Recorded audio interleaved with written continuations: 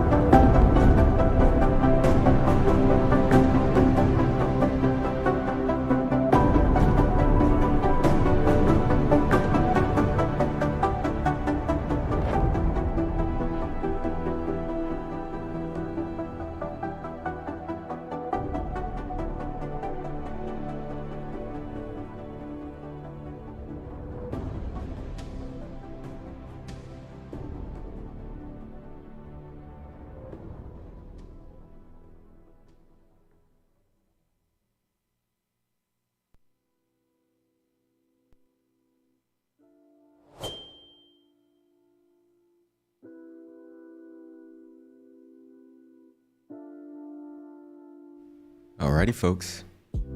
It's time. 'Tis time. Welcome, everybody. Welcome to another episode of... No, I'm kidding. I feel like I'm about to introduce my podcast. What's up, folks? How you doing? Welcome aboard to the live showing of Citizencon 2022 with your boy, Space Tomato. Am I good? I'm all good. Music's good, right? We're not too loud. I don't think we're too loud. Let me know how the sound is. Welcome, everybody. It is a day. Today's going to be a long day with a whole bunch of things going on. Interesting things, probably some not so interesting things.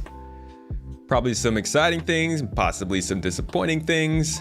You never really know with these events, but I'm here with you. We're about an hour and a half away from the event, and we're just going to kind of chill and chat for a little bit. I've got some different things to go over with the panels coming up, a little bit of preview material, but also I think some setting expectation stuff. I think a lot of people are expecting a lot to be said about Pyro in this show today, and I feel like Pyro is not going to be much of a focus.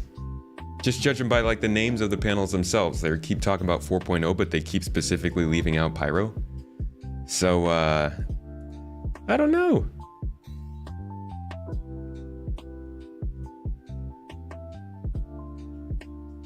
Sorry. All right, everybody, welcome. Chat's popping off before I even got here. 07s, everyone. How you doing? Chuckle the bad clown. Thank you for the sub over there. The Amazon Prime sub, appreciated. Lycos, I saw you as well, coming in here early with the subs. Quite a few subs and follows before we even got started. I appreciate that. You know how that goes. It's always good fun. I'm gonna throw on the other Citizencon from last year here in the background a little bit while we chat.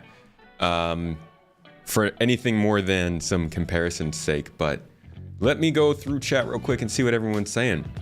Aimless, see you sneaking in the back end there. Coco, good to see ya. Josh, you don't wanna have the Carrack and even trade that for an Odyssey? You kinda don't. Oh, okay, you're talking to somebody else. Never mind, forget it. Sound is good. Everybody's telling me the sound is good, thank you. Hyped tomatoes, hyped potatoes. Ripe tomato Frenchie. Rhino, you expect nothing, then there is no disappointment. That's a way to live. There you go. Iandros, how long until the con starts? We get conned in about 90 minutes. You have no expectations. See, that's the way to go in. I think this is actually, I'm not allowed to play the music during this part. Let me double check. I'm not even going to play with that. Sometimes you play the music that they play during CitizenCon, you get demonetized, and it's not a good time. So I'll just leave that on in the background with no music. Iandros, thanks for the sub. 3 months now. That's a good fall. Actually, that's kind of summer, huh? We just entered fall. I don't know, it felt like fall here for a while. Disco did a 4-minute audio check 24 minutes ago, and it had 619 viewers. Yo, we're trying to get on the audio checks. That's the most important part of the stream. Do I have my popcorn ready? I actually couldn't get popcorn made. I didn't have time. I do have a couple of different snacks, though, hidden throughout my desk that I can strategically grab when I get hungry. Courtesy of Mrs. Tomato. She helped with the supply runs today, getting us all set up for this event, and she's upstairs modding right now and enjoying herself. You're already home and getting sick, so you will see how long you are here for. You're getting sick! Ah, my friend. You're expecting pretty pictures. I expect much more than pictures. I'm expecting a lot of in-engine demos today on this stuff. If this stuff starts going and we're getting mostly talks, I will be a very disappointed tomato, and you'll see it in my face. I promise. I'll be sitting right here going, disappointment. That's one of our new sound effects. We've also, so you guys can spawn your own sound effects with the channel points in Twitch, but we've actually got a couple here on my stream deck that I can use every once in a while when the occasion calls for it. Will they have a ship sale today? I don't know. I actually don't know. Maybe, possibly. It's a good, there's a chance for sure, but I don't know what they're feeling today. Is your first CitizenCon over here, Bloody Bob? Don't know where to find or see things. Can I find ships and stuff in-game? It's not an in-game event. CitizenCon is strictly an out-of-game event unless they maybe do some sort of a free fly event afterwards. They haven't mentioned anything about that, I don't think. So, I wouldn't expect anything in-game. Your only expectation is a slight blueprint to how engineering is going to play out in a Hammerhead. That's what I'm most excited to see. I'm expecting that the tech itself is going to be very cool, entertaining, impressive. And then I'm expecting to learn that not every ship is going to have it for a very long time. And it's going to be a very disappointing thing to hear. I hope that's not the case, but I can't help but feel like that's the most likely way it's going to go. As soon as you get home, you're getting on and just playing throughout CitizenCon. Well, there will be less people playing during CitizenCon, I imagine. Yeah, we'll see. We'll see, we will see how much stuff is going on with the resource management. I'm really trying to keep my hype level down.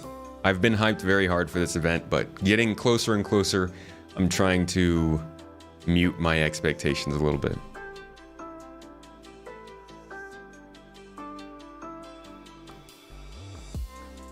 Will there be a ship sale? Guarantee CIG love a nice ship sale. They do. It's one of their favorite things.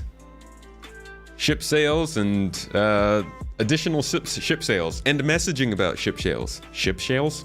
Shales? Shales. That's how we're gonna say it now. Cheers. We are not far off from this event. Let's look at what they're going to be talking about again today. They've got the whole schedule up on the screen, up on their website.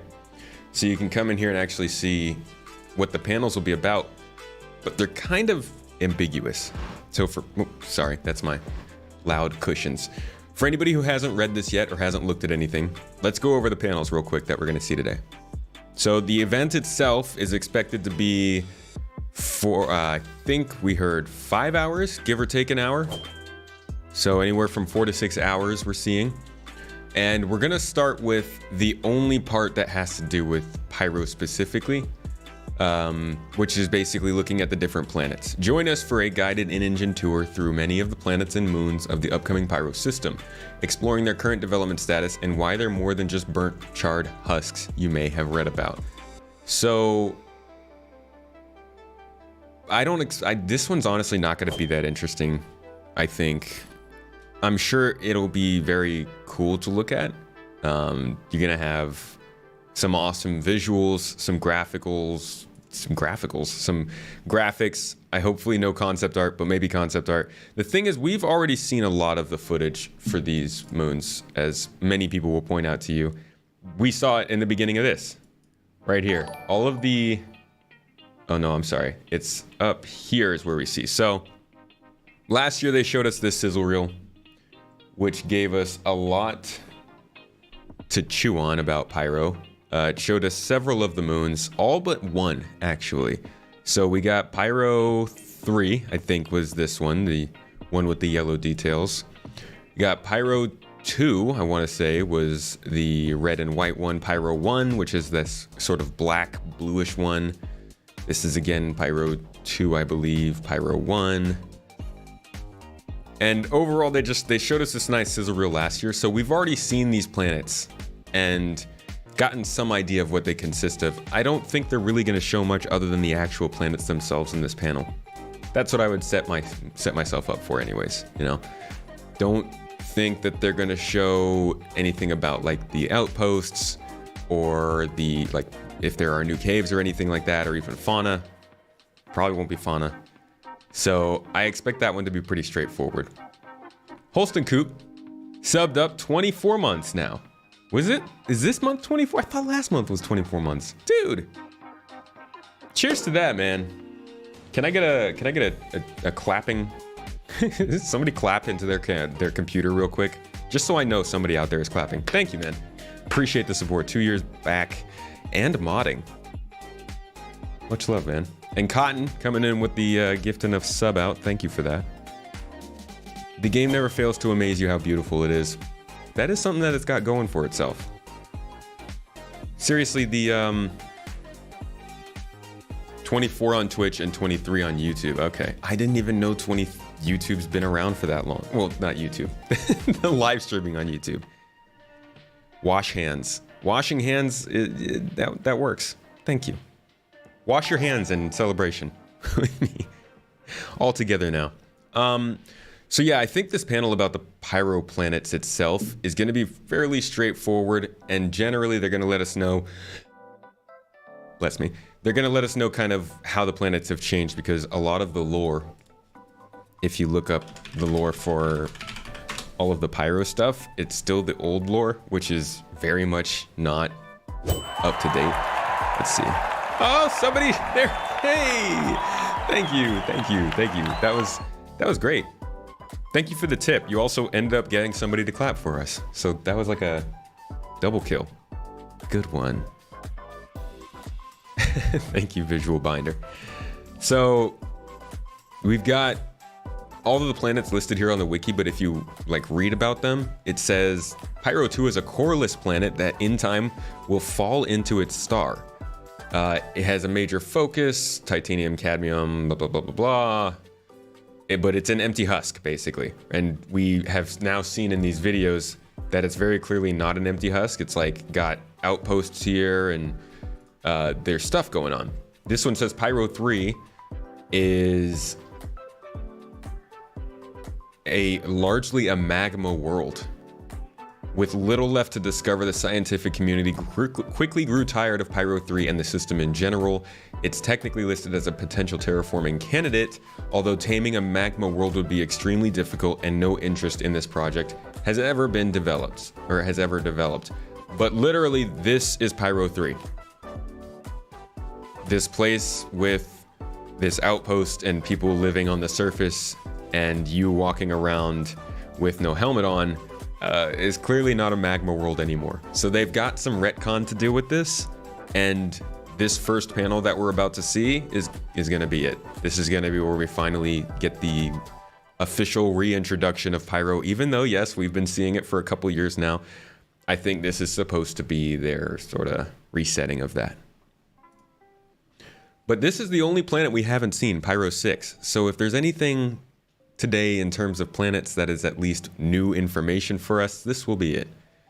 And I look forward to seeing what they're going to do with it. It's a little sub-dwarf, or at least it was. We don't really know anymore, but should be interesting. So yeah, that's panel 1. Do you think it'll be a big event when it hits its star? I don't think it will hit the star. I think they're gonna take that out. I think they're like, hey, you know what? We could use this more if we don't blow it up. I think there will be an instance where maybe that happens in this game, but I don't necessarily think it'll be Pyro. But we'll see. Maybe they'll keep it. Maybe they will keep it. Maybe I'm wrong. I'll rewind back to this spot and comment about how I was wrong. Munstratus, thank you for the sub. 6 months, tier 1. Appreciate you. Yeah, the magma being lost is disappointing. We like our magma. I agree with you there. They're gonna do magma. They've talked about it after working on rivers and getting the whole like river creation system working. It sounds like magma's in the plans, but not quite yet. Yeah, it'll be somewhere else in the game. You're interested to see what another gas giant looks like. Good call. That is, there is another gas giant. Pyro 5, I think it is a gas giant. Little greeny boy looking kind of fella. It's like a algae yellow sort of look to it. So yeah, another gas giant. I'm not sure how different it will be from Crusader, to be honest, because, you know, why would you want to go that far out of the way? But it's also got like 6 moons. So that's something to look out for today during this panel. They do say they're going to tour through many of the planets and moons, and since Pyro 5 is the only one with moons, maybe we'll see some pretty cool moons down here. Who knows? Maybe Pyro 5D will actually be where we get to see moons. A magma world equals tomato world? Just a world with tomato juice pouring throughout it? Oh, how delicious. You're a gas giant for water worlds, and you're a sucker for gas giants and water worlds. Definitely some water worlds in the plans. We've seen it.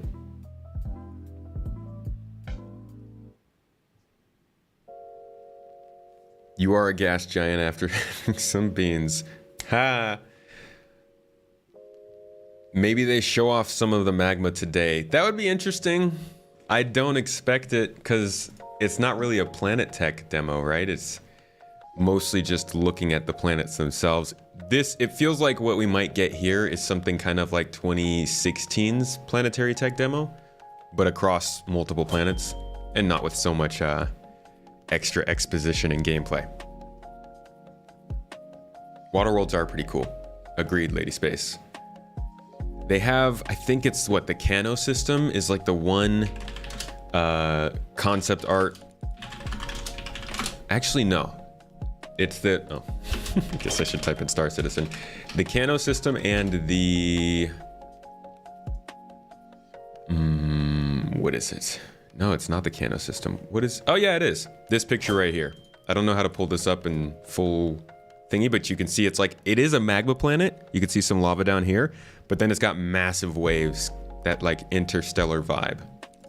I wonder when it was made that it has that interstellar vibe. And then we've got the Goss system, which isn't a water world, but the system itself isn't even a world. Goss 2, but it has a lot of water, which we can see from the concept art. Come on, load in. There we go. It's got plenty of water in it. So like if you fly out into the middle of that, you could pretend it's a water world, yay. A tomato bog. Gross. Gross. It's a boggy, disgusting tomato monster dripping tomato juice everywhere. Clean up your juice, bro. Where we're going, we don't need roads. Look at that, we don't need no roads here. We got water.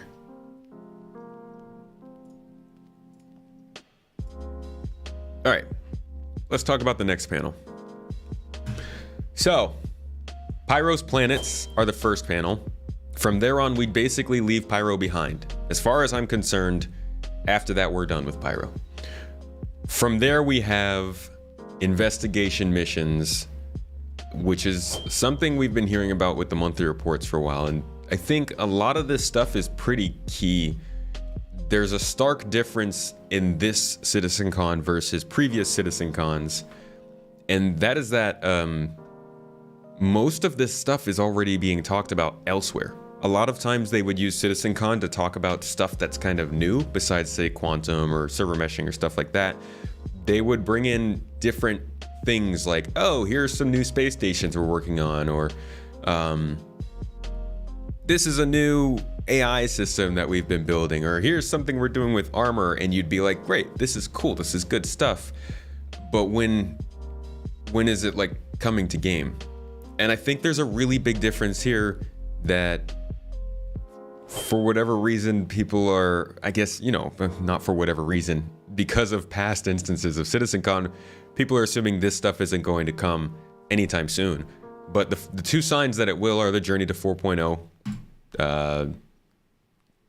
little subtitles on each panel. That could be obviously them giving a date, which is a bad idea. But again, it also shows kind of their goals for this. But also, like I said, a lot of this stuff's in the monthly reports. Things that are in the monthly reports are generally more of a focus of the company and things we can expect to see in ISC coming up soon.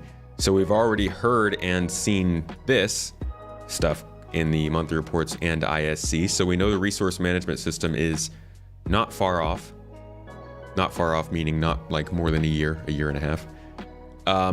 And we've seen investigation missions be talked about, at least in the concept phase, for quite a while as well. I don't think that's as close to being done, but it is something that's been being worked on. You're already hurt, Lord Skippy. I'm sorry, man. I'm sorry. Pour one out. Pour one out for all the disappointments today. What time does it start Eastern time zone? I don't know.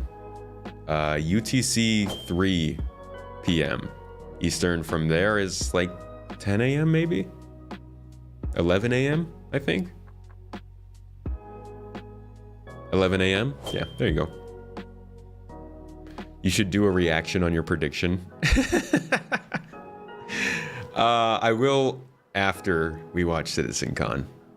Yeah, it's going to be on Twitch on the official Star Citizen channel is where they're hosting. That's where I'll be tuning into for everybody else. Just over an hour from now. 70 minutos. What's everybody got? What's everybody eating for the show? Anybody ordering some pizza?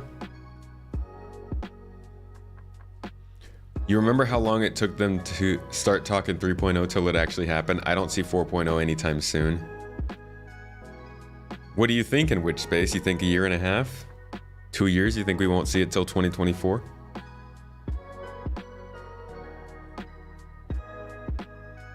Because they did start talking 4.0. Oh my gosh. They mentioned 4.0 at the first time when they were still talking about 3.0. Back in 2016? When they brought 4.0 out at the end of the CitizenCon. Good lord. Coffee and pancakes. Ooh, chilaquiles. I love some chilaquiles. That's delicious. Coffee and pancakes. Coffee, popcorn. Que vas? Ordering sunset. What is sunset? Is that a drink? You got 2 wisdom teeth pulled. Nice. That's a... Hats off to you, Cantorius. That is an exceptional way to celebrate CitizenCon. Just get some teeth yanked. I hope your recovery goes well. You'll probably burn for defending them and they prove me wrong, but the production is in a different place now than it was when 3.0 was talked about. That is very true, Vaughn Cody. You're right about that. Do I think the starter packs will be at a discount? They haven't said anything yet, but they've got some surprises planned for during the show, so I'd wait and see. Tacos and curly fries with fried chicken. Oh my gosh. You ordered some kebab. Yes. Yes. I'm gonna live vicariously through you. What a great choice. You want kebab, but you have to go get it. You got time. You got some time. Do it. Need to do a show that just goes over your and Paul's predictions for CitizenCon's past tomato and see how close they were. I've only done it this year and last year. I'm still a little new to the show. But yeah, I don't even remember what my predictions were for last year. I know I put the video out. I don't remember what I said. Starters haven't been discounted since 2016. Jeez. Really? During CitizenCon? Think you're gonna play some Apex with the boys, watch the whole thing later at work? Solid. Go play a game, have some fun. Making some pizza for yourself. Yo, that's dope, NB. I love that. I love some good homemade pizza. The question isn't when do we get the next system, but how long after that till the next one drops because all the groundwork has been done. Your prediction maybe Nix by mid-2024, maybe another one before 2025. I'm so much more interested in the gameplay stuff at this point than the systems. Hey, Jive Funk. Good to see you here, buddy. Hope you're having a good one. You just want shared ships between guilds? That'd be nice. That's something they talked about a long time ago. Some features that were said to be in 3.0 aren't in it. What features are those? What am I having? I've got a couple little things scattered throughout, mostly candies. Got some chips downstairs. Nothing too substantial. I'll be eating it after the show. Only even when watching CitizenCon because you're streaming it, no ASMR tomato, then I won't watch. I'll try to do my best, Nenelai. I'll probably be quiet for most of this, just so that I'm not distracting all of you. But I will weigh in when I can, when I'm not talking over other people. You thought I was older because of my voice? Maybe I just look younger than I am. Maybe it's that skin. Such a huge day to showcase a turning point for SC. Positive vibes. We will see. We'll see what they do turn today. I think they've got a I think they've got a needle to thread in this event, in how they should be presenting Star Citizen and the next year of it. A lot of people are... Okay, there's going to be different kinds of reactions to this. I think the two extreme reactions are going to be A, this event wasn't hype enough. There wasn't enough shiny, interesting things that actually got me excited for Star Citizen like CitizenCon should. And then there's the complete opposite side, kind of, oh my gosh, they shared so many different things about the tech. I'm super excited for the future because it looks like it'll work well. There's a lot of people who still want CitizenCon to be very hype, very shiny, very show off the cool, awesome things. Even, you know, no matter when they're coming, just like show us stuff that gets us excited about this project again. And then there's also sort of, I'm really interested in the tech of this game and what they're doing to develop it and build the tools and make it better. And to be honest, I think those are the people who are going to be more interested in this one, because just from the panels, it really looks like they're diving in on what they're actually doing to make the game work. But they could also present this in a way that really meets both of those groups, in that they could have all of this interesting sort of complicated stuff that they talk about, but if they can simplify it and show it in a nice enough way, I think most people will be satisfied. But there's going to be all kinds of, you know, responses in between that. Obviously, we here will be across that whole spectrum of responses, I'm sure. Do you know if we have to do anything in game to get the CitCon digital goodies, like some holiday sales events? I don't know. I've not even looked into that. What is this? Let's see. Details. All you want is some hope that AI will be good. I don't know if we're going to see much about AI today. The con will be cool. Just take any mentions of months and dates with a huge pinch of sodium chloride. That sounds a little bit violent.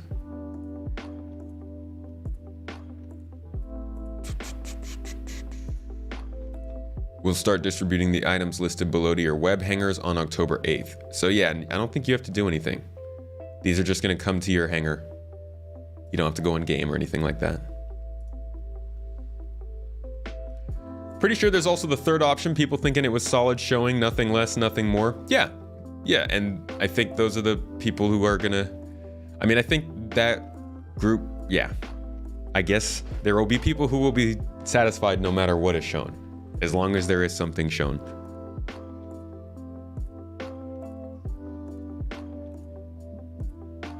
Oh yeah, so I changed the CitCon command, so it no longer is pointing to this stream, which is the live show, the live review of this whole thing. It's now pointing to our review stream. So on Monday and moving on from there next week, I'll be going much more in depth with these panels, talking about them detail by detail as they make the announcements. So if you'd like to get a notification for that stream, you can once again type in !CitCon, and that will shoot you the link where you can kind of have a notification for when that goes live. Hey, Mr. Pink. What's up, Mav? Maverick UK? Is that you? My man. Where do you weigh info in for you think the grenade launcher is too OP a weapon to just give away? Do I think the grenade launcher is too OP? No. I think it's too OP if you're just shooting people, you know, like it's just an FPS battle, but I think most people will probably use that grenade launchers for something different. And when it comes to PvP, it's probably just not going to be worth it. At least, I guess that's if it's balanced. You just want to discourage players from using grenade launchers against other players, because like you should be trying to use that for their vehicles and stuff, or their ships, or for clearing out groups of characters, which are usually NPCs.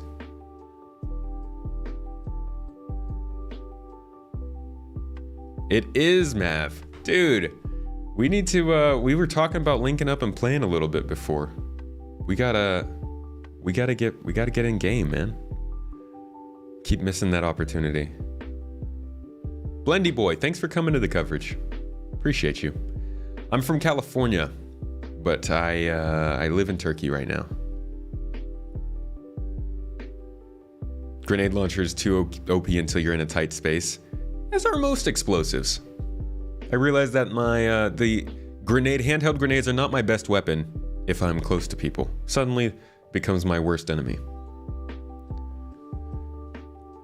You're talking about Pyro in the next system. You know, I really hope that they just don't decide to say anything about Nyx once during this CitizenCon. I think their best bet is to just completely forget about any further systems after Pyro for now.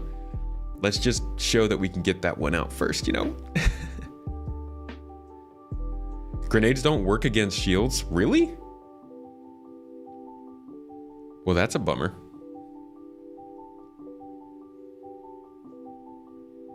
What time is the call to prayer? I don't know, probably 6:30-ish? Something like that, 7 o'clock? Grenade launchers to clear out the 350 crates of drugs. Or, and hear me out, maybe somebody could use those drugs. Maybe there's a nice place where they could be sold, you know, no biggie. Just selling them, but not really selling them, but kind of selling them, but not really, you know. Orange Joe, thanks for the sub. 3 months, you are awake and ready for some CitizenCon coverage. Thanks for all you do, Tomato. Thanks for all you do, Joe. I may be the tomato, but I honestly, orange juice is much better. What time does the stream start? It will be starting in exactly an hour, but knowing CIG, there is a good chance it'll be running late. With that sub though, we just got another raffle started, folks. If you are in the Twitch chat, type an exclamation point join. You still have just a little while longer to get into the ship giveaway that's currently ongoing. I'm giving away a Aurora MR starter pack. You can enter that by typing in exclamation point giveaway and it should drop the link there. It looks like it's dropping 2 links for some reason. So make sure to get in on that. Like I said, a little bit more time from now. We'll be giving that one away live on the stream here, and I've got several other giveaways planned for this stream. We'll be giving away a Nomad along with a copy of Star Citizen. I think that's a $85 game package, and a hover quad, which is a hover bike that you could get in the game. All of that will be given away throughout this whole stream over the next 6 hours. So just sit there, watch the stream. You'll be making points. If you want to sub or follow or do bits or anything at all, that stuff also gives you points and you could put those towards the tickets. Win a couple of thingies. So let's talk about, wow, I've got a lot of windows open. Let's talk about the other panels, because that's where we were before I got extremely distracted.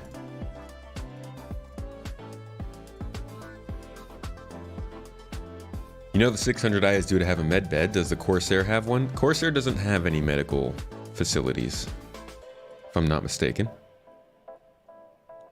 Oh, Galactic Monkey. Thank you for becoming a member over on YouTube. That's very much appreciated. Thank you. Get a couple extra exclusive videos that go out to just our supporters over on the YouTube channel for becoming that member. So make sure to check those out. They're on the main page under a playlist called Member Only Videos. You are awesome.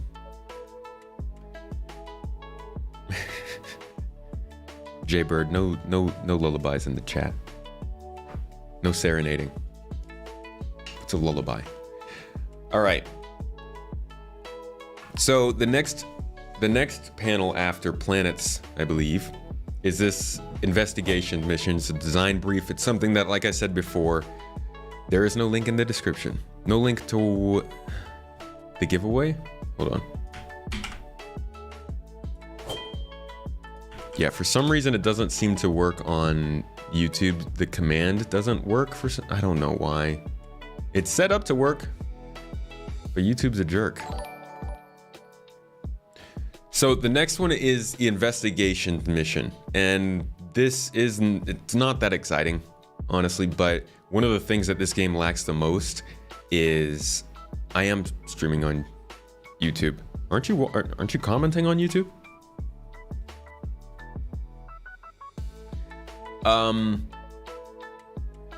Where was I? This is not that exciting sounding because, oh, are they streaming on YouTube? Sorry. No, they're only on Twitch.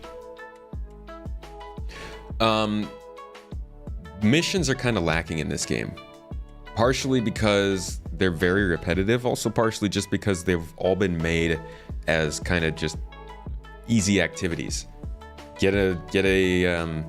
Accept a mission, get told to fly somewhere, pick up a box, take it somewhere else. Accept a mission, fly somewhere, kill someone, take them somewhere else, or don't take them, I guess, just kill them. They've always been kind of straightforward.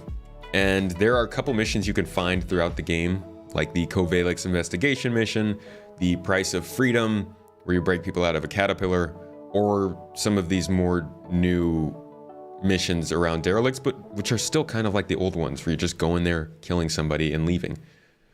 This is going to be a chance for us to see if they're going to start doing missions that have more to them, that are more than just a task to go do. This is the chance for us to see if these missions will actually have narrative and actually have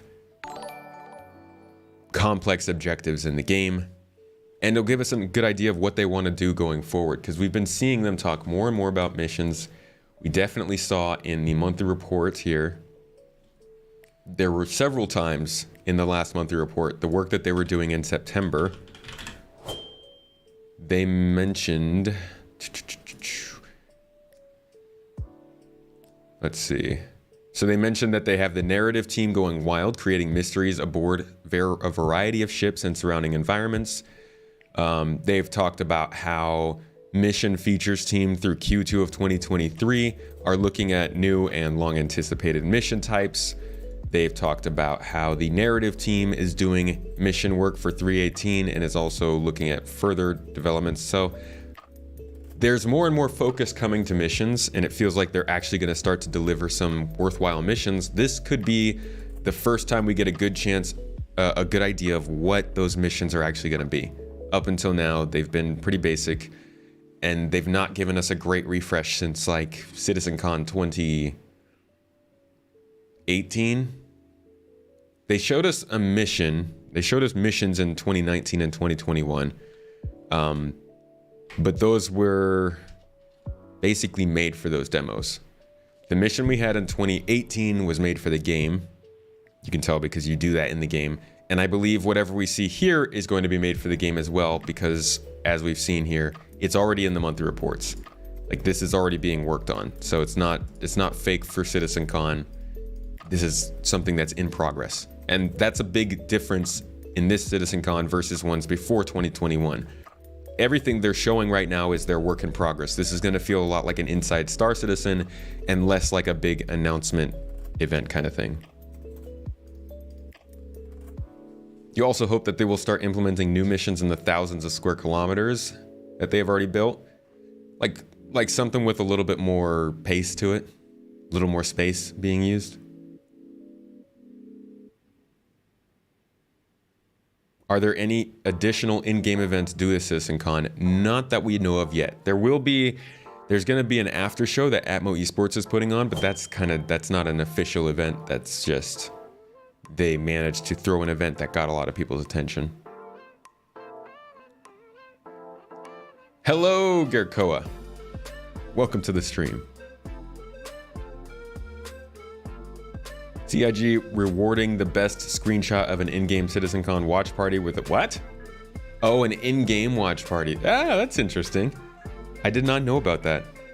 How do we watch CitizenCon in-game? You just get everybody together in-game and then you all watch separate computers. Sorry for the person who doesn't have enough internet bandwidth to do that.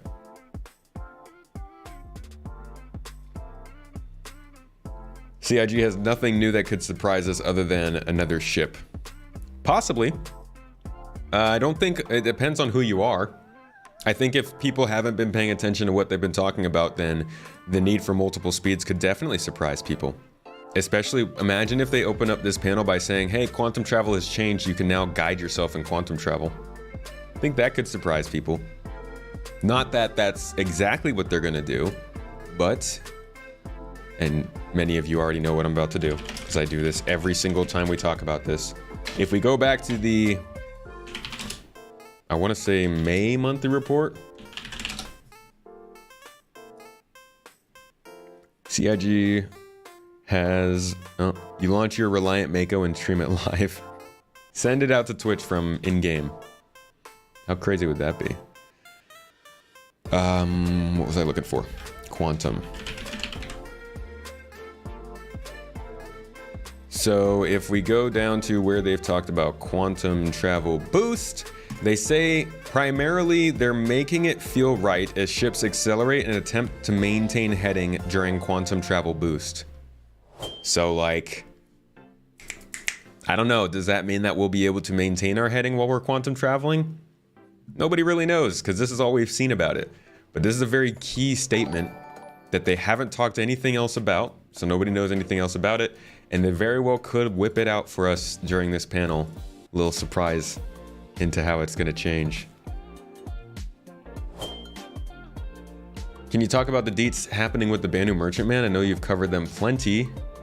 Just really like hearing about that butte. Honestly, I don't think they've mentioned anything else new about that for the last couple of months. I think the Banu Merchantman is basically in the background at this point. I don't even know if they'll talk about it at Ship Talk this time. Distracted Games and Suppa was taken. Thank you both for the Prime sub on Twitch. I appreciate you both. Means a lot to us. What news would make this CitizenCon a satisfying one? Squadron 42 release date? No, absolutely not. More Star Citizen systems announced. What would make this a satisfying event for me is to know that these investigation missions are more than just a single objective mission. Being able to see these be a string of separate activities in the mission would make me very, very confident, much more confident about their missions than I am right now. Seeing that these underground facilities are for more than just FPS fights would be great. Seeing that this is including talk of quantum travel and VTOL would be great. Seeing them talk about the possibilities of missions in Loreville when they do this would be good. And hearing that this applies to more than just the Hammerhead and Hull A would be great. These are all the things specifically for each panel that would make the panel for me. I don't think we'll get any or most of those, maybe one or two. Oh my gosh, making the planets orbit around the stars is going to be insane. That's going to be a big change too. And that could be part of this talk as well, right?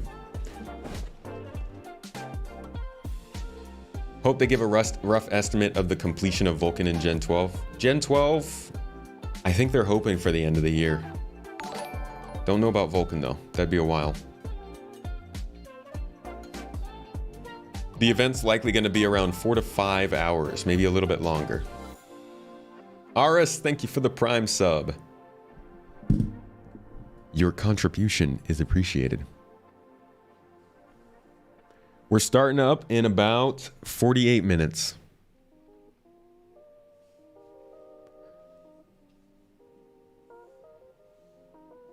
A circumference. Fair enough. Love your stuff. Thank you. And thank you for the super chat. I appreciate that support. You a homie. The quantum leap would be nice, so I don't have to go around Orison doing quantum jumps to Yella. Yeah, and having to shut down your engines just to stop at the right spot gets really annoying. It's gonna be a late one, Fairster.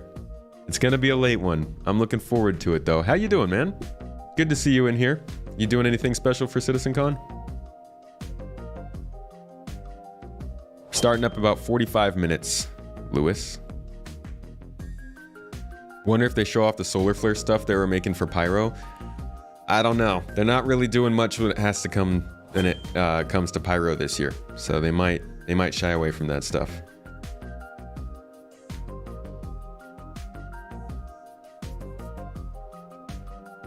The reason you want a Squadron 42 release date is so they can finally work on SC with their whole company. Here's the bummer about that. Squadron 42 release dates rarely, actually never mean that Squadron 42 is actually coming out. So it's mostly just an engine for disappointment. It's better if they just don't say anything about it until they know for sure. And even when they do know for sure, we probably won't believe them. That's an unfortunate side effect of the several different announcements we've gotten.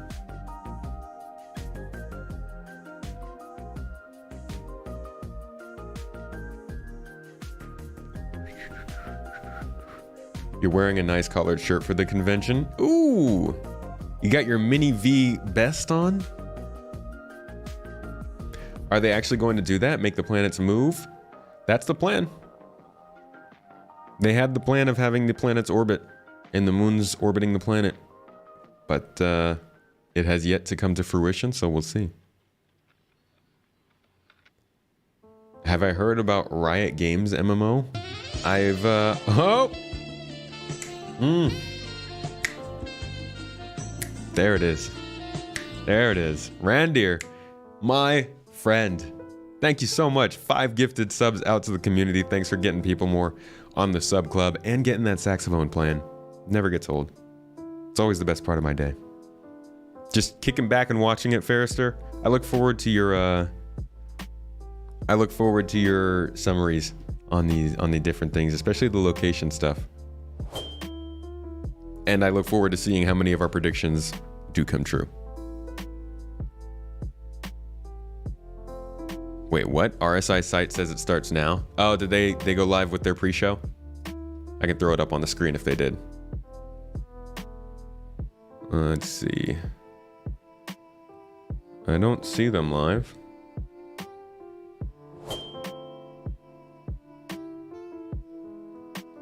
I'm not seeing them live, so I don't know. But we'll see. We'll see when they do. When they go live, I'm sure we'll be the first to know. Or like one of you will be the first to know, and then I'll be like second or third to know. Probably like 3,000th to know, let's be honest. Evo test for 318 was, we've decided to push a release test until Tuesday next week. Oh my god. 318 is not even at Evo as of CitizenCon. Just like... Ay. Oy. We're actually a month away from... We're like almost a month away from mid-November. And we're not in Evocati. They shouldn't have set a date on that. They should not have linked 318 to an event. Gosh. Golly. Do you think they'll show creatures? I don't think so, no.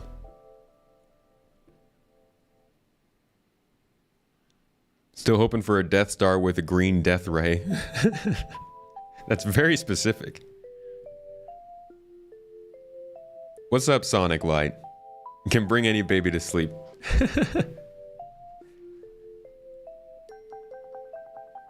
Even bad sax is better than no sax. As long as somebody is good with the sax. Weepy Sleeper, thank you for the Prime sub. I appreciate you. Hope you're enjoying the stream. Do you think they will talk about the Bandu Merchant Man? I don't think so. I think they got plenty to talk about in that from last CitizenCon, and at this point, just like continue working on that. Maybe they'll show like a final art sort of walkthrough of it. Maybe. But I think it's a missed opportunity if they spend the time talking about the Merchant Man when they could introduce people to a new ship. How much is an 890 jump? Isn't it like 27 million credits? Something like that? The countdown timer says 0. I have it at 43 minutes. Yeah, mine still says 43.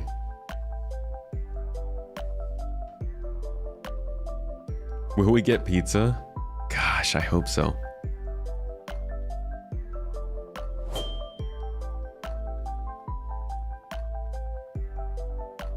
You have the least hype ever for SC right now, and I know I'm sure I will still be disappointed with this CitizenCon.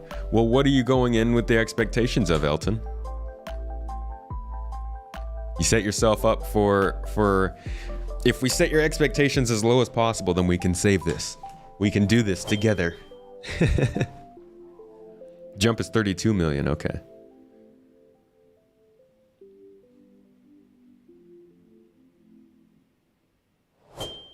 Do you think they'll show roads, new caves, or lava? I don't think they'll show any of those things. Maybe we'll get new caves, but I don't think so. I think that we shouldn't expect anything in these demos that have not already been in a monthly report. Which ship manufacturer day am I most looking forward to? I don't really have a favorite. Crusader would be cool, but I don't think they'll show anything. I'd assume we'd get something from Anvil. What do I think of the 600i rework? I think it's needed. I'm happy to see it too, because that ship it's a beautiful ship that's ruined by a couple of poor decisions. I look forward to seeing what they do with it. Set your expectations to workplace pizza party low. Hey, I don't know about you, but my workplace has dope pizza parties, okay? We get all kinds of pizza. And then we just get wasted. It's fantastic times.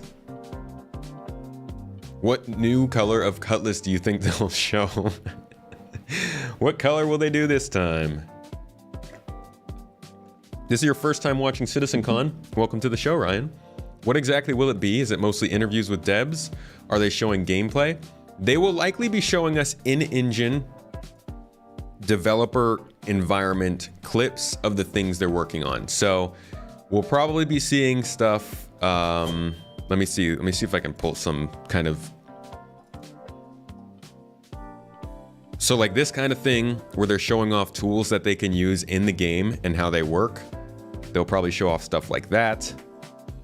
We'll probably see some of the tools that they use to build this stuff.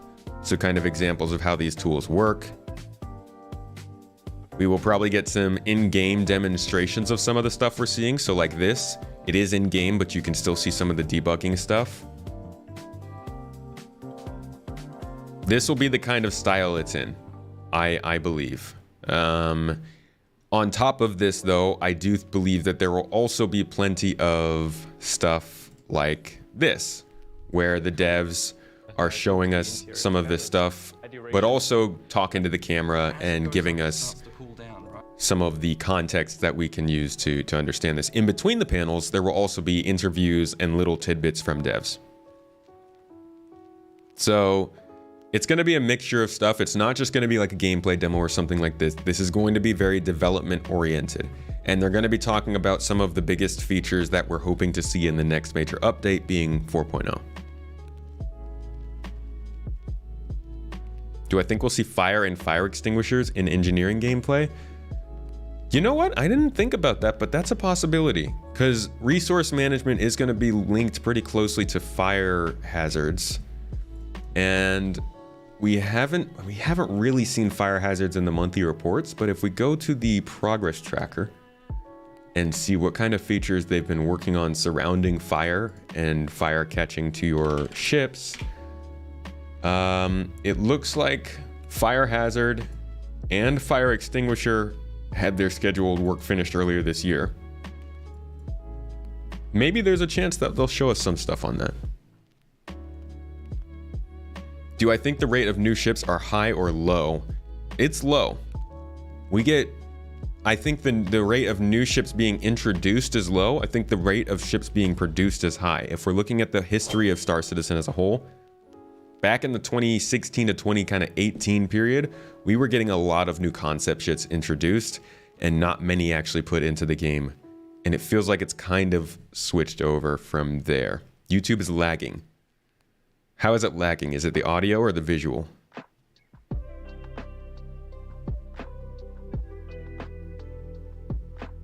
Might be doing a tour of the offices.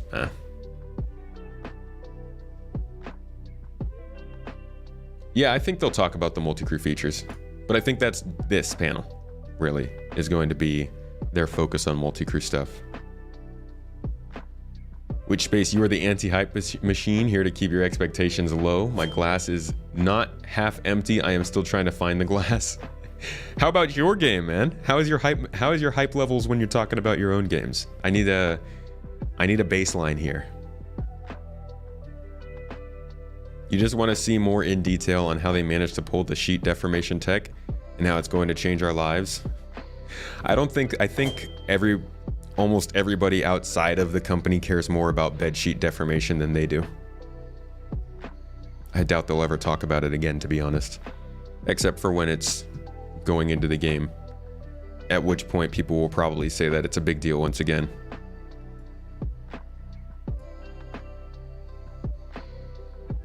It'll be like an extended ISC, yeah. I'm most excited about this panel. Multi-crew gameplay.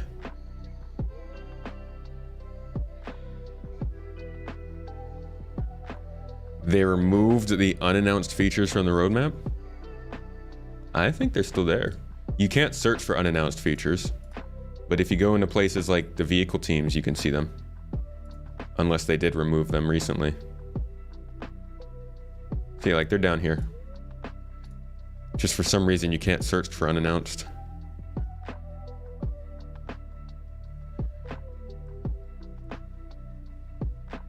The visual is lagging a bit. It's okay now? Okay. I see. We dropped a couple frames, it looks like. But we should be good now.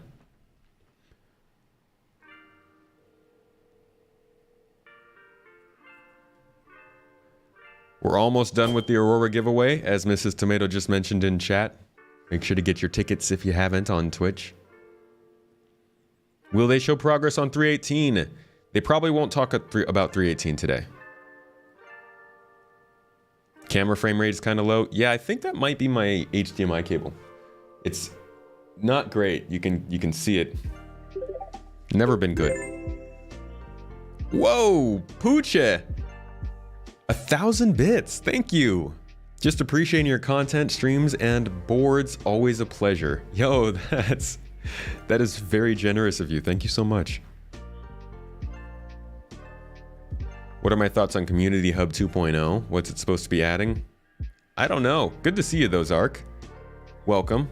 Can we get a shout out for Zark Media? I believe you stream on Twitch, right? I don't know what they're going to be doing for that. I think maybe they will... the Community Hub seems like it's supposed to be a place where everybody can find the up-to-date stuff for Star Citizen, whether that's podcasts or streams or new information. But I don't know. The website itself has never really inspired that much confidence. So I'm interested in seeing what they do. But the official starts in 34 minutes. Thank you for joining us for this messaging. Thank you for coming to this program. Supper was taken! 200 bits. We're getting real bitty up in here. Thank you. It's real f***ing nice. You're setting you up for one disappointment this year. You find it more likely than not that we get a Squadron 42 teaser? I don't think we will. I think that'd be a bad idea. So I really, really hope that they don't talk about Squadron. Just let it go, guys. Just get it done and then talk about it. If we see Chris Roberts today, does that mean 6 more weeks of winter? You know, we didn't see Chris Roberts last time, did we?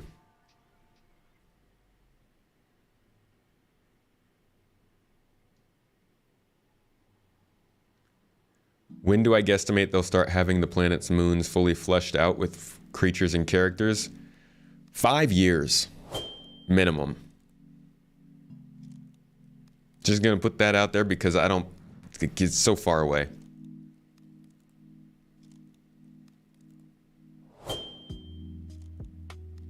Thank you for the follows, everybody. Appreciate it. I hope you're enjoying the stream. Hope you're looking forward to this good old banging time we're gonna have. We haven't even gotten through all the panels that are coming up.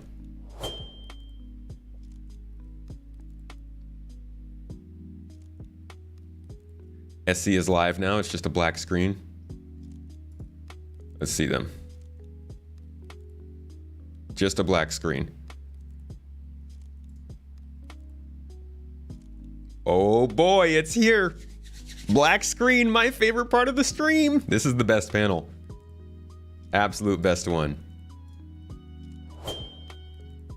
All right, while that's going, while that good old black screen is up, we'll keep going over the panels and see what's coming up for us later. Appreciate all you do, Tomato. Keep up the great technical explanations. Thank you, Jazzy. Appreciate it. Thanks for the $10 super chat. Logos Prime Gaming, thank you for the Prime sub over on Twitch. Getting another raffle started, everybody. Exclamation point, join if you're in the Twitch chat. We've got just 20 minutes left until I'm giving away another copy of Star Citizen. Make sure to get your points, get your tickets, get into that running so you can get yourself the game and maybe someday play what they're going to talk about today.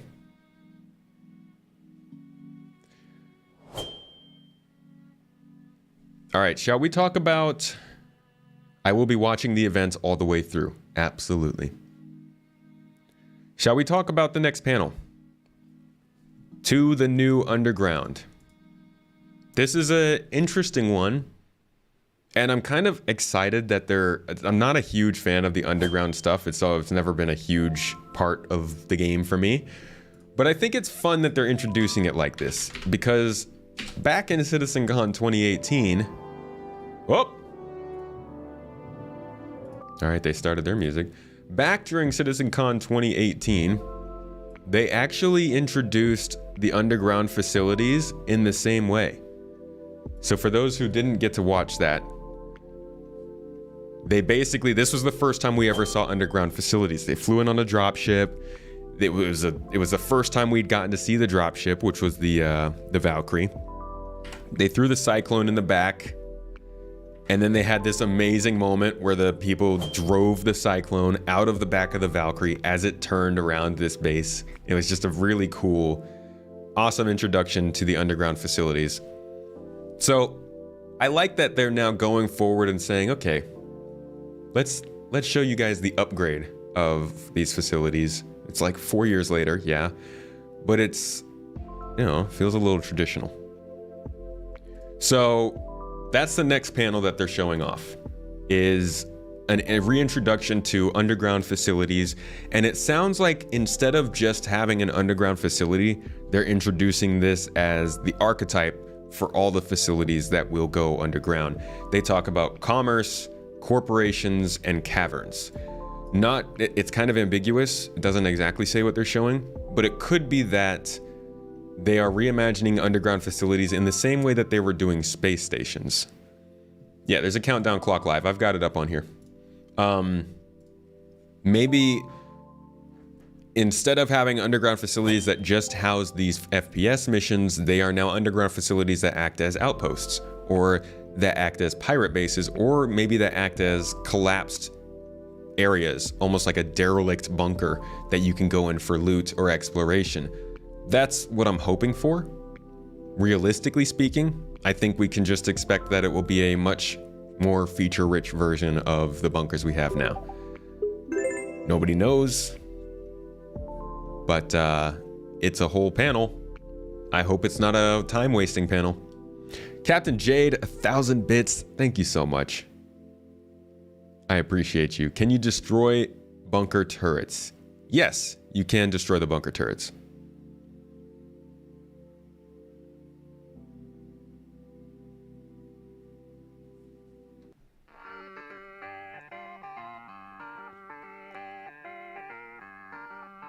Sorry, I just reading a message and then it disappeared.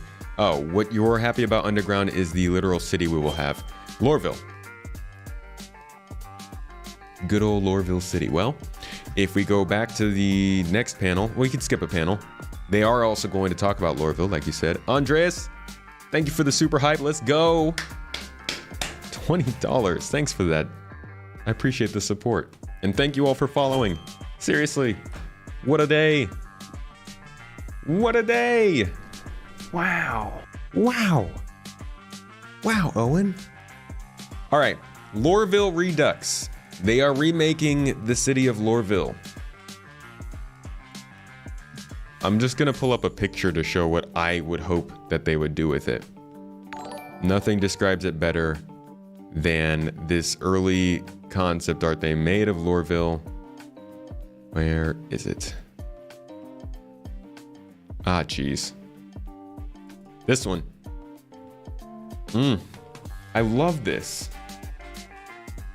this is the vibe that Loreville needs to be. It's very nice. It's got the it's very dirty. The scale is amazing. You feel like you're on the outskirts of a neighborhood here looking into the city, and it's kind of hard to notice, but right here in the diagonal you can see how big the Hurston building looks, and just like the overall sense of scale from this foreground sort of neighborhood looking thing to the metropolis city all the way up to the Hurston Dynamics building, and then you get a sense that there's like almost smoggy acid rain in the air. Just wonderful vibes. And I hope that with this rework of Loreville that they're doing, it's not just the fact that they're expanding it, because they've talked a lot about how they're expanding it. They're bringing in new neighborhoods. They're redoing the transit systems. But I also hope that they go a little harder in the tone and dip a little more into the narrative and the lore that they've always set our expectations for the city on. Because Loreville is a dangerous, terrible, terrible city. Horrible place. But you don't really get that sense yet when you're in game.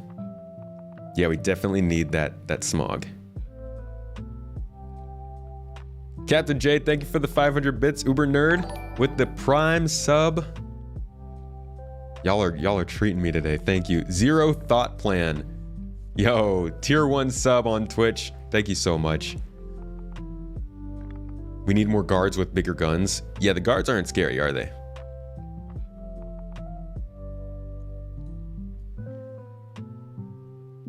There's a lot more that they could do with CitizenCon, or not with CitizenCon, with what's the name? Loreville on the screen. So that's something they're talking about. I also think that they might show us, I like how they call it a first glimpse. Like, how are you gonna give us a glimpse? This is a whole panel. Are you just gonna talk for 30 minutes and then just give us 2 minutes of actual footage? I do hope they also talk about how the resource network will be tied into the city, because something they've been alluding to a lot is that resource management will be something that plays into how outposts work, how cities work, how homesteads work. We'll talk about that in the next panel. We need more guns with bigger guards. Loreville is mother, Loreville is father. Papa H loves us all and is doing his best to provide us with the best Stanton can offer. Be grateful for what Stanton offers through Loreville's good graces. You f***ing peasants. That's their messaging. That's how they feel about us. But it's okay, because like, they're stuck in a video game and we're out here, right?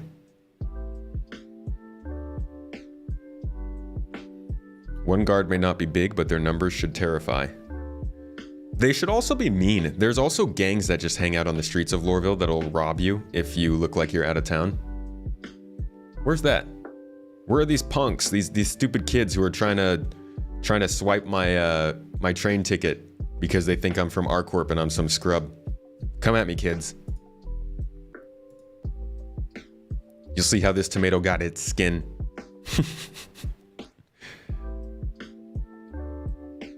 Praise Hurston Dynamics. Unionizing means you hate your friends.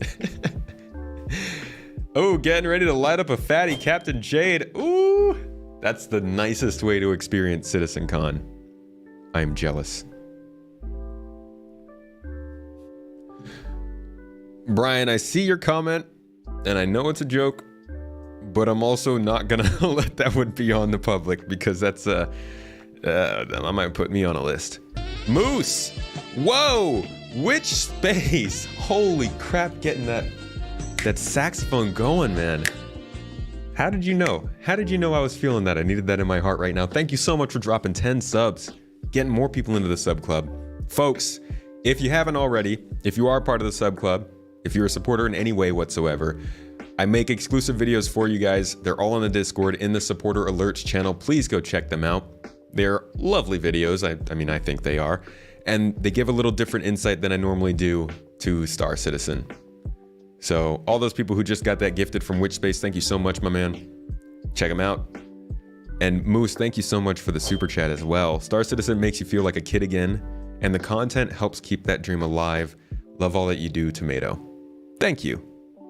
I'm just trying to make it easier to understand. As long as they're making some positive progress, I'm trying to cover it. But at the same time, if they're doing negative things, I'm gonna cover them. Witch Space, thanks for the 100 bits as well.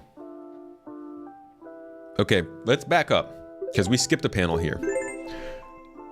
Journey to 4.0, the need for multiple speeds. This is another panel that will be taking place in the show today. And this panel is probably one of the ones that will affect players the most in terms of the immediate gameplay that we get. If this happens in 4.0, this will change how most people are flying around in the game.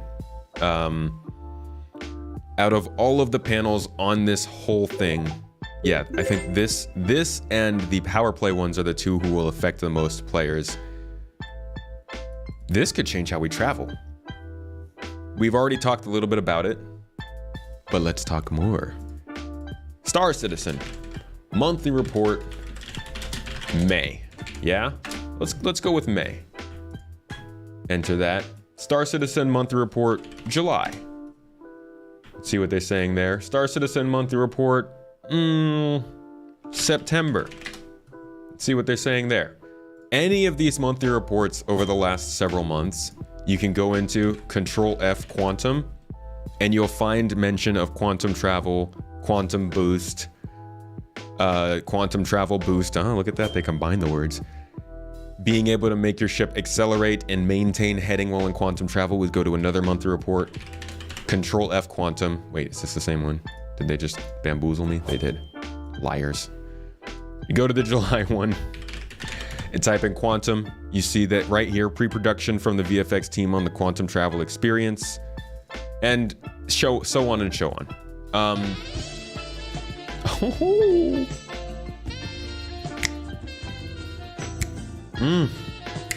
Why you do me so good like that? Thank you. 5 subs, Captain Sloop Dog, SLOOP, Evil DOG. Thank you so much for the subs, for the support. I appreciate you. Am I planning on having my face up on the screen the whole time? Because if it does, I will be switching to another Twitch channel. You want to hear and see the whole show. I won't even answer it. You can go if you'd like to. Most people know how I do my streams here when there's stuff on the show. I like to give the best experience I can. But, you do you, my friend. The pre-stream has started. Oh, I still have it, it's just the timer still. Where was I? So, quantum travel could be getting a mention here, and that would be a pretty big change. I would say this is a confusing one. The interesting part of this is how they have a name for it. They call it Master Modes, and it's already been developed for Squadron. A lot of the stuff they've talked about over the last year is what they've been doing for Squadron 42 that they can bring over to Star Citizen. So if they're planning on having this being something that's actually functional for the game, I mean, originally I was thinking maybe it was more advanced because Squadron was closer, but I don't think Squadron is that close. So there's no knowing how advanced this actually is going to be when it gets into the game, but this could be something that shows us a better idea of what they want flight to be when the game actually comes out. We've been going back and forth on that constantly over and over for the last like 8 years. If I take my face off, you'll leave. All right, folks. Don't get up and no pitchforks, okay? No pitchforks. If anything, I'll cut out a piece of my face and I'll put it in the corner. Just sitting there going. Y'all know how I do my streams. You know how the reactions go. I like to shove my face over into the side. I actually don't know if I have the reaction. What does that look like now? Yeah, I'm over here. So like my normal gaming overlay is up like this with chat on the screen and all that stuff. But usually when there's stuff going on, just shove it down a little bit to the side there. But anyways, what was I saying? Oh, this could be a big change because A, we don't know how far in advance this is. They could have something that's actually kind of convincing in terms of flight, prepared for this since it's been being developed and clearly has been mature enough in Squadron 42 that they have a good name for it going. But also B, this could just change the way we travel.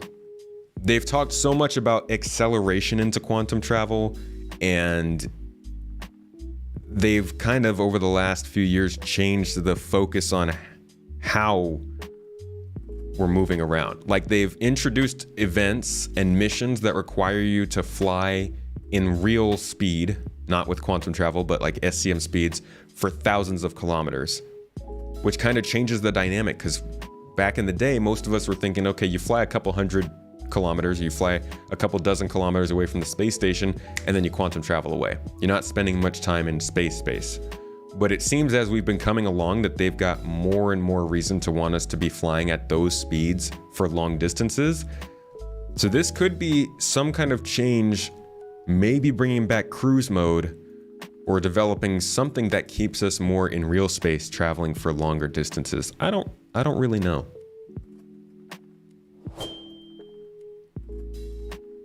How is it going again? Just like that.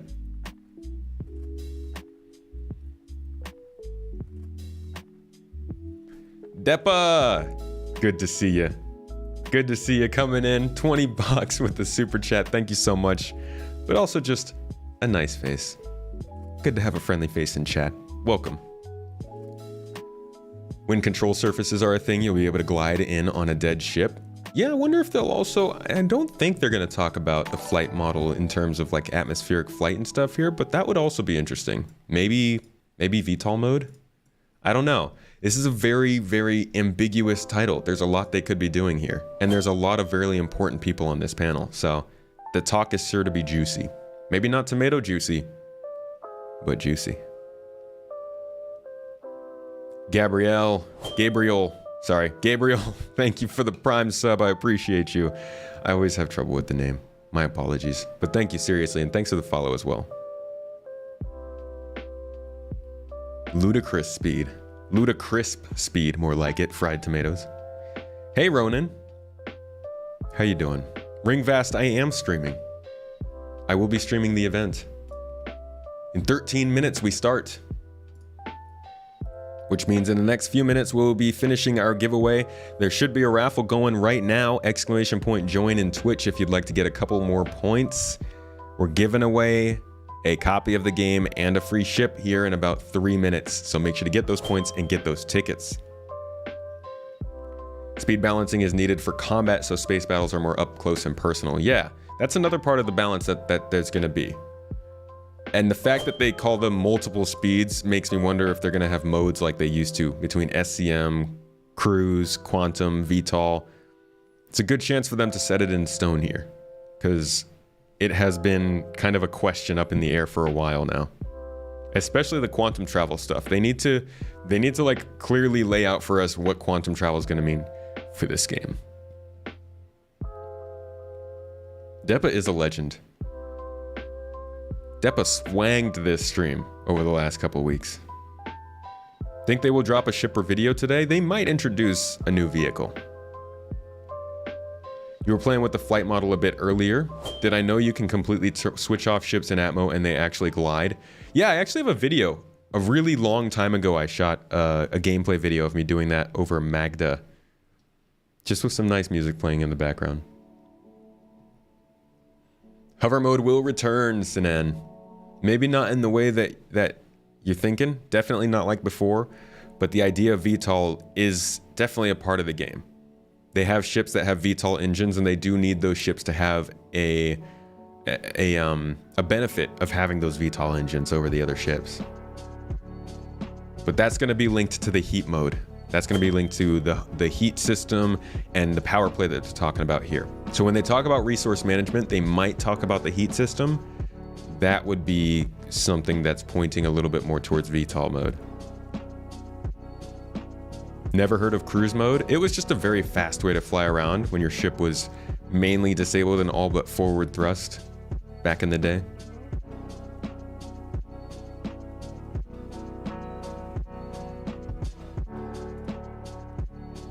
(11 minutes, 20 seconds).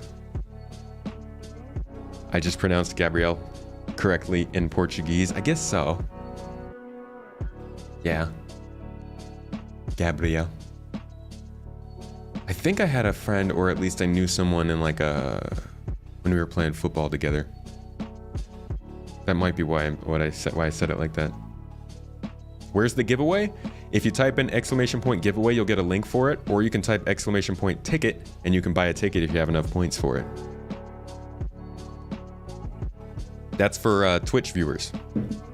YouTube folks, I'm sorry. YouTube doesn't let me do that yet.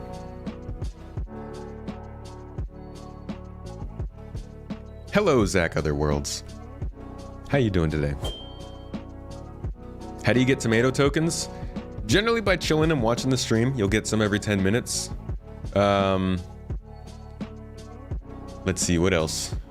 Subbing, following the channel, cheering with bits, donating, that kind of stuff. Just interacting with the stream in general. Like me as a streamer, but I just want to see the whole thing without being distracted with something in front of the screen. I have ADHD and it just doesn't work out well with me. I was not trying to be rude. I was just trying to ask an honest question. No problem, Ashton.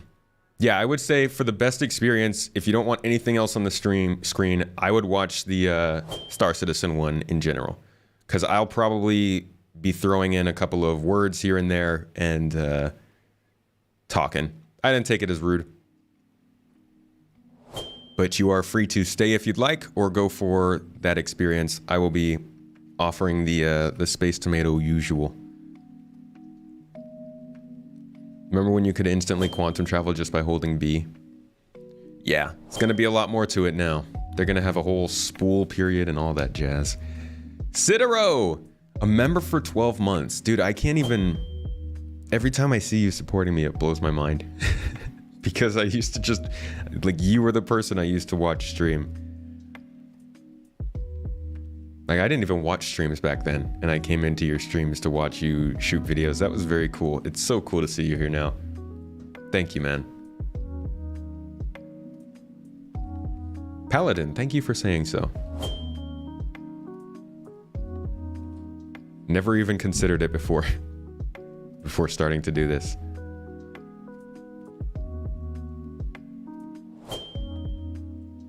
We got 9 minutes. All right, folks, we're gonna go ahead and call that giveaway.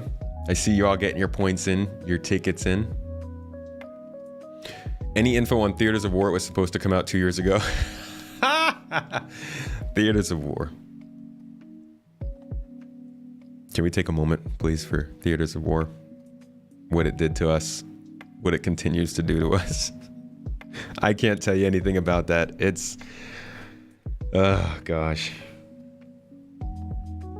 There's like a 1 minute delay between the SC stream and my... Oh my gosh, is it really that bad? I'm seeing about a 16-second delay from my screen to the live, so I'm guessing I'm also getting it late. Let me see if I can refresh. No, it's about the same for me. That's interesting.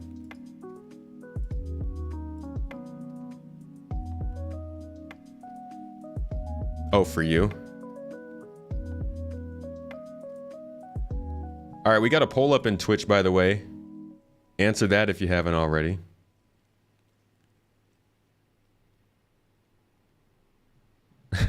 How big should I be on the stream? And we're also going to go ahead and end the giveaway.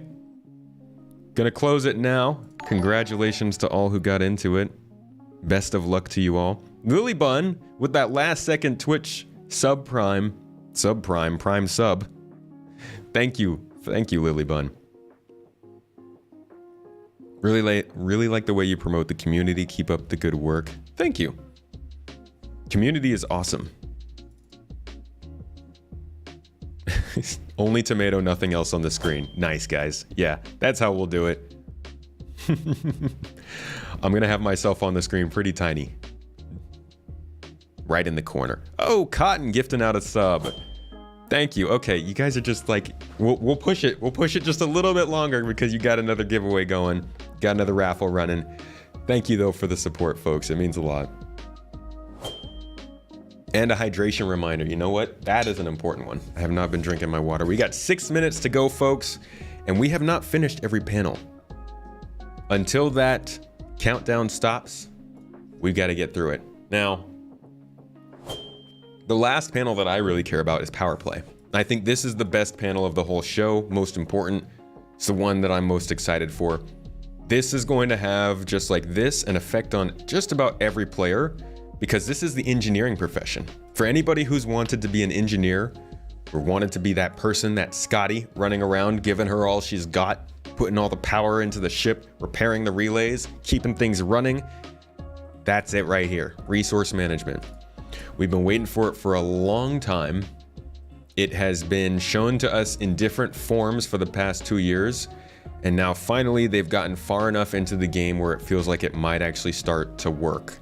So I'm imagining what they're going to show us with this is going to be the physical components, the relays themselves, how they can be taken out and removed, how that starts and stops the power, how we can probably change temperatures, maybe how we'll be able to change gravity, and likely how we'll be able to power and depower different parts of the ships. I think this is going to be a fairly interactive one, talking a lot about why this is important for multi-crew and why this is going to change the actual gameplay. Dan Truffin is a great person to listen to. He's got a lot of brains on this stuff. He knows what he's doing from the way it looks when he talks about it. So this is going to be an exciting one. Then finally, we'll have ship talk. Just learning about new ships. I like to try and be hyped for that, but it's ships. Yippee. Tara, thank you so much for the Prime sub. Appreciate you. Yeah, it's new ships. I mean, they'll be fun to listen to, but I don't know if they'll actually be new ships, if they'll be new concepts or what. I hope they're new straight to flyable ships or drivable ships. And yeah, we'll have to see. Yo, folks, we just passed our sub goal. Y'all are wild. We haven't even started yet. Thank you so much. Lilybun, thanks for the 100 bits. And Kalel X, thank you for the Prime sub. All right. Now, we got 3 minutes here. I'm going to go ahead and close down these other things. And we are going to finish this giveaway. Where am I? Here we go. Closing the giveaway now. 3, 2, 1. Giveaway has closed. And the winner, Azrael _0. Azrael, good friend. Welcome to the game. You just got yourself a game package with a copy of Star Citizen and an Aurora ship. I don't know if you are in chat, but we'll make sure to reach out to you. You should be getting a message from Mrs. Tomato on Twitch. Let me just make sure I send that over. And folks, please don't be disappointed. You've got those points and we're not going to let them go to waste. We've got another giveaway about to start. We'll be giving out there's Azrael. Cool. You're right there. Perfect. Mrs. Tomato will be reaching out to you for that. And we've got another one starting very shortly for a Nomad with the game package. So stay tuned. Keep an eye on those points if you've got them. Whoops.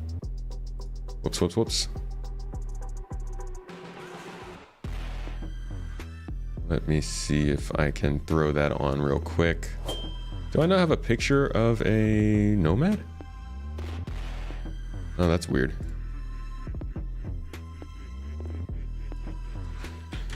Nomad starter pack. All right, folks. So like I said, we've got another giveaway starting right now for a Nomad starter pack on Twitch. Feel free to get in on that. If you've got those points, use them. Don't worry. You didn't earn them for nothing. And keep on going throughout this. For the next 2 hours, you'll be able to earn more points and get into that giveaway as people sub. And we'll be giving that away in a couple of hours. Yeah, there's no Nomad pick. We'll see if, I think Mrs. Tomato might be putting that together. She'll be able to add that on there. Oh. And there's gonna be a command that pops up that's gonna be giving you the wrong link. Let me turn that off real quick. There we go. All right, folks. Get your tickets. And let's tune into this for the countdown.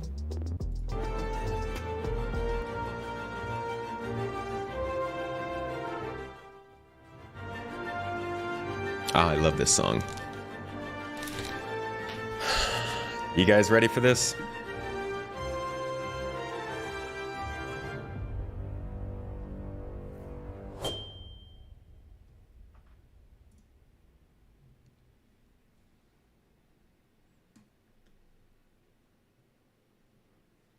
All right, like I said, I'll be down here in the corner. Hi, don't mind me. I don't think I'll be covering anything up too crazy, but if I am, I'll try to move my picture out of the way as quickly as possible.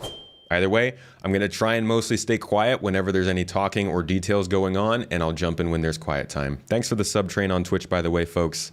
Really appreciate that support. But I also won't be calling any of these things out during this because I don't want to interrupt. Now, let's see what they've got for us. What my favorite thing about the community is? What am I gonna say? It's gonna sound cliche, but they believe as much as we do. I love them because they continue to support us. It's the only thing that's kept me going. I've seen a lot of games and I've seen a lot of invested players, but they're right there with us throughout the whole process. It's unlike anything that I've ever worked on. The thing I really like the most about the community is how welcoming they are. To new players entering the verse for the first time. New players come every day, and I find that they're always happy to show people the ropes. I found it very wholesome. When I first did the Citizencon, where I got to fly the Carrack, everyone was so supportive, and the cheers I got when we were flying through that wormhole was unbelievable. Their effort they put into, like, their creativity. Such as building a simulator inside of an entire RV or... The cinemas. I love watching them on my lunch break. I enjoy watching the videos on the content. There was one recently on Twitter where it was like the 100 players entering the atmosphere that just looks really grand. I love all the memes. Some of the incredible fan art and passionate drive that you see come out of them is fantastic. How they come up with crazy ideas each and every day and surprise me. I really like all the crazy shenanigans they get up to in the PU. I can't cuss, can I? The new and exciting ways they find to break shit. Just the random stuff that you do, it's not like the gameplay we intend. People doing crazy stunts in their ships. I'm from the character team. That's why I think it's cool when they show off all the ships, because that's really the only time I get to see them. They create the community by themselves, and that's really, really cool. My favorite thing about the community run events. Going to Star Citizen. It's always fun to meet some of the backers. They've all been lovely to me in person. Even if they're like really frustrated, you can tell it's just, they have so much love for it. I really like it when the community is very detail-oriented about our work. To see how excited they are about our progress. How much inspiration we get from them, from their ideas. I love the genuine enthusiasm. The quick turnaround on feedback. I love that. And how they're always interested in what's coming up. I especially appreciate the people who are able to keep track of dates. They, call us out. It really impacts our decision-making process for, what did we do right? What did we do wrong? It is the most rewarding thing in the entire development process. We're not making the game alone. We're making it with the community. Still keep faith in us. They really do make all this possible. I'm living the dream. We all are. My favorite thing about the community, it'd be impossible for me to narrow it down to one. And if somebody said you had to, I'd probably just turn and walk away.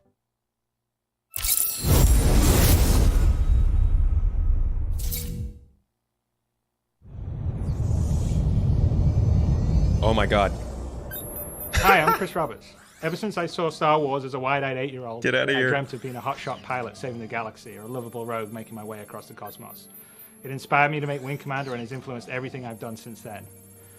10 years ago, after 20 years of making games, I was burned out, so I took a break. But I never stopped playing games nor loving them.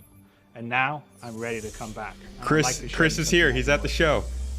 What year is it? But I don't want to build any old game. I want to build a universe. I want to build a game I always wanted to build, but I didn't have the tools to do until now. One that you can fly off a carrier fighting a heroic war on the front lines, but also one that you can muster out and find your own fortune in the stars wherever your spaceship takes you. I want to be able to share this experience with my friends and fight against real opponents in space, not just AI. And I want this to be as good or better than any other game out there. And I want to actively push the boundaries of what you can do in a game. None of this would have been even possible 2 years ago. But with Moore's Law driving PC performance and cost and the gaming community embracing talented developers via crowdfunding, I believe it is possible today. I've never been accused of having a small vision.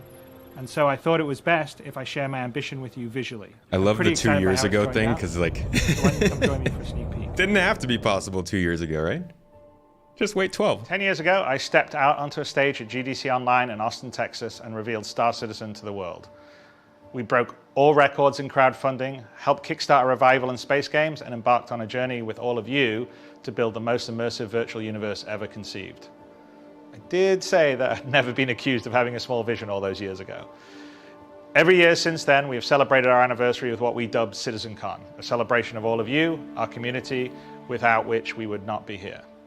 When I made the original pitch for Star Citizen, there were no employees, no studios, and just a proof of concept demo cobbled together in CryEngine by myself, the help of a few people in their spare time.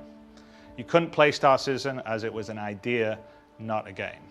The first few years was more talk and not as much show, but we managed to release the Hangar module in 2013, Arena Commander in 2014, and the first steps into the persistent universe with Star Citizen Alpha 2.0 at the end of 2015. The real game changer was Star Citizen Alpha 3.0, which we released at the end of 2017, which allowed players to first step foot on fully realized and detailed moons instead of just traversing space. 2018 brought the first planet in Hurston, and from there we filled out the rest of the Stanton system from ArcCorp to Microtech and finally Crusader with its floating cloud city of Horizon last year. Today, there are just over 4 million registered accounts, with 1.7 million of them having purchased the game. And while we still have lots of features and content to build before I'm ready to consider Star Citizen done, people are playing more than ever. This year, our average daily unique players is around 50,000, and we have peaked at 130,000 several times this year. This compares with just under 10,000 back in 2017 and 32,000 last year. But the most amazing stat is the average playtime of someone that logs in 2022 is 3 hours a day. Back in 2017, this was 48 minutes. 64 minutes in 2018, and then jumping to 2 hours in 2019. From there, we've been steadily increasing. In 2022 alone, people have spent 36 million hours in the verse so far. So this is a testimony to the hard work the development and our online teams have been doing to make Star Citizen, even in its alpha state, more performant and stable than it's ever been, and the increasing amount of features and content that are available making for viable daily gameplay, even in Star Citizen's alpha state. Cloud Imperium Games has grown just as much. Today we're at 835 staff worldwide, all dedicated to building the most immersive virtual science fiction universe ever. In the next few weeks, we'll be welcoming 500 staff to their brand new studio at Manchester Goods Yard in Enterprise City, where we are filming this show from. All of this is down to your patience and support. Building a game of the scale, detail, and scope of Star Citizen as it is conceived today that allows us to seamlessly go anywhere from inside to outside, from space to planet, with no loading screens, all with millimeter detail, with everything being explorable, persistent, interactable, with thousands of players online together at the visual quality of the biggest AAA games is perhaps the most ambitious goal that has ever been set off towards in gaming. I am both humbled and thankful of being in the position of chasing my dream to build a truly immersive universe. And it has only been possible by building it outside the traditional publisher system, with a direct relationship to our secret source, you, our community. The strength of the Star Citizen community is the real unwritten headline to our longevity and future. The connections and friends people have made along the way, the events organized inside the game and outside by the various orgs. This year, we've had 140 Bar Citizen events put on around the world, with some of the most recent being in China, South Korea, Singapore, Paris, and Florida. The Chinese Bar Citizen had over 300 attendees and a 5-meter-long 3D printed model of the Retribution super battleship from Squadron 42 built by the local community. Hopefully, next year we can return to an in-person CitizenCon, and I and the rest of the team at CIG will have the chance to spend some time with you in person. But for now, let's get the show on the road. 10 years ago, the ship I arrived on was a single-seater. Where we're going in the future, we're going to need a bigger ship. I present to you the only constant. You may have thought it was green screen, but we need something a little bigger for okay, that was a cool transition. Where we're going to entertain you and tell you about the game in the future. Here's a dedication plaque This is an The only office. the only constant in game development is change. Constellation Phoenix, my favorite ship. Prototype by Roberts Space Industries, commissioned from London Shipyards, Earth, Sol 3. Launched October 2952, Manchester Starport. Captain Jared Huckabee. Jared, nice, That wasn't the dude. deal. You weren't going to be the captain of the ship. What the heck? I sent an email. Oh, that must have gone in my junk folder. Take a seat. Welcome Okay, aboard. well, that's not bad. It's quite a nice little setup here, isn't it? We've been talking about this on and off since 2015. I know. I had to do something to get you over to the UK. Hey, you know, he knows what I like. So what do you have? Well, let's do a science fiction drink. Alright. Can you do a Pangalactic Gargle Blaster? Pangalactic Gargle Blaster. No, I can Trip do this on through really that dry one. martini that we had pre-prepared before shooting. Wow. Hey, it's our first show. It We gotta is start small. Look at that. Hey, we'll get better. So what do we just do? Well, the past 10 years and the future, the next 10 years and beyond, and the community. Oh, we did that as an scenario. Cheers. And cheers. We didn't even plan that. All right. Wow. All right, so. That is strong. Ooh, that curve. That's why vodka. we didn't cover anything. So what do you think? From- Look at I my don't know where jacket. that's from. Stegman Cordamon, Voyager. Nice. It's a bit blingy. I mean, you do look like you're a Knight of the Roxbury. Yeah. Night of the Roxbury. Yeah. No, Twinsies. I don't be a twinsy with you. Twinsies? No. Let me check the rest of the set out. But it's tailored. It looks good on you. Not saying it'd be the same for me. Oh, wow. Look at all these cool artifacts. You got this Hadician artifact. There's a bunch of stuff here. That's really cool. The CitizenCon trophy. Wow. Yeah, but can you Brilliant. interact with them? Yeah, well, Dave had to hook me up. You're gonna sit in my chair. I am. It's a very nice chair. I like the desk. We've got a bobblehead. This is a great place to interview people from. What's it like sitting over there? I'm getting a newfound appreciation for how awkward it is on this side. So what do you think? We should start the show? I think we should start the show. All right, let's start the show. Our first presentation of the day is Planetary Pyro with our good friend Maximilian Kailish from our Frankfurt studio. He's going to take you on a tour of 6 of the neat locations coming in the upcoming Pyro system, the first of our Journey to 4.0 presentations of the day. So take it away, Max. Yeah, so I guess this is the ISC stage. So 6 locations means probably a couple planets and then a couple of moons, maybe? Because I know they're going to touch on at least a couple of the moons. Let's see what they focus on. Keep an eye out for Pyro 6. My name's Max. I'm here on behalf of the Planet Content team today.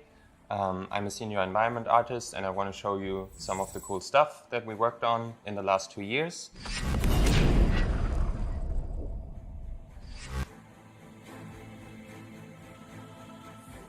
So I have Pyro 1 open already. It's live in engine. This is like the current version of Pyro, so we're still going to do like a polish pass on it, so not everything is done, but we still wanted to show you what we have so far. So the idea behind Pyro 1 is that it gets hit by solar flares like repeatedly. We got some concept art from the concept art team, and the way that they visualized these solar flare hits was like glowing marks and streaks all over the planet. Unfortunately, the tech for the glowing part of it is still being worked on, so we had to make do with what we could use. So it's not glowing, but you can still see a lot of the blue coming in. Yeah, as you can see, Pyro 1 already has some volumetric clouds. Not all of the Pyro planets have their volumetric clouds yet. Clouds so are let's thick. jump to one of the blue spots on the planet. I just tweaked like the sun position a little bit to make it look a bit nicer. And then you can see why it's blue. We added like tons of these crystals to Pyro 1. Let us mine them. We've used crystals before on Wala, but I think we were a bit too, we played it a bit too safe on Wala. I think we only put like crystals as ground cover assets. But for Pyro 1, we really wanted to push the shapes. So you can find like these really large crystals here. Heisenberg would be really happy here. Okay, then another interesting thing to highlight here, plans over there. So what's interesting about those is we made them like 3 or 4 years ago. They were supposed to be part of like a mission in on a space station. The mission was scrapped, unfortunately, and ever since then, this asset set has just been sitting in our vault. It's a really cool plant set, and I'm happy that we finally found a spot to use them. So this is another spot I want to highlight. It's also important for us that we do add something memorable to each planet. In the case of Pyro 1, it's this spiky rock set that looks really intimidating. We tried to push the scale of the assets for the Pyro system. We felt like by now we got the basic rocks and the scattering of the basic rocks to a very good quality. So now we can explore more crazy shapes, I guess. And this is one of the sets that we made. It's not done yet. It still needs a polish pass. But I wanted to show you guys what it feels like when you're in-game walking around here. They definitely need better scale in these kinds of places. I like that they're improving that. It's this biome here, which has these really cool looking rock formations. They are massive in scale. Like if I jump in-game here, you get a good feeling for the scale of them. Yeah, it's possible to land your spaceship on them. It's probably really fun to race through here. We can imagine that this is going to be a nice combat space as well, because they do provide nice cover. Let's just jump to a couple different areas on Pyro 1 before we move to Pyro 2. Good to keep in mind, this is all art assets, so they probably aren't going to talk about anything like harvesting or mining or what gameplay aspects these things will introduce. Just something to keep in mind for this panel.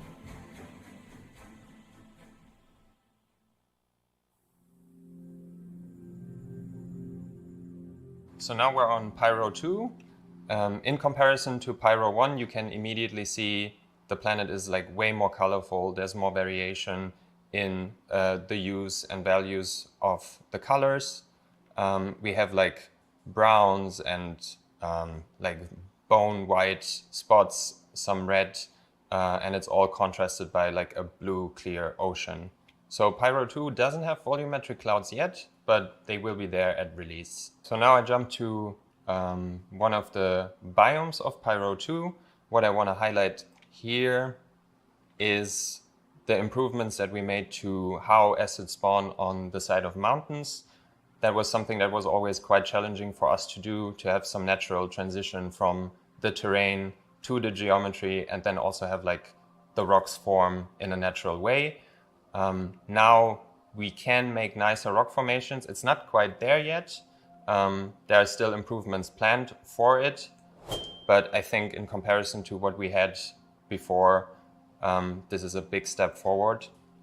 Also, what you might see is the drawing distance of assets has been greatly improved. So everything you see here in the distance is actual geometry. So if we were to fly all the way over there, you will see that this is cliff formations. That was consistent. And I think it looks really cool, the silhouette of the terrain. Yeah, let's fly through the canyons. Draw distance seems really in a spaceship, a lot better. But I'm horrible at flying, so I'm just going to use the camera in editor. So now I jumped ahead to a really cool biome on Pyro 2. It's simple, but I think sometimes less is more. In this case, what sets this biome apart from the rest of the planet is that we added these calcified trees, and they spawn in very dense clusters. So you almost get little forests of them. So it's supposed to look very dry and kind of dead, but still in a pretty way. Okay, if we look at it from this angle, what I really like about this biome is the contrast that you have here on the terrain. It's pale, it's dry, but then in the background you have the nice clear blue ocean. So this is one of the red areas on Pyro 2. It's kind of a sandy desert, but we try to add a lot of different geology assets, different mixes of bushes and grasses. So it's not a dead desert, but it feels kind of lively. And you find lots of foliage here. We have these cliffs in the background, which are pretty dark. And it's another nice contrast of this planet where you have like the saturated red terrain and the dark bedrock. So jumping to this point here, what I want to highlight is the improvements that we made to our ground textures. So previously, like 2-3 years that's that ago, lava stuff they were talking about. A lot on ground cover assets to add geometry and detail that the ground textures alone couldn't give us. But ever since we got terrain displacement, we get like really nice shapes just from the textures alone. And then if you combine it with ground cover assets, yeah, the result is really successful, how things blend together and the amount of detail that you see on the ground. They're definitely managing to break the planets up into more than just so now we're on Pyro 3. Surfaces. We saw some of it during last year's keynote demo, but I want to use the opportunity to give you like an in-depth look at some of the biomes. So last year you saw that like yellow is kind of the accent color of Pyro 3. So from this distance you can see through the volumetric clouds like a lot of the yellow coming through. We talked about... Hey, you guys see how they're doing the layering of the volumetric clouds now? 2 layers? Like jump down to the planet surface and show you the amount of detail that you will see when going up close to the moss. So we're down at the surface now. I'm just going to jump in game. A lot of time and effort was spent on making the moss look just right. So like the right level of fluffiness and density. So it looks really nice when it like covers these rocks. And then we also have like lots of smaller moss on the ground. We combine it with like yellow grass and it makes for like a really interesting biome. So it was really important for us to make this biome look really dense. So we pushed the amount of assets that we're using. So it's basically completely covered in foliage. Compared to Hurston, for example, Hurston and Microtech, which are probably our densest planets when it comes to foliage, this is way denser. The good thing is that we don't have any trees here, so all the budget we can use on ground cover, on grass. Now we jump to a Pyro coast biome. The improvements we got to the coast biomes is that we can now use a OPR override for every single biome. Previously, we could only use one global override per planet, which, as you can imagine, is not enough when you have something like Stanton 4, where you have snowy regions and the spruce tree regions, and one object preset just can't cover every coast. We added these coral, like coral geology set to have some of the yellow also along the coast. So you see here, we always have like a little bit of yellow coming through and eventually it transitions into the nice mossy areas. Previously, when we made coast object presets, we played it a bit safe and only used 1 or 2 asset sets. But due to the fact that we can now push the density along the coast as well, you can find different kinds of coral, seaweed, different pebbles and rocks, and other stuff. Now I jump to one of the volcanic regions on Pyro 3. You might not expect to find vegetation here, but we did add a little bit of vegetation to this region to make it a bit more interesting. What I want to highlight here is the quality bar that we set for ourselves when it comes to improving the look of our vegetation. So this is one of my favorite new vegetation sets that we created. You can see the amount of detail on display. Here we have like nice little flowers and these like knots or whatever, like pots. And it's just like a really cool asset set. So when flying over the volcanic regions, you will find pockets of these scattered all around just to make the area like a little bit more lively. Before we move on, let's jump around to a couple more places. Is there something wrong with the screen that I'm missing?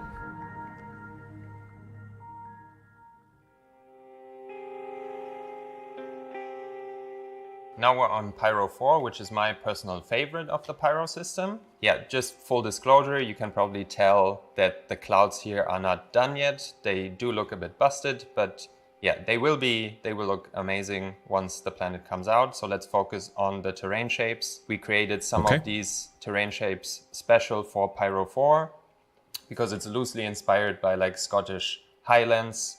So there's not a lot of like verticality, not a lot of trees. So everything is kind of coming from the terrain and from the smaller assets that we scatter on the terrain geometry. So jumping in game, and then you can see the amount of ground cover assets on display, the variation in color, but it's all grounded by like the color of the soil.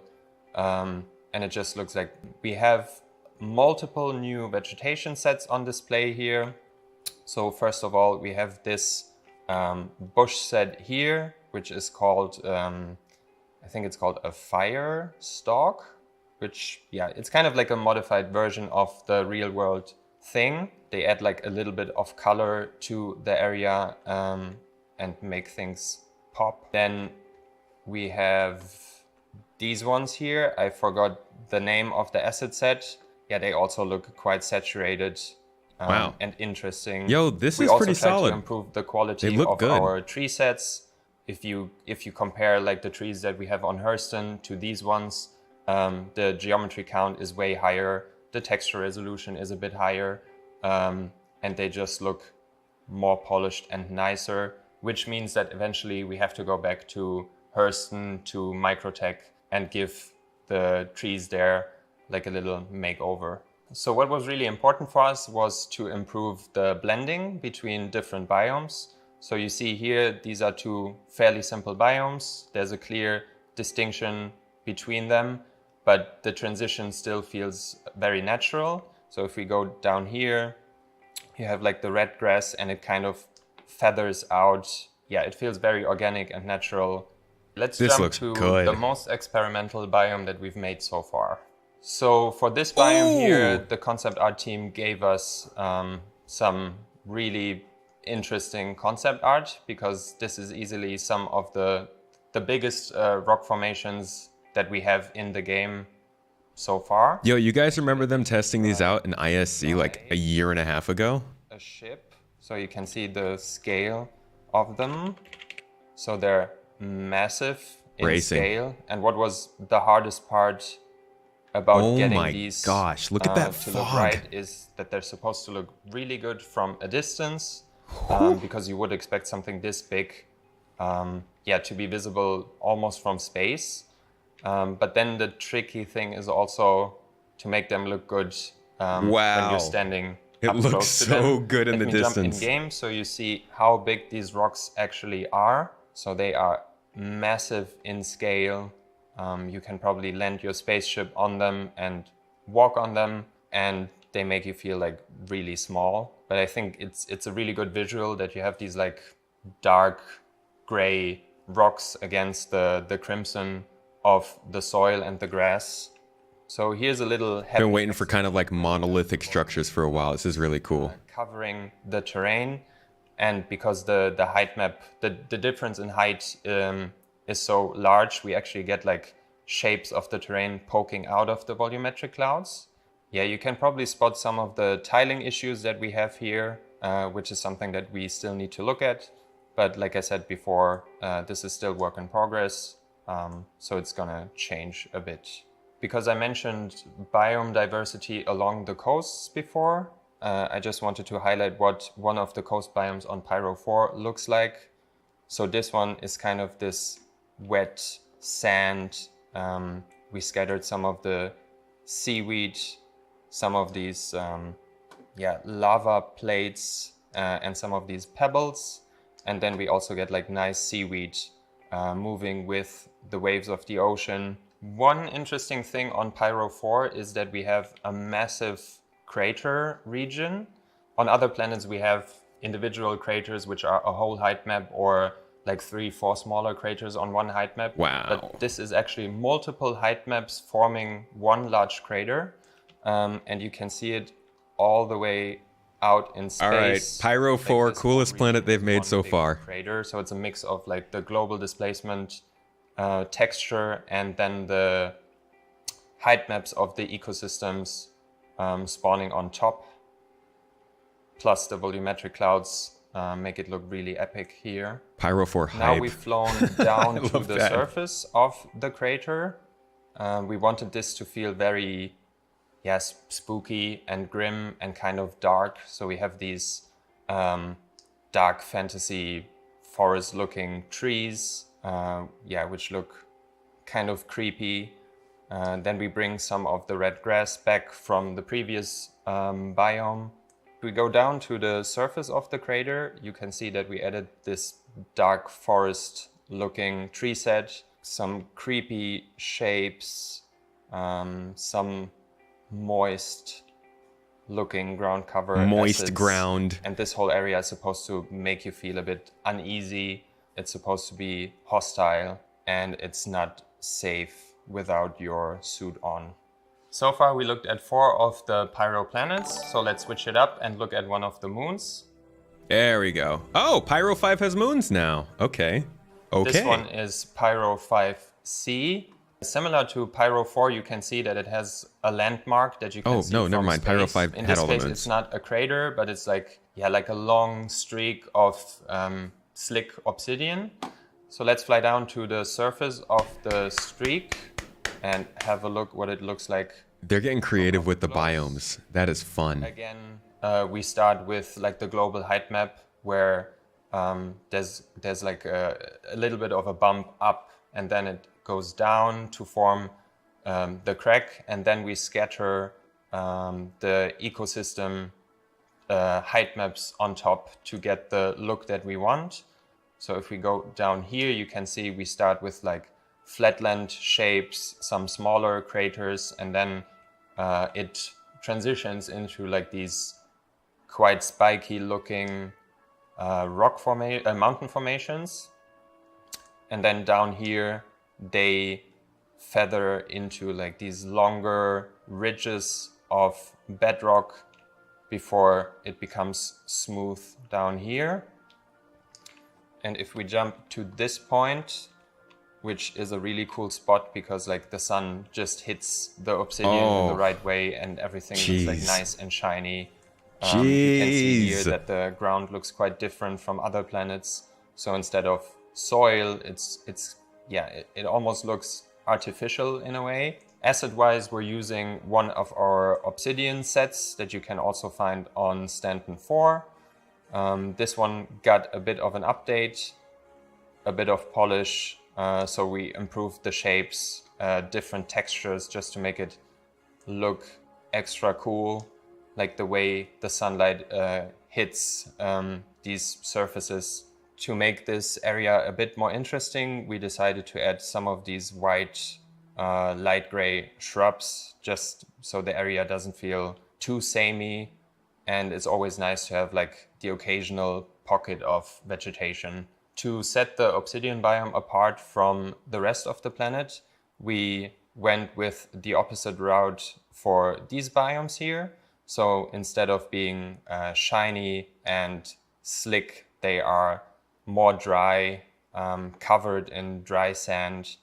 The vegetation is dry. We added some of these spiky shapes to add some verticality to the scattering. But yeah, outside the obsidian crack, this is what you will find on the planet most of the time. So correct me if I'm wrong, this was supposed to be a gas giant, right? Did they change that? That we added to Pyro 5C. So the obsidian crack I'm sorry, Pyro 5 was supposed to be a gas giant, right? Gray, black. The desert I just showed is also light gray. So we felt this needed a bit of a color breakup. So we added some of these red hues to the occasional biome. It's very rocky. You also find the red sand on the rocks from the biome accumulation. And it looks really nice how the red creeps up into the crevices of the height maps in the background. Okay, here's what we haven't gotten to see yet, We're finally. going to end our showcase today on Pyro 6. Pyro 6 has a very interesting color palette. Like, I really like the yellows and the pale beige tones of the terrain. And then you have another blue ocean. As you can see, the terrain is kind of ridden by craters, and we get these really cool shapes where the ocean fills in those craters. If we jump all the way down to the edge of one of those craters, so now we're at the edge of one of those craters. I'm jumping in game right now just to show you what it feels like walking along here. You can see that we added some dramatic looking coral shapes, and then eventually you walk down here towards one of those craters that's filled with water. We have a couple of floating meshes here on the left. This is still work in progress. So one of us, probably me, has to go in and adjust the settings of the spawning here. Right, exclamation point, pray in chat. And I really like the color of the water. Yo, that water looks way better against the backdrop of the white, chalky terrain. Then over here, I want to introduce you to our human scale ref mesh. His name is Rüdiger. And he's super helpful when we set up object presets, because you can immediately see how the scale of assets feel when you have him in situation. Like, he adds context to the scene. He spawns every time that object preset spawns, and yeah, he helps us find the right values. The draw distance in these shots looks so much better than before. In general, this biome here is another good example of how our ground textures work together with the assets that we put on top. So the transition is really nice from this ground texture to this one. And then we have like the same rock set on both of them. And it makes for like a nice amount of detail on the ground. Then occasionally we spawn some of these spider-looking ground cover meshes. So this spot here is really nice because you get like the particles, the monochromatic terrain, the assets, and it's all against the backdrop of the skybox of the Pyro system, which is red. Then we get like some really cool looking shadows, sunbeams coming through the volumetric clouds here. And then if I turn the sun and we make this dark and I jump in game, you can see how drastically the skybox impacts the lighting. Wow. When you're on the dark side of the planet, and the skybox is just, yeah, it looks really good. Wow. So this is the skybox for the entire Pyro system. So you will see it on every single Pyro planet. It's just that Pyro 6 has like a very thin atmosphere, so you see it well here.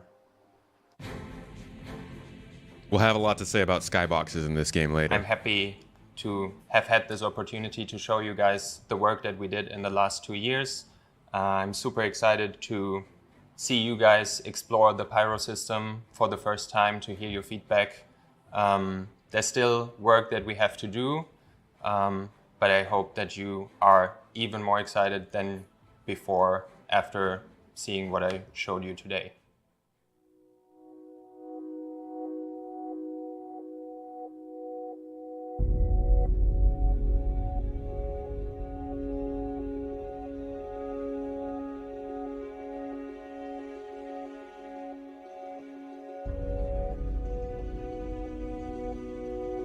I think the best part of this is the Planet Tech team is starting to show.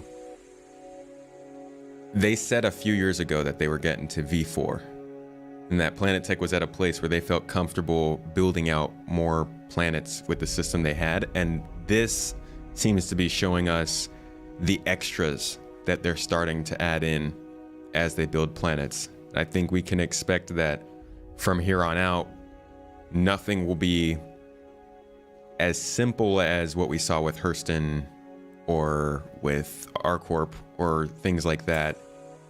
in terms of necessity. Maybe they'll be there because they are simple planets, but it seems like now they're really starting to focus on unique and diverse biomes, which is really nice. Again, all of this is art. So what the Planet team is doing here is they're creating the art, the foliage, the spawnables, the areas that the other teams can now come in and say, okay, this is where an outpost will be. This is where derelicts will be. This is what these harvestables will be able to be picked for. Stuff like that. Again, this is an art panel. Not the most interesting, but definitely probably the most beautiful. Definitely probably. What?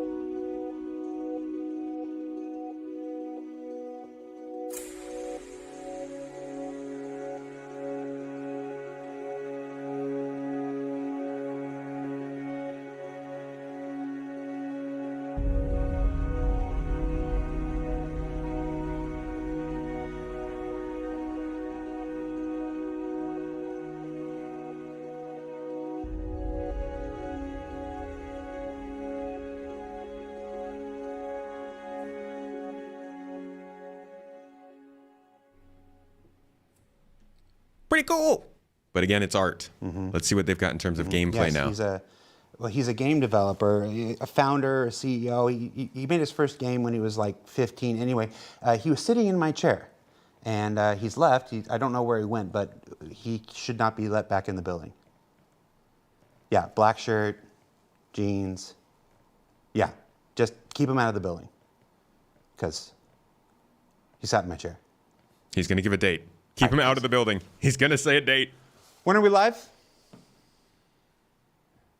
Hi. Welcome back to CitizenCon 2952. I'm your host, Jared Huckabee. And yeah, welcome to the spaceship, to the only constant. We are joined here by two CIG luminaries, VP of Development, Mr. Brian Chambers, and Chief Development Officer, Mr. Aaron Roberts. Aaron. How you doing, guys? Had a fun week. You were looking at me, and you thought I was going to forget it because I couldn't remember it. That's right. During the thing. I'm not good with titles. I know. I've had 6 of my own, and my job hasn't changed. I can't check it. So I like your dig. That's what I was going to be first question. Welcome to the spaceship, guys. How you doing? Absolutely. Good. You like it? I like it? We have been talking about. Yo, this. Paul, he's trying to step on your pyro game. Astropub, watch out. 2015. Every time we talked about changing the stuff up and whatnot, like what should we do? It was always like, we should build a spaceship. We should build a spaceship. So it's like, yeah, someday. But we did it. I'm sorry. No, it's cool. It's way cool. I'm sorry. And you're always shooting stuff. You're shooting material constantly. So having a dedicated space that's dialed in that you're cool with, right? It's good. Does Brian sound so we different? just watched Planetary Pyro. That was the first of our Journey to 4.0 presentations that we're showcasing here today during CitizenCon 2952. It's a brief tour throughout some of the planetary locations you saw from the upcoming Pyro system. You two recently took kind of a whirlwind tour of where'd you guys go? We basically went over to Asia because we really wanted to go and visit some of the community over there. And so it was actually quite a lot of fun for us, and actually. I hope he acknowledges the drunkenness. Learning a lot about, the community over there and what they would like and all that kind of stuff. And so it's actually one of the better trips I've been on, and really enjoyed it. Got to meet fantastic people in the events everywhere we went, and so it was really good and really educational for me, actually. Yeah, same. We first went to Korea, had a nice Bar Citizen out there, hung out with people. Great food, great fun stories. While we were in Korea, we did a live stream into the China Bar Citizen that was happening at the same time. So we had some technical difficulties streaming while we were there. That made it more interesting. Of course. Yeah. We couldn't hear them and so on, so they were typing out questions, but the banter was great. Wow. And then the next week we jumped over to Singapore and hung out with those guys as well.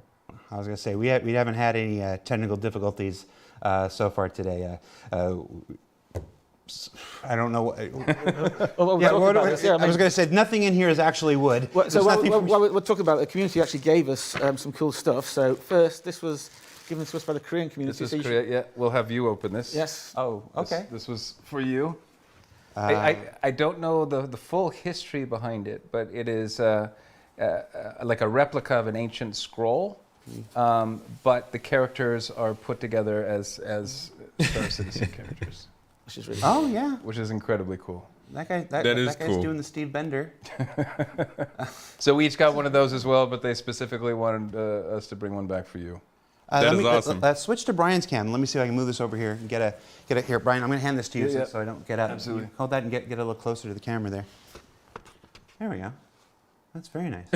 They hugging or wrestling? Incredibly cool. All right, now give it back to the point. Yeah. Give it to me. I'll mess and it up. And then from Singapore, really cool. Then we jumped over to Singapore, and while we were there, this is one we'll also have to. Everybody at the event signed this awesome. I'm gonna get this strong here. You grab one side. I'll grab one side. There we go. Wrong way. We did not plan this. No, we didn't. Just Clearly. bad, but we got everybody's signature, so we're going to put this up in our new offices in Manchester. Oh, very cool. Very cool. So so these things. But anyway. And then there's other stuff in there. You can pull some about if you want. That's all for you. Really cool little coins they made and cards. All right, real quick, while we're doing this, just for anybody who's just now getting here, wondering what's going on, we're in between shows right now, probably got a couple of minutes here. We're going to eventually get into talking about investigation missions. So they're introducing the new idea of how missions are going to play out in Star Citizen and what the actual, we've had kind of tasks that you can do now, but they're starting to get into more narrative, story-based missions that are a little less based on just combat or carrying around boxes. So keep an eye out for the next, probably the next few minutes we'll get into that. For now, we're just kind of watching them kill time. And, do some community stuff. There's some other challenge coins and stuff. We will go through this on our own time because people are probably like, just get to the next thing. Exactly. I know who our viewers are. So before we do move on to the next thing, Brian, Aaron. Panel 2 is about to come up. Birthday, our 10th anniversary. 10. 10. It's 10 something. There was an internal debate whether this was the birthday or the anniversary because the anniversary is sometimes in November, the birthday is in October. Whatever it is, it's 10.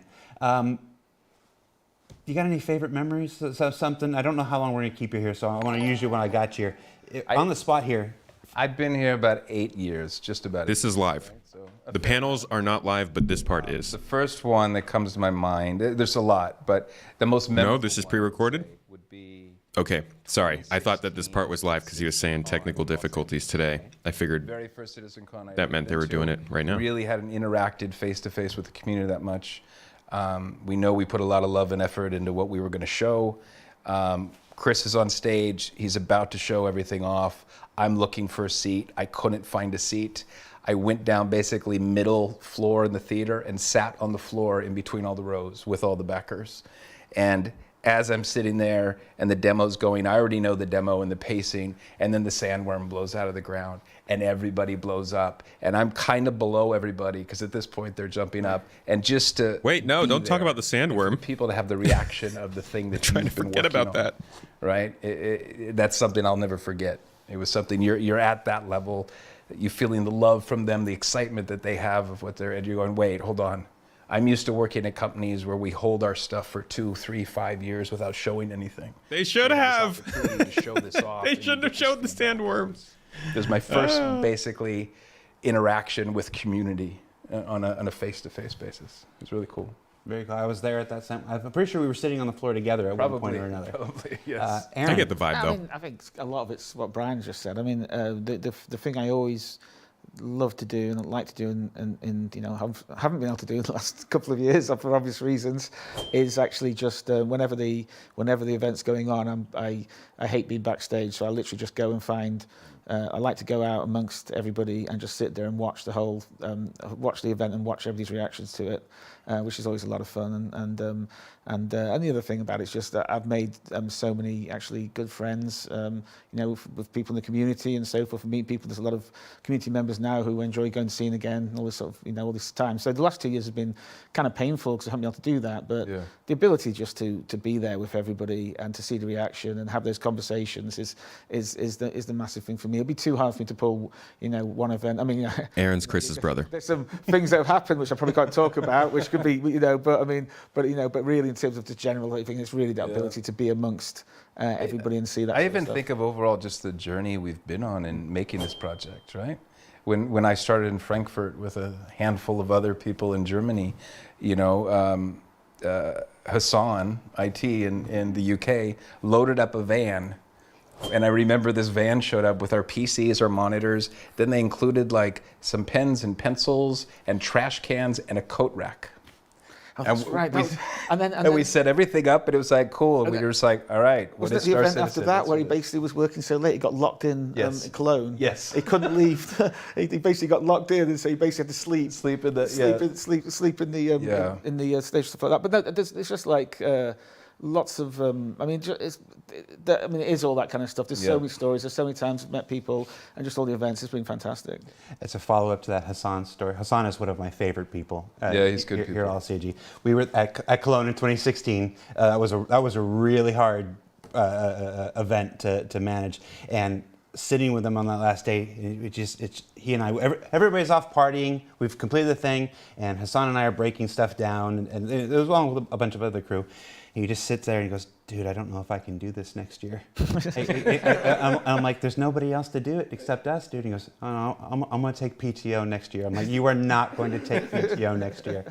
And the next year, he had 2 weeks, like before and after Gamescom blocked off. And I'm like, what do you guys think is in that binder on his desk? Book of Secrets? The next Lando leak? Gosh, the complete story of Squadron 42? It's just. I don't know if there's a ship sale. There are a lot of stories, and I'm interested to see how Ian and Todd are going to answer this question later on. That's enough chit chat at this point. Let's get on to our next presentation, design brief. Investigations. One of the most common requests we get from the community is to. That is an anvil arrow on the desk. At their earliest states. Tell us what you're just thinking about. Not necessarily the next thing or the thing after. Like, share the earliest design stuff for how a thing might work. Everything you're about to see can and will change dramatically from the point of today to the point where it makes the game. But we wanted to open that curtain to the earliest points, and we've got Luke Presley and Elliot. I completely ignored the fact that it says design brief on there. That means this is going to be heavily not in-game related, which is kind of a bummer. We'll see how this goes. Move away from combat and transport and go more towards cerebral deduction and investigation. So here we are, design brief investigations, and we'll see you when you come back. Take care.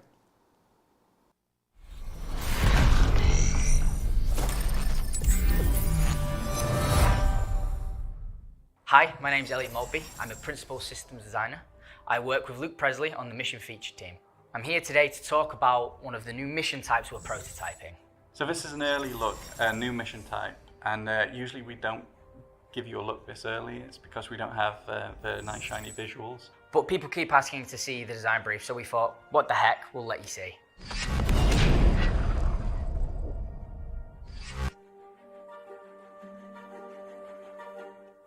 So a mission is built out of objective types, and the mission type really is just the most critical or challenging objective in that mission. Currently, we have a number of mission types in the game. Some of these are not built in that modular sense. Some of these are very much bespokely built to test out a feature at one time. The original PI Wanted is one of those. The current mission types that do exist is we have deliveries, which are essentially a form of collect and drop off. We have eliminate missions, which is just kill someone, and eliminate ship missions, which is go there and kill destroy a ship that has a person inside of it. And there's many more. The way we see missions is they're comprised of little bits of gameplay. So, for example, We have missions where you're sent to kill a singular person or pick up a box or kill a bunch of enemies. So the way how we build our missions is we combine these together. So we'll have missions where you have to pick up a box, but we'll have enemies there that you have to kill as they're kind of like an obstacle for you to get around. That isn't to say that you can't build a mission out of a single objective. The assassination mission, for instance, has one objective: assassinate a target. But even the most simplistic mission, like the delivery mission, is actually built out of two objectives. There's the collection of the item and the delivery of the item. And if we made the collection of that item even more difficult, we'd refer to it as a collect mission rather than a deliver mission. So our objective types, for the time being, have been pretty simple. Kill this person, go here, do this. Until now, we're now looking at doing one of the most complex type of objective and gameplay things we've tackled in MFT. With that said, we're working on a new mission type, and that's investigation.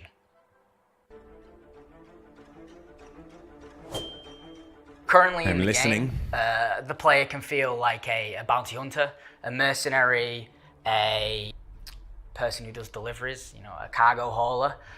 We want to make them feel like a detective as a new route. We're expanding constantly. We're building mining, salvage, and detective is going to be our focus in MFT.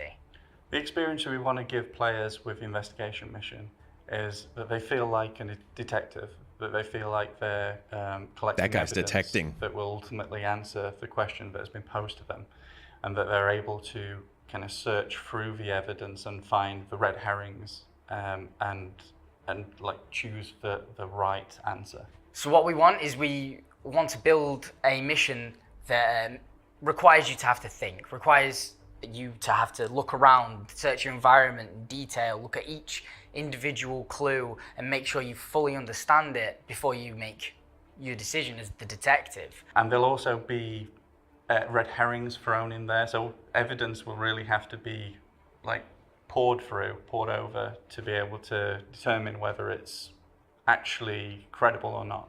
We also wanted to create narratives around our locations that we haven't done before, really dig into, why has this derelict become a derelict? Or why have all the ship's crew come to be dead? Or why has this cargo gone missing? At the core of this mission, we're really asking the player to use their brain rather than their gun or their ship. So for this mission type, I don't want to breadcrumb players along. I want you to feel like a detective. I will give you a story, I will give you little bits of clues, and you have to make up this full sort of painting and decide exactly what has happened here. And then the rest of the decision is on yours. I might not tell you if it's wrong or right, you might find out. The idea is that you feel like a detective and you're so sure of your decision that you're going with that. I feel like we're talking in circles here. The next stage in this whole process is building a pitch. We have to come up with our ideas, how we want it to work, and then we have to present it to CR, Tony, and Todd, and make sure they're all happy with it and all of our visions are aligned. So when we're building the pitch, we start off by going over the ideal experience we want for the player. We start off with the most advanced things, all the gameplay mechanics we could dream of to bring this sort of role to life as a detective. And then we have to start looking at stripping it back to see when we can release it, what's the minimum viable product for this experience. And in the case of the investigation mission, we came up with two. So the first pitch is extremely simple, and it revolves around being able to find a definite answer, like something that is undisputable. For instance, we came up with a mission where there is a repairman that's gone missing, and you can go to his office and you can find some correspondence that will lead you to another place, which will have his work itinerary on there, and they're all crossed off until one. And if you're smart, you'll go to that location, and should you go to that location and do a little searching, you'll find his body there, and he's been electrocuted, fixing the final thing on his list. And there's your definitive ending. Whereas the second pitch, it's more about allowing the player to choose when they're done, when they think they have solved the mystery. And the way we do this is we scatter evidence around the location and clues that lead you to that evidence. And obviously there can be red herrings in there. You can get your answer up to a credible state, which might still be the wrong answer but you can Okay, complete the now mission this is a little bit of Whereas context. if you'd have carried on digging a little more, maybe found a few more clues and followed them, you would perhaps find an indisputable piece of evidence, I did it kind of thing, that would get you the bonus for the mission. And both pitches had their strengths and weaknesses. The simple pitch, we could see how easy it was to scale, and it involved less complex narrative work. But we ultimately decided to go for the second because we liked the idea of giving the player the agency to decide when they were done. Okay, so that looks like it's expanding on the previous investigation stuff. Mission, which is more important than ever because it's such a complex mission, and we need to ensure that it's scalable and that other designers can make their own mysteries with it. With the pitches, we can now prototype and sort of get that gameplay feel and see which one we want to explore more for the player's experience. Some of the hardest points of this are going to be the scalability of it. An investigation at its core is a story, so the story should always be at the forefront and the focus. So the first stage of prototyping was to prove that we could make it like a mystery happen in the most restrictive location we have, which was a derelict. So this kind of interplay between the crew of it. From there, we're going to expand so that it takes into account more locations and uses all of the evidence retrieval interactions that we currently have. For instance, you can kill a guy and get information off him. You can find a corpse, get information off it. You can loot a box, get information off it. And then we'll be prototyping the newer ways of getting information off of things. We're looking into using the med gun to find the name and cause of death of people. And we're looking into being able to find the mobiles in an inventory and download data from it. One of the hardest things that we have to figure out is the story. The investigation will live and die by its story. So we work very closely with the writers to try and figure out what kind of story we want to tell, what kind of clues we want to give, and then after that point we look at sort of what obstacles we want to put in your way, keypad locked doors, enemies, traversal puzzles, things like that. The main challenge for creating this mission is ensuring that the player has enough guidance to complete it without putting mission markers on everything. It is supposed to be about them searching, figuring clues out for themselves, and finding the answer themselves. We want you to still feel like that detective, but ensure that we're giving you enough information in the ways that we can. And we're working with the UI designer on the new mobiles, which should really help with this. So this has been our video design brief on our investigation missions. We're really excited to bring these to you.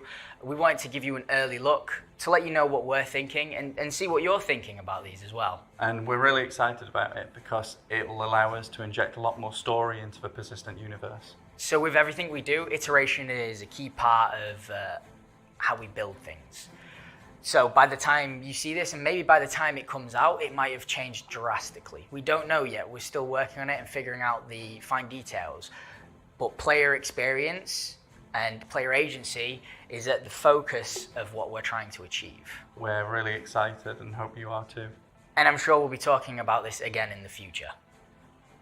So it seems like they're basically trying to take the Covalix mission and break it out into procedural segments that can be thrown together into missions. They handmade that one before. Now they're just trying to take all the different elements and break them up into parts that can be combined into different missions, I think. Not super impressive. Honestly, I think there was way more talking in that when there should have been. But it's good to see that they are building out a new mission set. I hope we hear more about it more quickly.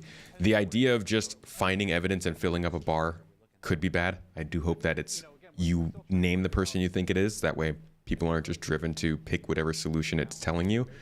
And I imagine it will be randomly selected, so there will be different results. You can't just like automatically look up the results to the mission. Like, it's presenting a really interesting challenge of how do we make these modular but yet still feel specific. So it's a really unique challenge to try and navigate those waters and tell something that's satisfying.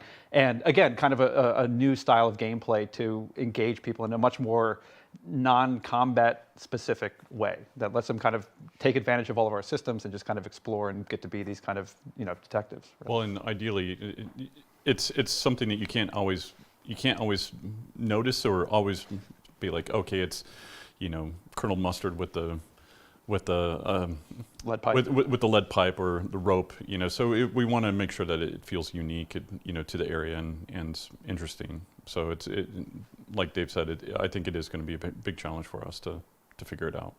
And the fun thing about it too is this is a type of mission where we don't just, it's not just knocking out checkpoints on a list. So part of the fun with it was creating a system where the onus is on the players to feel like they have enough information to have solved the case, but not flat out telling them right out the bat, yes, you have, or no, you haven't. So it's definitely a fun thing that's presenting a lot of cool, unique opportunities of, you think it may be going one way, but there might be a key piece of evidence that you've missed that completely blows the case open. I know we often refer to the Precision Universe as the sandbox, and I think a lot of people will anxiously be looking forward to more storytelling possibilities, more narrative possibilities within the Precision Universe.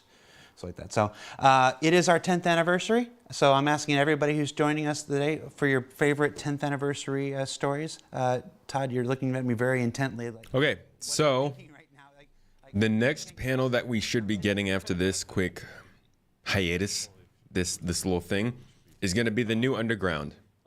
Now, this is not a design brief, so hopefully this goes a little bit more into the actual gameplay aspects of the Underground, but this one is when corporations, commerce, and caverns collide, take your first look at the enormous reimagining of underground facilities and the new gameplay possibilities that will arrive with them.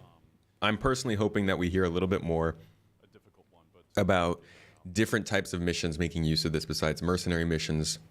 No, it's not more art. This one says, look at the new gameplay possibilities. This is one that's focusing on what's coming with this location, not necessarily just the location like the Pyro stuff was. Hoping that they talk a little bit about the power management that might go into this, but it could just be the fact that they're tying in delivery missions and things like that, or maybe new factions. I'm not really sure what the idea might be behind the new Underground, but that's the next panel. Should be up in the next few minutes, so take a break, grab some popcorn, go to the bathroom, do the thing. Well, maybe we should check a few more things so Jared doesn't have to shave. and I usually sit in these meetings and I'm muted. I'm not supposed to be talking to these meetings. I'm muted. I'm like, you launched this thing! And then it was Aaron who took pity on me. He's like, all right, launch the patch. Do you recall that at all? Yeah, absolutely. Yeah. And Dave, we'll get your story before we move on to the next thing. What's your favorite memory in the last 10 years? I mean, it's tough to lock it down. I mean, I have two kind of distinct areas. There's actually it was the morning of the GDC announcement. Like, I was in LA and woke up early to watch the live stream. So hearing Chris after, at that point I'd been on it for a couple of months of finally pitching it out and seeing the reactions of people freaking out and crashing the website and all that good stuff was definitely, the kind of the first indicator of what this could be, that this was really tapping into something that people really wanted to see. But for me, one of the big ones was really, actually it was the 2015, like the PCAP shoot, just to be able to work with that cast. The crew was amazing. Everything about it was just like this real engaging. I mean, it was a three-month shoot, right? Yeah, I think it was 3. Yeah, that's one that stands out for me huge as well. It was. I mean, the cast that was there and how you dealt with them on a daily basis and the passion that they had into the script, and it was so cool. Yeah, and it was these sort of fun, weird things of there was a song that came about during the production that I won't spoil anything. I don't know if it's actually been released, but that became sort of the theme song of the entire shoot, which was amazing. So Xylo's blowing up my phone saying we need to hurry it up. So I don't know what that means so much, but just letting you know. All right, bring it Get back. going, to me. boys. All right. So thank you so much, Todd and Dave. It's time to move on to our next Journey to 4.0 presentation, the new Underground, where we explore what you think you know about underground facilities and then explode them in a whole new way. So check that out.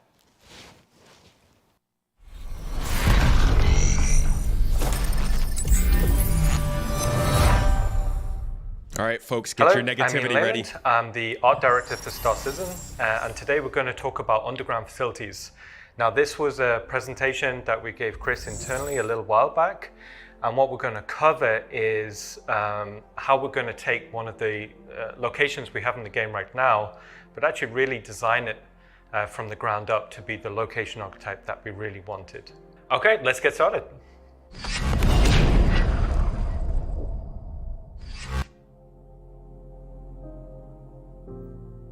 Let's talk about the original underground facilities. Now, the problem was we made these originally for the Citizencon presentation demo, and the time we had wasn't enough to kind of take the location where we wanted it to be.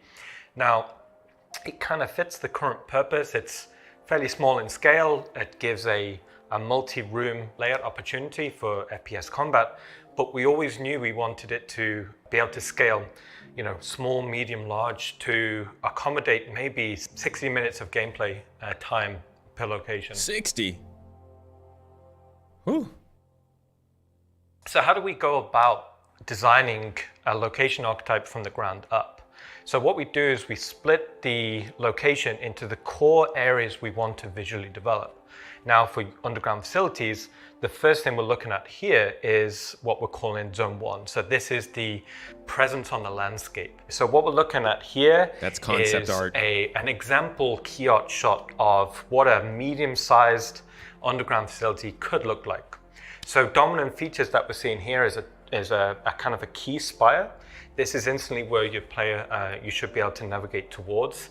This could be like a corporate wing or an executive landing pad on the top. And then moving down, it's very important to be able to get the landing pads or the landing hangars quite close to the facility, because we wanted that experience as the player lands. They're not far off from the location, they're actually quite close, and you should be able to see a little FPS area where the player lands. Also, what we're seeing here is some visual justification at what might actually be going on. So you're seeing, you know, processing and tanks and supplies actually on the landscape there. Now, what I was saying before about it being a kind of a much braver visual presence on a landscape, so we designed the silhouette primarily, so you'd be able to recognize these as a location to aim for. Also, what we're seeing here is we thought it'd be cool to actually have surface entrances as well. So we're actually thinking about primary, secondary, and tertiary ways for the player to get into these locations, depending on the mission scenario. So like I said before, you've got like executive pads at the top, you've got the main hangars in the middle, and surface entrances down there below. Now, moving on to the inside, so after the player's landed through the hangars, to be brought up into the main corporate reception. Now, these are going to be quite interesting because we'll be able to rebrand these depending on the manufacturer or the location. That's where we'll get a lot of the variety. But this is the corporate presence before the player would go down into the bowels of the facility. And what we're seeing here is, you know, just an example of what a bearing reception could feel like. They definitely say white box in the monthly now, moving report, into so zone I'm looking two, for white with box it being here. an underground facility, the physical act of going underground, that's cool, right? So we wanted zone 2 to be about the logistics of the player going up and down and how we can make that cool visually, but also interesting from a player experience. So this is the transit, the elevator network. So we played around with a few different ideas into this, and one of the things that we thought could be quite interesting is the elevator itself could be a mini play space. So what we're looking at here is control room idea quite early, what sort of scale vehicles there could be. Now, ultimately, we didn't go with this idea. It was, the heck was that didn't ground really fit vehicle? the art style that we wanted. but it had some pretty interesting ideas. So what we landed on here is something that we felt quite comfortable with internally. Now it's worth noting we're designing these as an archetype first in a utilitarian art style. In the future we'll expand out and do other art style variants. So what we're seeing here is the control room overlooking the main warehouse floor, and then this elevator should be big and clear enough for the player to understand, like that's where logistics will go up and down. And for the elevator itself, we wanted it to be its own play space. So on the top level, that's where containers will be shipped up and down. But maybe underneath it, there could be little nooks and crannies. If we wanted to stealth into the location, we'd be able to give opportunities for the player there. And down below, this is what the player would kind of see. So now they're really starting to get into the bowels of the facility. So echoing of that control room down below, but also this is where we'll present the player with an opportunity to choose the area they want to go. Maybe cargoes to the left, maybe processing to the right, or maybe technicals up above. Part of that process of how we design is we look at things about from the player's point of view. So what we're seeing here is pretty good indication about how the player would exfiltrate from the location. So a lot of the lines are leading towards the elevator because we want navigation to be as intuitive as possible. Moving on to zone 3, so this is the bowels of the facility. So these are going to be spaces that we've never really explored before. A lot of the locations in the game tend to be quite residential, but here we're going for something completely industrial. As a player, you want to feel like an ant almost to the location. The primary purpose is not for you to be walking around, so we dedicated spaces towards logistics, and we put kind of personnel walkways almost as a secondary element. So in this image, you're kind of seeing where, you know, big trucks could kind of go, but we've also got like little nooks and crannies for the player to kind of explore and go into. Now, as it being a location dedicated towards the moving of logistics, we wanted to explore and have fun with vehicles, right? So here we're seeing the mule kind of coming and going on one of these walkways. You know, maybe there's elevators. So on the right, what we're seeing is a ladder. So with all of these play spaces, as we were having fun and visually exploring, we always kept in mind of different ways for the player to traverse through the scene. Also, as part of that, we wanted to think about verticality, so not just a linear direction of traversal, but also ways in which we could go vertically. So maybe there's the concept of a cargo elevator within the corridor. So kind of similar to how you'd see on a character be a little control room looking at the flight deck. Here you could kind of see something very similar.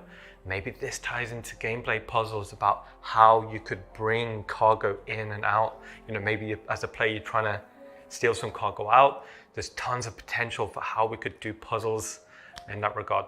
So looking at this image, we took loads of inspiration from modern day aircraft carriers about how you see pads on the flight deck go to the underbelly.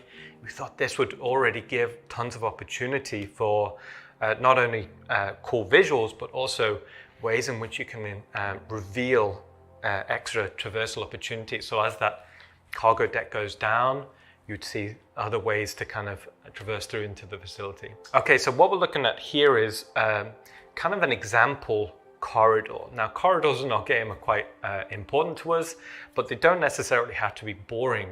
Now, what we're seeing here is an establishment of a radial motif. Now, with this being subterranean, we wanted to always imply that there's a weight kind of pushing down. So this radial motif is the best load bearing. So as a design language, instantly was feeling quite right.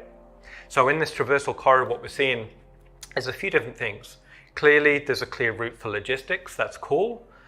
But also on top of that, you've got these side routes, which is where personnel would go. Split hierarchy, so it would be pretty cool for FPS combat, you know, for opportunities there. And then leading in, underneath, you're kind of seeing a tertiary route. Now, part of this could be this, maybe is stealth route, or maybe this is the upper area is blocked off, so the player has to go down below. So even within something as a concept of a corridor, we want to design many different avenues for the player to traverse. Okay, so what we're looking at here is the underbelly of that concept we just showed. So up above, dedicated towards logistics, maybe containers going through, shipping containers going through. But underneath here, maybe this is just more towards the processing of it, maybe hydraulic cylinders for these elevators coming and going. Hierarchically, it's a different mood. So up above, it's cleaner, it's noisier, but down below, darker, more steamy. And again, that presents other opportunities for gameplay. Now, we can't have these corridors going on forever. Performance-wise, we'd never be able to draw it, and it wouldn't be the most entertaining for the player. So we came up with the idea of introducing these bulkheads. So these bulkheads are almost checkpoints. So it enables us to break that draw distance, but it also enables us to break the rhythm of traversal. So from going from a corridor into an ops room or something like that, that's a way in which to kind of checkpoint the progress through the location. So inside these bulkheads, we could maybe array like ops rooms. Maybe these are scanning checkpoints to kind of monitor the movement of cargo to and from. Also inside here, there could be tea rooms or break rooms or offices. So again, we're trying to break the rhythm of traversal, so the player's going from a large space to a small space, but also from one theme to another theme. And what that will hopefully do is create a really good rhythm of play space where the player's not getting bored of traversing through the space. So what we're seeing here is a side view to kind of explain how that process. So on the left, we've come in from the corridor. So on the top, we're seeing the primary route through, and we're seeing the bottom route coming in as well. So this is how, again, we're going to try and keep verticality as a traversal motif in mind. Now, going from a large corridor set to what we're considering here medium or small. So these are the tertiary networks that will link into the primary traversal route.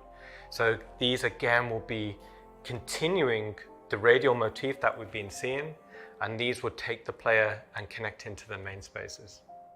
Now, from traversal networks to theme rooms. Now, as the player's traversing through, we wanted to chapter that experience with key theme rooms. Now, what we're seeing here is an example of an industrial space. Maybe it's processing. We didn't want to go too specific, just so that in the early development process, we wanted to explore motifs that could work. So here we're seeing an example, a processing room, but there's a few key things that's kind of cool. So right from the bottom level, there's a network of levels which will be dedicated towards processing, pipes, machinery, all of that sort of good stuff.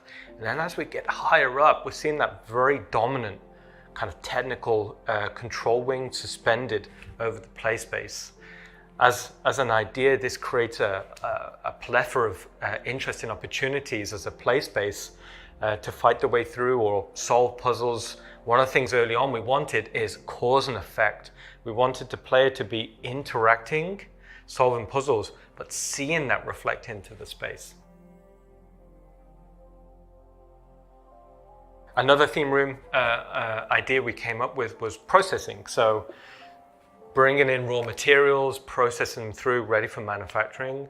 So we had a bit of fun with ways in which we could kind of create these quite interesting set pieces. So it's not all just industry in the underbelly of these underground facilities. There's also going to be technical areas, areas dedicated towards the control of the location. So what we're seeing here is maybe it's the main map room. So this is where they control the networking of everything.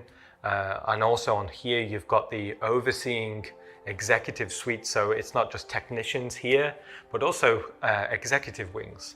And also as a bit of fun, if the player does get access to these executive wings, then we're seeing another type of art style in here as well. So we've seen industrial, we've seen technical, now we'll be seeing more like the corporate foyer we saw up above, so meeting rooms, office spaces, that sort of thing.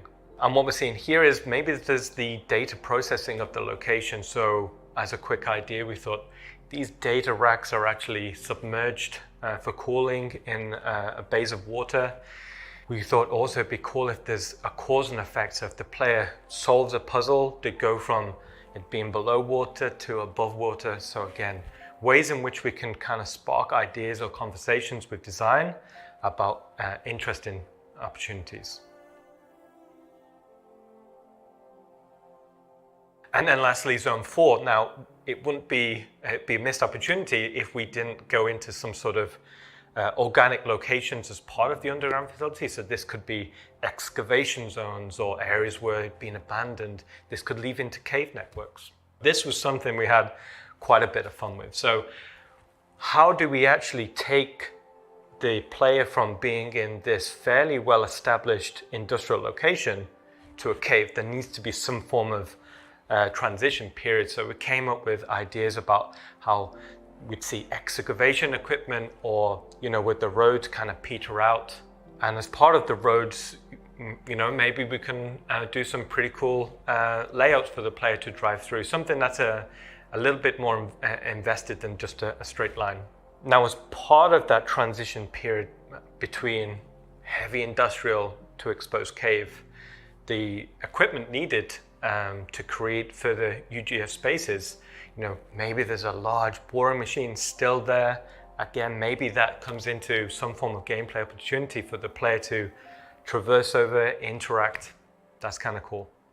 Also, as part of that, another opportunity to introduce a new element to the space could be, as we're transitioning towards more natural spaces, we can not only introduce different types of geology, but maybe we're introducing some form of liquid. So depending on the location, maybe it's on a certain planet, there could be like underground rivers, underground lakes, maybe it's lava, maybe it's acidic. And also, if we're describing these locations as maybe some are more abandoned, we could start to showcase how nature slowly started to take over. This also would introduce some pretty cool opportunities. So also another process we do during concept development is I like to start taking some of these ideas we're developing and get them in the engine as soon as possible. And what this affords us is we can sit down with Todd and we can really evaluate how well an idea is working in terms of space, size, composition, gameplay opportunities, right from the early visual development process. And what we're looking at here is very loose concept meshes brought into the engine, quickly lit, just for that exploration process. Yeah, that wasn't actually developed. That's an overview of what we're pushing for the new underground facilities. I'm quite excited about it, and hopefully you are soon. And we look forward to showing you more in the future. So, okay, wait. Oh, wait. Is there actually something, please? I was terribly wrong about that. I'll take that. I will take that in stride and say that I definitely screwed up about my expectations there.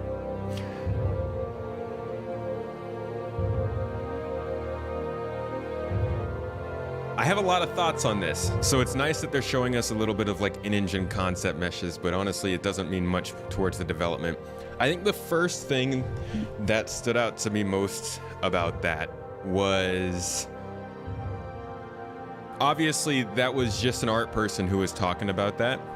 But I think the expectation that they've been starting to set this last year with their locations has been that they've been introducing locations with the things that correspond to those locations. So new derelicts have been coming with missions, new ruins have been coming with missions. That was kind of the trend of 2021. And so introducing a new location like this, I would expect them to talk a little bit more about the things that would be introduced in it rather than the things that the art directors can see being introduced to it. I think it would have helped them a lot to have somebody from the locations team that could also talk about this alongside Ian. They said in the description, your first look at the enormous reimagining of underground facilities and the new gameplay possibilities. I think they really messed up there by focusing so much on concept art and not talking at all about the gameplay opportunities that they did mention in the description.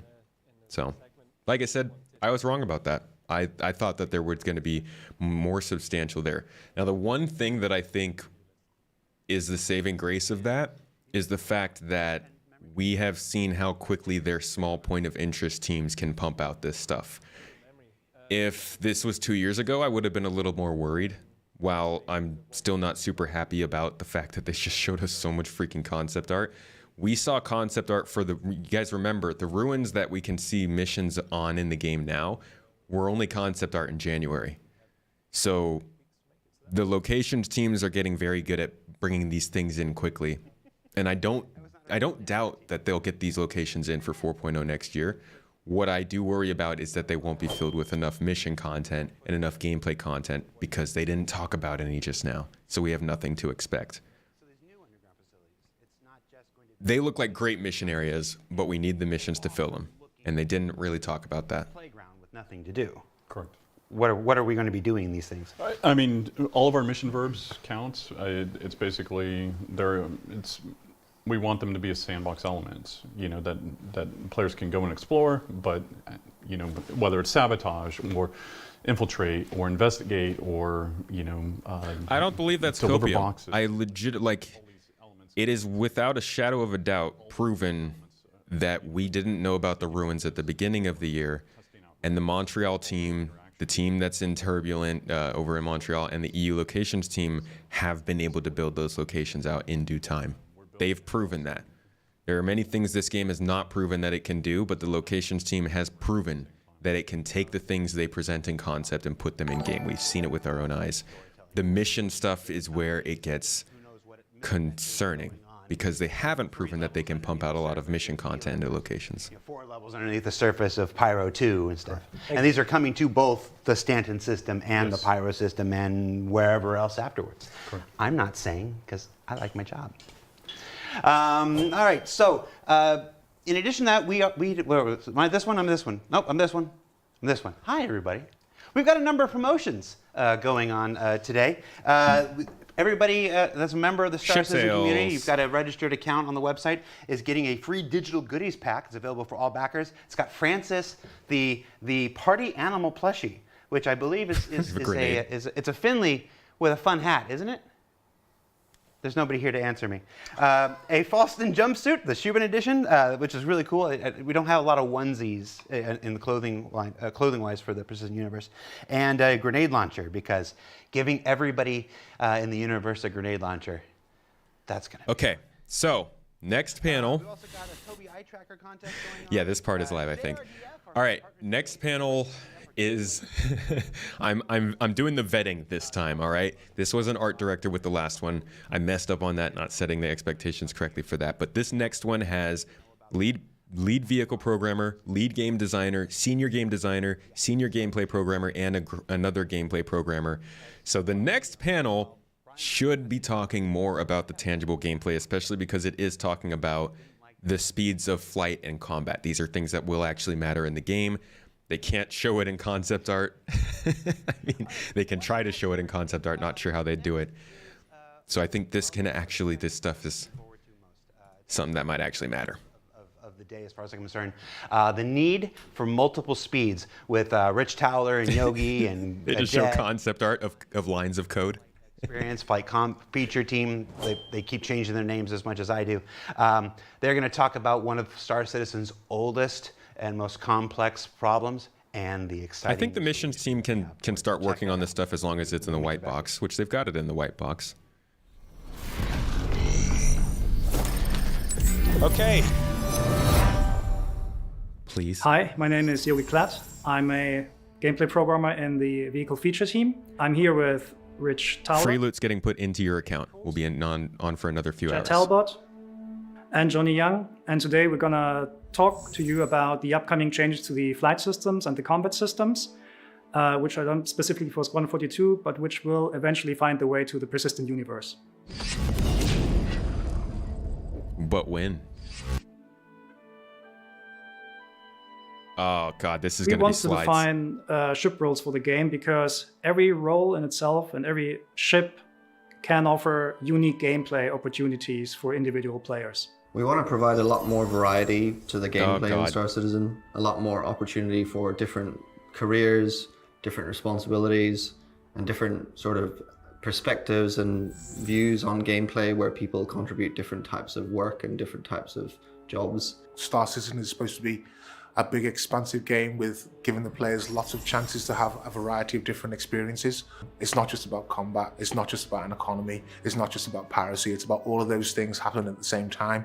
So we need ships that can act and function in different ways to support all of those different goals. In trying to figure out these roles and Is the define B-roll what they better? are and I don't make know. the gameplay for them, we started very heavily leaning toward combat, mostly because combat is a mechanic that is very widely applicable throughout the game, and the principles behind it apply to various other roles in the game. We've been working away in the S42 branch, and this has really allowed us to isolate these ships. So we're kind of broken it down into archetypes, and it's really allowed us to kind of break down what these ships do. And also it's to make sure that when we are defining these roles and balancing these roles, that we're putting the ships in the right place, because we don't want the ships to be like, you play this ship, it means you dominate this part of the game. That there's always got to be plus and minuses so the balance is right. So there's still some crossover between the ships. So just picking one type of ship just isn't just a win. We have already defined several ship roles, and they're usually known as light, medium, and heavy fighters. Light fighters for us are fighters which are very dominant in the area of 1 versus 1 PvP combat. But they come with a downside, because obviously the light, which means the materials chosen on the ship, are probably not the strongest. So it's more about the attack. It's more about trying to outposition and get in there and attack and get out of the situation. Heavy fighters are kind of the opposite. They're not supposed to be really good at 1 versus 1, but they excel at N versus N engagements, so when we have group battles. Medium fighters for us, internally we call multi-role fighters, because they have a lot of hard points, so they have a lot of loadout flexibility. So a player can tune them to the role whatever they want, but they will never reach the performance of dedicated ships. A lot of the medium fighters sometimes come with a turret as well, so they've got that additional gameplay of the turret, which is aimed to kind of counter the lack of maneuverability that their ships have. And then additionally to that, we have racing ships, which are basically just really fast at changing the velocity vectors. And interceptors, which we basically just want to go very fast in the forward area, but never reaching really the performance envelope of dedicated dogfighters. Interceptors are designed to kind of catch up to ships and disable them. So they come with kind of advanced kind of hardware on these ships. Bombers, on the other hand, are, they're just slobbing heavy ordnance at larger targets, so you use them to take out bigger ships. But they're not really good at, killing small fighters. And then from smaller ships coming to larger ships like Constellation and up, we want to change the gameplay to be less about positional combat, but more going into the naval style of combat, where it's important to show the correct shield and fire arcs and timing your shots over long distances. So the purpose of ship roles is to really help players understand. I'll give them this. They're introducing it. They're lining it up. They're talking about what they want to do. Now they need to tell us how to change It's it. really about delivering on those kind of gameplay promises that we've been talking about, over the past, kind of several years. If every ship is the same, it's not fun. But if we have dedicated ships with dedicated pros and cons, then we can create very exciting combat environments. And the biggest challenge we see in order to get that gameplay we want is the current speed that we have in combat. They had to tell people who don't know this stuff what was going on already, about guys. many times in the past. And it's something we've tried many things with. We've tried limiting things at speed. We've tried adjusting handling at speed. We've tried so many things to kind of manage the negative impact of speed on combat. When ships are going fast in combat, they usually just end up very far apart, which is not very interesting. And it just devolves into jousting very quickly, which is also not very interesting. The second you create a longer distance between you and the target, your angular requirements to maneuver to that target are just extremely small. And this is a very obvious math reason why high-speed combat is kind of the opposite of what we want to achieve, meaning meaningful and effective positional maneuvering. We want the combat to be closer and to be more turn-oriented. So rotations should matter more than just flat speed. Having very high speeds that are pretty much the same between all ship classes negates a lot of the opportunity for smaller ships to flex different types of gameplay. Another big issue with the speeds in combat is it's very hard to keep players engaged in the combat because players can move so far so quickly in such a short space of time. It's quite hard to keep a track on your opponent. So you might think, oh, why don't we just make the ship slower and call it a day? Well, we can't do that. The main reason we can't just make everything slower is the size of the Star Citizen world. We've got huge planets where we need to go from the planet's surface up into space. We need to traverse between different systems. So essentially we can't have just low speeds all of the time. There's a massive universe out there to explore, there's planets to explore, and the feelings we want to capture with the speed, we still want an element of danger that you can still go too fast in lots of situations. We have tried an awful lot over the past few years with what are called soft speed caps, where there is no speed cap on ships, but we encourage gameplay to occur at a lower speed. But it doesn't really work because the advantages of flying fast in terms of defense is just better. So since the last year, the focus of Vehicle Feature Team shifted very heavily towards Squadron 42 and nailing down the flight and space combat experience for it. And I'm very proud to say that we finally found a really good working solution that we're going to show today. All right. So the main idea is to simply not have combat and long-range travel at the same time. So we're splitting these gameplay experiences. This will be done by a thing which is called master modes. A master mode is a thing that is globally applied to your ship.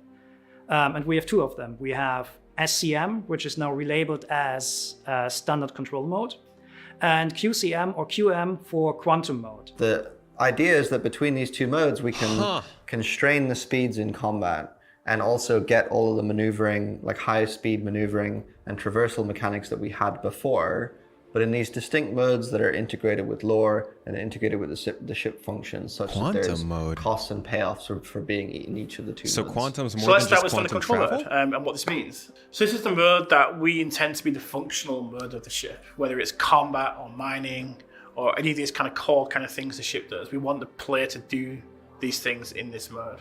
And what this does is it reduces the speed of the ship, but it also enables the shield to be turned on. And obviously the intent behind this is where you do your combat. It's where the guns are on, the missiles can be armed and fired, and all the kind of operational things the ship does operates within this mode. The speeds that you can reach in SCM are somewhat limited, somewhere between 200 and 300 meters per second, tuning pending.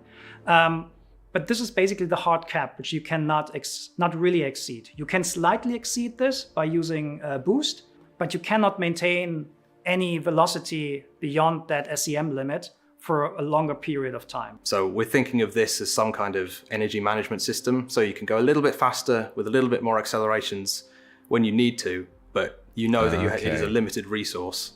And you should use it carefully. Quantum mode's going to be interesting. Space is interesting for space combat because that boost space is not spheric as it was before. You can boost the fastest if you're going forward on a straight line, and you have a lot of debuffs when you're trying to boost backwards. That alone gets us a lot of interesting maneuvering space and variation in the day-to-day dogfight maneuvering, so to speak. Importantly, you don't have your quantum drive available in this mode. The idea is that quantum is restrained to the quantum traversal mode. The second mode is quantum control mode, or visuals. QCM or Give QM. me visuals. What this mode does is it unlocks your maximum velocity that your ship can reach. So when you were limited before to 200 to 300 meters per second, now you can go to 1200, 1400 meters per second, whatever your ship allows you. During the development of the quantum mode, we realized we needed something that was a little bit more kind of about traveling large distances, but not the distances that you need to, speed up your quantum drive and travel across the universe. So we've created this feature called Quantum Boost, which is available in the quantum mode, and you can access it at any point. Okay. So at any point you want to kind of boost towards your location that you're kind of looking at, but it's just too far away. And this boost is available for a limited amount of time, and it's purely on a straight line. Just to give you like a straight line, a ballpark. Dang it.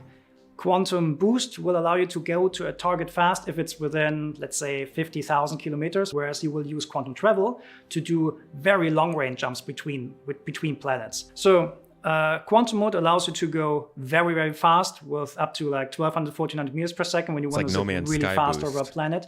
It also allows you to do quantum boost to quickly go between points of interest, which are rather close to you. And it allows you to travel long distances between planets and large-scale stellar objects. But it comes at a cost. Your capacitor systems are non-functional because they interfere with the quantum bubble that is allowing you to go fast. You won't have shields. Your shields will collapse right away when you swap into quantum mode. Your weapons will stop working because anything that's firing outwards of your ship will disintegrate the quantum bubble. Your countermeasures won't work, and you will also not be able to use thruster boost. So basically all your capacitor and combat-related systems are turned off instantly. When you switch between modes, there'll be a little period of time where everything has to spool up and change. So you will lose your shields during this, you won't have your weapons during this, but you also won't be going fast. So there's a risk-reward element when you need to switch modes. So it's going to be a very kind of conscious choice of what mode you should be in at any particular point. So if you feel the threat of someone that's close by, you're not quite sure what their intention is, maybe switch to standard control mode and be safe. Or you can switch into quantum mode and escape.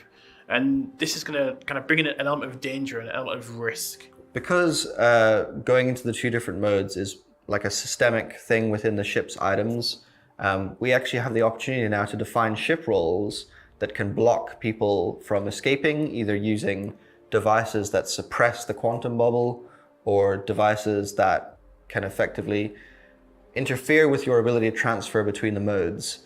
For example, specific ships like interceptors can be tuned such that they have a higher standard control mode speed, so they're able to catch up with people. Or, for example, make the swap between the modes faster and more efficiently so that they could catch up with you, go into standard control mode and attack you more effectively as per the properties of their ship versus another ship which might not be as good at doing something like that.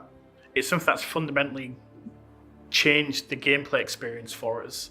And this is working now, and we're playing it every day in the studio, we're refining it, we're tweaking bits here and there. But we're at that stage now where we're tweaking and balancing. And we've got the core features, it's there in the game playable. And the difference it's made on the game for us is, it's basically night and day. Because the speeds have been limited in standard control mode, suddenly fights are a lot closer. The accelerations of ships similarly have been retuned a little bit, and their afterburner strength has been retuned a little bit to make it so that you can orbit around ships and have a lot more interesting maneuvering. And because the ranges are closer, maneuvers that would be performed by your ship have a much more significant impact because you're closer. So if I thrust up or down, you'll immediately see the difference. So similarly, things like capital ships effectively get a buff to their offensive capabilities with this change, because suddenly you can't orbit a capital ship at high range and high speeds. You have to get a lot closer, which will make the turrets much more effective at shooting you. Turrets become more important, and working as a group to attack capital ships is more important than it has been before. Huh. This is a really exciting change because it allows us to keep the combat speeds relatively low, where we know that the gameplay is better for that, while also keeping the point-to-point travel speeds as high as they should be for PU.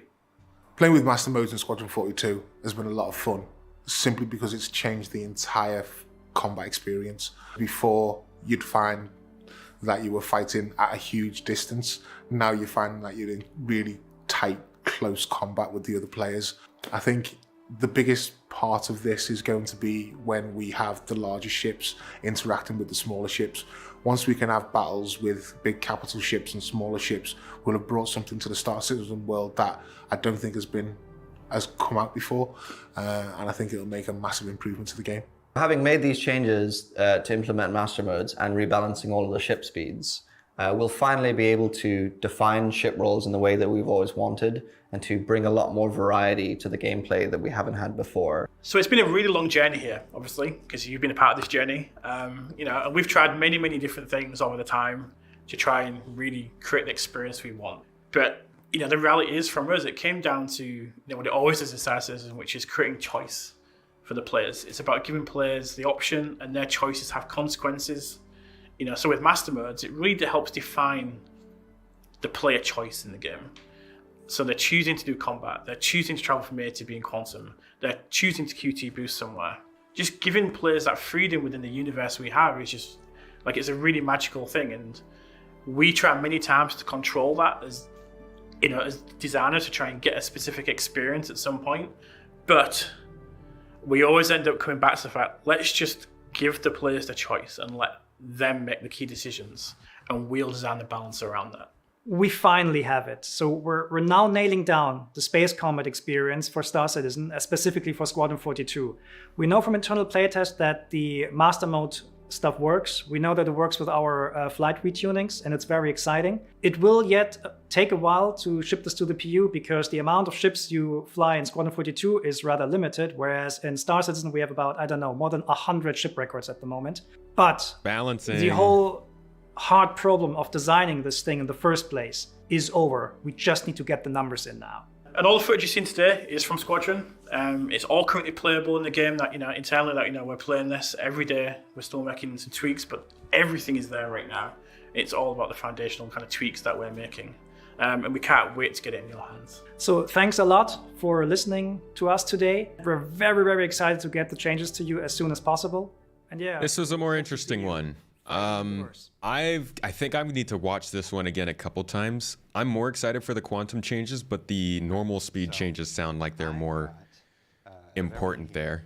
I'm gonna go to the bathroom real quick, guys. Y'all discuss. Love my Lando fever. Of course. What do you got, Brian? Wow. Who is most likely to win in a dogfight? Okay. An Ortwin. Ortwin. Shout out to Ortwin. It's been a long time. Hey, Ortwin. My one is, my cargo hold is always full of Chris Roberts. Really? Show the camera. There you go. Ah. Right. That's Vandal Against Humanity, a game created by one of our own Star Citizen, one of the original Star Citizens, Mr. Ken Shadow. We still got it. It made the trip to UK, and we are playing it in between the sessions. So thank you again, Ken Shadow. John? Oh, I dropped the cards. This is gone. Talk to me about this segment we just watched. Is this BS, or do we actually have it? I think we've got it. The team's been super hard at work for quite a long period of time on this. We've gone through, I don't know how many versions of this. We're sort of run out of interesting names to call all the development builds. We're onto fish names now. Yeah, it's been a lot of work put into this, a lot of testing internally, like across the company, not just within our team, getting them all on board, getting them playing it, feeding back. And I know we don't generally do when questions, but this is a pretty big change to the overall flight experience. Folks have been waiting for this fix for a while. Yeah. We're not talking about tomorrow or next week or give us why isn't this just going to be put into the PU tomorrow? Two factors.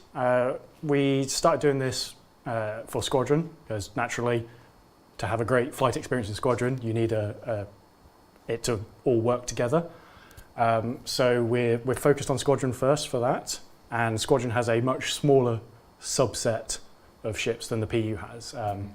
It's a lot easier to do a system like this, get the broad strokes in, and then really dial it in for 6 or 7 ships versus the hundreds in the PU. So it's a scale thing that stops it going in the PU straight away. And then the other thing is lots of it ties in together with other systems. So it's not just flight mechanics. It's UI, HUD, radar, star map, quantum changes, and you have to get all of that together in one. We can't really piecemeal it. You just won't get a great experience if we go, well, here's one bit of it, here's another bit later. We want to drop it in one big deployment. So it's going to be a while. Ships and like this ship's done and then this ship's done, or do you think more together all at once? Yeah, what Brian said. We have to do like a broad tuning across the board for everything. Yeah. Day one for when this goes into the PU. Hopefully by then a lot of those will be really where we want them. That, as with game development, then constant is change. Yeah. There will be ones that change over time. Oh, you changed the camera to my camera. There'll be ones that keep going, and obviously community feedback's a great thing. It's very hard to get things right out the gate. There's only so much internal testing you can do. We need that feedback at that point. And I do want to say to folks who are watching, wherever you're watching, the 6 to 7 ships in Squadron was not a confirmation that there are only 6 or 7 ships in Squadron. We'll confirm that stuff much closer. Just if you're already halfway through your Reddit post, just delete a couple times and. All right, you ready to move on to the next thing? Deppa, thank you for the cover, for the support. That's going to be an interesting talk. We'll talk a lot about this. Yeah, I don't think it's going to make it for 4.0. They should have not put Journey to 4.0 on all these. That sounds like it's further out than 4.0, but we'll see. I'm most interested in the quantum travel there, though. I don't notice if they actually were blind jumping or not, but like maybe they were. I don't know. Star Citizen's first landing zone. We've learned a lot since it was first put in. We've built Microtech, New Babbage. We've built Horizon on Crusader. We even went back and redid Area 18 on ArcCorp. But Loreville currently stands as the oldest standing landing zone in Star Citizen. And with our new team at Turbulent, ready to kick butt. I was going to say kick names and take butt. I almost messed that up, and then I messed it up trying to explain that I didn't mess it up. They're getting ready. They're already underway building a brand new Loreville Redux. So we'll send it on over to Eric Gagnon and Maxime Guidon. I had it. I was so close. So close. And they can tell you all about it. Ooh, and Ian Leland. Check it out. All right, this is going to be all art. Just a heads up. It'll be nice to see what they're planning with cities of the future, but it's going to be very art heavy. Hello, my name's Ian Leyland and I'm the art director for Star Citizen, and today we're going to talk about an internal initiative called Loreville 2.0. Now with Loreville, and specifically the Loreville cityscape, it was probably the first major landing zone we'd ever had to do.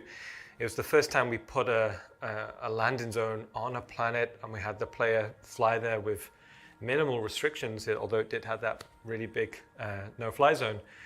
But when we did subsequent landing zones, we built up a bit more of a knowledge base and experience base about how we can effectively introduce cityscapes. So Area 18, New Babbage, Horizon, we all developed more techniques, and we always wanted to go back internally and put that knowledge back into Loreville. To start us off, I'll throw it over to Eric, our principal concept artist, and he can show you some more.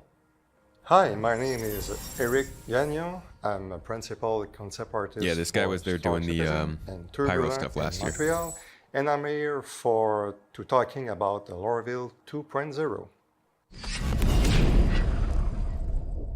We're warning again, it will be concept art.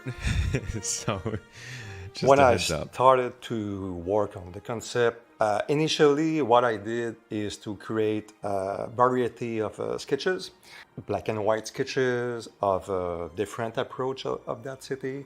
We create a side panel of a silhouette of the building. Mainly the reason we need to work on that is for mainly gameplay issues, because we would like to make a gameplay in the interior buildings, and we need to create a bigger city to let the player have a fun experience. There will be no demo in this one. They announced that so a while after the back. sketching process and get some approval, I need to know very well the footprint of that city. We build a city from a human scale, you know. We have nothing in that city. They build in a gray zone. So everything is built from that unit, and it's built from the unit of the CBD. So this is mainly the two main units I used to build a city. So we have a kind of a proportion in terms of lengths and distances to respect. So Giveaways coming up after this panel, guys.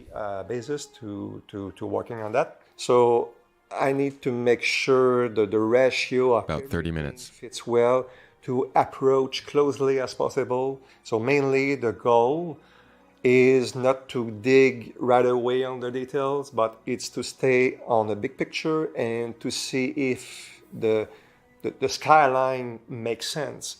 So this is a good challenge to play with that, and I think I did a nice job on that, because at the end, what the feeling we have, it's like a real city. So I use my 2D background in concept artist to make the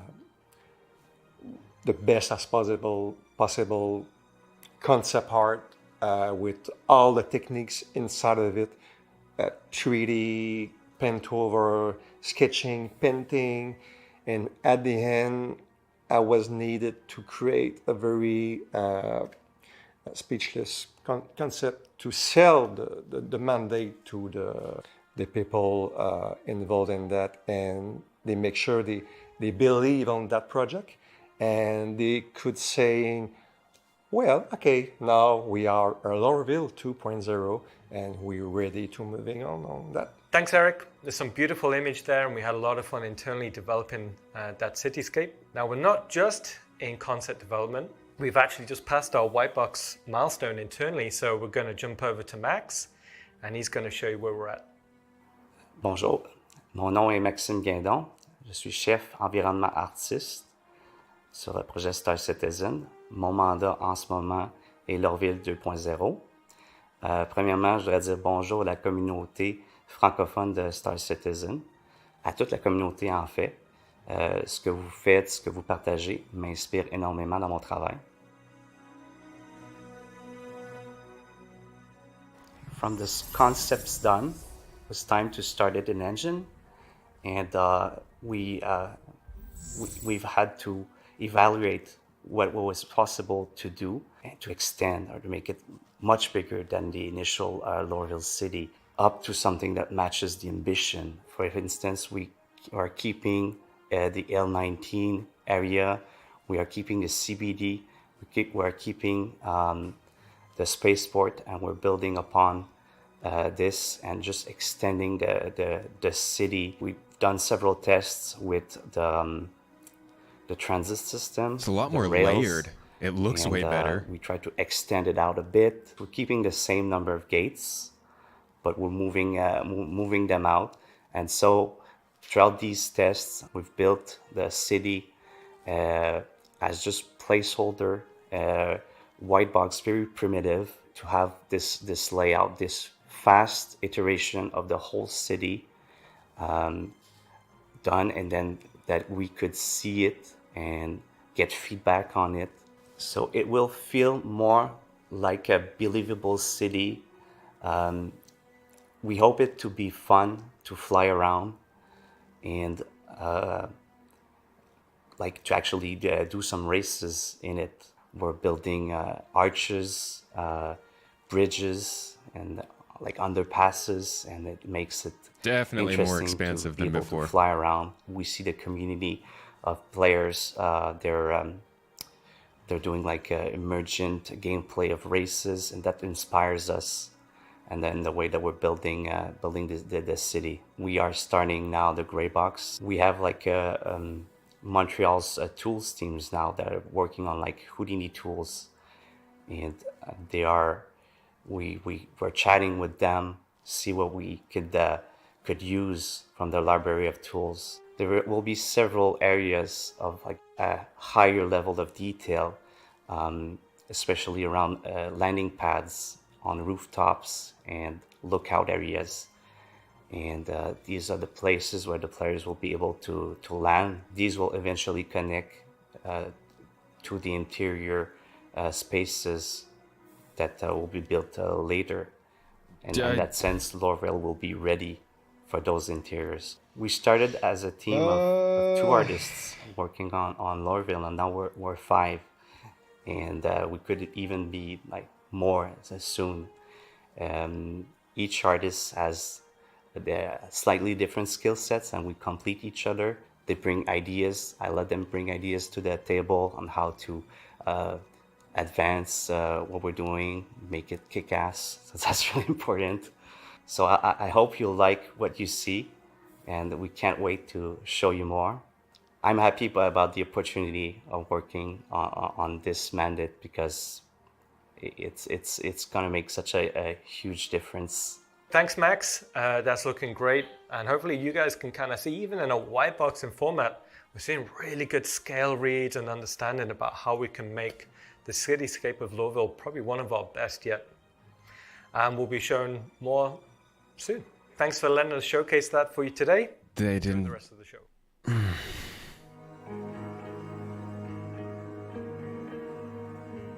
It's been a really impressive rework from the outside. I mean, that looks great. But, I mean, it looks great.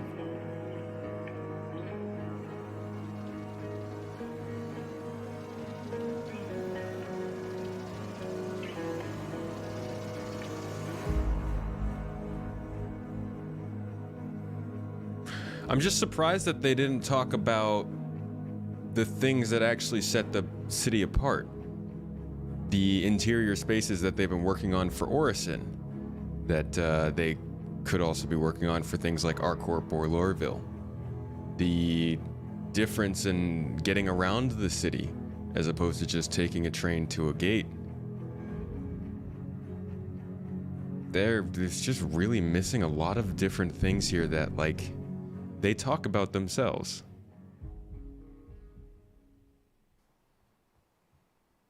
So you've taken the one that had the most egregious no-fly zone, and you're making it so we can just race through the canyons and under the bridges and everything. I want to ask you. Loreville does have a terrible no-fly zone. Yes, or is this really what we're doing? No, that's what we're doing, and hopefully you can see in the B-roll that you can actually see it. And you know, no-fly zones, you know, they were there for a reason at the time, but as we grow, as we learn, we find ways to have a better player experience with that regard. And if you see it, how we got things working with New Babbage, then we started thinking, okay, there is a slightly different way. Because ultimately, that no-fly zone there is for a reason. It's not because, oh, you know what would be really cool, right? It's like, you know, we want to keep the player experience in, you know, the maximum level, so it's there. But for Loreville, as you've seen, you know, we want that experience to be as low as possible, to get that feeling where you can weave in between the structures, weave in between the buildings. And it was always something like, as we progressed through the landing zones, it was always like, one day we'll get back to Loreville. So I'm super happy that we're seeing this now. And you know, we've discussed the art pipeline for years. We've been doing, you know, like I said, we're here for celebrating our 10th anniversary this year. We've been talking about how games are developed, and we've gone through the pipeline a number of times, from white box to gray box to stuff like that. Where would you say Loreville is? Obviously, what we were just seeing there is not finished. Final art. We're in the final art phase. So basically, block out white box is obviously self-explanatory. Interestingly, grey box phase, I'm thinking more like first pass art. You know, so we're always trying to keep the team on the toes. But grey boxing is terminology that we've used on all art disciplines, and it's kind of. But when you're using kits, and you're in grey boxing, you're not actually traditionally grey boxing. So we'll probably just call it like first pass art. But where Loreville is right now, we just passed the grey box review gate a few weeks back, so it's final art now. So we're on the really interesting part where we're doing, you know, really good engine look dev. I mean, you're seeing hints at the potential in engine, but there's still a few hurdles that we need to get over. Well, that was a look at Loreville Redux. All right, folks, the next panel is... Gosh, I feel like a broken record, but the next panel is, it's about resource management. That's literally all I'm going to say. Resource management should be cool, but I'm not going to make any predictions of how they're going to show it. Finishing off the Nomad giveaway here for the next couple of minutes. I'm about to do the roll. If anybody wants to get their last tickets in on that on Twitch, !ticket to get your points in, and then we'll do the run. The project long enough knows that that's how this works. But everything you're seeing on today's show here is everything that's in the process, in the pipeline, being developed now for 4, 4.1, 4.2, 4.3, and so forth. See now. And before we jump to the next one, I want to shout out a couple of the other promotions. So it's not for 4.0. They literally just named it Road to 4.0. It's not for 4.0. It's for the 4.x branches. Jumpsuit that's being given to everybody, and grenade launchers with a cool new skin. That's free. Is resource management about gameplay? I hope so. I really do. Register account. Should be. And pick up any one of the pledge packages and whatnot, and that stuff's yours. The Toby Eye Tracker contest is going on right now. Send us your in-game watch party screenshot for a chance to win. I know there are a number of watch parties going on right now. Shout out to the folks down in San Diego, who I saw on Twitter earlier. The JRDF contests are partners at JR Design and Fabrication. Create a ship model using only ordinary and random household objects for a chance to win. They make these models that you see here. The wonderful Star Kitten, a dragonfly. Switch to Ian's camera. I'm gonna put this in there like this. Look at that. Oh, it's not in focus. Hold on. Let me get closer to his face. We're gonna do this. We're gonna do this. No. Stay down there. Look at my Star Kitten dragonfly in focus because I'm holding it near Ian's face. Isn't that great? Did you just smell it? What did it smell like? I thought about tasting it. But JRD Fabrications are the makers of these wonderful Star Citizen models. They have an entire array. You can check it out the website, or you can enter the contest for your chance to win a Carrack, a Freelancer, or a Cyclone. And then don't forget the Halloween promotion is going on right now with scary helmets and pumpkin carving contest. That's always my favorite. I think every single winner we've ever had has been from Texas. I don't know why that is, but they take their the last little point giveaway is about to end. Get your last tickets in. So we've rambled on enough. Let's throw it to the next Gonna wrap it up right now before we start I'm gonna this. set this one up here. I'm gonna put this. I'm gonna make the audio guy. I was holding it in my hand because I got up. Closing the giveaway in 3. Resource management. 2. 1. What did I want to say about this? Okay. When I backed the project back in 2013, 2014, before I came here, the thing that excited me most about Star Citizen was the potential for multi-crew gameplay. That positional experience of a captain and a navigator and an engineer and a comms person and run down and put out a fire and something's exploding in the Picking the winner for this one, the Nomad plus Star Citizen game package giveaway is Pentandra with a 1% chance of winning. Congratulations, Pentandra. Thank you so much for being active in the chat. And if you're like me, on our 10-year journey, I've been wondering when's going to be the day. Where are we at with this stuff? Well, Dan Truffin and Thorsten Lyman are here to talk about the actual All right, guys. prototypes. This is the most important panel today. God, I hope they do a good job with it. This is actually a really big deal, and this is going to be such a big part of gameplay going forward. Let's hope for the best and see what they got. Take it away. Congratulations on that, Pentandra. Mrs. Tomato will be reaching out to you. Here we go. Please do us solid. Hi, my name is Dan Truffin. I'm Assistant Director for PU Content, and with Thorsten Lyman here today, we will be talking to you about something we think it will change the way Star Citizen functions and works and how the players will play the game in the future, and that is resource management. Save us, Dan Truffin. Resource management is the underlying system that allows items to produce, consume, and store resources in the game. It is the digital representation of real-life cables, pipes, tanks, batteries, or anything like this that you can imagine. It's the foundation of the ships, where you have certain resources like fuel and energy powering certain items on the ship, but it's also the system that will lie below any station or any vehicle, anything that you can imagine in our universe that actually requires a certain type of resource. Resource management is not just a system that helps ships function. It is a thing that's integral to the functionality of the entire universe. It will be the way surface outposts function, underground facilities, space stations, landing zones, everything in Star Citizen will function using resource management. So we will start with the smaller vehicles, and the gameplay for those smaller vehicles way more interesting than what we have right now. And from that, we can move on to like bigger ships, and finally the capital ships will have a real purpose in the world, and where it will have a real meaning that you have the multiple roles inside those ships. It will drastically increase the time to kill for all vehicles in Star Citizen, and it will encourage people to disable ships rather than destroy them.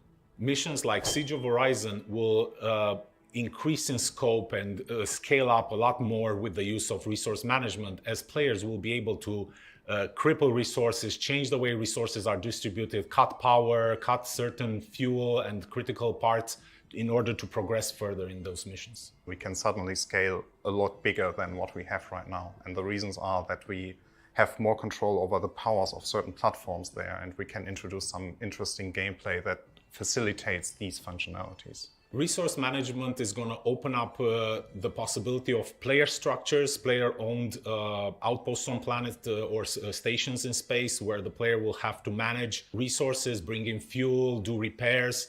And this will not be something that only caters towards the engineer. This will be something that is valuable for everyone in the world of Star Citizen. Resource management will finally allow players to build their own bases and their own homesteads and actually keep that loop engaging and fun. And really, this is the main thing that makes multi-crew gameplay possible. We envision the players taking on roles like engineer, mechanic, tactical officer. And while you have your engineer trying to maintain all the resources functioning and flowing perfectly and all the items in good operation, you will have mechanics running throughout the ship, trying to change fuses, repair various things that have broken down. You Look have at tactical they're so officers repairy. moving shields from one side of the ship to another in order to They're fixing the ship. Whatever incoming damage you have. Obviously, the pilot is going to be doing his job trying to move the ship out of harm's way. The gunners are going to be taking out enemy incoming fighters or other ships. This is how we envision this entire ecosystem just coming together and providing what we hope is true multi-crew gameplay. Hey, don't do that. Come on, Twitch. Come on. And for all of you out there that are waiting for the Idrises and Javelins and want to use these ships, this is the system that is going to make using those ships possible. So all that said, this is a really important system for Star Citizen, but let's dig into the details and see what exactly this is. Resource management can be broken down into several key elements. Power, energy, resources, life support, item maintenance, relay handling, access control, and gravity. So let's start with power, energy, and resources. The players can choose to overload items in order to get more efficiency out of them at the risk of burning them out. They can also underload items to save some resources if they don't need the full efficiency of an item. The players will have to pay attention to the balance of resources, power, fuel, coolant, heat generated, in order to maintain a well-oiled and balanced ship. And overall, prioritizing certain items and their resource consumption. Life support is the most important thing you have to pay attention to in your ships now, since atmosphere is finite in all the spaces that you might discover. And here, the life support system is a key factor. Here, the life support, you have to maintain it, meaning you have to make sure that the consumables inside the life support generator are always there to make sure that it can generate breathable atmosphere for you, or the temperature is actually increased to a human livable factor, so you don't freeze to death or you are not cooked. As part of item maintenance, the player will be able to control items throughout the ship, turn them on, turn them off. They will be able to remove broken items and replace them with new items, or sometimes dodgy items, depending on their income. It will be able to control which sub-items are installed in those items, either as fuses or subcomponents that give them various bonuses to that specific item. They will be able to run repair gameplay and replace broken fuses when the item stops working or takes enough damage. Relay handling is the actual management part that you, as the engineer on the ship, have to do there. It's basically defining these circuits in the most effective way, especially for bigger ships. So a relay is something that defines which items are connected to each other. And what we want to achieve here is allowing you to create the best possible outcome for your ship. With access control, we're introducing ship roles. The captain will be able to assign certain roles to each of his crewmates, and for example, say that's something we one really of the need. player becomes the engineer, which gives them specific access to certain controls, while the person that is the pilot will not have access to those controls. At the same time, a gunner will only have access to a specific gun or all the guns of the ship. And finally, gravity. So gravity is a concept that you experienced already in every ship. So there's always a ground, there's always a down, there's always an up. And we would like to give you some more control over that. So because it requires some energy, and if you want to run your ship more energy efficient, we want you to allow to switch off gravity. Or there might be other use cases where a zero gravity environment is more useful than another one. So if it wasn't clear by now, the scope of resource management touches pretty much every aspect of life in Star Citizen. So we're doing a lot of talking, but I bet what everyone would like to know is where are we with all of this right now? Currently, we have working in-engine prototypes of the following systems: power, gravity, life support, and the relay network. With a power system, we can overpower and underpower items. We can set the priorities of item producers and consumers inside the ship, and we can set the path of resources inside the ship through the resource relay network. And with the power system, we already can distribute the base energy and base fuel this is all I want to throughout see. the ship. So we can make sure that each item actually gets the resources they need. Creating your own resource path is basically defining the routes, or the most efficient routes that the energy or the resources have to take throughout your ship.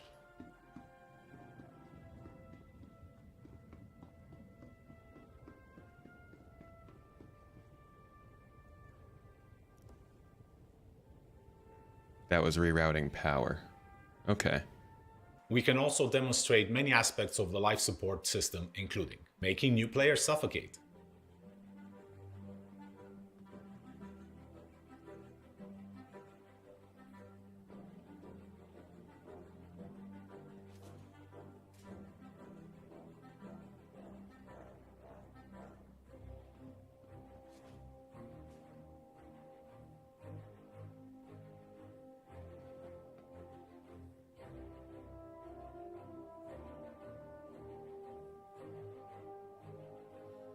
Playing solo won't be toast, but you're gonna need to pay a lot more attention to your ship.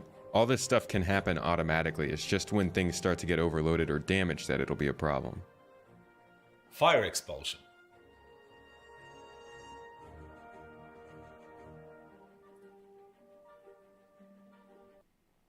Oh, come on.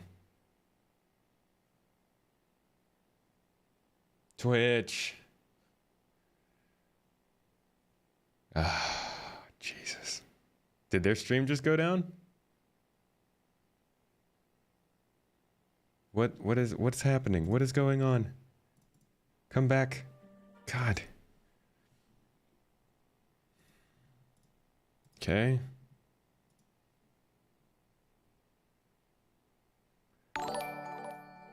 Folks, this has been a feature that they've been showing off for 2+ years now. This isn't new. This isn't scope creep. This isn't adding more onto the game. This is showing something they've been talking about for quite a while now. And their stream's down. Oh boy. Oh no. Did they 30K? Come on. There we go. making new players suffocate. This is absolutely the detail they've been showing us. I'll pull you guys up a video right after this.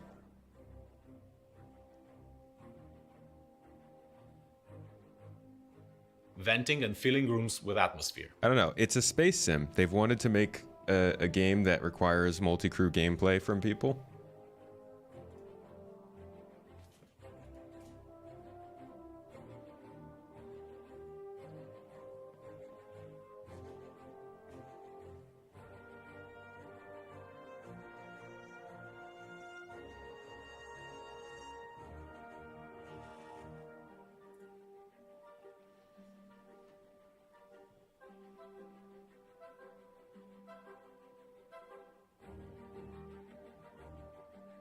And making players suffocate again.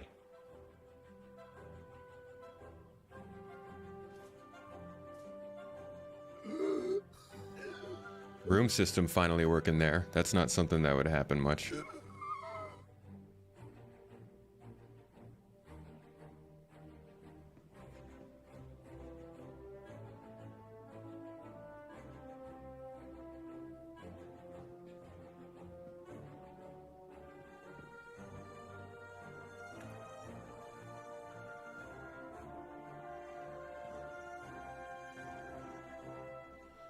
The idea that this stuff is controllable in the game engine is good. That's better.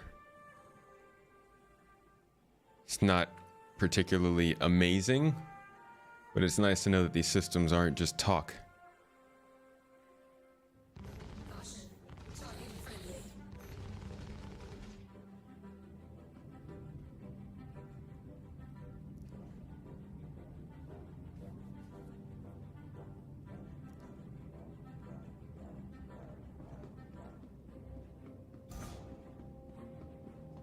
So this is cutting off power to one side of the ship, it looks like. Oh, the entire back half of the ship.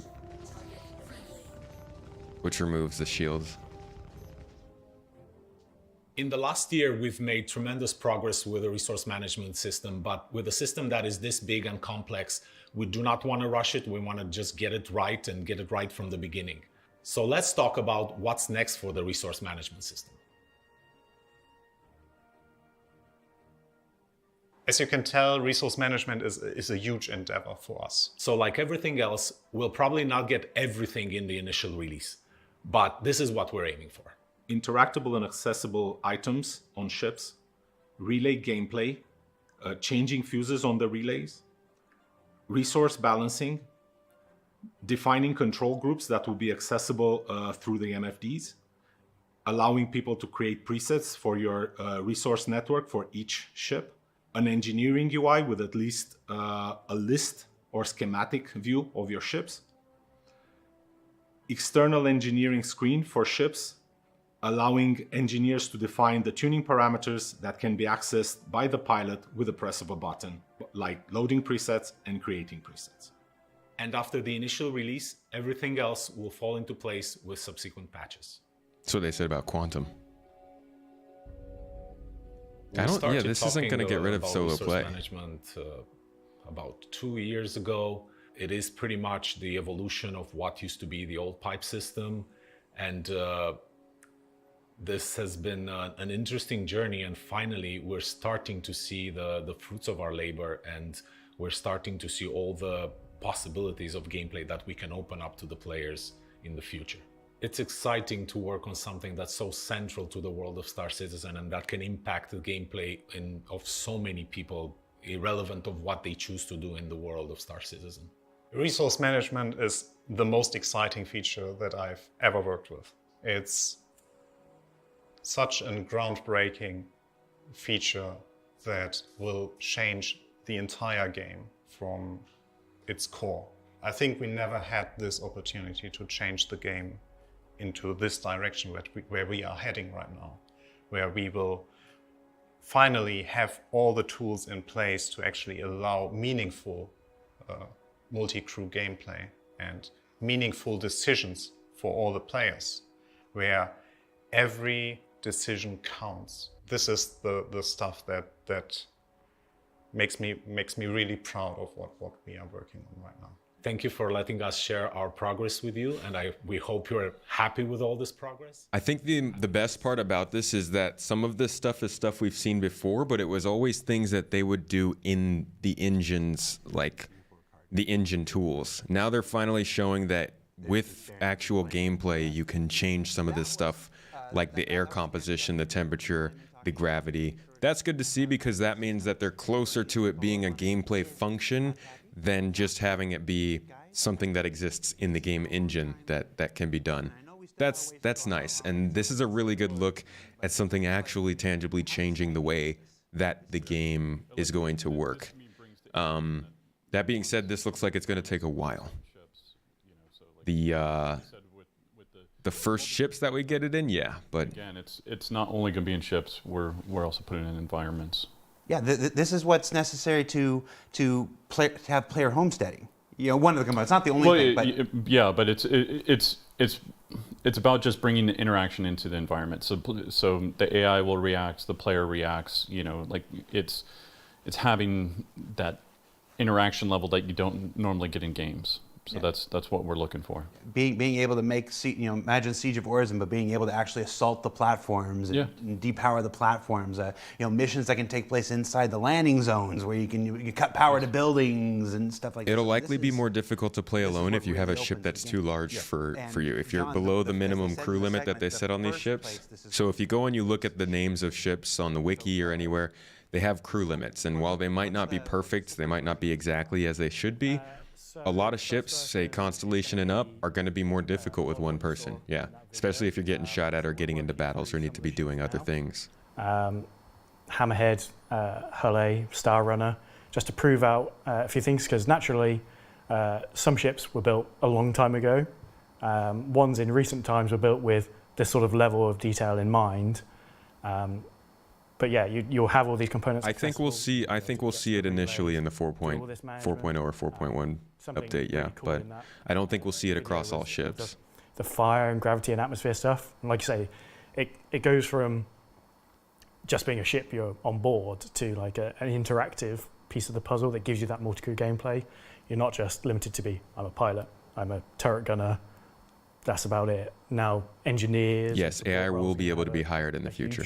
Part to play on ships because things will go wrong, and if you don't get on top of it quickly, it's going to be a very bad time for all involved. Yeah, I said before we set it up, this is the aspect of Star Citizen that first drew me, in. So it has been I feel like I've been very patient and waiting, really wanting to see this go. And as I see everybody on EUPU and everybody that's contributing to this thing, it's just super exciting to see it. Really beginning to evolve and really beginning to be used tangibly in our prototypes and stuff like that. And it's just, I think people know I don't generally hype very often. Pyro won't require multi-crew ships for the distances because we have refueling ships in the game now. So you'll be able to fly in, ask for refuel, and fly out in a solo ship. That shouldn't be too limited. All right, so we've ping-ponged from the visuals to the gameplay, to the visuals to the gameplay, to the visuals to the gameplay. We've only got one more scheduled presentation left. Ship Talk, Talking Ship, our annual celebration of vehicles new coming to the pipeline, vehicles coming straight to flyable, things, something in the middle. That's going to star John Crew. No, stop it. And Ben Curtis and Paul Jones, and I'll let them take it away. And now we talk about ships. This is my least interesting panel, but we'll see what they have to say.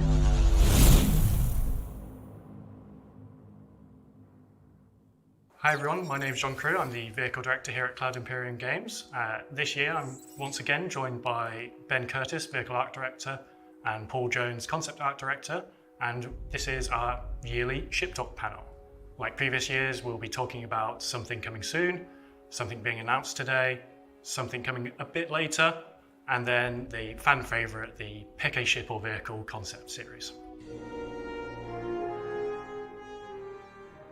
To kick things off this year, we're going to be talking about our new concept ship, which is the Crusader Spirit. This is a series of ships from Crusader Industries that is designed to take on a variety of other manufacturers' ships at the two-person crew level and does a wide variety of tasks depending on which variant you pick. The two standout competitors to this ship are naturally the Cutlass and the obviously the Cutlass Blue, Red, Steel, and the Freelancer series. Those are all similar sized ships to this, and they also cover similar sort of roles. Compared to the Cutlass and Freelancer series, the Spirit benefits from not only Crusader Industries' sort of stylish physical appearance, but also their renowned speed and agility over those other variants. We have 3 variants of the Crusader Spirit. We have the C1, which is the cargo hauler version. We have the A1, which is the light to sort of medium bomber version. And then we have the E1, which is the executive VIP transport version. One of the really nice features of the Spirit series as a whole is the front half of the ship is kind of like this shared area, and it's the rear section that swaps out. So the C1 is the cargo hauler version. This comes with 48 SCU of cargo capacity in the central area, accessible like the other versions via the rear ramp. It's That's a wide big enough ship to for 48 allow SCU. a variety of ground-based vehicles on board, such as the Cyclone. You won't be fitting larger things in it like the tank. However, So with the much size of the wing cargo bay on the space. C1, you can put a vehicle. But I guess and that's what still have Crusader some does. cargo capacity left over. The A1 is the bomber version of the Spirit, which sort of splits the difference between the Hercules A2's bomber version, which has both size 10 and size 3 bomb options. This comes with size 5 bombs, and they are arranged in 2 vertical gravity dropped formations down each side. Well, that's of the gravity area. drop so you have a nice formations. little walkway down the middle, and then you have the 2 sort of lines of bombs each side of you, and you'll be able to see them drop out of the bottom of the ship.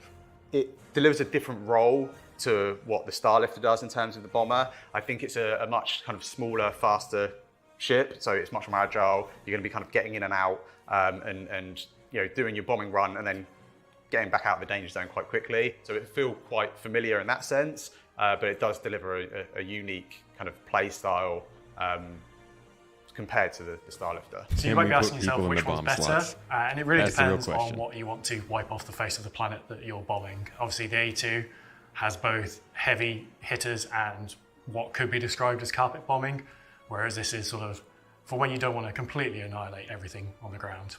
And lastly, we have the E1 variant, which solely exists to give Jared heartburn over his Starliner. So this is a sort of taste of what the Starliner will get in the future, but on a much smaller scale. VIP1 is a really interesting module. It's basically split into two levels. And so, you know, we really wanted to sort of have that VIP experience. Obviously, you're coming into a sort of multi-role ship, but when you get into the module, you've got lockers. Look at his clean space, table. You know, space to put any sort of personal His fancy belongings. drink. Essentially, you go into 2 elevators, left or right, and take you up to the top deck. So it has that sort of first-class feeling.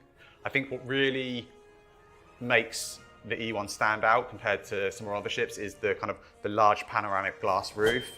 So when you're in this kind of shared VIP area, you're gonna have great views and be able to kind of like explore the verse in something that I think is gonna be quite unique. And we also have the Mixmaster, which is at the front of the... Wow, they actually are going forward with the module, Mixmaster. Which is basically where players can go and choose whatever the drink it is. So it's, you know, cocktails or coffee. Then players will also have super comfy seats. They'll have the widescreen TV in their module. I'm really excited to see when we start getting our players and our AIs into these ships and being able to kind of explore the verse and, you know, experience that kind of luxury living that, well, I've not yet to experience. So between the 3 variants, there are a number of shared areas. The sort of core of the ship changes with each variant, but there are some aspects which don't need to change. And starting from the front of the ship, you naturally have the cockpit or the bridge. So like other Crusader ships, you have the side-by-side pilot to co-pilot arrangement. Then you have behind them their living quarters / bunk area and component access. Heck yeah, I want that And then you have luxury the variant lifestyle section, in this which ship. does change the sort of internal floor plan of the ships between them. Then at the rear of the ship, you naturally have the ramp access area. So that's the Crusader Spirit. We hope you look forward to seeing this and seeing what it can do in the game in the future. From something at it's a the cool very looking ship. start of our vehicle production That's- pipeline to something nearing the end I can of say the that. pipeline. Let's talk about the Drake Corsair next.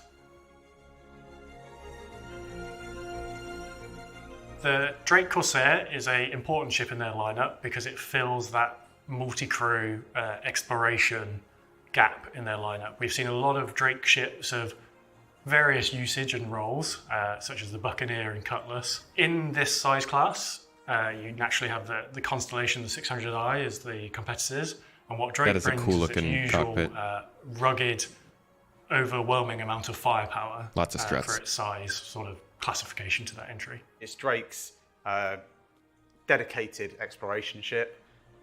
It's a kind of a medium, deep space vessel, effectively. It's got a crew for up to 4, or space for up to 4 crew.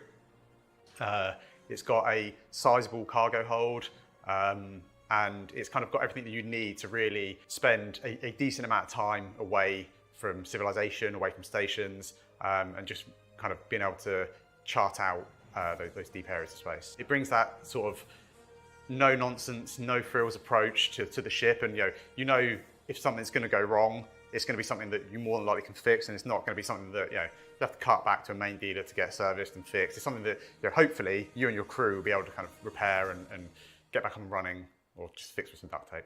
So fans, when they see the ship, will immediately see the sort of heritage, the DNA that's running through the Spirit. So you can kind of almost imagine how the ship is built. It's got that military, easy fix kind of feel. It's loaded with guns, loaded with turrets. It has some really interesting mechanisms inside it. So I think the players will really dig that. I think what's quite unique to the Corsair is its wings, the way they fold up. This isn't done purely for style. Being Drake, it's more there for function. It allows you to get in and out of the hangars much easier. We put quite a lot of effort into keeping that really iconic exterior kind of silhouette and vision that we set, but still making it functional and making sure it works. At the moment, we're just kind of finishing up on final art. Most of the exterior has had, the majority of its core art time spent on it. We've still got lighting to do. We've still got kind of like final finishing to do, tweak some of the materials till we're kind of properly happy. But it's in a good place, so I'm really, really excited to be able to show you. So let's take a look inside the ship, and once again, we'll go front to back. On the inside of the ship. Who's looking forward to this ship? Who's like really excited for the Corsair? Feel to its cockpit. In the pilot is kind of sat right up front, and then in kind of classic kind of Drake stylings, the co-pilot gets in the seat behind them and actually sinks down into the floor. That transition from the main cockpit area into that kind of co-pilot a crowd favorite. Section, it's I'm pumped for this one. I think the Corsair is a really cool ship. The pilot is. It gives perfect size for like 3 to 4 friends. The pilot and the co-pilot. The other nice thing about this cockpit is, again, you've got these massive guns that stuck out either side of you, so it should be a nice place to be. In the rear of the cockpit, we've got the captain's quarters. So the captain's quarters is actually pretty much identical to the rest of the quarters in the ship in terms of its kind of size and its amenities. As you move back through the ship, there's I guess a small kind of crossroads directly behind the bridge. From here, you can either progress backwards straight into habitation, or to either side, you've got the turret access. So it's right really at the kind of like the neck of the ship, effectively. The side turrets have changed a little since the concept phase. They now have a greater range of motion in sort of the yaw axis. We're quite limited at concept stage to about 45 degrees.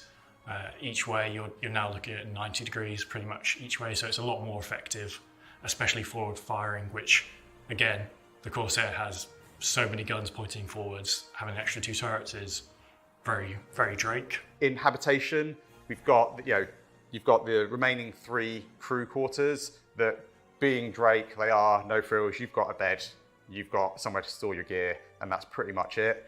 The main habitation area though is, if anything, quite luxurious for a Drake ship, in that there's a decent sized space. You've got your bathroom, which is no frills. It's got a shower, it's got a toilet, whatever.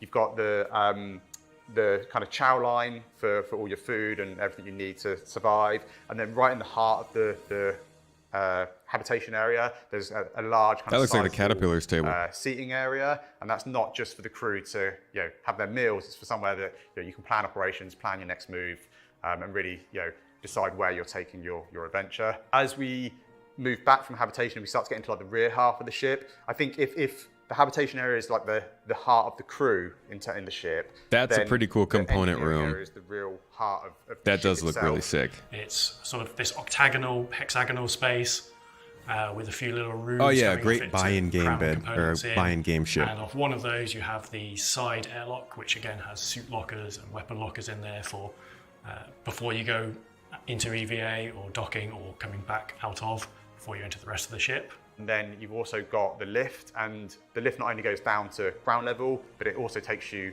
Ooh, up look at the to lift roof of the controls. ship. So if you do want to go on a quick spacewalk, or you need to go and repair something on the exterior, then you've got kind of easy access straight up that's the lift, cool. and out you go. You don't And get that finally, many at the rear, ships. you have the main cargo hold, which has space for an Ursa rover or similar sized vehicles and down, along with a significant cargo capacity. And being a Drake ship, there's a huge ramp on the back of it. All the mechanics are exposed. You can really see the workings of how the ship actually operates. If you're a fan of Drake, it certainly ticks all those boxes. So I think the Corsair is a particularly cool ship. I love the styling of it. If there's one thing they do well in this game, it's the ships. They do a great job of designing these ships. I'm glad that they're talking about something that's going to be a game very soon with this ship. Their slice of the pie. And you'll be able to experience that yourselves at IAE this year. And a vehicle coming later today, a vehicle that's at the end of the pipeline, we have the Greycat STV. Ah! Nobody saw this one Racing coming. is a cool and fun aspect of Star Citizen, and it's something that we've seen that backers really enjoy doing and organising amongst themselves, and something that we really want to help support from within CIG. So we wanted to bring a new vehicle to the verse, which is where the STV came from. So the STV is the Greycat sports terrain vehicle. It builds on what they learned from the PTV, but it brings it out of the hangars, off of the tarmac, and onto much more rugged terrain. It's a four-wheeler, two-person open-topped, sports styling, everything you need to razz around on the planets. So the STV is actually part of a wider family of vehicles. You may recognise a resemblance in the name. This is just like a tougher PTV. Also part of that family. And we also have If you want a PTV that goes fast, take this. This would have been a great chance for them to talk about this with those underground facilities that they were talking about we need to drive around. The PTV, and we have the concept for the UTV. And when you see all three side by side, you'll see that family resemblance. Cool. The interior again is similar, design language, simple layout, easy to clean. That was a big thing for us, even though we don't have like a cleaning mechanic. All this sort of builds into the sort of visuals of the vehicle. So, the floors have got drill holes in them, so it can easily. First ship was concept. The seats are easily removable, so you can actually see the bolts where you can just quickly whip them out. And so all of this thinking goes into those kind of vehicles. The wheels are a big feature, large sort of rubber mud guards. Just there's lots of subtleties in terms of the roll cage, the sort of cross section of all these things. Maybe people wouldn't notice, but for us, these are all part of making a manufacturer consistent.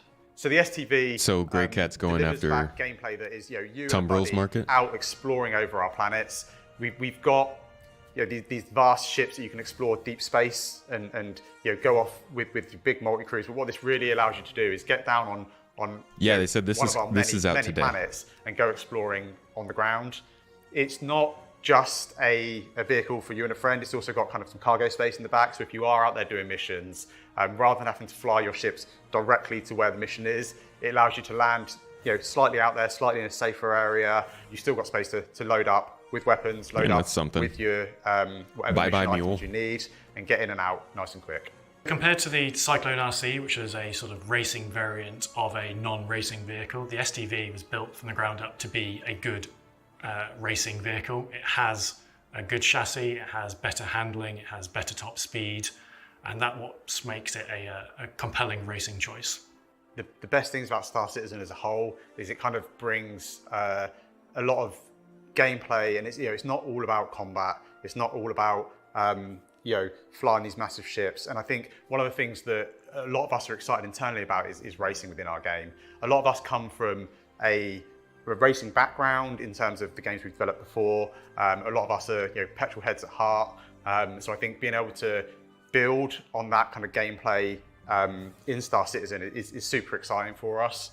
And if you stick around to the end of the broadcast, you'll get your first chance at seeing the STV in action in a race organised by Atmo Esports, creators of the Daymar Rally, where you'll see it taking on the terrain for the first time. I'll be in that if you stick around on this broadcast. Today at the end of the broadcast. And finally, the most important aspect of these inaugural shows, the pick a ship concept challenge thing. For those of you that have seen previous years, you will have seen that we've thrown up some silhouettes of potential ship and vehicle options and asked for your feedback on which one we should actually make. And the wise among you have probably realised that we end up making pretty much all of them anyway. So instead of just doing that again and pretending that we're not going to do that, we thought we'd do something slightly different this year and just have a single ship option. And the choice is actually the manufacturer and the styling of that ship. So we want to do a nice large civilian mining ship that bridges the gap between the Argo Mole and the RSI Orion. Oh, that's an interesting choice. Ships, there is quite a gulf of space in between them. We wanted to fill that gap with an intermediary stepping stone before you jump into the big RSI Orion, which the scale of its mining is nothing like any other mining ship in the game. The Mole is the current mining system, just lots of it. So with this larger ship, we want to increase that and also provide onboard space for our ground mining vehicles such as the Rock and the Rock DS, which allows you the flexibility of taking on any mining situation that you can come across. So with that, we have three choices, which are basically the manufacturers. We have RSI as the first choice. So obviously RSI do the Orion, so this would be a smaller vehicle in that family. We have Argo, again, we have the Mole, so naturally it could be a larger step up from that. And then we have MISC, the third option. Obviously MISC do the Prospector, so again, keeping it all within the same family. As you can see from these images, they each have their sort of own unique styling take on that pitch that I've just given you. Argo's going to win it. At the end of this Ship Talk panel, Jared will come on and explain how you get to vote on these. People love Argo styling. That's the end of Talking Ship, so over to you, Jared. You want MISC? All right, and so the Crusader Spirit is available now as a concept promotion on the robertspaceindustries.com website. The STV is coming to the universe at the end of the broadcast, just in time for the Atmo Esports racing event that's happening after this. And the Corsair will be making its way to you at this year's Intergalactic Aerospace Expo. And to vote on this year's John Cruise Pick a Ship Challenge thingy, I think he called it. There is a comlink on the robertspaceindustry.com website where you can go and vote on the manufacturer for the next big mining ship. So, John, recently you went through and just nuked all the speeds of all the ground vehicles, and obviously you did that so that the STV could be the fastest. That's certainly one take on, on what happened. To talk about it a bit more in depth, it was actually planned for quite some time. As we know, game development timelines go all over the place. So we'd actually done this for 3.18 Evocati, which sadly did not come out before 3.17.3 went live. So we did that Thank you for the sub. Quite frankly, a lot of those vehicles were ludicrous speeds, like 55 meters a second is like over 120 miles an hour off-road. Yeah, off-road. That's off-road. 120 miles an hour is terrifying, especially on like Star Citizen planets with rocks that would just kill you. So we wanted to bring the cyclones down. We want to sort of rebalance everything. Not everything has gone as intended. Like they can slow down the speeds, but they seriously need to improve the feeling of the speed. It just doesn't feel exciting at all. Same goes for ship flight, to be honest, at low speeds in atmosphere. Like, we really need better effects to sell the speeds that we're going at, because it just doesn't feel super looks amazing. Exciting. Like, when you say, I gotta ask you, you say this is a small taste of what players can expect for the Starliner, which anybody should know is my favorite ship. That's still not out yet, John. When will we get Squadron 42? When you say a little taste, what does that mean? Oh, I'm asking for me. They won't not, talk not about for these that today. people. I'm asking for me. What does that mean? So obviously the Starliner is quite an old concept. Ground controls we didn't rework do a is huge amount of good, interior but look the to it. So the effects time we need spent some on the help. Spirit E1, the E1 I have no Spirit, idea how it would is really what need we're to going be to build done. on for that. So you're going to have like that VIP first class pod enclosure. Mixmaster, the most important feature of the Starliner. If I want the feeling of speed, fly lower. Ask Tony, it'll be fine.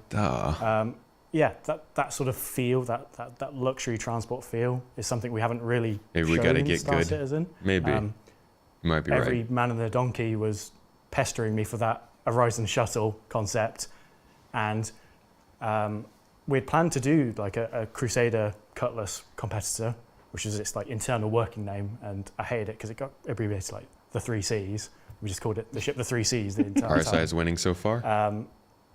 And then there was that sort of vocal uprising about, hey, John Crew, give me that Horizon Shuttle, and that sort of the two things merged together, and that's where it came from. And then People the want Grey more Cat mid-sized STV, which will RSI be our ships. straight to drivable vehicle, going live on the website and stuff at the end of this broadcast. That's an exciting, push in the Grey Cat. Yes. In the Grey Cat arena. It looks sporty as heck. Yeah. And it was neat to see a sneak peek of the UTV as well, which I'm assuming is going to come sometime later on. Yeah, it's not in active development right now, but when we decided to do the STV, we were like, hey, let's spend the time, let's work out what Grey Cat as a manufacturer looks like and feels like. Because we had the PTV, people have seen the big Spider Miner from back in the day. They're two very different things. Right. There wasn't really like a family lineage, so we built that family lineage around that, and we're like, here's the reworked The PTV. Sidness Still looks Spider Miner. how everyone recognises it, but it sort of works with the modern mechanics. Let's do a sporty version, let's do a utility version, and so we've got those three together now that you can really see like the family lineup, and they each do slightly different things, which is cool.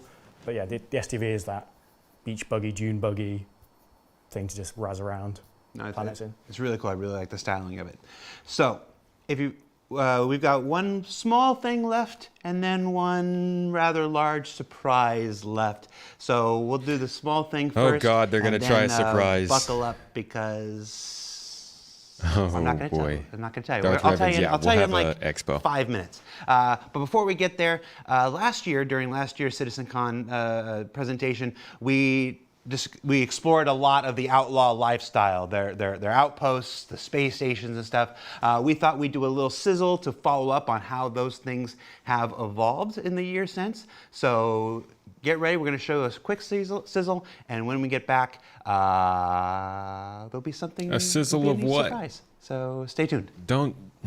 What could they show us a sizzle of right now that we didn't see today? Ah, okay. Pyro stuff.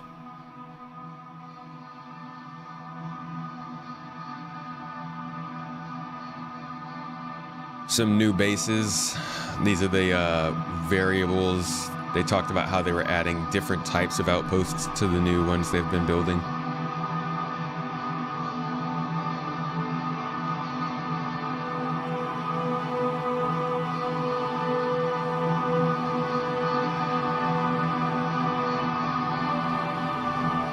Just atmospheric stuff.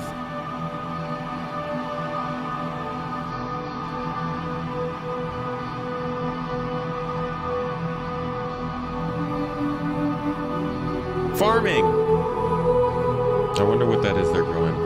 Maize? Oh, I know what those are.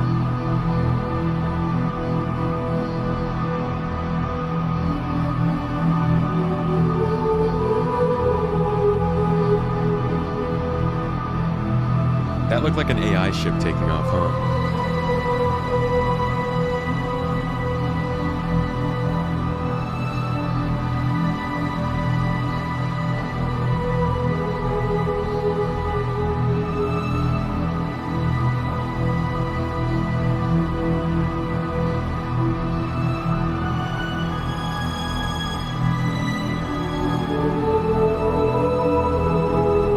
Depa, thank you for the super chat.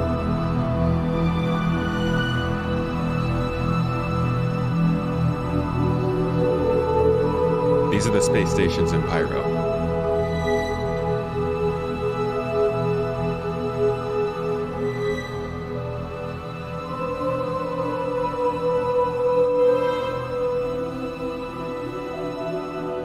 These people look super relaxed for being in such a dangerous place.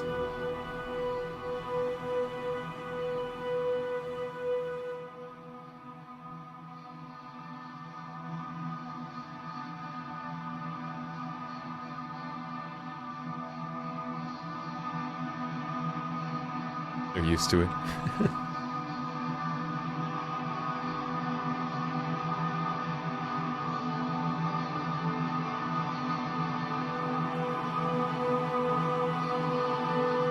They also just don't look like hardened people. You look like the scrub from Orison.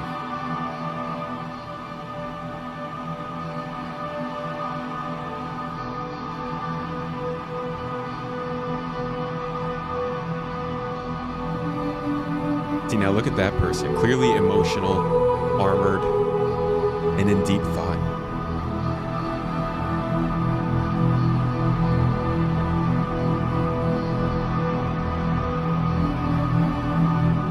Yo, it's crazy how much just a couple of ships flying around in an area makes it feel more alive. God, we need that. Lifestyle, a glimpse at how the outposts and the space stations have evolved since we saw them at last year's CitizenCon 2951. Now, if you've been following our program today, you might think this is it. We're near the end, but we've got one more special surprise in store. Joining us on the show today are two people who probably need no introduction, but we're going to do it anyway. Oh boy. Founder and CEO, Mr. Chris Roberts. Oh boy. They brought Chris on the camera. I'm doing good, Jared. Welcome to the spaceship. Welcome back to the spaceship. What is the surprise going to be? Oh no. And Squadron 42 game director, Mr. Richard Tarr. They're talking about Squadron. This is your first time on the spaceship. It is. Danger. What you think? We're in danger territory right now. I'm really happy. I'm just going to ask I'm everybody nervous. how it thinks all day. I am nervous. So Chris, Rich, you're here.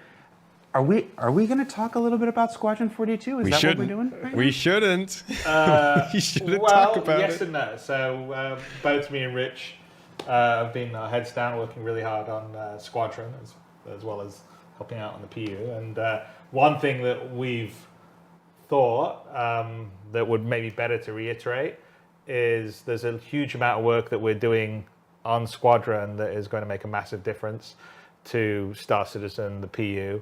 And we wanted maybe to talk about some of the things that we're doing, because I know a lot of people say, well, everyone's working on Squadron, no one's working on the PU, and that's not really true, because a huge amount of the core gameplay that we're working on Squadron is specifically being built not just for Squadron, but to benefit the PU. And we're just doing it in sort of the test kitchen of Squadron to allow us to really, polish and make sure the features work well without having to be caught up in the sort of quarterly release cycle that you have on the PU, because we were finding it was hard for us to really finish the features out. You know, we'd get a tier 0 out, and then it would just sort of sit around for a while because everyone was rushing on to the next set of features they wanted to do. And for Squadron, obviously, it's shipping as a final polished AAA title, so everything needs to be really put together, working really well, and playing great. And so we're trying in the setup that we're doing now to do that for the features that we've identified that we need to make sure works really well for Squadron, but also will play across into the PU. And so we thought it'd be really useful to come by and tell you all about some of the subtle things and the gameplay aspects that we're working on that maybe you haven't heard from Todd or Tony or everyone else that today and during the ISCs, because we sort of try to keep the Squadron stuff close to our chest to really sort of surprise and impress people when we do it. And so, we thought, why don't we just come by and maybe just talk about little things, maybe show you a sneak peek of something here and there. Just little things, please. Trying to keep it close to our chest until it's really ready to want to protect myself. The baby out of the carriage and it's beautifully dressed and all the rest of it. But hopefully it'll give you guys some insight to what's happening, and also understand that a huge amount of the development resources even if you think they're working on Squadron, are ultimately working on stuff that will be in the persistent universe. They've been hearing people Let's asking. talk a little bit more about that before we jump into the actual features. This co-development has been part of the process since the project was first introduced 10 years ago. Congratulations on 10 years, by the way. Rich, talk to me a little bit about this co-development. You started with the PU, and then you've now gone over to the Squadron 42. So you've worked in both. You've worked in both environments. You know the struggle of T0 features and the quarterly releases for the PU, and now you're getting to kind of, your experience is different on Squadron. Talk to me about how that's changed and how it's still, work for one still benefits the other, or will ultimately. Well, when I worked on the PU, it wasn't really the PU or Squadron. It was always, we were working on features that pushed for both projects. So the focus when we were on the PU, or when we were more PU focused, was that we would make sure that we were getting features up and running, you know, developed to the specifications that we needed them to work in a multiplayer environment, and then getting them out into the audience's hands, you know, on quarterly releases. But the biggest issue, I think, you know, if you've seen me doing talks on SC Live over the years, or even in some of our retrospectives, is that we'd get features, and the way that our, you know, CIG is set up is we have feature teams and we have content teams. So what would happen is we'd develop a feature and then we'd push it to the live audience to get feedback around that feature. But there would almost be a lag with the importance of that feature and turning that from a singular thing into an experience, a gameplay experience that you'd go and enjoy and play as a part of a fun game. So we always had this lag where content teams were then trying to get on top and then use the feature, and we were trying to change the feature. So I think this kind of pulled it back a bit, allowed us to really focus on both the content and the feature at the same time, because it allowed us to bring it as under one umbrella, which is Squadron 42. So we were able to get that feature in the game, not as a T0, but as a fully whole, capable gameplay experience that, you know, myself, Chris, we can play and enjoy it and go, is this right? Do we need to make it better? How does it feel?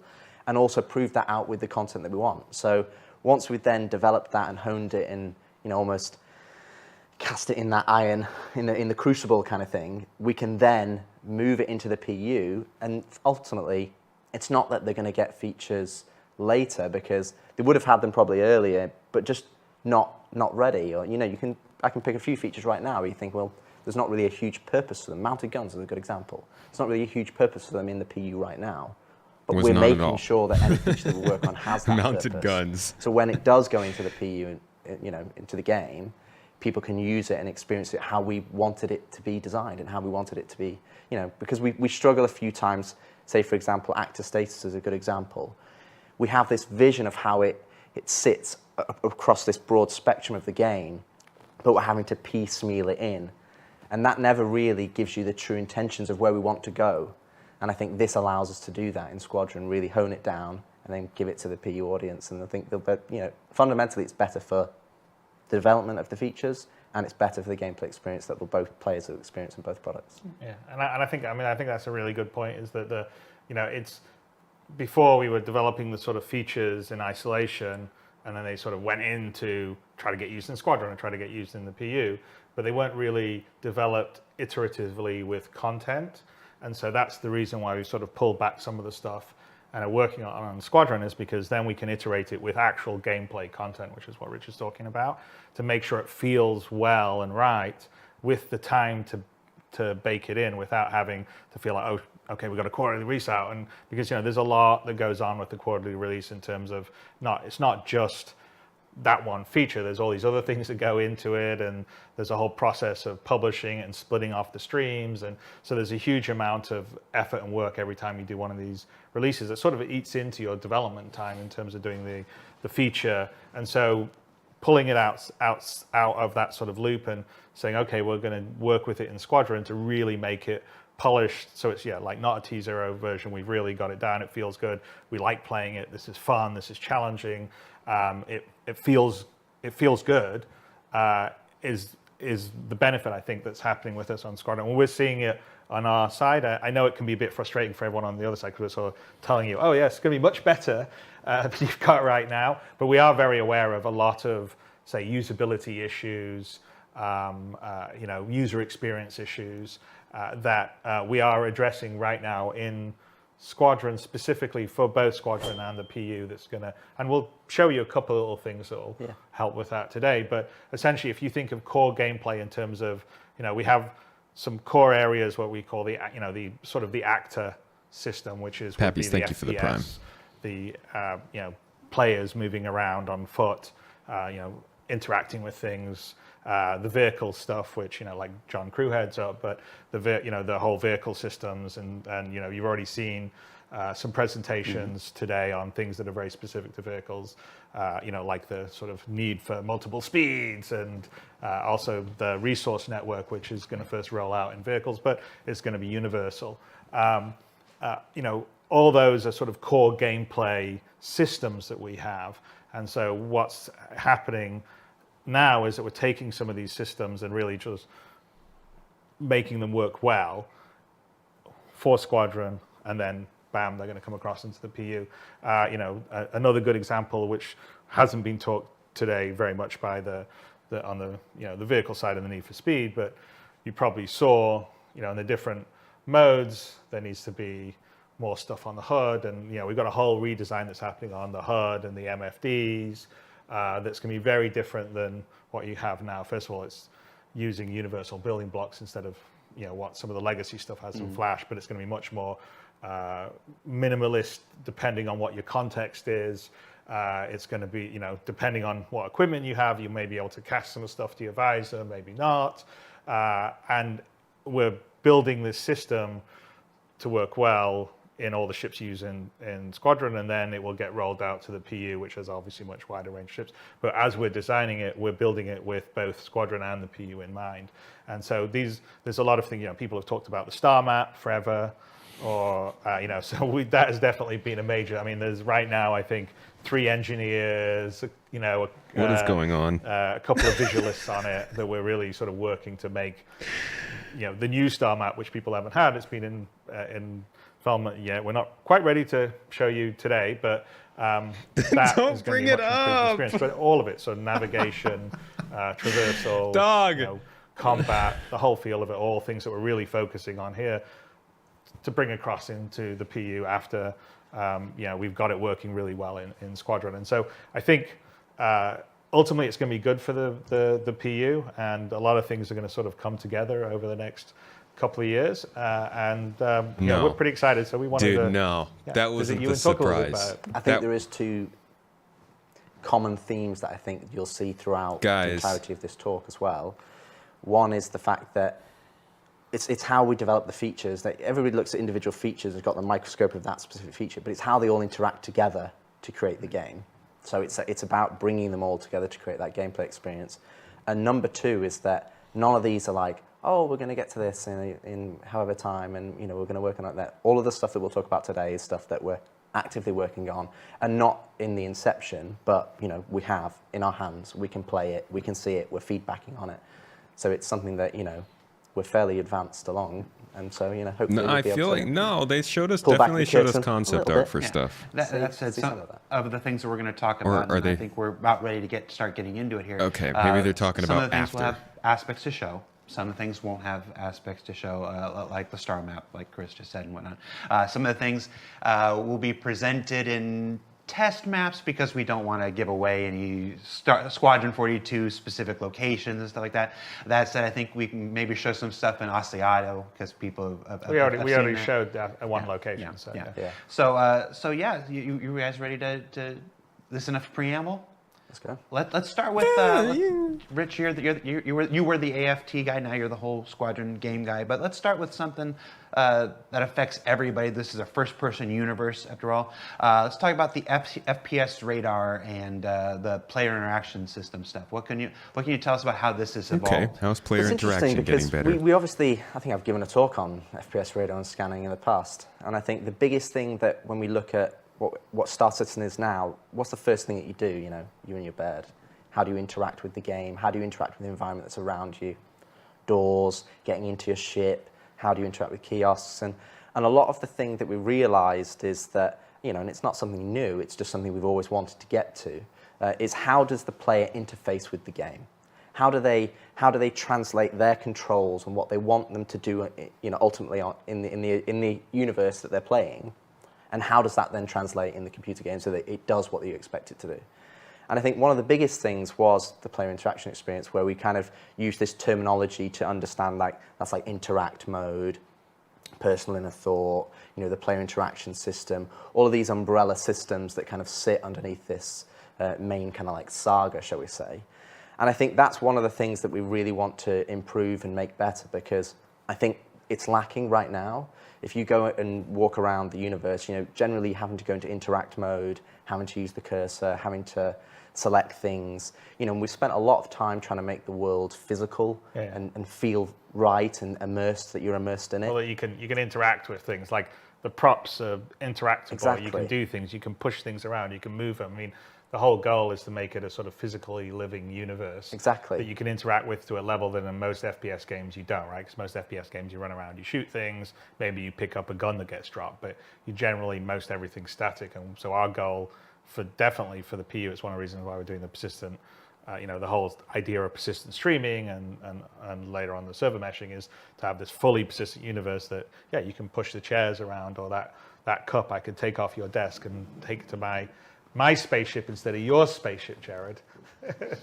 and it will be there and it'll persist. So obviously interacting with things is a huge deal. In Squadron, we have a huge amount of physical puzzles, interactions, in a level that... If they show us an example of a new improved interaction system, it will make all this worth it. But I really just would love to see the future of interaction.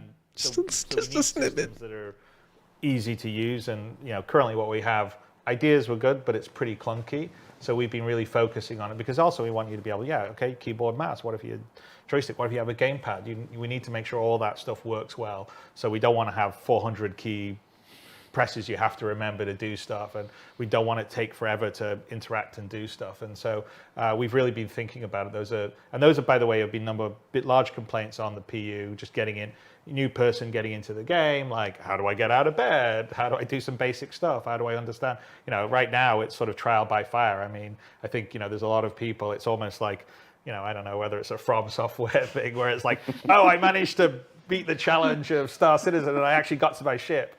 But you know, we need to make that better, and so that is actually one of the big things we've been focusing on, and the player interaction system. And by the way, these have been plans that have been around for quite a while. Absolutely. And you know, Rich, back when he was in charge of sort of the core gameplay group, which was the AFT and the weapon teams and the actor tech team and stuff, that was on the list of things to do. It just, you know, because of what we talked about, the release cadence in Star Citizen on the alpha, it just, you know, didn't get to it yet. Well, we're getting to it now, and you know, we're working on it. So I mean, part of it is basically removing the barrier.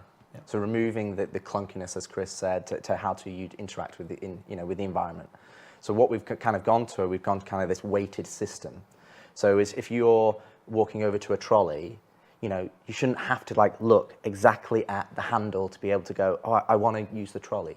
You just want to be able to go over there, and the game, you go, I want to interact with the trolley. You just press F, and the game should know, yeah, they want to interact with the trolley. So if I'm looking at your desk, for example, you've got quite a lot of things that I could pick up and take and do whatever I want. But you want to be able to just walk over there and not have to go into a mouse cursor mode to be able to then select it. And you should just be able to go, I want to look at the green ship. I'm going to pick up the green ship. I want to look at, you know, your little mini ship over there, or the book, or your coffee cup, or whatever. And you just want to be able to go and look at those things, press F, and you need confidence that when you're looking at something, and you know, we have the user interface to tell you that yes, this is the thing that you're going to pick up, and you don't want to have to go into this separate mode to be able to do that. So I think that's one of the fundamental things on the player interaction experience, and that's such a pervasive system across the entirety, because it's the same when you're in a cockpit. In a cockpit, or you're walking around, or you're in EVA, or you're crouched, or you're prone, or all the different environments that you're in. You need to be able to just effortlessly interact with the game world, and you want it to just feel natural and immersed, because you want to get involved in what you're doing in the gameplay, not have to fight the controls. And then on the other side of things, which is FPS radar scanning, it's actually kind of being split into kind of a twofold. The first area is kind of what we're calling kind of like a quick scan. This is something that, again, if you think of the Star Citizen universe, it's very detailed. You know, that's one of our strengths, that we're detail at scale. And so you want to be able to go in and understand all the individual pieces that you can go in and go, I want to move that thing, or I want to go and get in a giant ship. But sometimes it's quite difficult to realize, okay, what is environment, or what is interactive, or which bits are relevant to me. You know, for example, if you look at Uncharted, they have, you know, painted areas to show you where you need to go and where you need to navigate. But, you know, that's not Star Citizen. Star Citizen is built on realism and the reality of the world. So what we want to do is have kind of like the radar and scanning system where you can do this kind of like quick ping or quick scan wave, single button. And that is kind of just for your local environment. And everything will then be tagged as you look at it. So kind of think, you know, I look at the camera, it'll come out and it'll have a little box, info box, and it'll say, okay, this is the model of the camera, this is the information. And it's almost like you've done a little mini scan on the camera, but it's happening for everything around you. And you can just quickly look around and be like, oh, there's a cuttable surface there because I want to be able to use my multi-tool cutter. Oh, there's a vent there that I can get access to. Oh, there's a terminal there that I can hack. And I'm getting that information. It's almost like that Blade Runner-esque of like, I go into a space and I can go, okay, what are the ingredients that I have to play with as a player for me to be able to progress to the next area? And then we've got the other side of things, which is radar and scanning, which is what we're calling like a charge. How am I going to summarize this? The scan button, and that's pinging out across wider areas. And that's where you're looking at, you know, individuals. You're getting, okay, there's two guys over there. What's their details? Oh, there's an NPC over there. Okay, I can see an objective that I need to complete. And that's a bit more, because that's more gameplay pervasive, that's something that's going to be more of a risk reward. So that's like, okay, I'm giving my location away, but they're also, so they may or may not, you know that they've been scanned. If it's a player, they absolutely will be. And that's all underpinned off the signature system that we do for radar and scanning of the ships as an FPS. So it's all systemic. It's not, we have to go in and they go, oh, it's this custom setup. So we have this kind of usability aspect for radar and scanning for people to be able to go in and understand. You know, I think there's been plenty of Reddit posts over the years of people go, oh, I wish scanning, you know, radar and scanning would do this and show me little info boxes. And yeah, we have that up and running. So there's that aspect of it which kind of ties in with the player interaction experience of how you play the game and how do you understand what you need to do. And then there's the other side of things, which is then it's a more of a proactive tool of you looking through the environment and finding what you want. We have a couple of videos. Shall we show some videos of those? So on this one, we have two videos. What's this first one we're going to look at? So the first one is more kind of showing what I described with radar and scanning, that first aspect. So you're going into a space, you're doing a quick scan wave, and then it's quickly showing you up the little bits that you can interact with. All right, that's exactly what I've been hoping that they would do. Just like a little outline, an AR outline on objects as you detect them. That stuff would be great. So you can see here, this is in Asiado, which we've already showcased. This is obviously going in and utilizing some of our new building blocks. Oh, it looks kind of like Prey and then here's interaction. The scan wave, and you can see that I'm looking at that data pad, and then you can move around, and it's giving me that information. So right now, it's just giving you the basic high-level information in terms of the names and things. But you will also have more detailed information depending on, you know, contextually what the item is. And what you're seeing here is part of the player interaction system. So you can just, even though that's kind of a complex area, there's lots of little things that you can interact with, but you're getting confidence of, oh, cool, I can grab that, or I can use the data pad. And you're not having to go into interact mode. You're not having to be driven by the cursor. You can go in and just press F or interact with it. And you know, you've probably seen this in plenty of AAA games, but they don't have the detail and at scale that we do. So we wanted to make sure that that system is really robust. But hopefully it gives. It looks like it works better than what we have now. I'd also say that like part of the idea. I want to see more scanning. There's the default action, which in this case is what you see when you're on it when it says grab or. Yeah, that's the nice part. Not having to go into a menu to interact is going to be really good. But the icon, if you just had a single disk with that wasn't broken, then that would mean there's only one thing you can do with it. In a lot of those cases, you could see there was a broken disk in 4 pieces, which was basically saying that's a multi-action. So as you look at it, if, for instance, in that case, if you hit F, it does the default action. If you held F, it would bring up the modular wheel that would show you the other actions. So you could maybe equip it versus grab it or whatever you would do. And so the idea is just like you can do in like, Rich was talking about a lot of other sort of AAA, even console games. You walk around, you look around, oh, look, I can X to do something with it, right? So there's a bit of that that's happening here. So you can just look around and I can interact without having to hold F, move your mouse around and all the rest of stuff. I mean, we'll still have the overall interact mode that you can go into if you want, but the idea is I just play around if I'm used to playing games a certain way. So there is a certain language of, I think, FPS or even third-person games that exist right now. And we don't want to like do something totally different to it because you know, people are used to playing games a certain way. It's like why in an FPS game you run around with WASD and use the mouse because so many people are used to it. And so we're leaning a little bit onto that, but trying to make it much more usable and work with inside a much more powerful system than you typically get in games. And so even there, you saw there's a lot of interactables. You look at them, you can move them around, do all these different things with it, and hopefully it'll be much more intuitive for players in Squadron or Star Citizen. And that default item actions is a good point, because that's also something we've gone to and we're changing in the fact that we want everything to have a default action that essentially you go over, you press F, it always does that default action. But let's say you're harvesting harvestables and you want, you know, the default action is that it picks it up and puts it into your hand, but you want it to always be to store into your backpack. You'll actually be able to go in there, you know, right click on the item, you know, when you're in interact mode, bring up the wheel, or like Chris says, hold F and just it will bring up the wheel. And that will replace that list that we have currently right now. And you'll actually be able to remap that in the game, like 3 clicks, and you go, I don't want it to be pick up into my hand. I want it to go straight into my backpack because that's what you're doing right there. So then you can go and have it, you know, it allows us to give the interaction system how we want it to be by default, but then it puts the onus on the player. If they want it to go, you know, they want a weapon to always go to their backpack because they're happy with the weapons they've already got and they're going looting, they just want it all to be store, they can do that out of the gate so it doesn't always go into their hands. And they were, you know, they have Which poll are you asking about, MGL? to be able to, you know, interact with the environment and the objects that they're looking at. Before we move on, we have a second video. Yeah. Yes. I haven't seen this one. You want to set it up or you want to just go into playing it? Sure. Yeah, play it. So I mean, the second one, essentially, what we're about to see. No, just play it. Is That's fine. kind of what I talked about. This is the second half of radar scanning. So this is where they're still getting the environmental information, like with. It's good that we get to see FPS radar and scanning. That's been like in the works for a while, and something that I think we're really missing in the game. When you're on foot, you can't figure things out. You can't figure out what's what, where what is. Like you have an objective, it's hard to figure out where it is. If you want to scan things, it's kind of hard to. Well, you can't scan them. There's no direction. There's no compass. So I think FPS radar and scanning is a good to focus on, and it's nice to get some footage on it. There's some enemies around the corner, and you want to find out. You use this. It's very useful. Yeah, having played lots of levels. Definitely, because you know, in Squadron, you know, we're trying to have a certain amount of. Yeah, new AR markers would be good to see too. Honestly, they need to show us the ability to save something. Like some kind of location on the map or anything like that. Straight out, run and gun shooter.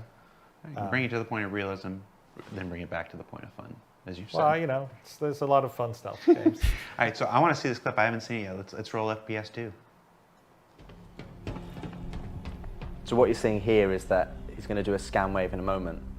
Essentially, what you'll see is that it's now penetrating through the walls, and now you can start to see the slavers that are in this environment. Now, these slavers don't necessarily have a radar scanner, so they're not able to. They talked about this in the monthly report. When you do a scan wave or a charged scan wave, your signatures will basically skyrocket. So that's what will give you away to other people. So in the PvP environment, you're only getting, you know, it's a big risk. If you want to do it, but you're giving away your location. So if you're willing to do that, then so be it. But in a more of a PvE environment, Literally all I've been looking for. AR markers to show us what things are. That's what we've been needing so bad, especially in the new players' experience. So what you're seeing here, you know, on that video is kind of a more wider, broader area and seeing through the walls, whereas the first one is kind of a more limited scope. And you can, you know, it's up to the player to choose which one they want to do. The first one is really more about just. Yeah, it's new. To encourage the player to go. They didn't have any sort of scanning for on foot yet. What things do I have to interact with? And then the second one is more of a wide escape, like. Figure it out yourself. Why not have a choice to? Stealth levels, you need go to without a good scanner, understanding of where don't they give are. And it's yourself only away, temporary. don't wear a You will helmet, have a goal or have a scanner and be able to see things. Here's the thing. Star Citizen is a game that's trying to do things differently from other games. We can all accept that. People say, hey, the signs in the city will show you where to go. Hey, the ship has an entrance that'll show you where to go. But like, Star Citizen can't just plop people into this super detailed and complicated game and be like, figure everything out. They have to show people how to figure that stuff out first. They have to show people, hey, here's a street sign. This tells you where to go. Remember to look at it, because you're not used to that in video games. They can't just like have players teach themselves everything. They need to have these kinds of tools in the game to make it easier to pick up. I mean, Legends and Ladders is kind of best game I ever played it's like a when I was board growing game. up, Yeah, Legends and exactly, Ladders. absolutely. It's kind of two features that we're focusing on. But I mean, as Chris said, in terms of Yeah, you ping Squadron yourself as well. development, we're looking at improving the entirety of the traversal experience. How does the No, player well, move, and just from general locomotion and how that feels, and then in terms Should all of, helmets have the traversal scanners? moves, so vaulting, mantling, Probably not. ladders, I don't and so know. on and so forth. So one of the two areas that we've identified that we wanted to push for was for ledges, which is we wanted you to be able to, I've slightly misjudged my jump because I'm in first person, I can't see my feet. How about making it less complicated? frustrating. The You're whole like, point oh, of the it's just game right is that it's there. If this complicated. was It's a real sim. This is what people have been asking for, paying for, looking So for. that's the first part, that we can actually grab onto ledges now that you're falling past, so that you can actually then pull yourself up, which adds just, it's to be honest, it's huge. Like we've built traversal levels now. That's and fair. GTA might have made people used to seeing city signs. Maybe that was a bad example. But there are certain things in the game that I think people have expressed out loud to the community, to myself, to CIG, that they are confused because they don't understand these things up front. And I think that's something that as game makers trying to be responsible and support their player base should be thinking about. Does everyone need it? No. But I think they're going for helping as many people as they can learn this stuff. You're kind of very locked. So what we've done. Jump on halfway. No, exactly. So what we did is we kind of leveraged how we did body dragging, and that even though you're attached to this thing, you want to be able to look around. So you can attach to the ladder. You can jump onto a ladder directly. You can run and jump onto a ladder. You can look around full 360 degrees. You can look around 90 degrees as you're going up. And it's just a lot more fluid and a lot more. It doesn't feel like now I'm locked in. It just feels like you're more of a human being. This would be a on the ladder, good and you thing can to look fit around. into sort of a And then, tutorial for the obviously, game. You can look You're behind right. you on a ladder. That opens up environment. Opens up scope to jumping from that onto something else. So, Yeah, because you can jump off the ladder halfway up it or wherever. Exactly. So there's a huge amount of, in Squadron we're putting a lot of traversal gameplay in, which will make its way into the PU when all these sort of systems settle, and I think you'll see a lot more. You already see a little bit where... It probably, removes signatures, but by pinging, you're probably raising your signature. So maybe on other people's... Imagine you a whole show up on level other people's above that, radar. which is kind of what's in Squadron. Even that in the Derelicts was really inspired by some of the early work we were doing in Squadron. But there's a lot of physical and traversal gameplay and puzzles in Squadron, and we're building the systems to also work well with that. And then again, with a systemic world like we have in Star Citizen, where you can move things around and they can persist, there should be multiple ways to solve the problem you're trying to deal with, which is how we've approached the Squadron design. Is like in most of the areas that you go through, there's more than one way to get to the end to solve the problem. Do you stealth around? You just take it on head on and start shooting, or is a way that you can do it without seeing anyone because you've just taken this difficult traversal path. So those are all things that are important, and so it's little things like this, and I would say, we've got a video to show, but we're still, like some of the finesse of the animation detail is still to come. So a lot of it is this is a lot is still the block out. But we have this beautiful motion capture stage here that we will show you guys at some point when the Manchester Goods Yards and the stage are fully finished. And then Jared will do a updated version of the 2013 tour that I did with Erin, but it will be in a much bigger environment.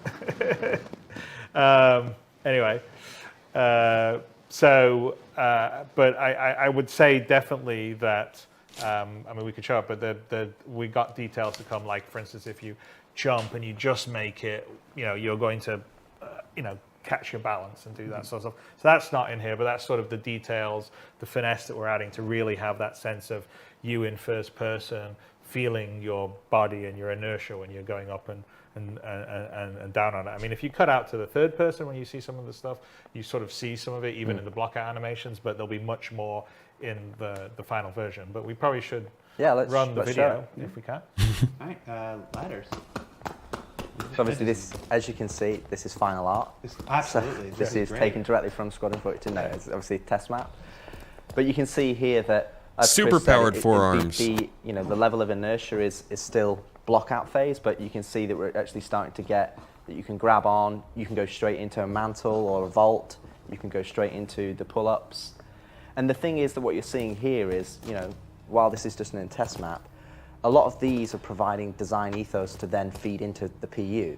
So if we've got derelicts and we've got environments that we want the player to go and do missions in, we don't just necessarily just have to rely on you've only got jump, or you only can do vault and mantle. And right there, we did a jump onto halfway onto a ladder, and here we're looking around to the left, to the right, and you can jump off the ladder at any point. You can slide down. Okay, Mirror's Edge. All sorts of things.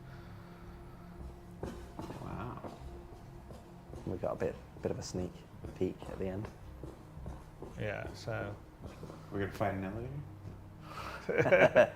the true boss. And we jump across to get on the ladder there. And again, these are all the block out animations. Do we just go from like a white box to final art? Someone accidentally put that thing? in there. Yeah. Anyway. But the other thing as Back well. to our spaceship. Yeah, I mean the other thing to say about the traversal is while we're highlighting ladders and the ledge grabs and things here, the other thing is that we're also, we've taken. Yeah, I mean, I'd love to see more Mirror's Edge stuff. The control input. That was good fun. So for example, we've got action queuing coming up. So, for example, if you're sprinting and you were shooting just before you're sprinting, you might be holding down shift and left mouse button. And then now, what happens now if you then release shift, you've stopped shooting. But sometimes you want it to continue shooting because I'm still holding the input that I want to do, and what we're kind of terminology in terms of this action queuing. And that's something that we've got a whole matrix of all the different controls, all the different methods from prone to crouch, the transitions, weapon swapping, and so that just using the controls is a lot more fluid, a lot more intuitive. So it's something that we're really, really putting a really magnifying glass on to making sure that you're not fighting the controls. The controls are working for you. It's doing what you want it to do. So if you are using a gamepad, or you are using a joystick, or you are using mouse and keyboard, it's easy to use and easy to interact with the world so that you can immerse yourself in the environments and the missions and the gameplay. So it's something that we're really, really pushing forward to make better. In all aspects, right? Because, prone's one of the things that we're set to be working on here, right? The crouching, the various transitions between all the stuff. So some of the stuff right now in the PU's clunkier than it should be. Despite everything surrounding those videos, both interaction and platforming are two things in this game that make it feel very low quality, the way that they work right now. The idea that they are being improved no matter what time in the game's development it is good, because it's always been in the back of my mind. I've been like, it's not fun to move around in this game, and they need to make it more fun. At some point, if it's not more fun to move around in this game, I'm not going to want to do anything anyways because it feels clunky. So knowing that that's going to improve is a good thing for sure. It's not something that they should be using CitizenCon like as a panel to do. And I guess this isn't necessarily a panel or anything like that, but that's like such a great quality of life improvement that many other games already have, and obviously goes and is further developed as games are developed. But this is going to help the game feel a lot better, I think, just on your everyday activities and as you move around. So that's nice. But we'll talk about that too. Yes, we will. But when we talk about EVA-T2 and 0G, the biggest thing, again, it's just be an EVA right now in the Star Citizen and just look left. You don't have a stability of if you're a human being, you look left, your horizon doesn't change because you move your head and it's the same. Our camera like tilts and moves, and then you get into a scenario where you're like, you can't really understand the perspective of where you were in. It's like, oh, I'm now upside down. So EVA T2, which again, you'll be able to see a clip of it working, it's night and day. It is a fun, yeah, it doesn't necessarily need to be fun, and this is a but it should feel nice. I should feel like I'm playing a game, you know? Movement in the game right now has that very strong tech demo feel. And like, being able to go from a game like, I don't know, Hitman to a game like Star Citizen and still kind of have the same sort of moving around experience is nice. 360 degrees, your camera is stable, as you get a good orientation. When you look back, you see your body. It's fully decoupled, so you're not just pushing forward and you're flying like a spaceship. You push forward, and that gives you an initial inertia in that direction, and you will keep going in that direction until you change.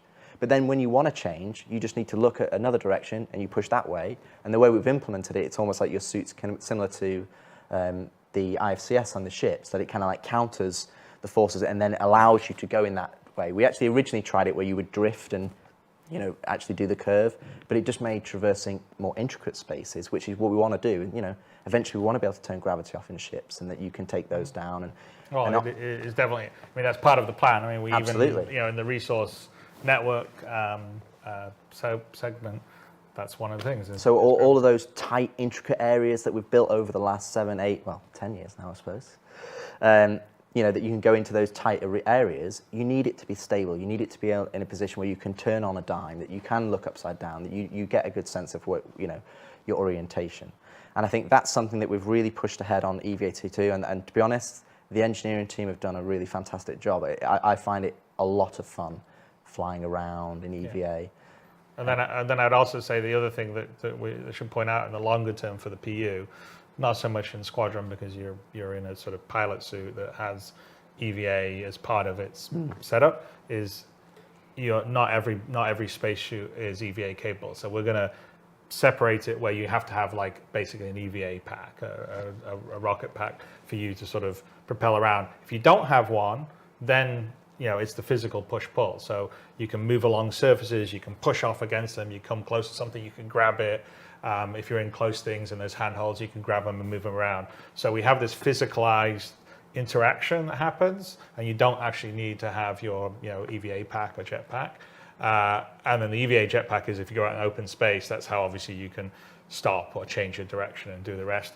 And that will be more limited on fuel. So I think long term in the PU, there's going to be some pretty interesting gameplay. So if you do, I don't know, a boarding action or something, maybe you need a spacesuit that has the EVA pack, or you're doing repairs out in space in your spacesuit with the EVA pack. Yes, you will not be able to repair the ship in that outfit right now, Jared. But I think it gives a really good.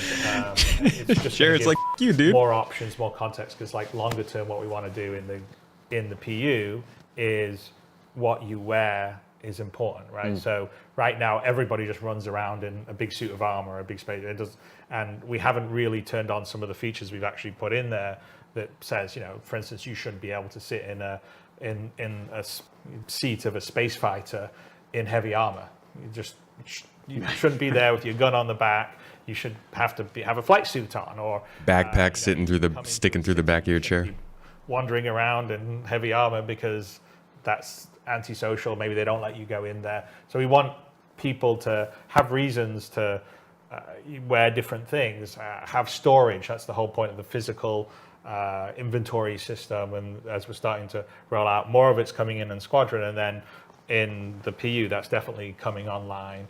And things that we're doing like that with the the physicalized cargo and everything else. And if you look at all the new ships, there's always locker and storage. There's we have a whole system for outfits now that was first going to be in Squadron, but then coming to the PU, it's designed so there'll be a nice sort of locker, almost like a wardrobe system that you can go in and hang up your outfit and switch quickly into another outfit, or switch into this clothes, space suit, armor, everything. Yeah, so we want it to be your virtual second life, and we want to make it as easy as possible for you to manage all these different things that you can wear for different roles.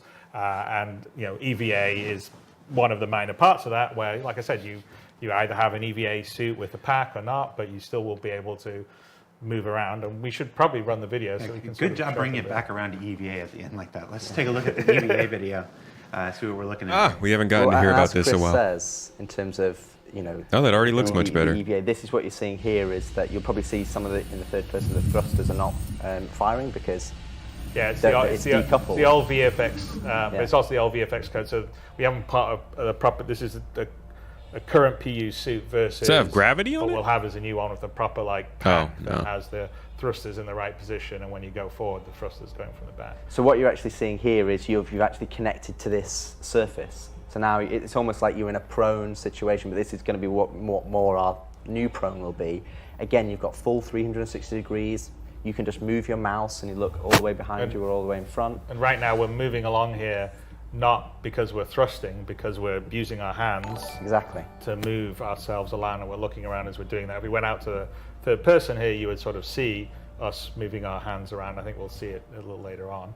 There we go, here we go. So we're just sort of pulling ourselves along. And if we wanted to at this point, we could Sticky hands. push off against it, and then we would just go floating out into space. A little bit of sort of idea of little rocking of the body there. Push-pull. And so what you're seeing here... Okay, so that's cool. So what you're seeing here, that's actually kind of, you're just floating alongside the actual... That's pretty cool. This fin of this Asiata station. And this is actually keeping you in this orbit. And then if you did, and that's just, you just push forward and go, where you can actually jump off into space. But then this becomes one of the, if you look at physical traversal, where you've got jumping and mantling and vaulting, this is where we have 0G push-pull. We have the tractor beam that kind of pulls you around in EVA, and then we have your EVA pack, which is limited by your resource of EVA fuel. So this allows you to kind of manipulate and go in EVA, and allows us as developers to build EVA traversal spaces, both wide-ranging and both small scale. So yeah, here's I mean, we were before in first person looking around, but here's us cutting out the third person to actually show you what your character and body's doing. And so there's a lot of, I mean, and these are still blockout animations actually, but so there'll be a lot more like nuance or fidelity to it. But yeah, you have a lot more control, directional sense, ability to look around, ability to stop yourself. So I think, in this one, we're What's with all the movement, though? Not like you're flying through air. Yes. And you're actually going to see us, like if you fly into something, you sort of arrest yourself, again, block out animation, but you're going to, as we get down close to it, I think we're going to come down, you'll see as our character comes down here, our player comes down here, put our hands out to brace ourselves to stop ourselves. And the video's gone. So all of that's like systemic. That's not marked up or anything. It's all ray casting, seeing if things, you brace yourself when you come up against, hold on, arrest your thing, you can push off against things. So we've spent a fair amount of time and engineering on all this, but it's not just for Squadron. It's going to be, it's obviously useful in some of the environments of Squadron. This is one of them, obviously, the Asiata station. You're going to look down on the slavers that you saw in the earlier scan. But the use of this in the PU is going to be massive. And also the big thing that Chris said there is it's systemic. There's no markup. If you want to go and climb all over a ship, you can do. If you want to climb over a space station, you can do. If you want to climb over anything that's in EVA, it has a surface, you can put your hands on it. It's got a big enough space to put your hands on it. It will work. So there's no like, oh, it only works in this scenario, or it only works in this scenario. It is what you see here, and then as what we've not been able to show today, which is we do have working or partially working, is that when you go into very tight environments, if there are handholds, you will be able to grab onto that handhold, or whether it's a terminal or whether it's a hatch to get into a ship, you'll grab onto the handhold, and then instead of putting your hands out and landing, you'll grab on, and then you go, cool, I can use the terminal, or I can look around, and again, you're not locked in. You can look all 360 degrees. You'll switch hands as you look around, and you can get a sense of, okay, where do I want to go next? I want to go over there, cool, or I want to go through this door. And it works in tight environments, wide-scale environments, and fundamentally, it's a lot nicer to play than our current version, which is just No, it's massive for the game. So I think there'll be a lot more sort of EVA external action. Yeah. The combat's better. It's much more stable.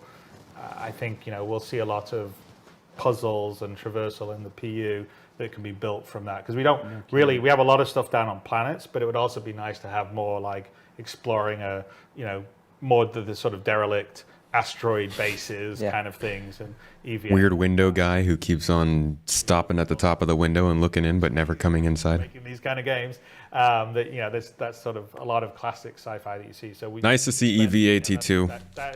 Again, another thing that's been worked on for a while that we haven't really heard or seen much about. How best it's going to work, and bed it in on Squadron, and then it'll be something. Yeah, because we did 2 or 3 iterations. We did, we did 2 or 3 iterations of how we wanted to do it. Did we want to have this Iron Man pose? Did we want to have the upright? Did it blend between them? And we were playing it. And it's like, it doesn't feel right. And now you can just, you know it when you get it right, because you can just go, and you're like, oh, this feels really nice, and you just end up flying around the level and connecting things. And so yeah, this unlocks content for the PU. Oh, absolutely. I mean, I purposely didn't watch the videos. I wanted to be able to react as honestly while we were recording these as possible. And I know you said those were blockout animations, but as somebody who's been with Steve Bender on a Friday night at the Oust House, like, that looks just like Steve Bender? Yeah. It looks just like Steve Bender crawling around. Sorry, Steve. But no, it looks great. And I think everybody who saw that now is going to see the potential, the absolute gameplay potential for all kinds of zero-G gameplay possibilities. That is really, really cool. That's great. I mean, there's some smaller things, like we have one other thing here we have a video for, which is, it's not as big as a system as, like, say, the EVA replacement, but like the hover trolley that we've got. I know that I saw. I really like the hover trolley. Yeah, no, I like it really a lot. like I saw the Reddit thread saying, "Why doesn't someone do a hover trolley?" Well, actually, that was something we've been working on for quite a while. But the thing we can yeah, show people you really wanted a hover trolley before. But the thing that's really was good it a about worthy this, surprise? because, obviously the physical No. trolleys, the wheels But it's get nice. caught. It's nice just like extra in the real information. world, right? And you've got problems of going upstairs and all the rest of the stuff, just like you would in the real world. Is that it sort of opens up the potential, and this really plays into the PU. We use it in Squadron for certain things, like you'll see in what we show here, but for the PU, it's actually much more interesting, because now you have the ability. We always had this design for our like bigger cargo containers, right? Ones that you can't just pick up yourself. We originally had this design where there was sort of a gravlev system where you stuck in this thing, and the gravlev, it would come up, and then now you can push around a huge container. And we're moving for physicalized cargo. It's going to be in 318. I think Tony's trying to squeeze a few things in. We'll see if he manages to get everything in. But this isn't necessarily going to be in 318, but it will come in probably not too far in the near Don't say future. it. But this allows you Stop it. to not just have your little tractor beam and pick up something and move it around, but okay, let's have a bigger container. And what happens if you turn it on, up it goes, and then you just push it into your cargo hold, turn it off, locks into the cargo grid. And now that cargo container, imagine a bigger one. Well, what happens, like right now in the inventory system, you can put things in your local inventory of your ship, or other various inventories. Well, imagine your container, say one of these bigger, like maybe a 16 SCU one or whatever, that's sitting there. And No, now he I said can not 318. place, He said cargo refactor for large 318, but vehicle, not the trolleys. items in it. I can place all sorts of stuff in it. So I could load up this container, I could push it into my ship, then I could fly it off to some remote planet and put it next to, where I'm camping out, or longer term where you say maybe a player base or some group of players with persistent decide to take over a derelict or something. And I can basically load up a bunch of supplies in a container, like bigger supplies or weapons or armor suits or whatever, and put it in there just by doing this. I think the underlying sort of hover tech for the trolley stuff is really good, because it will really play into the cargo and the logistics that are going to come with that. Because longer term with persistence and what we're doing, I think there's going to be a whole bunch of gameplay that will be revolved around the logistics of living, right? Yeah. Like how do I have my food? How do I have my drinks? How do I have my raw materials? How do I have my weapons? If two orgs are fighting a war over a patch of land, someone's got to show up with extra, ammo and missiles and all that kind of stuff, or weapon replacement, especially as we get repairing and the salvaging and stuff, you know, okay, well, rather than have to fly it to a place that can do your repair, maybe there's an on-field repair that's happening right there, and someone's changing out a broken weapon for another weapon because you've loaded it up and stored it in your container. So there's the possibilities in the PU is huge, and this is an example of just little bits of tech that we're putting into Squadron that we're planning on bringing it across into the PU, but in the PU they just have a lot more potential, like the EVA. So. Yeah, I mean, the biggest thing about trolleys is when we approached trolleys with the physical trolleys, was that we wanted them to serve two purposes. One, we wanted them to serve a purpose that is more traditional games, which is, you know, I can move things around, and that allows me to create, you know, traversal opportunities for me. If I'm blocked, I can move a box over here, and I can get up higher now, which is kind of what the more physical trolleys are kind of better suited for. And this is another example where we kind of put trolleys into the PU, but there wasn't really a use case or a best use case. So that at the moment they're just used as enemies, or I've seen people fly them as missiles out of ships, but they're not really utilised for what we want them to use. And then you've got the other side of trolleys, which is we want them to be used for cargo loading. Now, again, we've got a lot of ships, we've got a lot of different ramps, the scales of those ramps is larger, and with hover trolleys, you know, when you see the video, you can push them downstairs. You can push them up any ramp. You know, the weight that you're having to physically push a physical trolley, which is taken into account, hover trolleys, you don't have to worry about that because, you know, let's play the video. See the video. There we go. We've hyped this up now. Hover trolleys. Yeah, let's see what hover trolleys are actually going to be.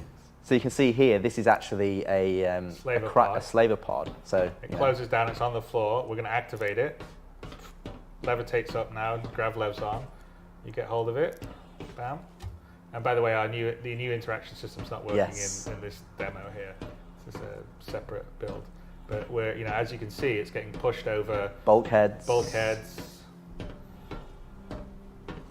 this is essentially a really big improvement for us because we want physical cargo, and we want physical cargo to be a big deal in the PU. That you have to move that cargo, you have to make decisions on how long it's going to take to load it up, not just buy it from a kiosk and it appear in your ship. So this gives us the ability to do that, and like Chris says, move much larger things than what you'd normally be able to push as a human being. Yeah, I mean, this happens to be just a slaver pod, but you know, obviously you'd be pushing. I wonder how they can combine this with the tractor beam. Sort of hover device, then you know, like I said, you could have large shipping containers and stuff like that. And this is all underpinned by our GravLeg technology, so the same. You know, as a Dragonfly, or eventually you'll hopefully be able to move much larger ships if you need to rearrange them, or you know, when you're moving things around on your homestead or whatever we do eventually. And we've actually had this working on a planet, so you can just push this over planet terrain. Deacon, the good part about not wanting to move these boxes around is that you don't have to. Somebody else can do it for you. Physically touching it, so it allows it to be much more stable. And what we want to do for your cargo loading is that we'll use a system similar to the cargo. Yeah, this would be good to have in your ship just flying around. So if you have a flat platform, you don't want to just run back and forth over and over with a backpack full of stuff. And you're able to, you know, reliably move them without frustration. And again, you can see some of our design ethos coming through is that we're trying to remove the barrier to entry. We're trying to remove the control mechanism, the things that frustrate you as you play the game, and kind of make that a lot simpler. I see this and all I can think about is Spock and the photon torpedo tube. That's true. Yeah. Very cool. An NPC could do it. We talked about a number or of other things players. that are other players who want to just do cargo loading and stuff. Stuff like this. And we got a couple more we're going to come back to later. But let's move up into spaceships. Yep. Because spaceships are a big part of the experience. Our heroes. We just had earlier in the day, we had our flight experience a segment where they talked about master modes and quantum boosts and stuff like this. But at a higher level and stuff, let's talk about how the flight experience is changing a bit through the work in Squadron 42, and anything you want to share with us on that. I think the biggest thing for me, and I think it's what Chris and I have talked about, is the difficulty of developing a game over a period of time when it's a live product. Is that you're developing things in isolation and you're putting them out. So you're going, okay, this is our T0, you know, this is MFDs. And okay, now we want to do the flight HUD. And we put the flight HUD. And now we want to do this section. And what happens is maybe it's a different designer over the years, or maybe it's someone else, or maybe they've learned from what's happened or gone out previously. And lots of things come together, but they don't necessarily feel right because they've not been approached where you've gone, we're going to do it all at once. Because you can never do it all at once if you've got to hit quarterly releases. Right. So with Squadron development, what's it allowed us to do is allowed us to look at the HUD and the MFDs and everything together and go, well, actually, we don't need all that information on the HUD if we've got it on the MFDs. Or we don't need all the information here if we've got physical switches. And it's allowed us to approach the design of the cockpit experience holistically so that we can go, okay, let's pull all this noise away because we've tried to fit everything onto the HUD. We've tried to put everything on there. You know, you need to know your G-forces and your heading direction and you know, I need to know my ammo and you know, master modes is a good way of going down that road, is kind of going, okay, we want to have traversal and we want to have combat. So if you've got SCM, combat. If you're in QCM, you're in quantum mode, so that's traversal and flight. And then we've taken that approach and gone, okay, well, do you always need an altimeter? Well, no, maybe not if you're in space. Maybe you only need an altimeter when you go down to atmosphere. You know, your MFDs, if you're in SCM, what do you really care about? Well, you care about your health, your weapons, your target's health, how they're doing. But as a default experience, we're only giving you the information that is needed to you at that point in time. And what we actually saw is that you're flying around. We've got gorgeous space environments. I want to be able to look at them. I don't want to. You want to see the ship that you're fighting. You want to see the environment you're flying around in. I mean, one of the big things that were the big initiative on the vehicle side for Squadron is the sort of complete redo of the HUD and the MFD systems. Yeah, can we see the new MFDs, please? To move away from somebody with the freaking air horn. Air horns for MFDs. Displays. And on the HUD, we sort of took a look at where we were going and felt like Rich said, it's just too much stuff's there all the time. We want to be more contextual.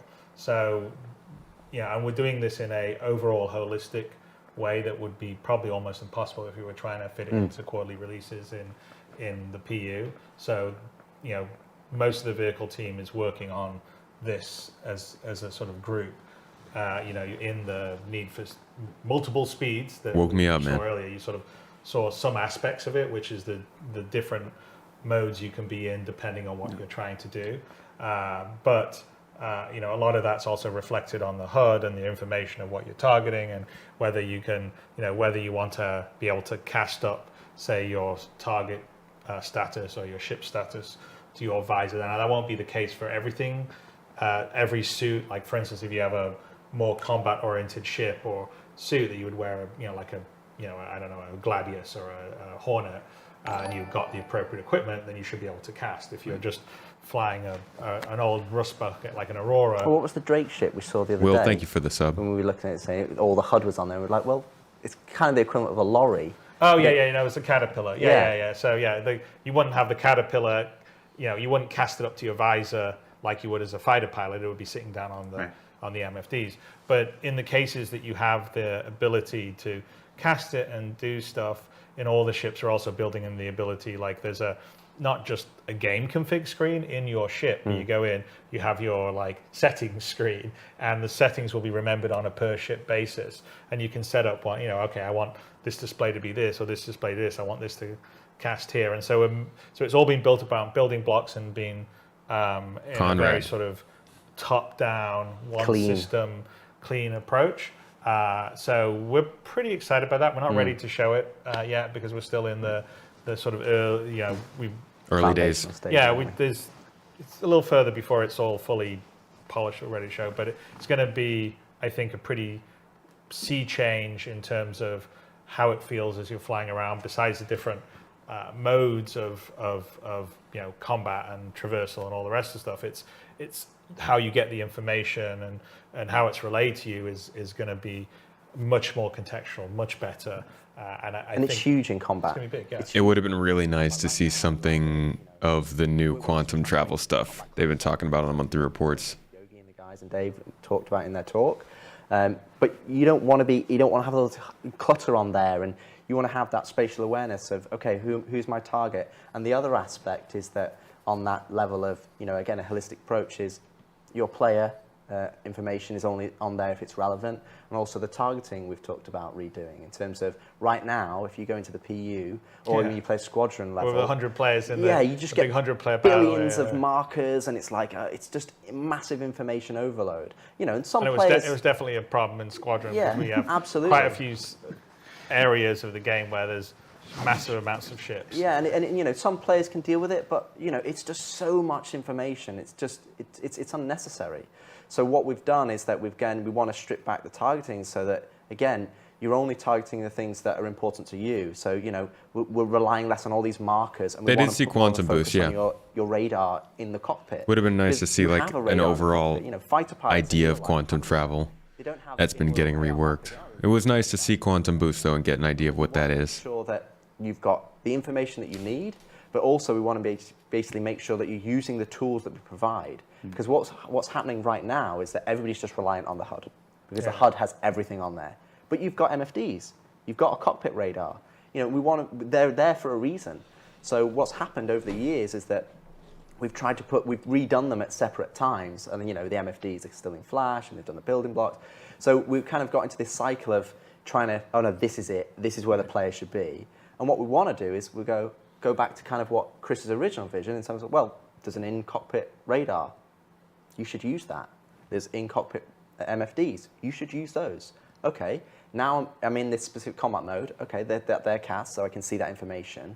But the radar doesn't become redundant. That should be what the noise is on. That's where all the information should be. Okay, I should be able to go in there and select targets. That information should be clean and delivered to me. But out in the world, I want to look what's there. I want to look at my target. I want to look what I'm saying. Oh, there's a space station. Oh, there's another guy coming in. So we want to have less reliance on just AR markers for everything and only reliance on marking things that are important to you or you've directly marked yourself.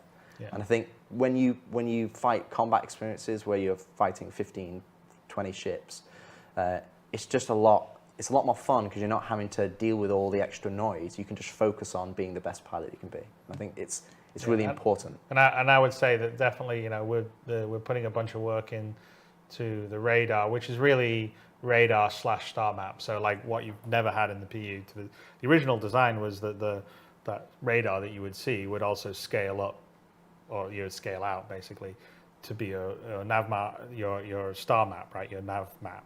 And what happened when we were getting the first iteration of the PU out, the baby PU, we didn't get that working yet, so we just said, well, we'll use your Moby-Glass version, and we're still using the Moby-Glass version all these years later. We are. And still we are still using the Moby-Glass version all those years ago. And we haven't seen the new version yet. Talk that the star map. Well, the star map's really star map and radar because you can zoom in and zoom out, and you can zoom all the way to the radar level or zoom all the way out to the star map. And we've put a huge amount of work into making that much more fluid, much more usable, much visually better, and also having the information there and the interactability. So like you can be zoomed in and you can be looking at your radar and you can mouse over contacts and you can get the information from it. You can click them and then that will now select it as your target and do a lot of things that haven't really been there. So I think a lot of players, because we haven't delivered, and this is sort of at the top of the talk that Rich was talking about, was because we haven't delivered all the things. We've just delivered some of the things. Sometimes people just are focusing on certain things, and if they could do things like select their targets easily from the radar, they may not be wanting to see 400 AR markers when they're flying around. And so those are all, that's an example on the vehicle side where we're sort of really trying to bring that all in, as well as, there's other things that we're doing that will come across the PU in terms of physical buttons, like when you activate something, that's in process right now, but yeah, you'll click a button and you'll see your character, click, here's for the landing gear, or here's to turn the lights on, or here's to activate my quantum drive, just to make it sort of feel physical. But we're going to give you modes and ease of use so that information's presenting to you well, and you can, have fun being lost in the world, which is the most important thing. And a certain level of customization, as we talked about, because some ships have better MFDs and more usable places than others and stuff like that. So, well, the other aspect as well, in terms of just the radar and scanning. Jared was getting ready to transition it's a really good there. example of a feature that we've put onto the PU in Star Citizen that isn't hit what we envisaged it to be, because right now you're kind of limited to 20 kilometers. Now, really, I think you've seen Quantum Boost in some of the earlier videos. The premise that we want you to be is, we've got this vast universe. So we want radar and scanning. We actually, we have this smaller radar and scanning on the FPS. You have the smaller one that's giving you information in the room, and then the larger charged one that's giving you information about maybe the floor that you're on. And it's the same principles in the ship side. It's that we want a smaller one that is fairly instantaneous, and that's kind of giving you information about the people you're fighting, or your local environment. And when I say small, I'm talking, say, sub 100 kilometers. That's just giving me information around this area. But then we've got the charge scan wave, and that should be giving me information about things that are 10, 15, 20,000 kilometers away. And then that's where Q-Boost comes in the fact that you're Q-boosting to these locations. You're not having to go, okay, there's a quantum travel marker there that's 1 million kilometers away. That's like, okay, I'm making a conscious decision to go there. But for Q-Boost, it's like, okay, I am there. I want to boost around the environment, but I want to have things spread around so that, we're not just cramped in. Because radar and scanning is fundamentally, it has two purposes. One purpose is to give you information about the things in your environment. And the second purpose is to help you explore. It's to help you find things that are not necessarily apparent, because space is a big, dark place.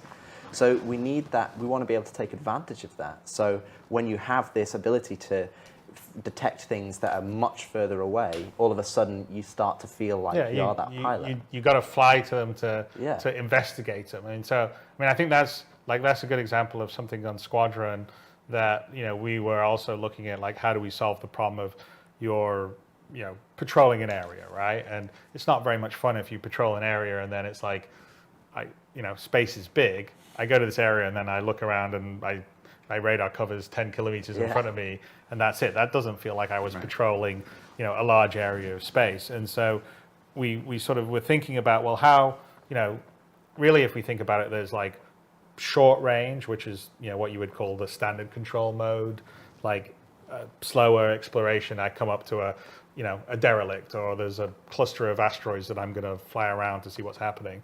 And then there's the medium range, which hasn't really existed in both the PU and is something that we really wanted to have in Squadron, and we really should be in the PU, which is, well, what's that over there that's 10,000 kilometers away?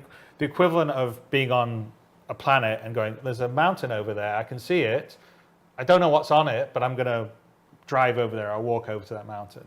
And so the idea with sort of the scanning is like the wave goes out and you'll pick up things 10, 20, 30,000 kilometers away. So you definitely won't be able to understand what's there, but you'll say, there's something There's a point there. of interest. There's a point of interest. And so you'll be able to map things, and then we need to get there. But the quantum travel, spooling up, spooling down, and so this is the whole the idea of Quantum Boost is your sort of mid-level traversal speed, where it allows you, it's probably about 1/10 the speed of the full quantum travel, sort of, not using all the quantum juice, if you want to think of it that way. But it allows you to sort of get there pretty quickly and, also appreciate the environment you're going through and, get over there. Oh, I go up to the mountain. Okay, no, I can see what's, oh, there's trees here. Oh, that's really cool. And I'm assuming that the effects and the way that it looks when we do Quantum Boost won't be what they showed us today. I think what they showed us today is probably just taking the same VFX from quantum travel, putting it over that, making it slower. But I'm hoping at least, and from what they say in the monthly reports, it seems like it would be better than what we saw today. At least different, not better. I'm going to boost over to see whether, I come up, look, it's a derelict, or there's a abandoned mining station, this group of rocks over here, or I go over here, and we can even in the PU be in a case where you can sort of almost sort of procedurally generate some points of interest when you start to scan that you can go and visit. So I think the whole idea of sort of these three sort of levels of traversal. One is you sort of regular, non-quantum one, where you're just using your regular thrusters, which is much more sort of limited, and works for combat and stuff like that. Then there's the quantum boost, which is sort of to fast run over to a place, and then there's the quantum travel, which is quantum boost in atmosphere. I don't know. I was really hoping we'd be able to guide the quantum boost. That's kind of a bummer that it's still mostly in a straight I line. think that's going to open up a huge amount in. Thanks for the sub, Papa Shuffler. I mean, it makes a big difference to the gameplay. I mean, But it is nice that there is a mid-level flight mode. It's not cruise mode.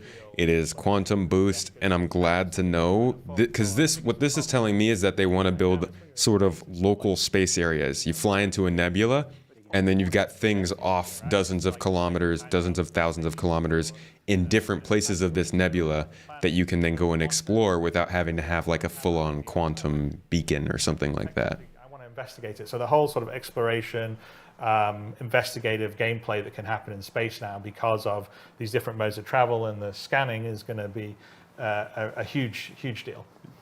So I know we have a clip for this. For folks who maybe joined the program late and didn't see the flight experience segment earlier, or if you're watching this separately on YouTube and you kind of like know Super what this Cruise, looks but you like, can't guide let's take it. a look That's at what I'm the saying quantum I'm boost missing clip from that it. we But here they'll have. show Let me it. see it one more time here. Oh, and there's the new HUD. Nice. So just to call out, that's going to be the old HUD. Yeah, that is the old HUD. Oh, That's too busy. that's the the next old old HUD. Never mind. Earlier Yeah. we were showing the old HUD. So we've done a scan here. That's also the old point of interest because the point of That's interest exactly what I was saying. So you get to an area and they show you multiple places you can jump to. interest that are But they are all targets multiple still. 10Ks away. He's not You can see blind the distance jumping. there. It says 13,000 kilometers on the right-hand side. So this is obviously just placeholder UI for the quantum boost. But again, you can just boost over there, and it obviously has this interactive gameplay, which obviously went into. Yeah, and this, by the way, is that's all programmer work in progress from Yogi on the quantum boost mechanism, because you're just going to have to stay in the zone to keep him boost, otherwise. See, it's still not a blind jump. But we've gone over to the planet here. So what it's allowing you to do is sort of have that mid-level traversal and investigate things without having to, spend forever at 1,200 meters per second or quantum traveling over it. It's over too quickly. So just to clarify again for folks, if you watched the flight experience segment earlier in the day, that's the old UI, which is probably closer to what you're familiar with in the PU today. What we just showed now is the new old UI, the one that was intermediate now, but we're now moving away from. And the newer... basically it's the same as it's the styled Squadron UI that was from the UI you have in the PU. Right. So what you have in the PU is Yeah, it's basically just maintaining the heading. You're not actually moving the destination you're going We had to. the style that we did for the Aegeus style, but it was still based on the idea of all this information being present. And we've decided that we wanted to really scale that back to be more contextual, to switch between modes. So that's one of the reasons why we're not really showing all the HUD and the MFD stuff now, is because we're in the process of the change. So it's, a lot of programmer art, and you even saw it in the Need for Speed segment, whereas a lot of that, like the mode stuff and everything, Could they just be sort for the of demo. hacked in the modes to the current HUD stuff, but when the new one comes online, it should be much Still nice to have more options. It is. It's nice that they are bringing some diversity to the way we travel in those sort of mid-distance jumps. standard control mode, and then we switched to quantum mode. So the spool up wasn't really the spool up for the quantum boost.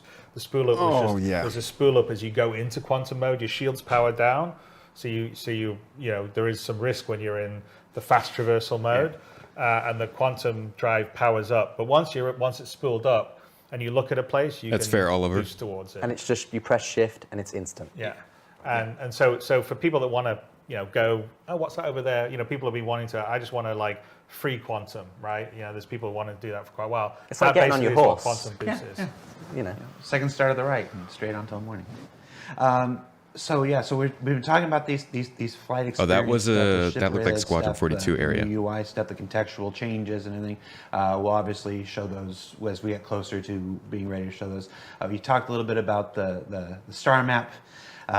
Again, not quite ready to show today stuff. As far as those mapping things and getting around stuff, there's also the mini map. There's also the mini map, which has always been this promise of being able to find your way through either a really large ship or a space station or stuff like that.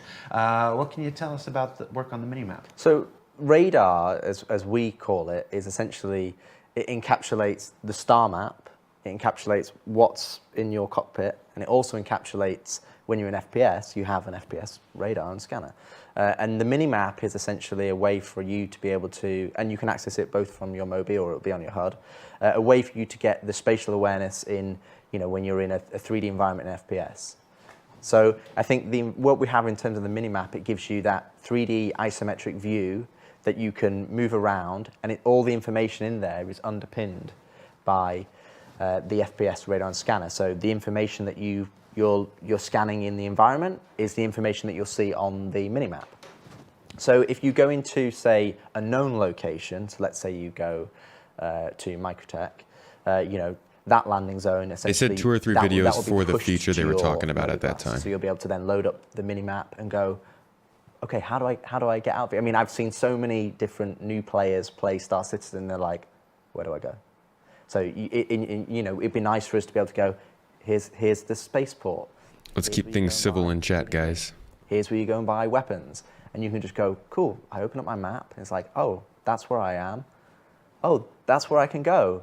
And it gives you a map at your fingertips. But then when you're at an environment that is not, say, let's say you go to a derelict outpost, you'll be mapping that environment as you go, or you may be able to find a terminal that has the map on there that you can download, and then you have it to you. So it really allows us, again, Star Citizen, one of its strengths is that it's scale, but that's a challenge for us as developers to be able to give it to players and for them to be able to understand and navigate where they need to go. Because the first thing is, how do I play the game? Where do I need to go? What do I need to do? So, how do I play the game? It's about barrier to entry, the controls smooth and intuitive, what you understand, and then it's like, where do I need to go? Okay, well, this allows you, we have a mini-map here, and this allows you to go, oh, cool, there's the spaceport, there's the shuttle, or there's the train, or this is how I get to this area. And we can provide, missions that allow people to then navigate to those places, so that then they understand, okay, this is how I get to a certain place. Because everybody, if somebody says to me tomorrow, come around to my house or go here, just give them a postcode and you put it in GPS. Everybody's so put it in Google Maps. Exactly. I mean, you need the street level version of it. Yeah. And so we've long wanted this. It's very critical for Squadron, but it's also I think important for the PU.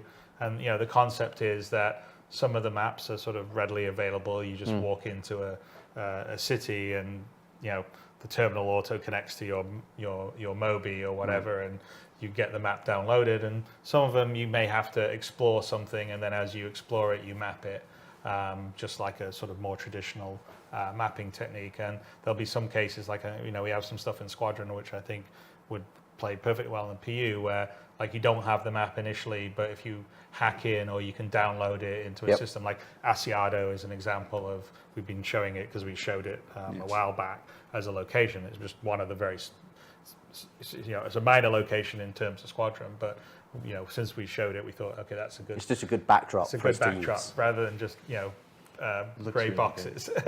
But that would be an example, is you don't know the layout of that place, but you would have to go and hook into their system, download the map, and then now you would have it in your mini map. So what we have is we have some footage here which is showing how the visuals, the mini map, in terms of sort of. We haven't gotten to see the mini map yet. Let's see what they did with it in the UI that will essentially become your mini map, but you'll have a more sort of reduced version with you in the middle as you're moving around. But if we run it, you'll see kind of what. Oh, this is a look dev. Tech is. So first, this is in the editor, but it's essentially what it does is it's taking our existing layouts, levels, ships. So we don't have to build this custom, but it's a way of applying certain shaders and marking up certain objects to be displayed, like the floor gets displayed but the walls don't. So we can just take the existing geometry you already have streamed in that you're walking around already, and then use it to be rendered for our mini-map. So this is essentially in the engine using the Idris ship itself and the various parts of it. So it basically makes a miniature version of the ship. Without any special, this doesn't have any specific custom like UI art for it, other than some of the like level things that say, ground level or whatever. It's one of the advantages of having high detailed ships, Yeah. because the environment's already in a good state to show straight out the gate. Huh. And so the idea of this being systemic is that It looks really good. when the feature is ready to go, ready for prime time and everything, we can just apply Seems like it might be kind of hard. Yeah, because a lot of traditional game development, you have to make custom minimaps. Yeah. So you look at an environment and you go, we have to make a custom environment minimap. So if we want to support lots, tens, hundreds, and thousands of locations, especially for the PU, and absolutely for the PU, it's just not viable. So we wanted to come up with a solution that we can use, with minimal effort on the side of content creation, but gives us all of the information that we want. And this minimap is not just, oh, that's where I am. It can show you objectives, it can show you other people, it can show you information about those things. And again, it's all underpinned by the radar and scanner. So when we call it the minimap, this is just a kind of how you view your radar information in FPS. And your radar and scanner gives you so much more information. God, the than plan view looks so cool. It tells you what's the state, does it have power, can I hack it? If it's a person, what's their active status? Are they injured? So if you're coming into here, That microphone is messed I'm up. trying to do a medical mission, I've got a marker, I can go, cool, I can get a scan of the local lie of the area and go, right, this person's injured. Oh, his body's injured too. Oh, he's got a tier 1 injury. I'm going to go and help him before he bleeds out because I can see his health. And you'll be able to see that via this information. Yeah, it allows you to detect saboteurs or intruders. Yeah, I think this is mostly showing the tech behind the minimap and not the minimap itself. Start hiding themselves from Well, this will also underpin resource network. Yeah, so exactly that the same visuals and tech is planned to drop into the resource. So if you're looking at like your schematic for the ship to where your relays are going to be or security reasons. Looks like the kind of thing, yeah, that you would be using in like a holo map on like the full table. Maybe not like the 890 jumps globe, but yeah, like a tabletop sort of radar situation, or not radar, but tabletop sort of map situation. I think I have a concept art that kind of looks like that. Scanning and the mini-map and stuff.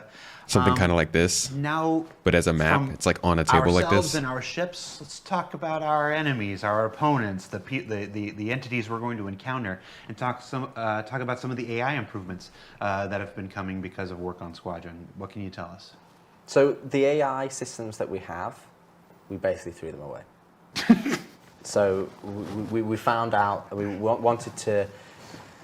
wanted to understand where we wanted to go, what we wanted to achieve, and over the years as I've worked in games, and I think probably Chris would attest to as well, is that best AI are kind of some of the simpler AI that you have a really good solid Witch space, come to the rescue.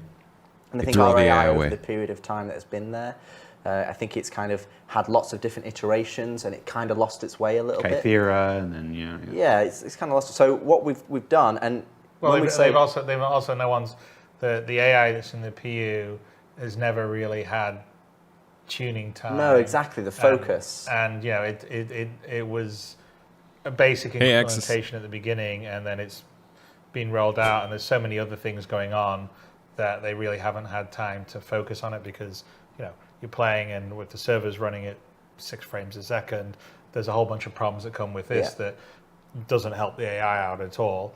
So this is actually a really good example of where Squadron really helps, because we're saying, okay, don't worry about that. I mean, yeah, I'm sorry that the AI is kind of brain dead a lot of the times in the PU.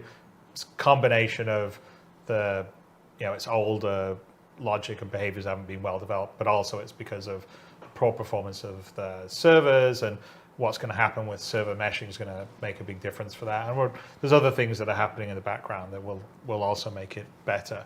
But the advantage of taking it onto the Squadron side is that we can really just focus on the AI, the behaviors, iterating on it, adding sort of interest and complexity, and making them feel like real humans fighting you, or in the case of Vandal, real aliens fighting you, and not or creatures. Or creatures, yeah. Well, hey, let's be quiet about that. But not get tied up in some other problems that come with multiplayer, come with online servers, and make that work really good as a single player, having fun, feeling challenged, feeling like I'm not just shooting dummies that jump up and I can easily blast.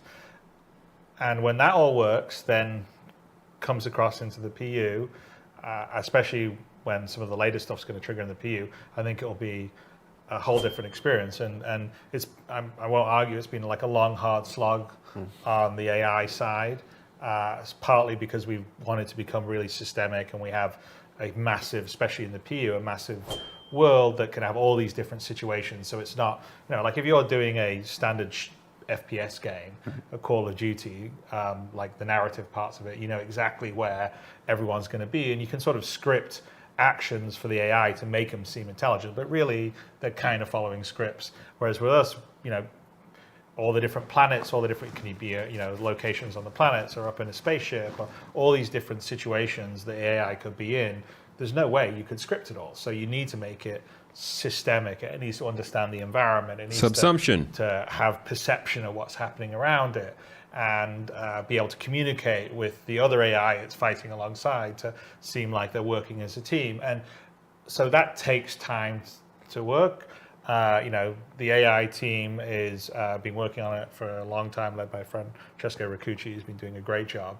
And we absolutely have turned a corner this 100%. Year, because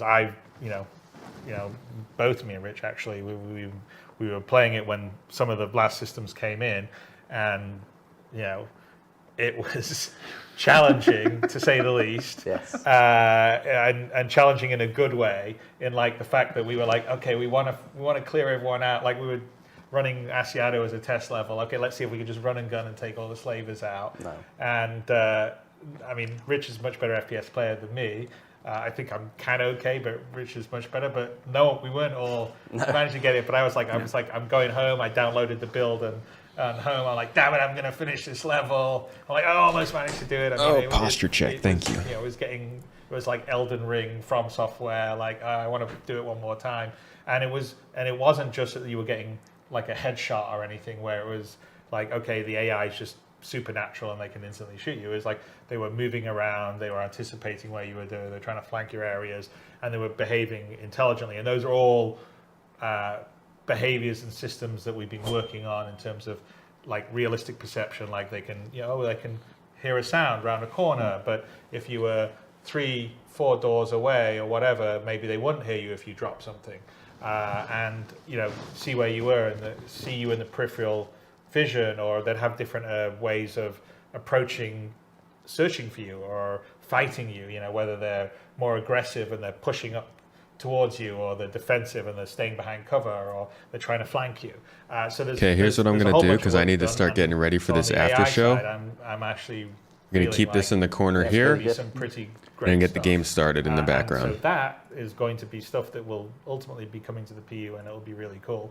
But I don't know if Rich wants to add a bit to it. Well, I need to ask something, because I've spent more than a single day on the internet before. When you say we've thrown everything away. Actually, I was about to come back to that. Because that's going to be the title of the Kotaku article. Well, it's interesting, because what we talked about is we identified everything that was there. So when I came on, I wanted to understand where, we're talking years now. So what is there? How do we want to change it, and how do we want to manipulate it? So we're not throwing away the more technical underpinnings of the AI. Subsumption's still there. No, subsumption, or like how they navigate and pathfind around the world. It's more about the bits that you go and you tune, and the bits you tweak, and we call them behaviors, like AI behaviors. So what we did is we pulled all the AI back and stripped it back to essentially 3 base behaviors. Essentially, defender, so I want to stay back in cover and defend a location. A strafer, who kind of wants to get, siege you and wants to go behind you, and then pushers that kind of want to put pressure onto you. So we wanted to create these 3 core behaviors that the AI can choose to go, they can choose behaviors. Yeah, combat behaviors this is. So once you've engaged in combat, they can then select one of these behaviors to engage you, so that you get a mixture of combat when you're fighting them. And obviously you might get 3 defenders, or you might get 1 strafer and 2 pushers. And we've got a video to show some of the behaviors. But then what we have is we have a trait system that sits on top of that, and that's where designers can go in and go, okay, I want this defender to be to always defend. He can never re-roll as another behavior. Or I want him to be like a turret, so he never moves from cover to cover. Or I want pushers to be, I want always to be a pusher. I want them to, be aggressive. I want them to be reckless. I want them to have friendly fire. So we can go in and say, we've got 3 base behaviors that just by themselves play well. You can play that and go, okay, do these 3, is that a fun experience? Then you can start adding in all the other things on top. You go, okay, I want this trait and this trait. So you're crafting combat experiences. So in a PU mission, if you've got a ship coming in bringing AI reinforcements, we can say, okay, we can weight the behavior. So you're not getting the same thing every time, but you can go, okay, you get these guys who push, they're quite aggressive because that's their faction, whether it's Ninetales, or these guys are quite defensive, they're more military. And what we have is these traits that multiply the behavior. So now we've got multiple different things. And then you add different weapons in there. So you've got sniper rifles, so the different engagement ranges. And all of a sudden you have this matrix of individual behaviors that is multiplied into the hundreds that allows us to have a really strong combat experience that is not the same. It's not, Star Citizen game that you're going to be playing for thousands of hours. You don't want to just be having the same combat experience over and over again. And vice versa in Squadron, we want you to be able to ramp up the combat. We want to have factions play differently. We want you to have different experiences you play throughout the game. And when we looked at the AI combat behavior, that's something we identified. But then we also looked at perception and basically tweaked that and readed that in a way that allows us that, you come around the corner, it's not just instant headshot. Because to be honest, AI, it's very easy to make AI that are amazing, because they're just computer. They know where you are. They know exactly they don't have to mouse aim. It's just instant headshot. It's very easy to make them too hard. It's not human. No, right? Exactly. What we want to do is we want to make it challenging but fair. And that is when Chris was talking about playing through Asiado, even though it was very challenging, when we died, it was because we made a mistake. It was like, okay, I didn't check my left when I came out here, and I'm like, I got taken out. And we've also looked at accuracy. So we've looked at accuracy as that, even a human, even a soldier, they don't immediately have a bead on a target and they pull the trigger. They take a time to adjust to it. So, as soon as you pop out of cover, they're like, oh, someone's there. It's not instantly on you. They've got a bit of time. And then what we wanted to do is that we don't want AI to be 100% accurate, but we want you to still feel pressure. So we have a silhouette-based accuracy model now, so that if they do miss, kind of you getting that sense of like, pew, pew, it's kind of going past your head, and you're like, okay, I'm under pressure. And we want the AI to pressure you, but pressure you in a way that you feel like, oh, what? How did he shot me through a box? Like, oh, he's pushing that way, and you're hearing him, and you're like, okay, they're coming this way, and I'm being pincered. And I think that's where we've put our real focus on terms of how they perceive you in the environment when they're socially active, how do they perceive you in combat. And then we have pretty much 90% of what I've talked about there is in the game. We've had balanced passes, we've played it, it's a lot of fun. And then what we have on top of that is future things that we're going to be adding even more. So, we've got versions of them doing medic behavior and reviving allies and ammo management and all the other advanced combat behaviors that we can pull on top, which we're already working like on. Dodging gunfire. They're underpinned by an absolute solid foundation. So if you strip all of it back just to those 3 base behaviors, the defender, pusher, strafer, is it fun? Because if it's not fun there, it's not going to be fun here. You can't just keep relying on putting stuff on top and going, oh, it's going to get fun when we do this. It's going to get fun when we do this. So we pulled it back so that you have a challenge, that you feel like you're being pushed, that you feel like you're under pressure. Because especially in Squadron, you're not a commando, you're a fighter pilot. Fighter pilots don't go in and, they're not John Rambo. And again, in the PU, you could be a haulage trucker, or you could be you might want to do something else. You might want to be doing just a homestead, so you want to do trading. And so when you get into FPS, we need to have the AI reflect the level of difficulty that we want to push into a persistent universe. Yeah, and I would say, throwing it away was it's disingenuous. But basically, but game developer is iteration, right? So you have V1, then you have V2, and then V3, and V1 was the very first basic combat behavior, and it was the beginning, and there's a lot more systems now that underpin it. That's why we threw the base one away, because we have more ones that are underpinned by a lot more of the things we talked about, like the perception, the accuracy, and all this other stuff that happens. And within the context, you were speaking specifically of the FPS combat behaviors. Correct. Like the 7 segments I did about the bartenders, those are all still accurate. No, social AI and combat behaviors. There is social. We've redone the outline yet again. Social AI is staying the More same. mess hall? More mess hall? The mess hall will never end. But we'll also be using some of these tenets and ethos to push into the flight AI. So the flight AI, which I think was talked about in the earlier talk in terms of the jousting and how we want to have more close combat, things like accuracy and the behaviors and how they can roll different traits and how that's something that we'll have holistically across AI, across Star Citizen as a whole. We're showing it as the FPS, but it's very similar. So it's something that, we can show the clip of we've got what those we have. poor Atmo Esports guys waiting to do their race. So let's We are. let's look at some videos. We're trying to race. So what I'd suggest, I think we'd probably show the investigation first before we go into the combat. Because the other things outside of, you just talked about combat. You got 80 There's a whole people in bunch this of other party. behavior in terms of, because, like I said, stealth game plays a lot. Yes. So, Squadron is the test bed for that. So investigation, so like someone hears a noise, what's that? Let's go check it out. They radio their, back to base or their buddy, hey, I heard something here. Yep. Or they get in a gunfight, they could actually call back, hey, I need reinforcements, and they'll come in. That's all behaviors that's working right now in Squadron. Yep. And then on top of that, you're making the joke about the bartender and all the rest of stuff. But really, the main cooking bed for what we call social AI, i.e. non-combat AI, is Squadron. Jared is There's a lot saving this more whole stuff segment, happening to be honest. He's doing a great job. Squadron that will come into the PU. So it's not just the bartender or even people eating at the chow line. It's He had 'em. Engineers going about their daily business, or a janitor cleaning up messes that people leave systemically, or for instance Flight attendants or hangar personnel. the hangar basically operating on the hangar, and then when they're not fixing something, they're having a conversation on the side. For instance, there's a whole dynamic conversation system that Francesco's been working on that allows our AI, say, aboard the Stanton, which is the interest that you're based in.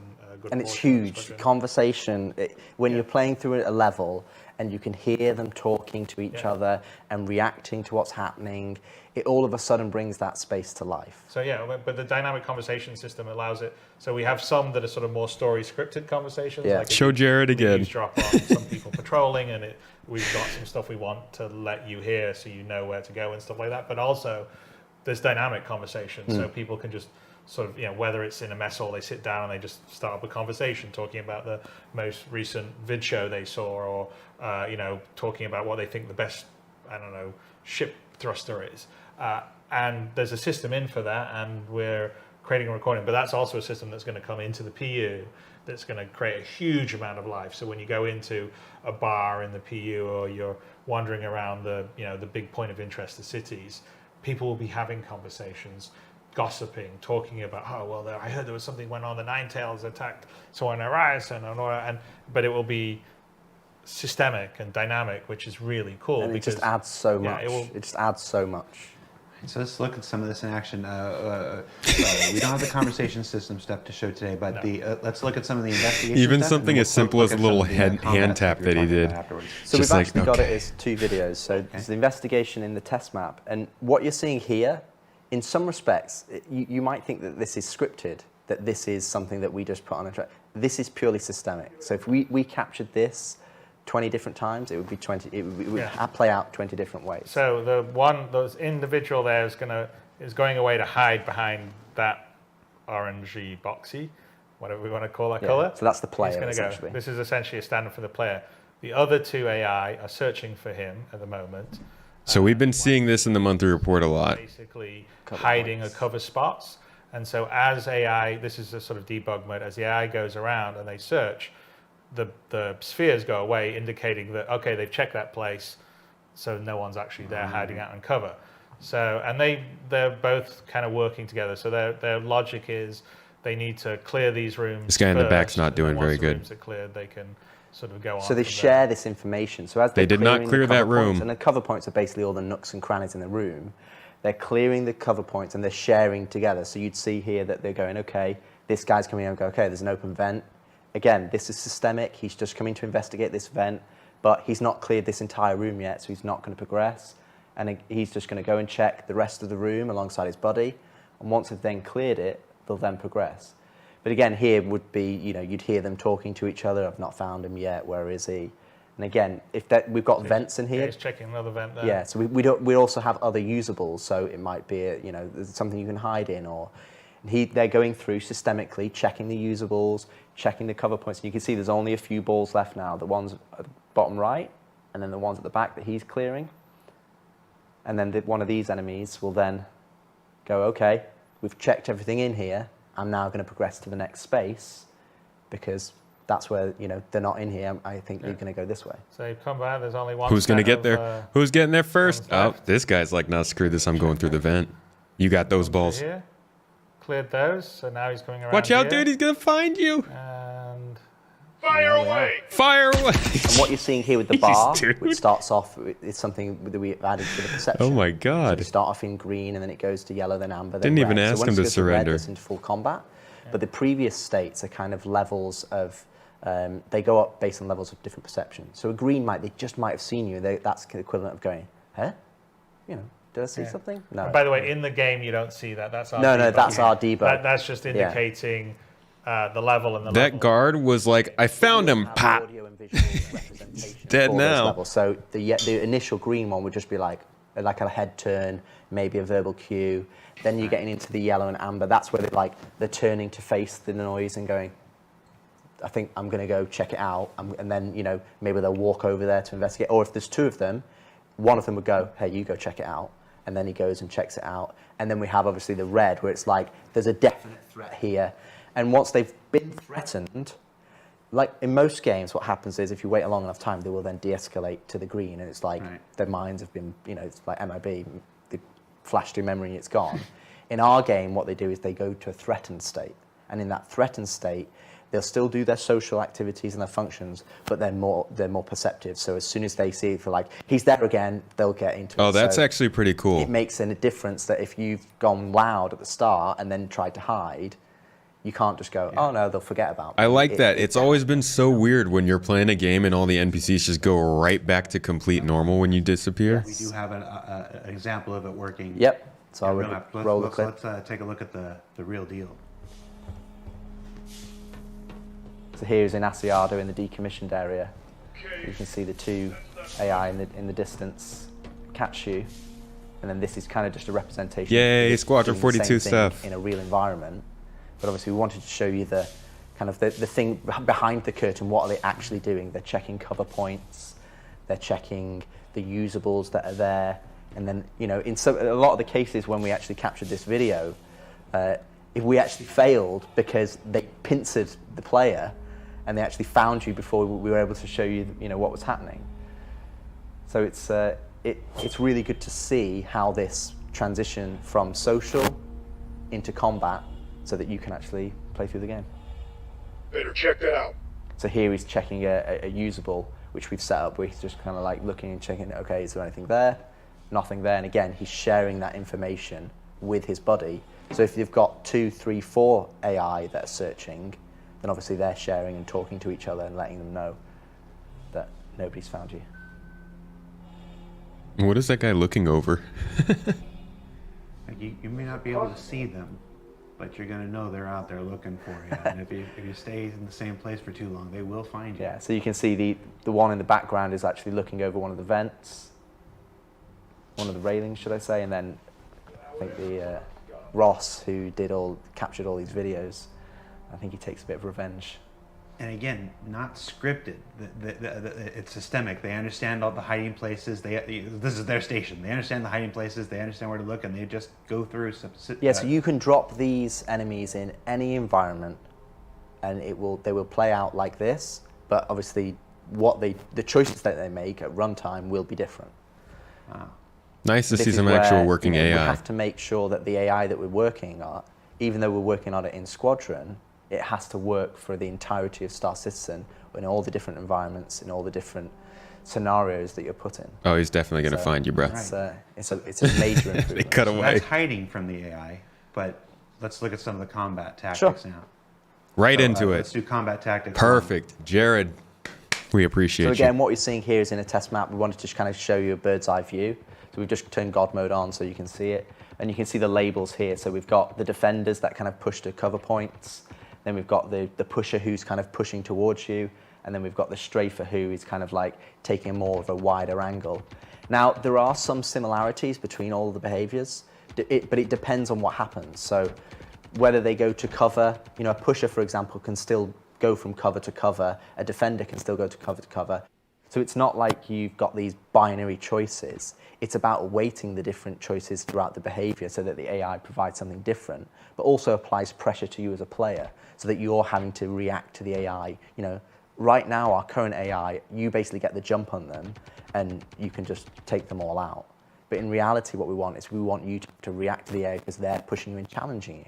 And we want that challenge to be fair so that you feel like you've made the mistake when you eventually, or if you do, get taken out. I want to get some of that God mode. And then we have one more video showing the tactics situation. Let's take a look at that. So this is just a short version but again, it's the same AI that have been dropped in, and they roll the dice for. They don't always become defenders or always become pushers or strafers. It can be random every time, so the combat experience is different. So you might all be pushers and they might all be defenders, but the way it works is if one of them rolls a defender, then the weight for them to roll another defender is lower.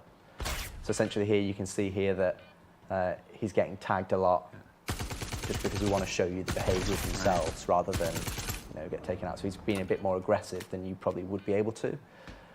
That's going to make the eventual speed runs a lot harder because they're not just Goombas that do the same thing every time. You can't memorize the patterns. And the other thing you might have noticed as well is that we're starting to have traversal opportunities for the AI. So they're not always just on the base nav. They can mantle over, in fact, I'm not sure we crouch, mantle, climb ladders. This looks so much better than the current combat.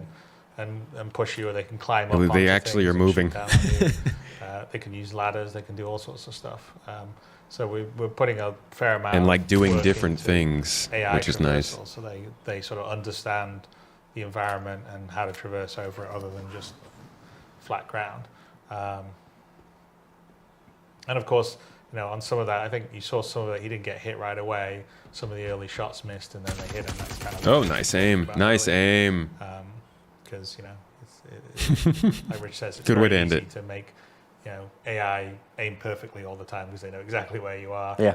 They've got all the numbers, but that's not any fun. So the fun is making him feel real, like you're playing against another real player or a human. All right, well, we are just about out of time. I think we got 2 more talking points we want to cover before we let you go. 2 in 10 minutes? Let's start with one that might be surprising to some. Most people maybe not, they won't know about it. We haven't done a lot of talking about it in the past. Skills. There's what can you tell us about skills in Squadron 42? So skills, it's not just Squadron 42, it will be Star Citizen as well. So we've split them up into kind of 2 areas. One is physical attributes. So we have 4 physical attributes such as strength, agility, endurance, and fitness. And then we have techniques, which is kind of like whether it's takedowns or traversal. So if you look at the physical attributes, what we have, essentially we're going to have a skill system that you can go, and the way that you play the game will dictate how you level up these particular skills. So if you're constantly carrying boxes, you may get stronger, so you can actually lift stronger things. Wait, what? But getting stronger doesn't just allow you to lift heavier boxes, but it also means that your equip load that you can carry in your inventory is higher. Are they, wait. That weight doesn't affect you as much. So you can sprint further because it's not affecting your stamina as much. Your force reactions, you're more resistant to that because you're stronger in yourself. Agility in terms of like weapon swapping or going to ADS. We have endurance, so that's, for example, like how resistant you are to the environment. If you look at, say, Navy SEAL training or SES training in Britain, essentially, they have cold weather training. They have, you can survive in harsher climates. You can go longer without Are they talking about and then that's what essentially like endurance upgradable gives you. And skills? also, for example, like G-force and Redout, so that you know pilots train for that, so they can actually GTA 4 modulate their breathing. So or is that San Andreas? Sustain. Guess that's higher all how all the Gs Grand than Theft a normal Autos person would work. be. And then you have fitness. So fitness, for example, you can have a higher stamina. So when we have swimming, you can swim longer. You can hold your breath longer. You can sprint longer. So we have these physical attributes, and we have multiple different ways for how you improve them. And those physical attributes will denote how effective you are at certain things in the game. So, and that will come to obviously for flying as well as in FPS. We're not going to be removing any of the skill elements. So there's nothing that we're going in there going, oh, you've got 10% more damage, or you know, we're going to make you fly the plane better. It's like, no, that's always relying on your skill. This is the things that you can't necessarily improve. So, you know, like I said, how fast you can sprint or how far you can sprint. All of those different things that are tied into your physical attributes. Well, it's like real life, right? Absolutely. I mean, like, you've got to I don't spend know some about time. that. If you want to increase your strength, I mean, yes, you could naturally be born strong, but if you go to the gym and you start lifting weights, you know, okay, I can do. Yeah, whatever. I don't know about that. Like bench press 100 pounds. Now I can do 120. Now I can do 140. Now I can do 160.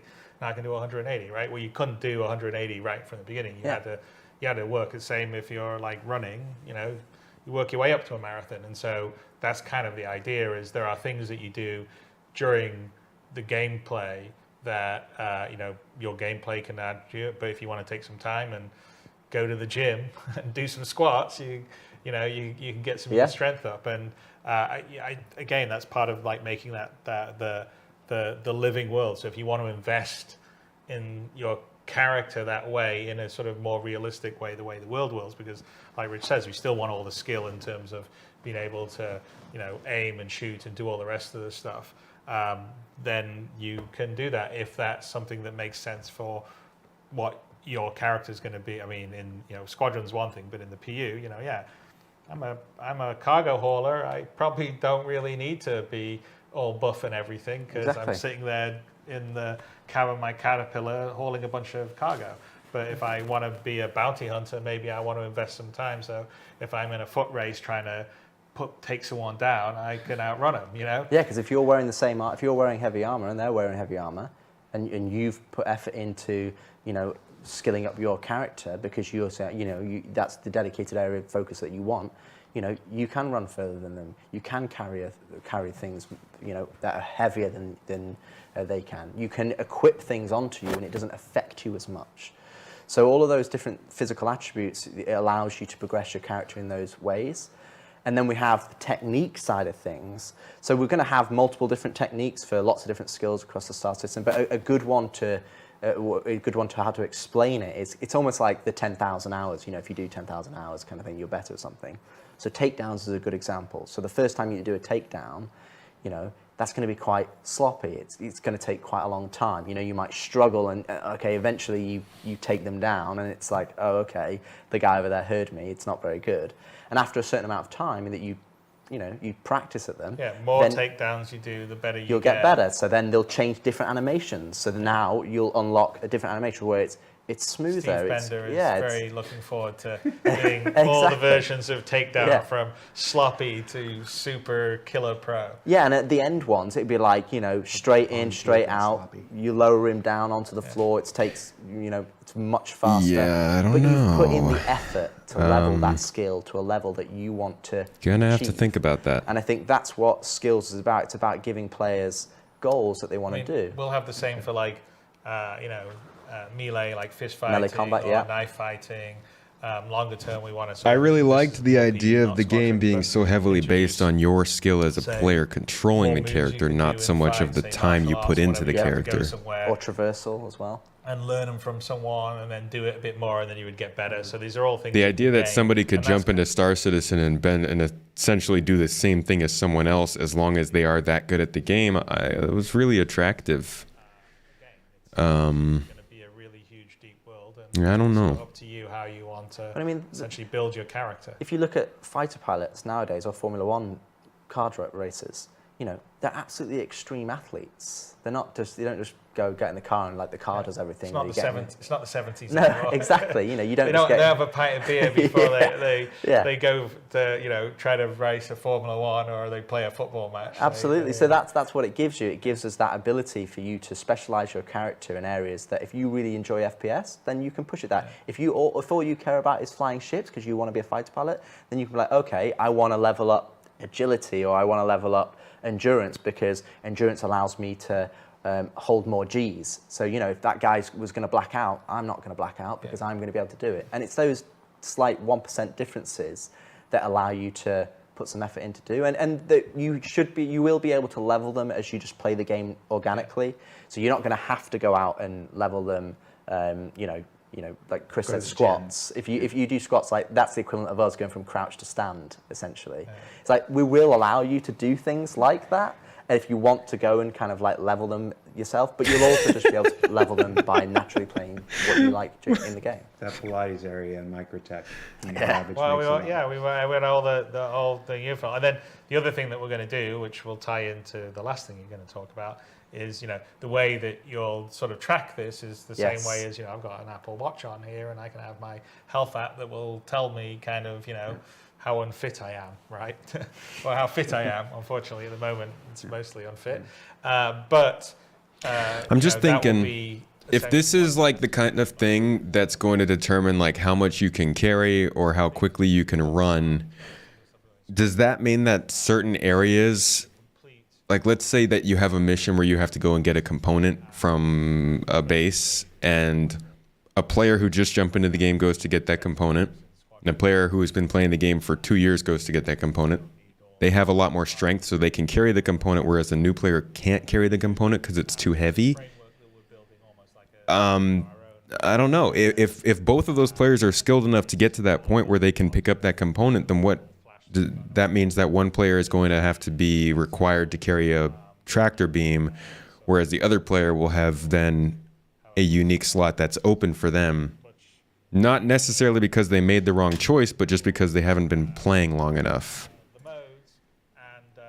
And I don't know about that. That's not entirely in line with, I feel like, what the game's been pushing.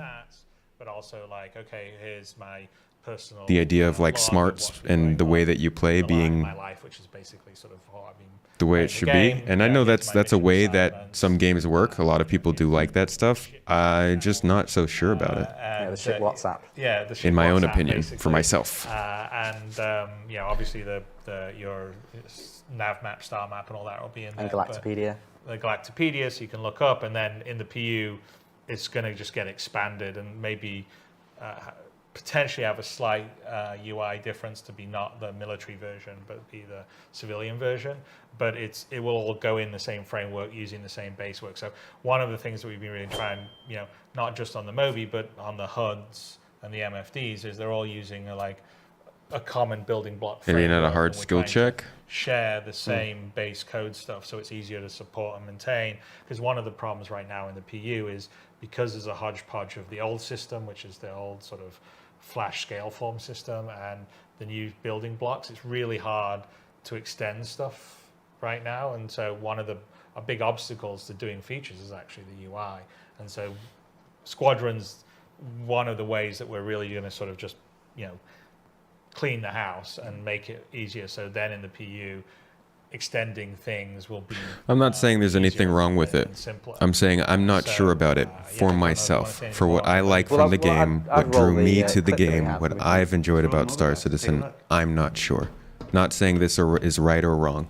So the first page that you'll see that's coming up right now, kind of like the overview. So, you know, it's the overview of your player. New Moby glass? The overview of your ship, and then it's like your primary objective. So, and all of these widgets that we call them are kind of shortcuts to the kind of the main focus areas. Alerts as you go to the other page. So you can see here we've got your messages. So this is kind of like the email client, and then on the right we've got kind of like the ship chat that's coming in with, you know, general ship chat. Wow, the chat looks much better. Again, it's kind of just making it believe that you're in this, you know, believable environment or a real life environment rather than just you alone.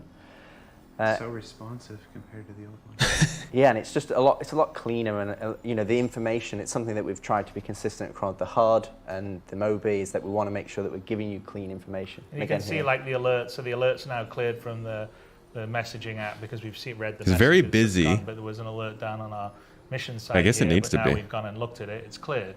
So that's the system, it's a framework. So like inside the, you know, you'll get, you know, notifications or alerts. Oh, look, I got a new message over here, I'll click over to it. Now we're back. And the biggest thing as well is it's like in everyday life, everybody. They did sneak in a little Satable there, huh? Satable. You're interfacing with emails and Looks much better than the current Google Mobi class. Chrome or, you know, search engines, and everybody does it every day.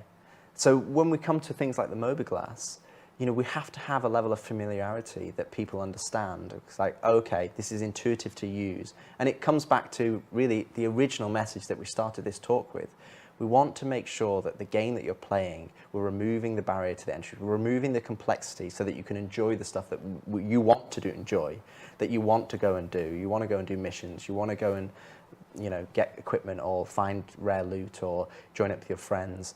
And I think a lot of the things when we look at this, where you go from player interaction experience to improve traversal, to improve HUD. Remote retrieval, Star missed map. that. Mobi is a combination of that, where we want to provide all this different information, but we want to provide it in a way that you're familiar with, that you can go and go, we don't need to reinvent how you read emails. You know, or we don't need to reinvent how you understand a mission, or, you know, and you want to have the information on your Mobi, like, okay, tell me what am I about to, is my environment outside, is it breathable? Yeah. Do I need a helmet? Is it hot? Is it cold? You know, you look at an Apple Watch, or my wife has an Apple Watch, so she's got a Fitbit, and it's like, okay, this is your heart rate, and this is your oxygen. You know, you need to have that information at your fingertips so you can go, okay, I can now plan for what I'm about to do. And coming back to what Chris said earlier in terms of, you know, you're not just going to be all wearing heavy armor going into the ships, and you might not have an EVA pack, and you've got to decide what you need to take out with you on specific missions.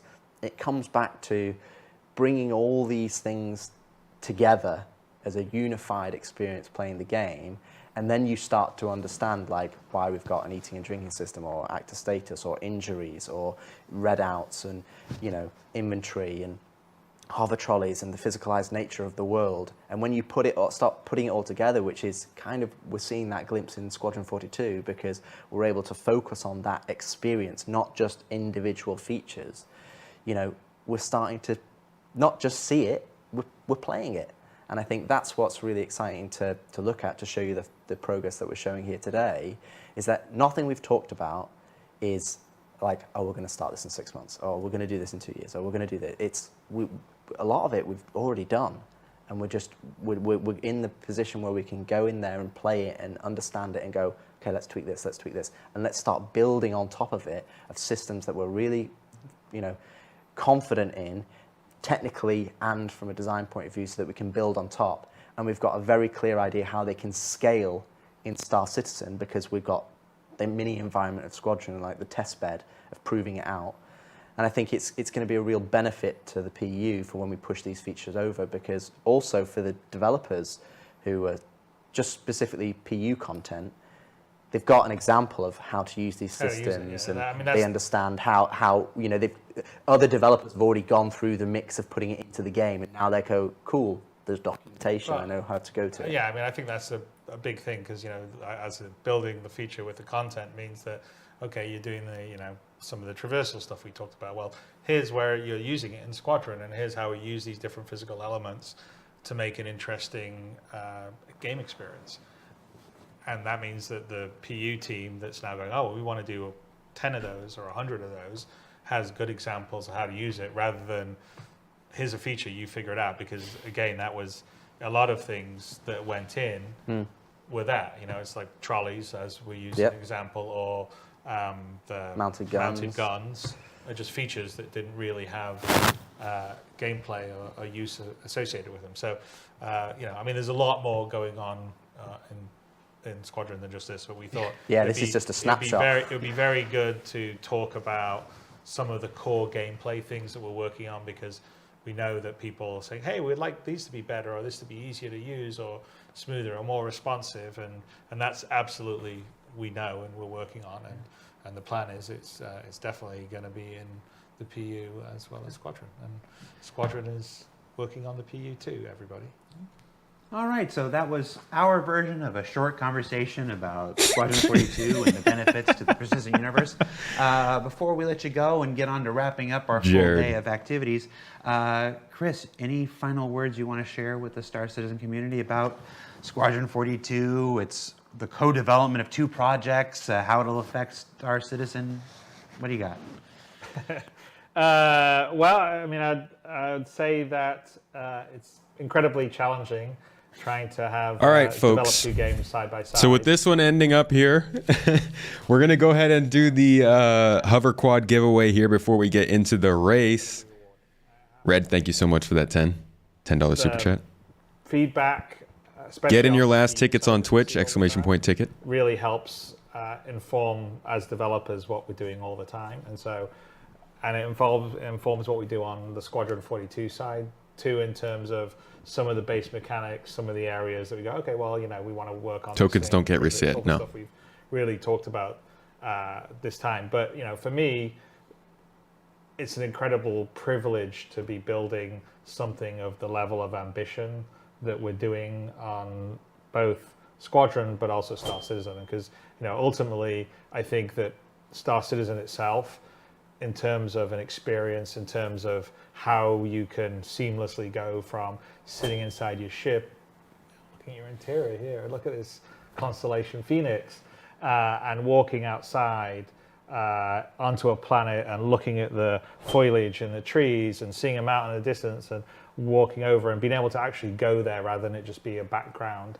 that you can never reach. The scope and scale, the sense of being able to go anywhere, do anything, that is something that most game engines and games generally just can't do and don't do. You know, they're limited to more limited spaces, and you know, we're utilizing in Squadron to give you a sort of single player experience that sort of feels like you're, you know, in a huge play environment and system that you traverse around. I mean, we talked about, you know, the various types of quantum travel you're using and all the different, you know, down to the detail mechanics of picking up something off a desk and moving it over, and being able to build a system that can do that for the detail and fidelity that we're telling a really rich story in Squadron, but also a huge universe that you can exist in as a sandbox for everyone in the player is a complete, I mean, from a developer's standpoint,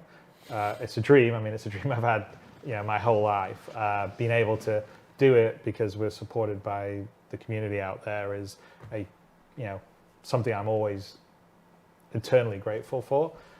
And, you know, it's the best job in the world. So as much as it can be difficult sometimes, as much as it can be frustrating when you see everyone bitching about something or something's not working, or, you know, what kind of idiot did this, or which, you know, doesn't this person know how to run a project and all the rest of the stuff. Jared's like, let's wrap it up. It's still the best job in the world. So you've read the feedback.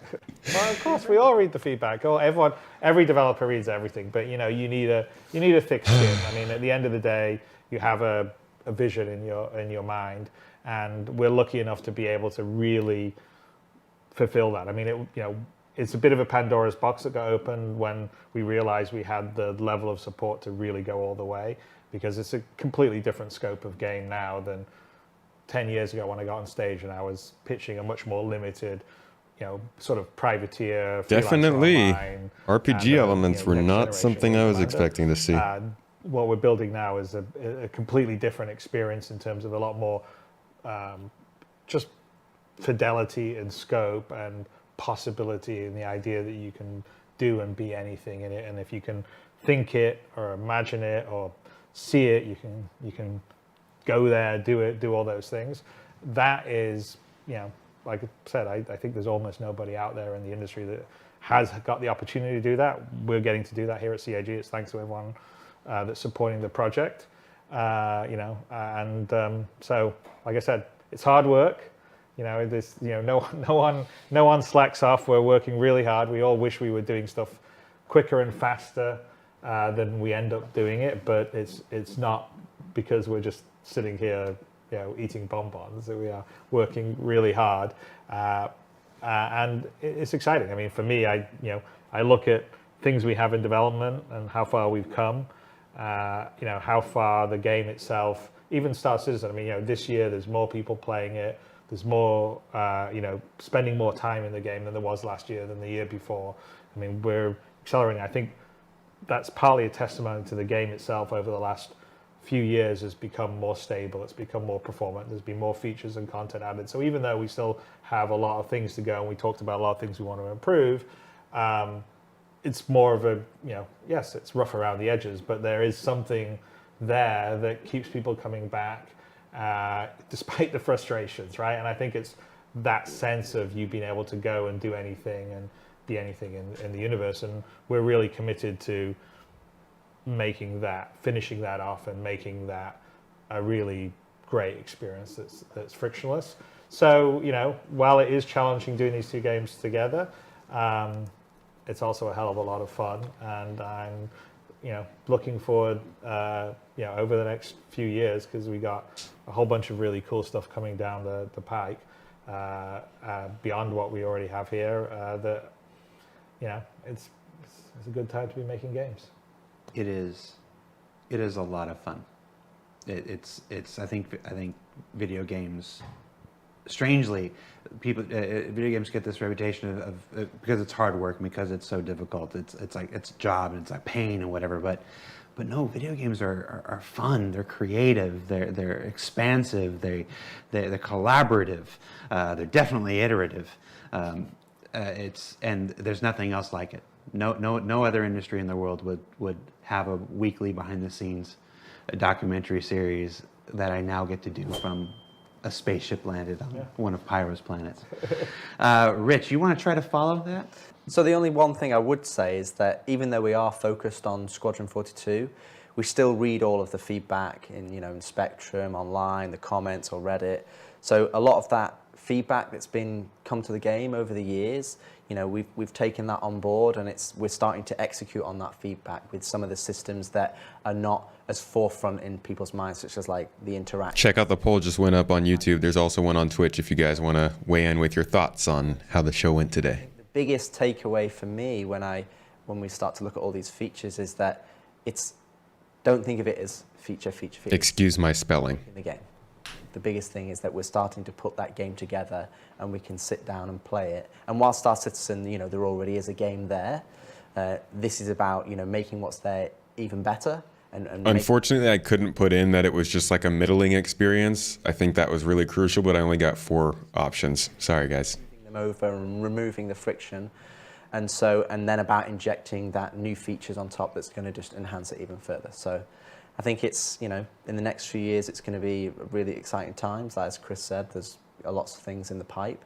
And I think some of the things that come online will be real game changers to not necessarily what you do, because that's going to be delivered by the content and the features and ships, but how you do it and how you interface with the game. And I think that's going to be a huge improvement. And I think that will, I think if you're a developer, it's something that's really important, because you've got to make sure that your game is, if they're not talking about that aspect of the game, then you've done it right. And I think that's where we're getting close on at least on Squadron 42, so that we can then map that over to the game. And then, of course, the only thing I want to add is that everything you've seen here today is work in progress. We've removed some of the locations and aspects where you've seen them to protect for spoilers and story elements of the game. But all this stuff is coming to the persistent universe at one point. The stuff we've been able to show you, the stuff we haven't been able to show you today. And if you were surprised by the skills part in particular, like we just kind of snuck that in there before the Moby Glass, rest assured we will be following up on the skills conversation with visuals and a more in-depth discussion of how that'll work and how you'll interact with that and stuff as we get closer to being able to do so. So we need that if you've already gone to please. Spectrum or Reddit or your YouTube thumbnail and Reaper Unit, thank you so much for the super chat. Good to be here with you. It was a neat Star Citizen. Thank you, everyone who joined me for this. You had a lot of choices on ways to spend this live stream. I appreciate everybody who decided to come to the Tomato Special. There's still plenty to do. I'm going to jump into a race with some of the devs and other content creators. We're going to show off the new vehicle and everything. But thank you. I appreciate you being here with me. I'll have a lot to say on this throughout the next few streams we have. We'll do reviews on this. I'm going to put a video out on this. There's a lot to be said, both positive and negative. So stay tuned for that. But again, thank you so much for being a part of this with me. What my favorite thing about the community is? What am I going to say? It's going to sound cliche, but they believe as much as we do. I love them because they continue to support us. It's the only thing that's kept me going. I've seen a lot of games and I've seen a lot of invested players, but they're right there with us throughout the whole process. It's unlike anything I've ever worked on. The thing I really like the most about the community is how welcoming they are. To new players entering the verse for the first time. New players come every day, and I find that they're always happy to show people the ropes. I found it very wholesome. When I first did the CitizenCon, where I got to fly the Carrack, everyone was so supportive, and the cheers I got when we were flying through that wormhole was unbelievable. Their effort they put into, like their creativity. Such as building a simulator inside of an entire RV or... The cinemas, I love watching them on my lunch break. I enjoy watching the videos on the content. There was one recently on Twitter where it was like the 100 players entering the atmosphere that just looked really grand. Yeah, I'm surprised they're going with the same video they started with. Let me jump into the... I'm going to go ahead and close out this giveaway, guys. Thank you all for getting into it if you did on Twitch. I can't cuss, can I? The new and exciting ways they find to break shit. Just the random stuff that you do. It's not like the gameplay we intend. People doing crazy stunts in their ships. I'm from the character team. That's why I think it's cool when they closing it out and picking the winner of the hover quad. That's really, really cool. Here we go. Previsia. I saw you. I know you're in here. I know you're still in the chat. Congratulations, Previsia. You won yourself a new hover quad. They have so much love for it. I really like when the community is very... And you should, at some point, they are about our progress. hear from one of the mods or Mrs. Tomato about that to get your winnings. Thank you so much for being involved with this chat, though, and the giveaway. Thank you, everybody who took part in that giveaway. I hope you enjoyed being active in chat, I guess. Congratulations, Previsia. Impacts our decision-making process for, what did we do right? What did we do wrong? It is the most rewarding thing in the entire development process. We're not making the game alone, we're making it with the community. Still keep fighting us. They really do make all this possible. I'm living the dream. We all are. My favorite thing about the community, it'd be impossible for me to narrow it down to one. And if somebody said you had to, I'd probably just turn and walk away. And the community is at the heart of everything that Star Citizen is. So we've got one final addition before we wrap this up. The Community Hub was first introduced way back when in 2015, 2016. I thought I had it, but I'm realizing I don't remember. It's needed some love, some TLC, some extra handling for some time. And finally, we're about to roll out Community Hub 2.0. So I'll throw it to Tyler and our friends at Turbulent to tell you more. Okay, there's more. Are we starting the race or no? Okay. False alarm then, I guess. Hi everyone, my name is Tyler Whitkin and I'm the Director of Community at Cloud Imperium I will be Games. right back for this one. Fine. Each and every day we're taken aback by the tremendous amount of creative community content coming from all of you. From a small 3D printed MSR that fits in the palm of your hand, to a full-size replica sandcastle of a 300i. No joke, someone actually did that. In fact, maybe they can pop it up right here. Wow. On the community side, we've always felt that if our developers were going to push the boundaries of what's possible with technology, that we needed to match that level of ambition with the engagement and tools that we provide to help the community thrive. With the incredible amount of creative content flowing from our community, it was a no-brainer that we needed to find a better way to support that. So, we've teamed up with our good friends at Turbulent to completely rebuild the Community Hub, and we're very excited to show it to you today. The team has been hard at work and focused on building out a completely new platform that will make both sharing and browsing content easier than ever before. To build this community hub, we really try to keep the Star Citizen identity, see what was good for the community and what they would like. This is where most people will go when they want to search for new content or discover new people who play Star Citizen and make posts in the community hub. So it's a very good place to engage with others. We want the community of Star Citizen to have this space that they deserve outside of the game, to keep talking and creating about the game, share and comment with each others. Now, I know I'm a little biased, but for these reasons and for many others, I believe that the Star Citizen community is the best and the most creative community in all of gaming. In fact, if you agree, go ahead and drop an 07 in chat. Go ahead. By the way, this bit is pre-recorded, so I'm going to assume that you are spamming chat like crazy right now. Thank you. Don't let me down. When creating a new post, you'll be able to choose between 3 post options. So that would be an audio, a video, and an image type of post. Inside of them, you'll be able to obviously put a title and description in there, but also to pick and choose from a variety of different categories your post relates to. And that comes and play into the Discover page. On the Discover page, you can browse over all the content. You can also filter content with your preferences. For example, if I want to see only videos that are about cosplay, I can now filter that and find only videos about cosplay. And I can also sort them by popularity or by date. When you first arrive on the Community Hub, you arrive on the homepage, which features top trending content as well as posts from people you follow. Because yes, you can now follow people on the new Community Hub. You have a live stream section, which you can see the top players who play Star Citizen right now. No, it shouldn't be the top players. You have a tutorial section also on the front page, and there's also the sidebar. We don't need more Kingmaker sections. Shots, videos, and crafts. It's also about the human connection we make with like-minded spacefarers that we've met along the way. It's about friendship. Personally, for me, I've made countless meaningful connections with so many people that I otherwise never would have met outside of this community. And many of those connections I know I will cherish and carry with me for the rest of my life. And I'm confident that many of you have similar stories, which is exactly why it was vital to us to find better ways to keep you all connected with one another. The Community Hub is a place of creativity and exchange between all the Star Citizen players. The team has put a lot of work in it. We're working on it since quite a long time. We really put a lot of love and care in this, and we really hope the community will enjoy as much as us. So you can head over to our website, dive in, check out all the new features, break the new features. It's okay. It's part of the process. And as always, we want to hear your thoughts, so make sure to head over to our dedicated feedback thread on Spectrum and let us know what you think.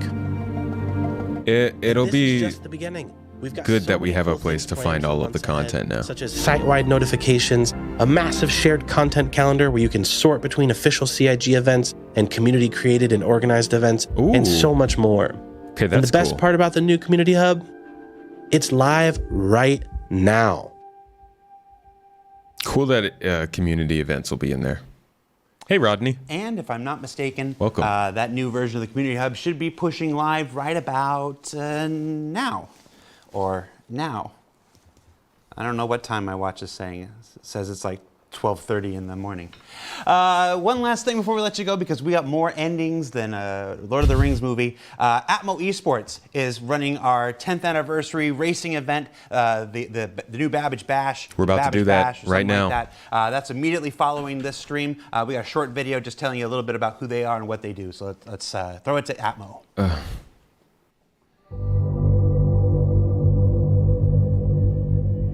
Atmo Esports operates a little differently. Corsair. Born from emergent community events like the Damo Rally, the natural progression was to create esports events within an emergent environment and provide tournaments for esports teams in a unique way.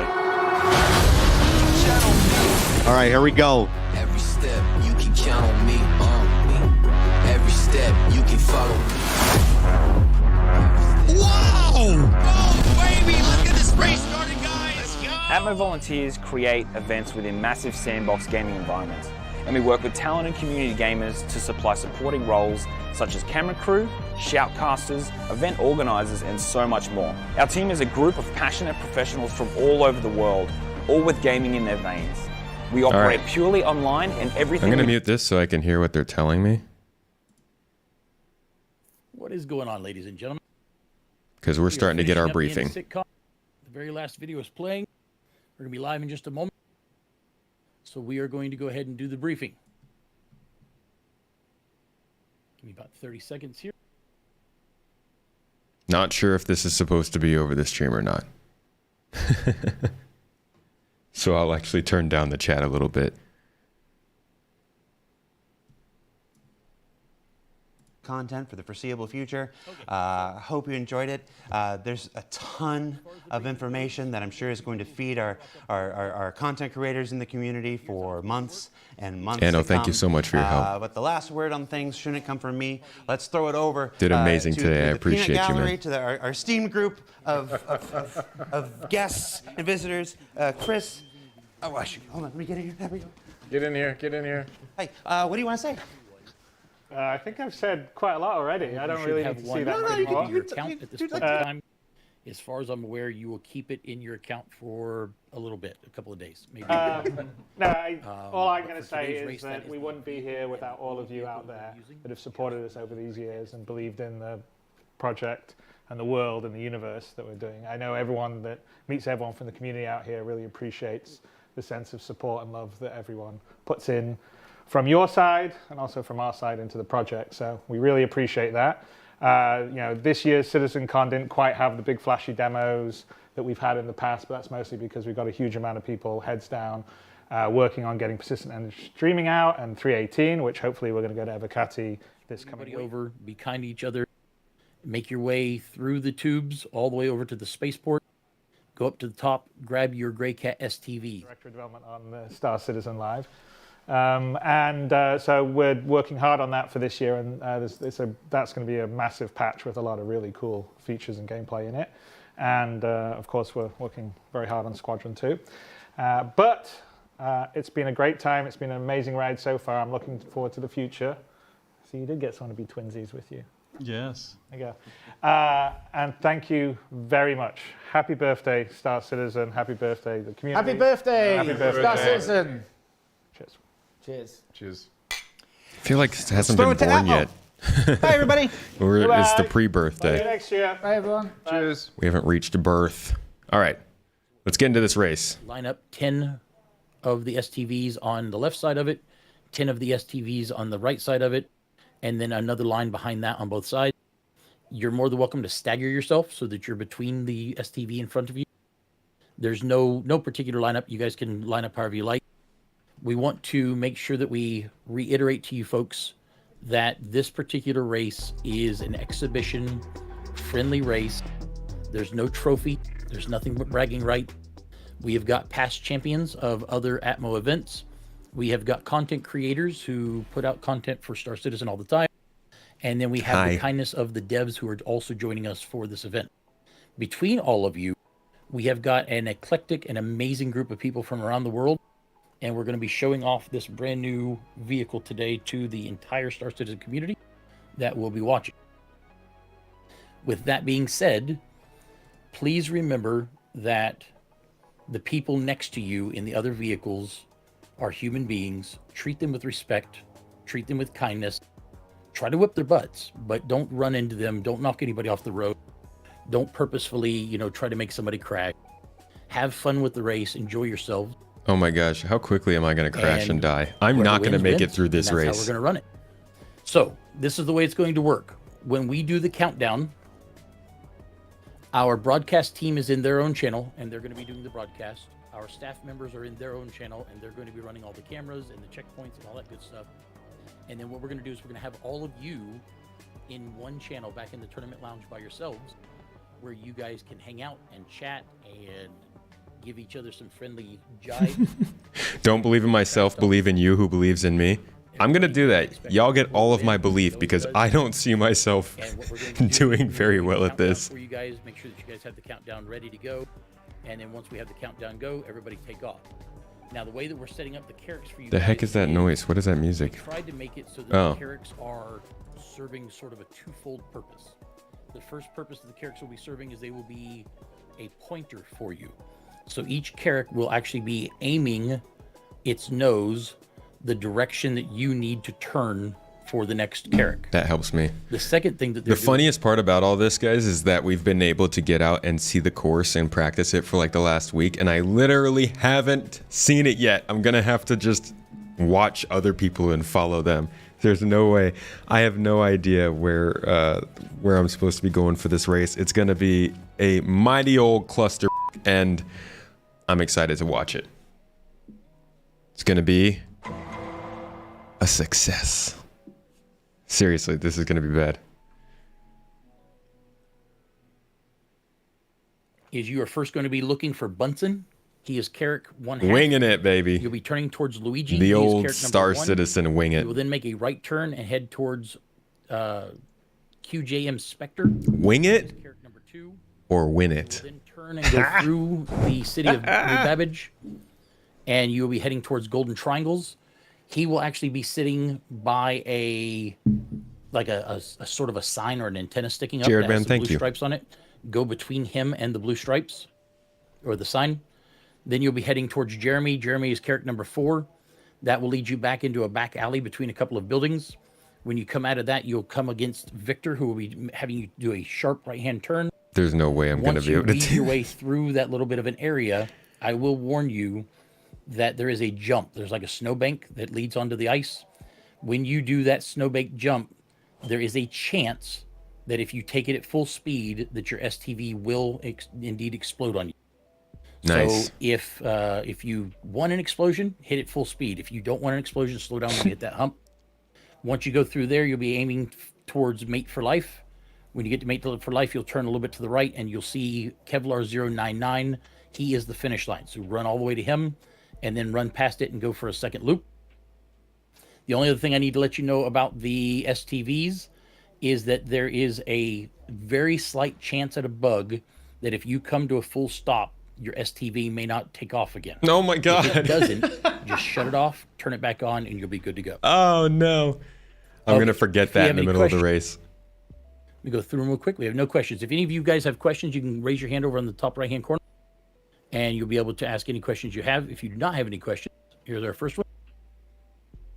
Go ahead, Team Shark Mike. Tomat, let's go. I was just wondering, because I got in here a little bit late, how do we get the STVs? Is that going to be something we have to get in-game, or is what are we doing with those? STV has already been credited to your account, so it will be cool, okay. You'll be able to claim it or grab it wherever you're at. Okay, cool, thank you. Haska has a question. Go ahead, sir. Yo, guys, I'm screwed, but I'm looking forward to it. I like to be screwed with my friends. That is a little bit of a weird thing to say, but stick with me. What'd you guys think of CitizenCon? Tell me your thoughts. I know there were a lot of strong thoughts. We kind of just swept right into this race thing, but since we're sitting here waiting for it to start, how are you all feeling about what we just saw? Oh, I'll become the paste. I'm gonna become the juice. I'm gonna be the juice. The juice, the red juice on the frozen lake. You liked it? You give it a 10 out of 10? You give it an 8 out of 10? Slightly better than last year, but still meh. Happy about the new stuff coming. Quality of life stuff mainly. It was decent, but no Banu Merchantman footage. Yeah. You only want to get screwed if it's all of us together. Extensive. That's a way to put it. That is a way to put it. Good layers. That is my thoughts about the community. Good, except they left CR off the leash too much at the end. Excited. You were excited until the last segment, which was mostly old news. Too much talking. Kind of disappointed, but it wasn't a total letdown. You loved it. Some good info, but way too much talking in circles. Fly modes is good. Nothing too shocking. Had issue with how it was presented, but the info was good. Sitcon, 5 out of 10. Wish we saw some 318. Panel's good. Mostly boring, but some surprisingly cool stuff. Seems pretty middling.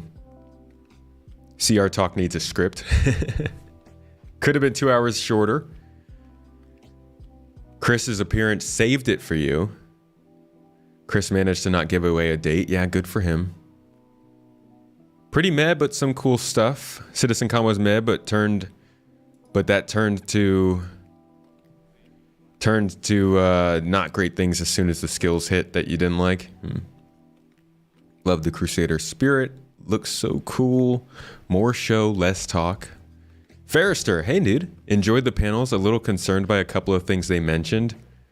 Be interested in hearing that. More of what you have to say on that.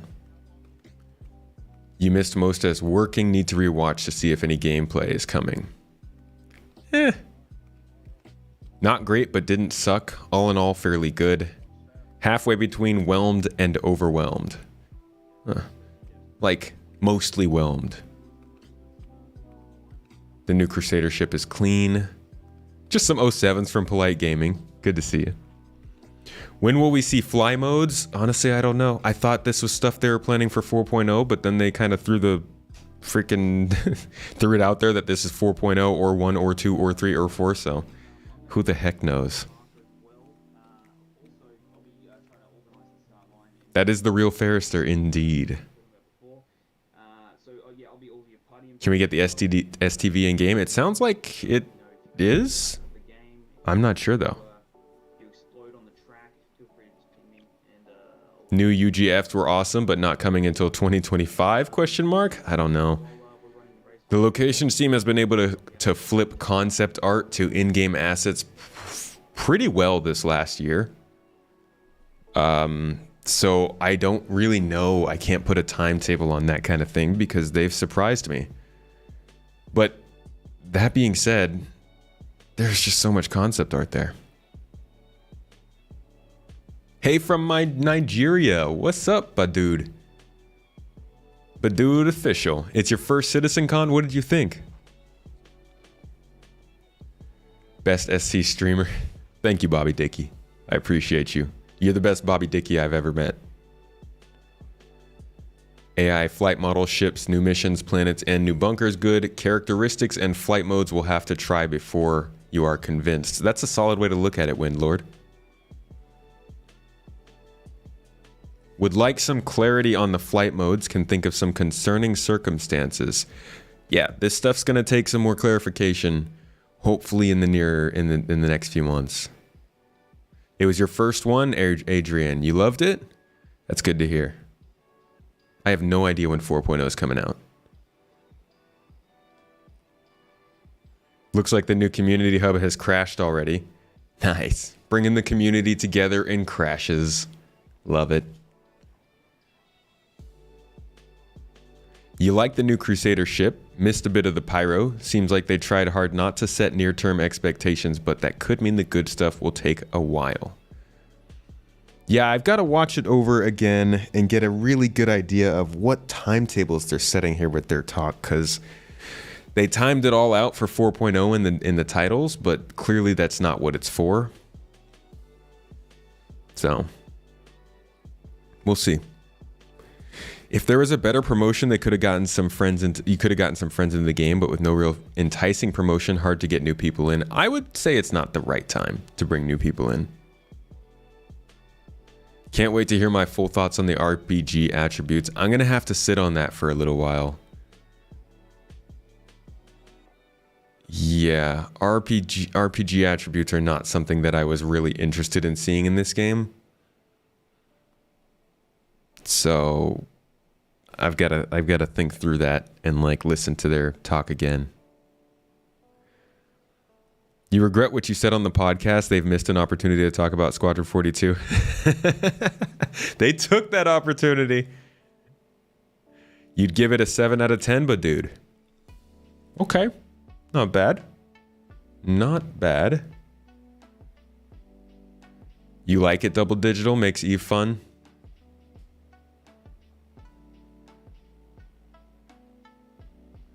Been here with you all day. Master Kane, thank you for hanging around for that long. No problem in streaming the goodness. I've had a good little dollop of fun with it. I'm glad you enjoyed it. Glad to everybody who stuck around all day. Seriously, it means a lot. The first time I ever went live for CitizenCon or did anything CitizenCon related, it was there wasn't very much going on. So this has been a vast change, and I've loved being here with you guys. You like that they didn't mention timetables. It's solid. They didn't mention timetables. They shouldn't have put it in the titles. That's gonna rub me the wrong way for such a long time. You love the podcast with me and Ferrister discussing Sitcon at further detail, and you'd also like some of my thoughts regarding how I think both Pyro will work in terms of gameplay. Is there even a hospital there? Stuff like that. It's going to be based a lot on players helping players. Players will have to have fuel ships, medical ships. We will probably need to have more escorts. Cargo hauling will need more escorts. Gameplay in Pyro will be distinctly different from Stanton, I think. I do hope that they go in deeper detail about that in ISCs leading up to that, because people need to know before it gets here. But I think it's going to be quite a bit different. Do I think Chris's presence was an overall positive for CitizenCon? Presence, yes. But I think... I know it's hard, but they really have to get... They have to make the way that the information that Chris has more easily delivered to us.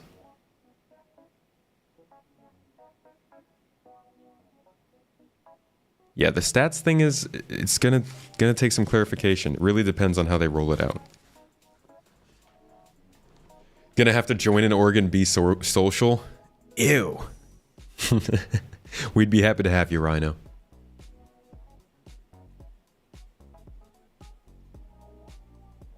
Chris needs an interpreter. They had they did that demo where they had, I think it was Todd Pappy out there with Chris. And you could tell that they were very much like Todd was there to kind of keep things moving along. Be that counterbalance. Let's hope they get some of the ideas implemented. The one thing I am positive about from this CitizenCon is that most of the stuff they talked about is pretty far along, considering it's been in the monthly reports for a while now. And we got some in-game footage, some in-game proof of some stuff that I was not expecting. I absolutely did not expect to see any new UI in the game today. I was expecting to see maybe some developer overlays for the power management stuff, which we did see, but I was not expecting the Mobi-Glass or an updated HUD. Those were two nice surprises to see, and I'm glad that they're long enough that they're functional in game. That's good to see. May have to take me up on that, Rhino? By all means. !org.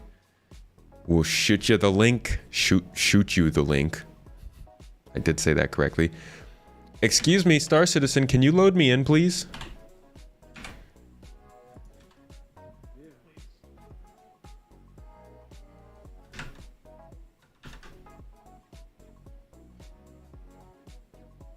Let me jump into the tournament lounge here.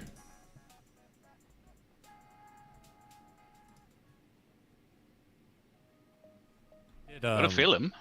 We will break your game, CIG. And I know Yeah, CIG I is was here. in a- We will break your game. That is our job. I was in the morph. Alrighty, here we go, folks. And I think we might have to get another elevator, guys. This one's pretty full. Anyone at PO? I'm taking a vehicle. You're talking the more stream when they put like 100 people. Nemo, you need a ride? The 890. Probably gonna need another train too. Oh boy. Jesus Christ, I've never seen it. Frame rate. All right, first step is to just try and get down. We just did an OVO with like, I think it was 50 No. 50. Oh my gosh, this frame rate's so bad. And let me tell you, when you want to talk about pushing the game, that was an interesting day. Oh, you almost made it, Intermaster. Sorry. So many people are just getting back into the game after CitizenCon now. I hope it's not like this in the race. I swear I saw someone give us the finger as they left the station.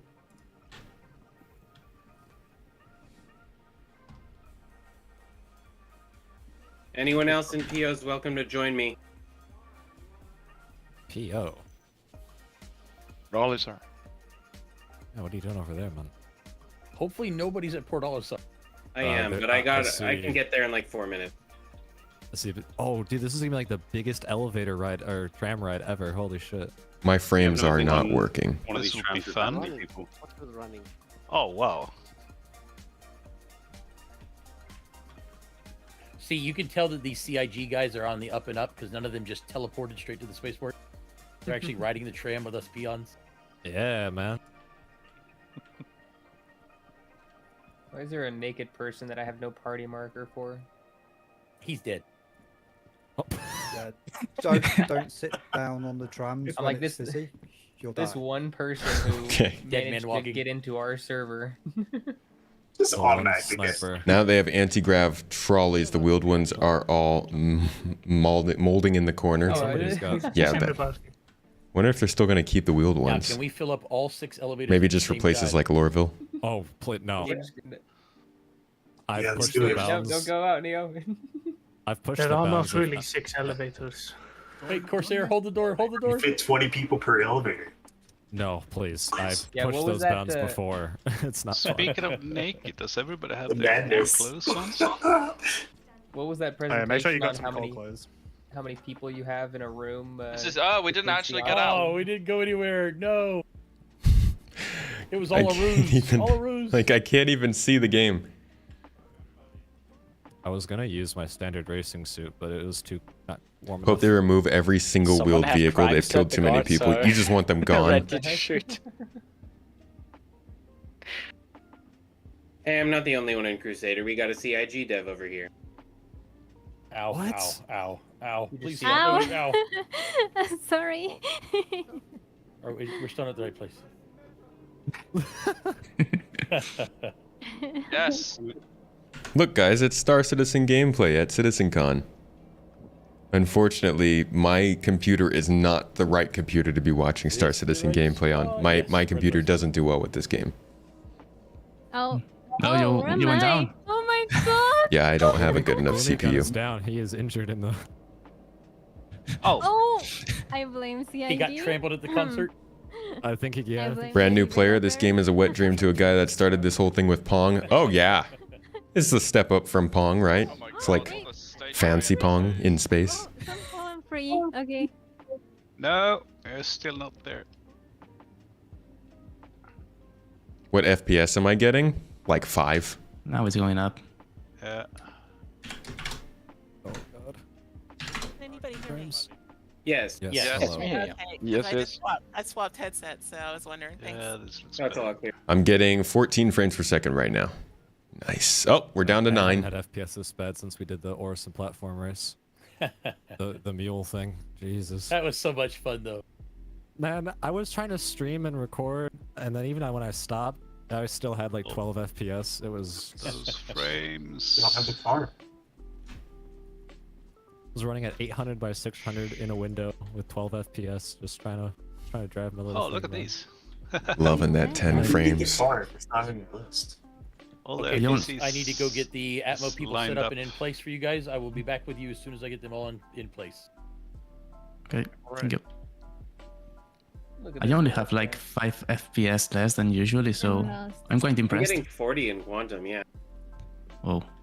Feels well, like okay. even real life is running in low frames right now for me. Same, yo. Well, I mean, that's because you guys have been awake for hours. I was gonna say, did you guys do like a bingo drinking game or something? Like.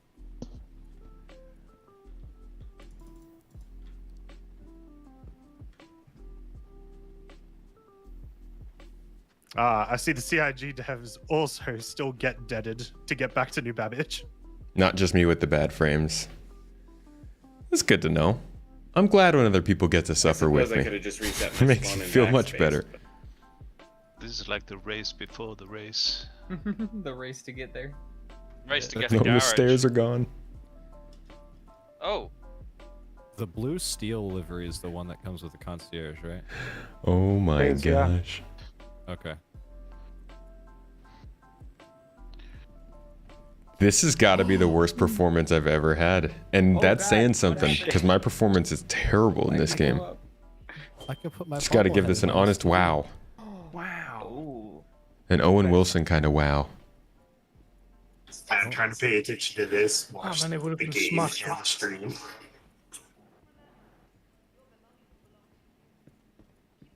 It would have been smart to buy the skins for this before it go.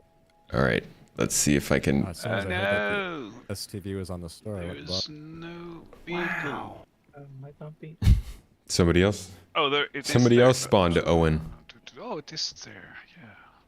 It's just lying to me. Space paced will be a thing. If you guys Yeah, are we're gonna looking need at my full frame rate and building. thinking that I'm going to be able to get through this race, you are mistaken, and you are a silly goose. Okay. I know, standard undersuit will last exactly 1 lap. Well, we're doing. I'm gonna claim this thing. Yeah. Alright. If you want to be, you know. All right, Gray Cat STV. Your race. See what it looks like. Stuck in the garage. This game is so ready for full release, obviously. What CPU am I looking to upgrade to? My mind is not even on the idea of upgrading. I'm so far away from upgrading my PC right now. Far away. I'm hoping next year I'll be able to. Is it normal that they But it's don't going to have be a little cars? while. Yeah, Yeah, it spawns like that at first. Had the same epiphany. Gotta finish the race so you viewers can watch the whole race. Did you see that new hover tech? Yeah. Ooh, nice. STV. V. As in violin. Or voracious. Hey, so I try to join with someone and they're not leaving at the moment. I don't know what they're doing, so... And then the vehicles aren't spawning, I guess, for us, at least.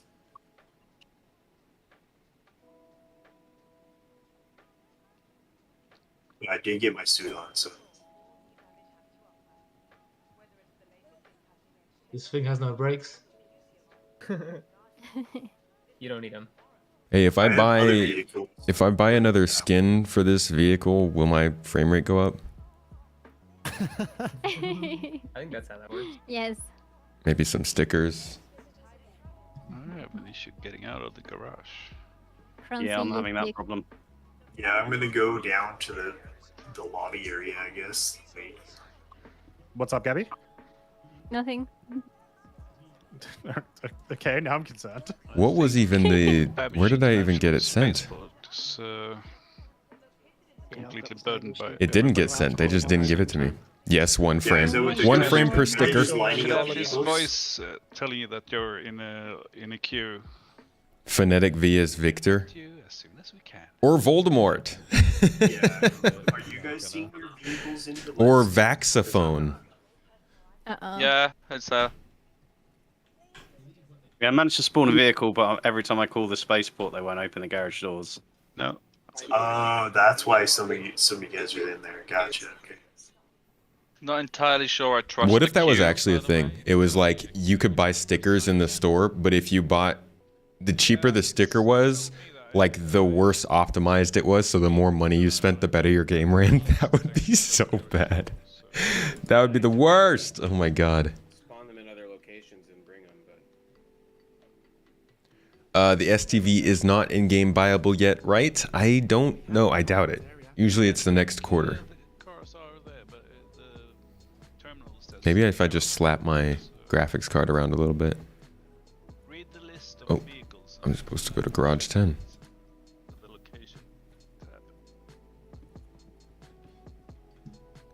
Okay, so what I need to make sure is that I'm not showing this vehicle before Atmo is, I think.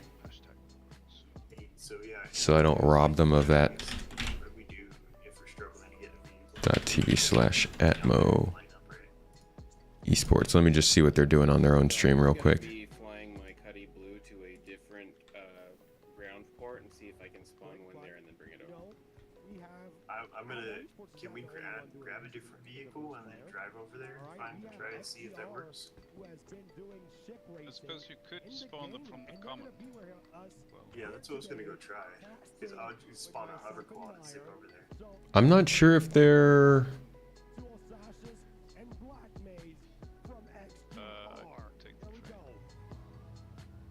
Yeah, I would take the train too, but just gonna take forever. Hold on a second. Let me just ask. Hey, quick question. Are we... Are they cool with us showing the vehicle on stream yet, or are we waiting for Atmo? They said no. If you can't get out of the garage, close the call and make another one. Yeah, I managed to get out. You can actually buy the vehicle already on the website, so I mean, anybody can actually drive this thing at this point. Okay, so Yeah, we're... but they still said not to show it on stream until after the interview is over.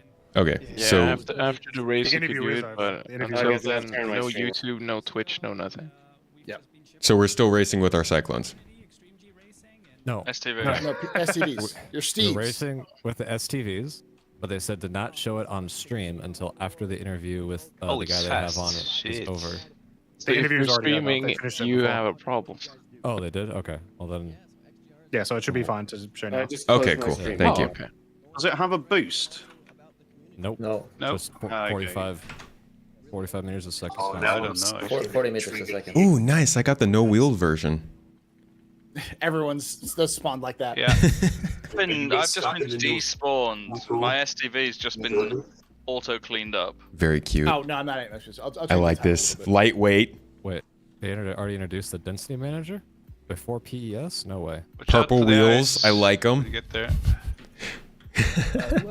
It looks like a small Cyclone, huh? Like a little pocket Question Cyclone. about the starting line. Good I see lord, that this we're is not not pretty performing much lining up very orderly. Where are we supposed to line up properly? Reaper Unit, thank you so much for that super chat. Said the STV is available to buy right now. Not sure if it's in the PU. Okay. It looks like it is. It's having some trouble loading in though, huh? No, maybe another one. Croncy, I should have watched out for the ice. Oh, there we go. No, mine doesn't spawn. I'm gonna go to the other terminals and try spawn them down there.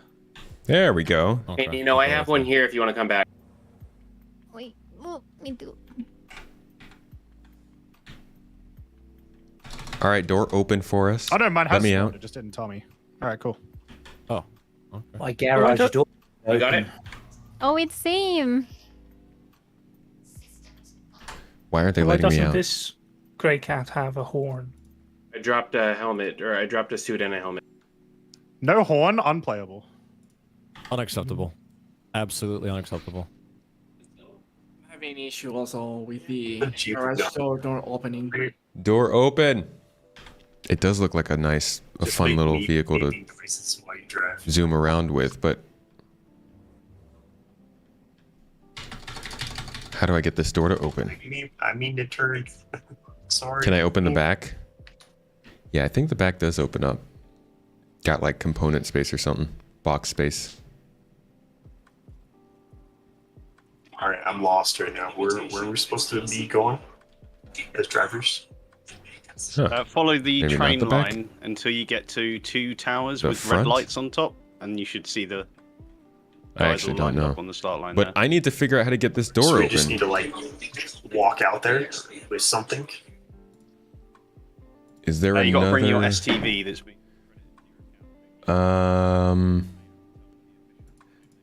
How do you get out of the ground entrance?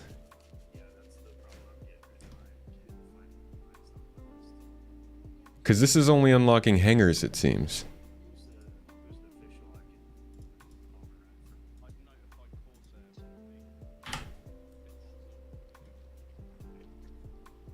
Hey, Croncy. Yes. Were you changing garages because you couldn't get yours to open?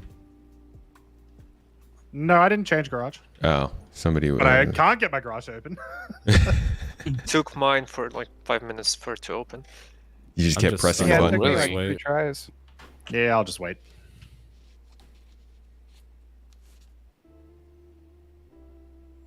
Okay, I'm bringing a couple extra suits in my Cuddy Blue if people need them. A popular bug, it seems.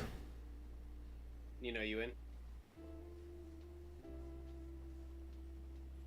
Click spaceport on the Moby Glass. Yeah, I did. I called the spaceport. They are. Does anyone know... They're not doing the port part of their spaceport though. Look at this. I'm getting freaking 6 frames per second right now. This is not 318 now. This would be 3.17.3, I believe. I also, even if there is no boost, I always hold down shift as much as I can. Yeah, same here. Your call is very important to us. We promise you'll answer your call. We promise. Don't worry. We will definitely answer your call. Just wait, please. Haha! It worked. Just wait, darling. Yeah, just cancel the call and try recalling New Babbage Mine- again. That's what I did. Hey, They're Nino, letting me out. check your chat. My hangar just opened after like 3 minutes of waiting. I'm free. I'd say just sit tight. call and wait, and eventually it would open. Hey Sparks, I have a bug. I have the box stuck in my hand, so I'll just go get a suit and I'll meet you up with my ship on the planet. All right, Okay, this that's thing's a little speedy. Speedier than I thought it would Put be. it in your local. Not good when you only Hit I have and 5 drag it if you frames can. to spare. Oh my At least we've got a gosh, there's windscreen, no unlike the way Cyclone, we I'm won't going to be have able a to frozen race like visor. this. There's freaking no way this is going to work for me. Alt X. Alt X. I can't even see. Where's the light? Can I turn on my lights? There we go. Most latest person of our group.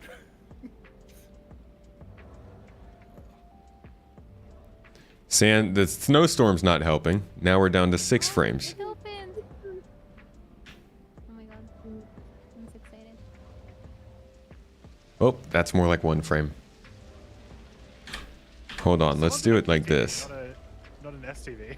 That would be me. I'm waiting to get mine from Corsair. I was a late edition. Right. No worries. Okay, now I gotta find where the starting line is. I am so freaking lost. I don't even know where the race starts. Gosh, this is why you don't invite a tomato to community events. Okay, we're driving this way, it looks like.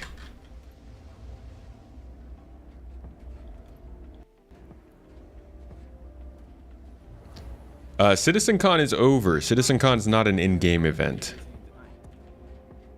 So what I'm doing right now is actually the post-CitizenCon. How long until sunrise? Actually? A little post-CitizenCon event I was invited to. I don't think they're gonna kill that much time. The sun doesn't exist. Ah! What did I say, Sandy? Literally could have gone everywhere, and we ran into a tree. But I mean, you say they're not gonna try and kill an hour. They might not try to kill it, but it's happening. All you have to do is call Chris Robert. Guys, by the way, if you're already on your vehicle and you wanna see something cool, just do the open doors on the vehicle, and you'll see some really cool shit. Okay, we're on flat ground. Is there a compartment for a box? Holy. Whoa! Okay, and we flipped over. Are those components under the hood as well, or is that storage? Yeah. Components. Nice. Yeah, Previsia, I'll be the one who's getting that stuff going on with the giveaways, so just hang tight. That'll probably not happen until after the stream is over. Yes, I'm finally out. Yeah, I'm gonna see if I can spawn it at Shubin. So you'll hear from Mrs. Tomato or Ahmad, but I have to make sure. I don't know what's going on with anybody right now. Whoa, that Valkyrie. Whoa. Or Terrapin, rather. All That was right. much bigger than I thought it was gonna be, actually. We made it out to the stop, to the start line. Someone blew up in front of me. I think in the night we just crashed there somewhere. I think it just crashed something. I just had lags like hell and then I crashed. I think you and Cronzy crashed into each other. Yeah. Nah, I'm good. No? Like ice collision or something, yeah. Yeah, it was probably the ice collision. Boom. Lined up and ready to go. This is gonna be so terrible. I can't even see my frames. Like, they're so bad they're invisible. Let's do the open door thing though and see what's going on with this vehicle. I do like that this ground vehicle has been tuned for pedals. Can actually How do I decelerate open? without having to cancel my input. Oh, I still have to reboot. Is this one of those cars where they put all the plastic pieces in because we didn't unlock the features? Look at that. Look at all these switches that are blocked with off. the gravity? Is it bouncy? Are you flying through the air, or it's good? A little bit. How do I open doors? Channel? Oh, I guess it needs a ride. So I was here a little bit late. What do I do if I don't have it? Guys, I'm just still regularly on the start line at the moment, so just let me know if you are still heading to the start line. I know that some people can't spawn STVs right now, including myself. Not a lot I can do. Yeah, those trees, they just come out of nowhere. That's They're kind of trolls. going to happen, unfortunately. If you did get an STV, you can buy and rent one and put one in, but even then, Please it doesn't donate seem to be showing up FPS. in the vehicle list for spawn. So we will have to cut time and just start the race at some point. So you just need to make your way. You see those plastic pieces as potential homebrew upgrades. I mean, It's solid. I mean, everybody needs a button that spills tomato juice out of the back of their car to mess up the other cars as they chase you. Set up your getaway. Use the interact menu. Good call. Let's see.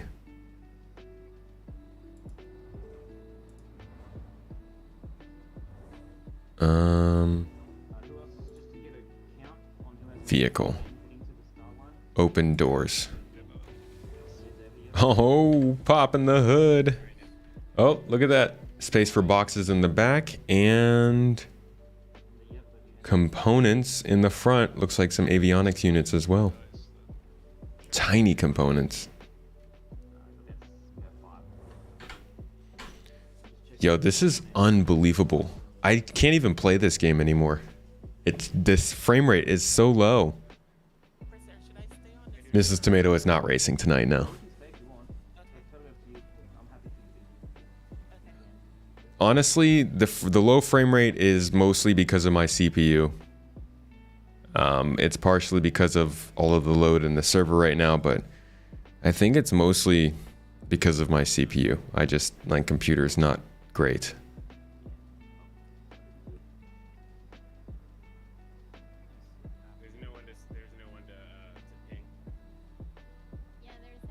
What's in the hood? The components?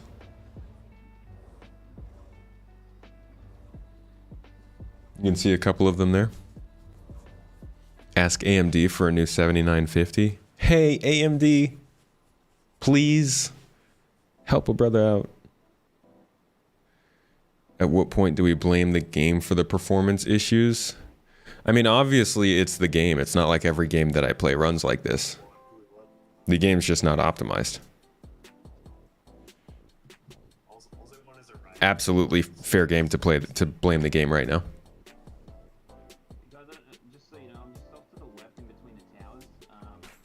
Because there are other people who get much better frame rates than I do. Like some of the people who are sitting in here are talking about 50, 60 frames per second. But overall, everybody's computer is pretty heavily impacted by the way the game runs. You got the 7950 and it's great so far. Yeah, I bet.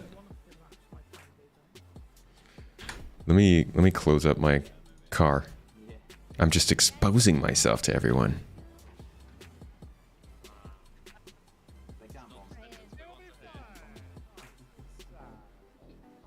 It's like a PTV fun mode.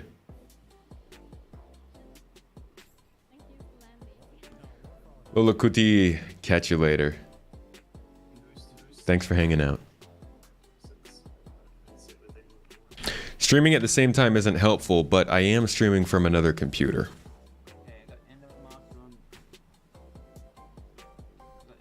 David just rocked up. Impulse, are you down here, man? Yeah, I'm coming. I just said. You still coming? Yeah, that's all I need to know. Yeah. You guys said that if we don't have the car, then we just we're not in. Yeah, if you don't have the car or can't get the car, because even if you go and rent it or buy it, it's not showing up on some people's lists either. Oh, so okay. You do have that option, but whether it shows up. Unfortunately, we're going to be going through the city for this race, so it's just going to be bad FPS all around. I'm not going to make it very far.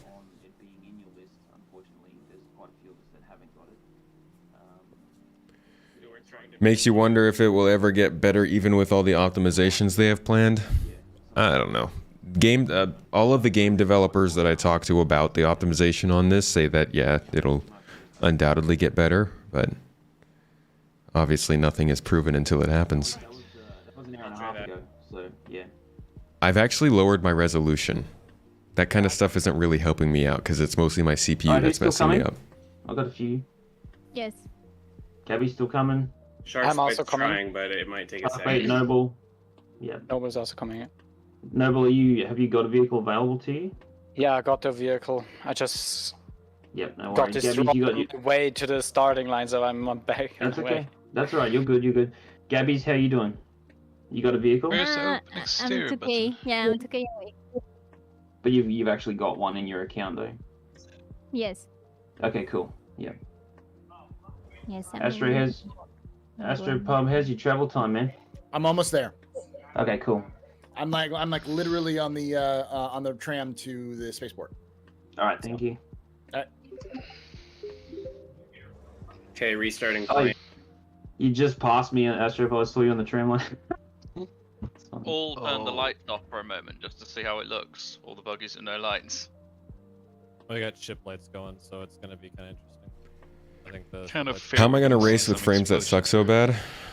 Yeah. Some, bro. I don't know. Hopefully they work this into the skill system, right? Maybe my character will be very good at racing with low FPS because I do it so often. RPGs.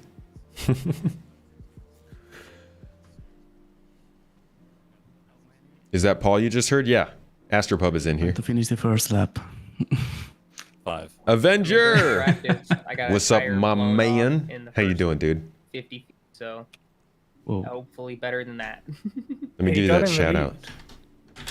I did get in. I was leading the race for a minute there. That's Doc, true. you trying to see the lowest frame race ever? Well, but you didn't blow up. Cursed. That was very.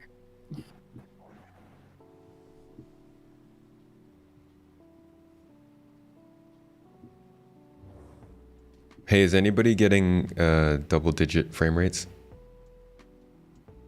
27 here. I'm getting. Someone I'm at at a 14. solid 15. 24. Cool. 55. Whoa! Are you at the What? location yet, though? We 55. probably know who's gonna win. Not in the race, so don't worry. Yeah, there you go. That's why. Yeah, That's no you, vehicle Reach. for me. How cool would it be if this was an interactive race where if you like knocked somebody else out, you stole their frame rates? Just added it to your own. Speaking of knocking people out, if anyone without a vehicle wants to ride in my passenger seat and shoot Yes. other people, then Yeah, Jake, get in. Yeah. Want to ride the But how do I get there now then? You go to the garage. We can pick up some. How many people are Okay, there? I'll be at the garage at New if Balance. you spawn a different Can I vehicle, drive over.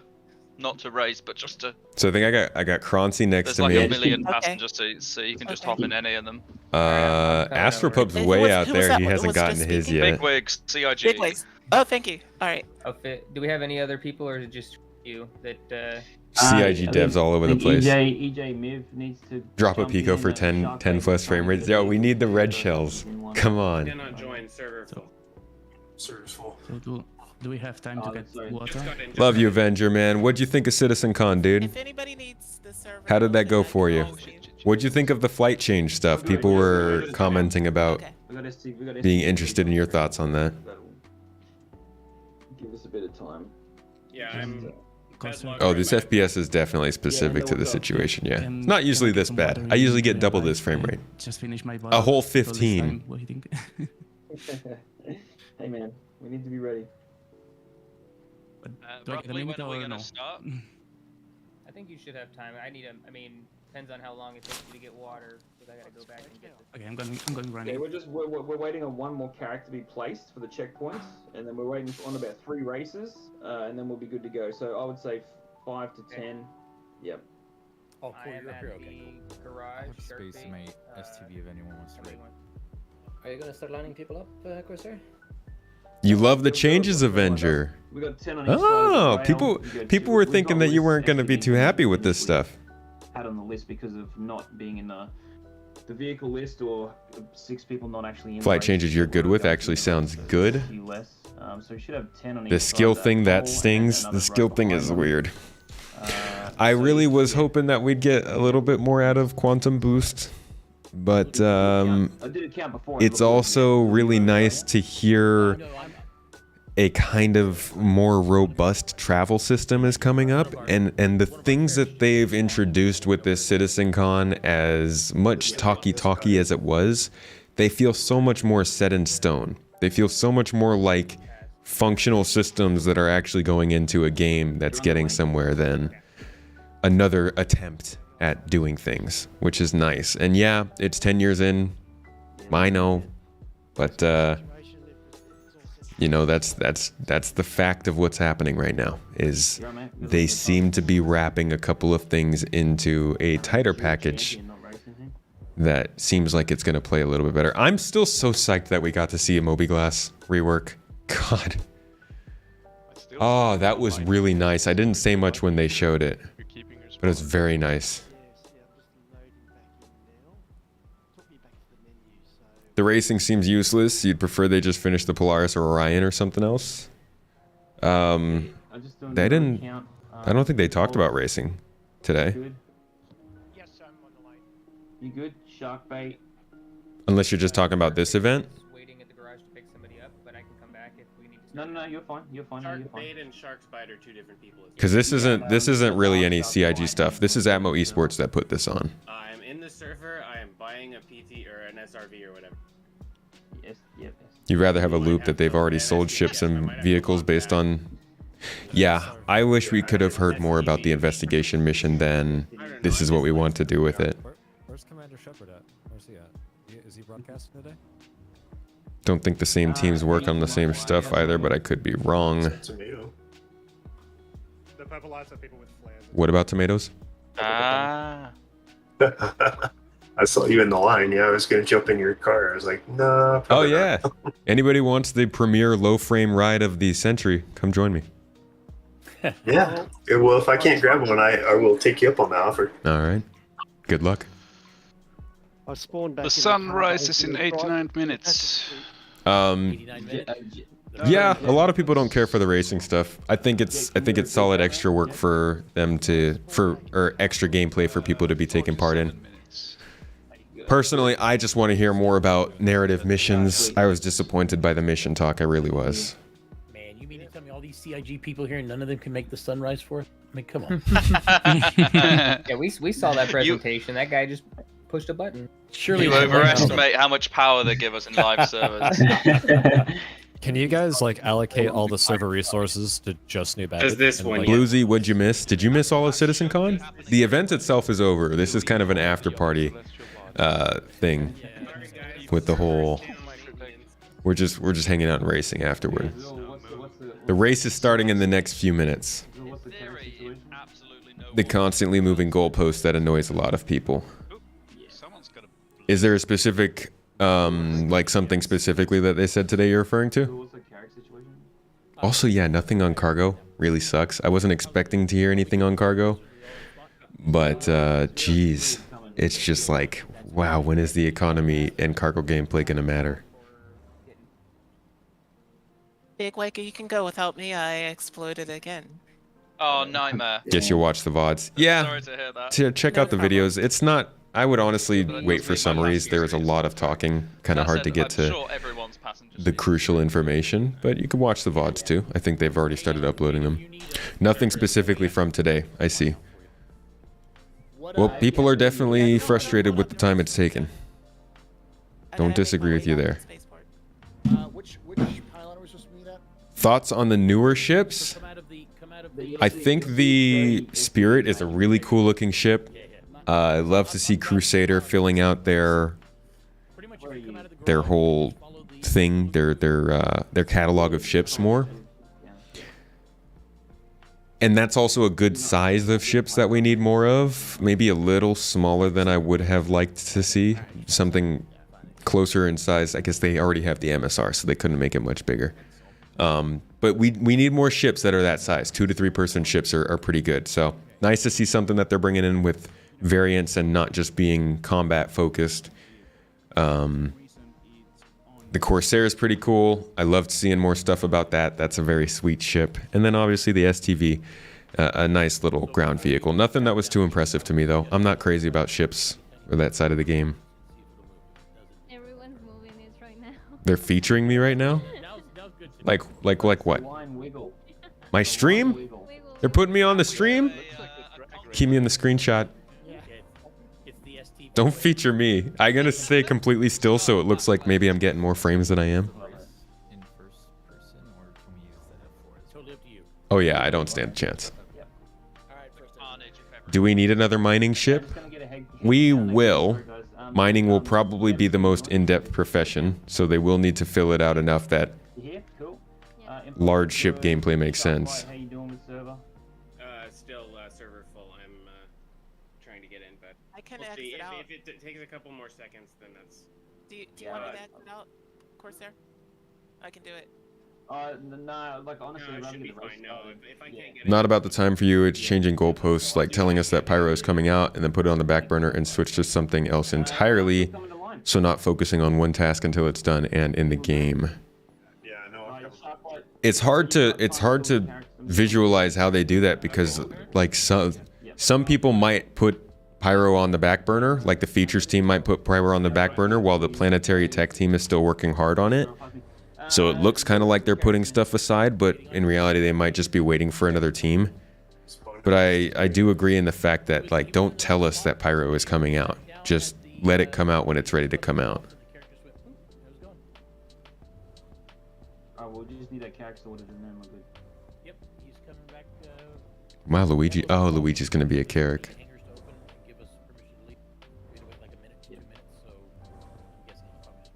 Should do a poll of my winning chance. What is it by 4? I don't think we have any mods in here anymore. I'm guessing that is cameras. Yeah. Okay. Oh. I think 4 is rise. No, 6 is rise. Oh. I'm too far forward. There we go. I was that loser that was not lined up with everyone else. Why are they talking so much? We're just waiting for the last racers to get here and lined up. Not everybody's here yet. As soon as I get Spectre into place, I'm gonna go.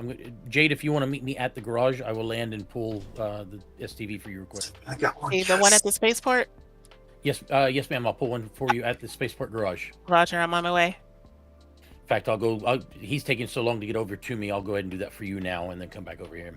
Thank you very much. Looks like we're waiting for just like 1 or 2 more racers to get here.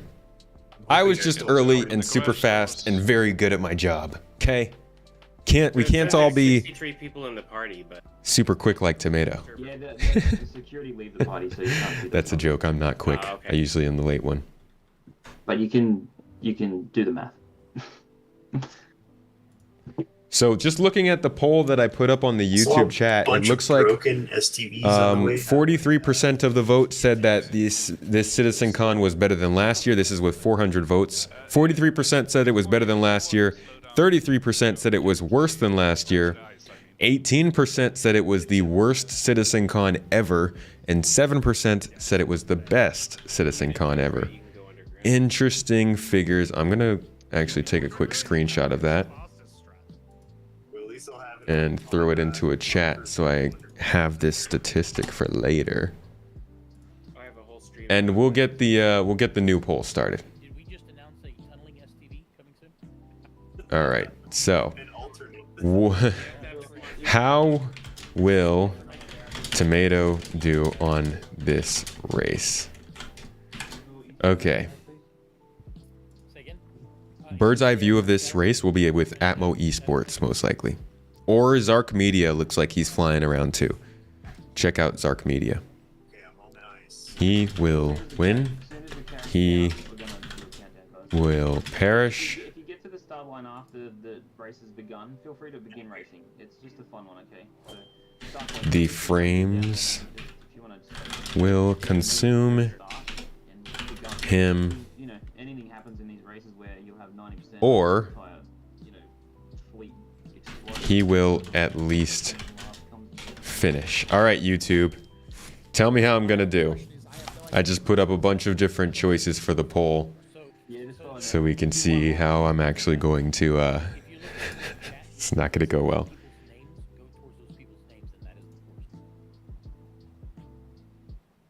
So when I meet you, are you driving to the starting line, or am I driving down?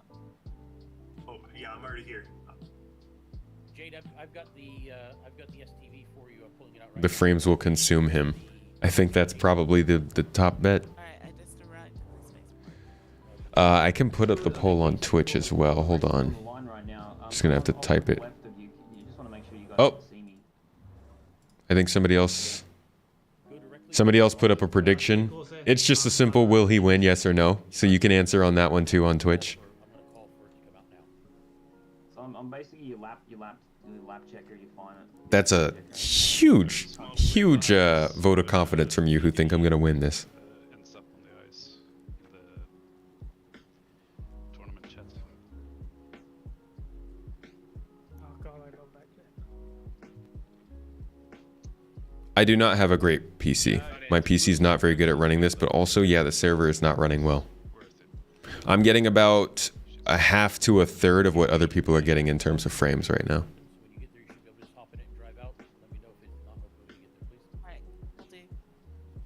Listen, all I'm gonna say. Hey Kim, I'm good, thank you. How are you doing today?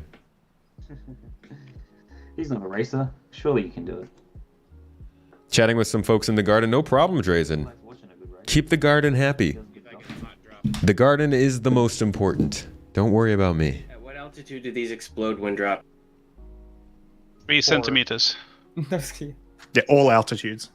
Good to hear, Kim Golix. Hope you enjoyed CitizenCon. Limit test it.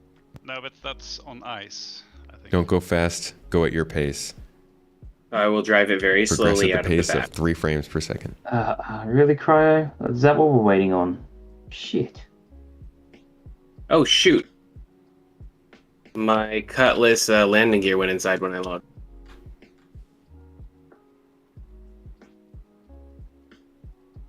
Zul, do you have one? Or have you given yours This away? is so bad. I This pulled is mine so out bad. for Jade.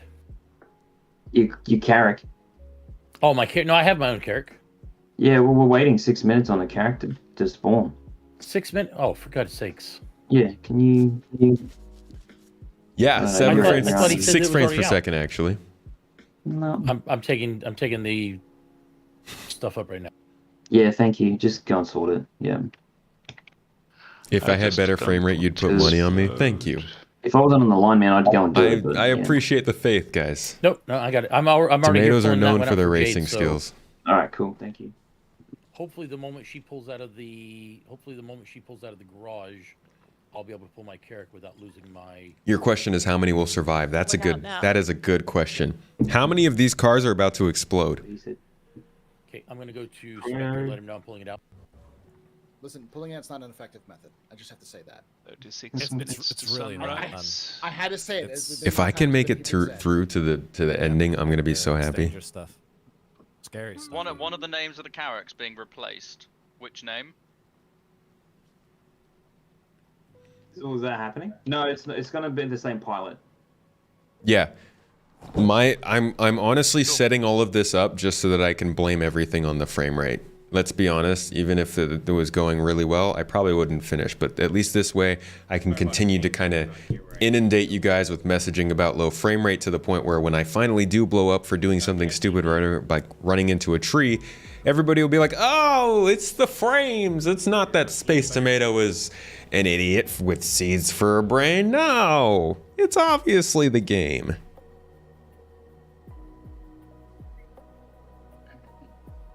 So I don't even know if you'll get there before the countdown's finished. I've been racing for half an hour. We got a countdown. Oh, we have a countdown. No, just to.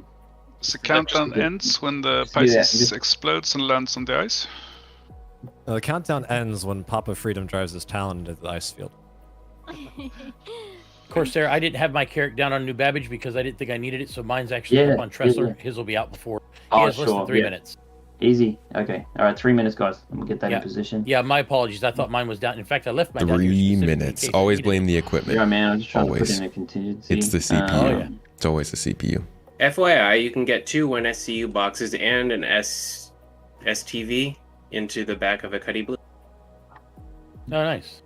Cheers, mate. How funny would that be if the race did start and I'm just sitting here It's waiting almost for like my a frames to go? I was going Cartoon to say a character just leprechaun entered the on chat. cocaine, but Zul, which checkpoint is that character? 2. So we do need him to land because they'll be All looking right. for his name. Yep. Yeah, if it was like 7 or something, I'd just say screw it and go. Yeah, exactly. Okay. I'll just turn them down. Sorry if my words are getting caught up with theirs.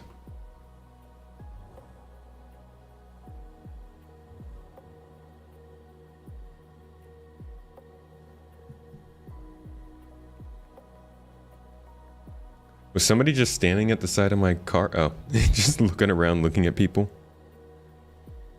Can you by any chance send a link of the channel to see the race in bird's view? I don't have it up, but I would just... let's see, how can I get that? I think that'd be twitch.tv/Atmo. Is it gonna be Atmo or is it gonna be Zark Media?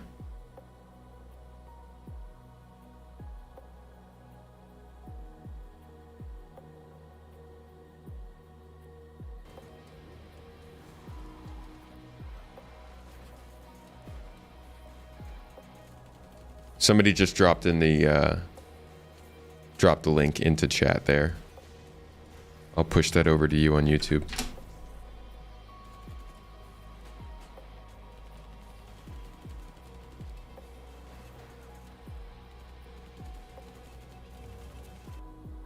There you go. No problem.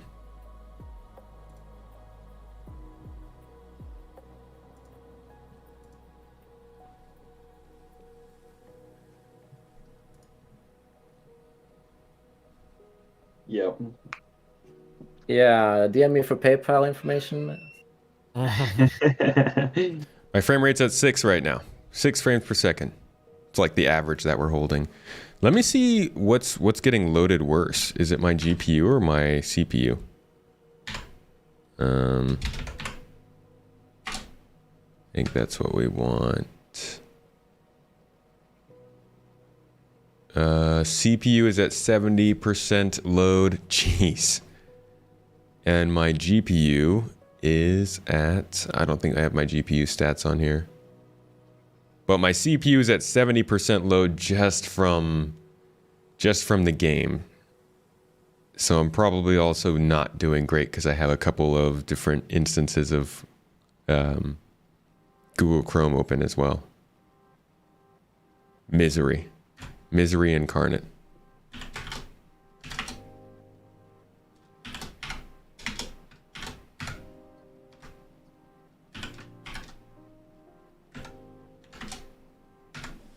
Zeus armor? Yeah. Yeah. Did not take time to pull it out. Yeah. I didn't have time. I just rushed here. I wanted to wear what I normally wear, but I would have been dead by now if I wore that. Oh yeah, it'd be frozen right now, yeah. Especially at night. It's 33-minute survival timer. Ooh, flyby's coming. Yes, we get a flyby show now, huh? Yep. Nice. I hope it's Straight not over the Papa. top. Straight over the top of us. Remember to use launch control. What is launch control in this game? Oh, Steve, you're awesome. You've just come out of the garage and you can't see anyone? As in, like, wait, what do you mean? Are you in this event? If you're in the event and you're having trouble finding people, I would jump into the voice chat and ask the event managers to help. I'm just a lowly racer. Oh, there's no launch control. Bagel, you had me excited. I thought there was going to be some cool... I was going to have flames coming out the back, stomping on the gas, popping the clutch hard. False expectations. Oh, look at that. It's in the back of the Cutlass still. It's not falling out. That's a ton of ships. Holy cow. If you don't have line of sight to who you're trying to quantum to on the ground, Whoa. odds are... Well, just... Oh, it worked. Yeah, we need more obstacles. Who blew up? They just created their own bomber. They created their own wormhole. I think security. I think security dealt with the problem. Yeah, that's a pretty decent security team. Shout out security. Yeah, there's like, what, 10 of them?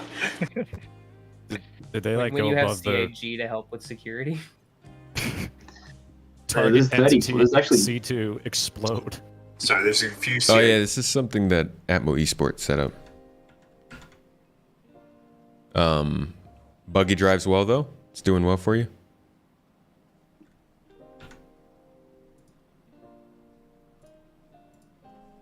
We will. What a display.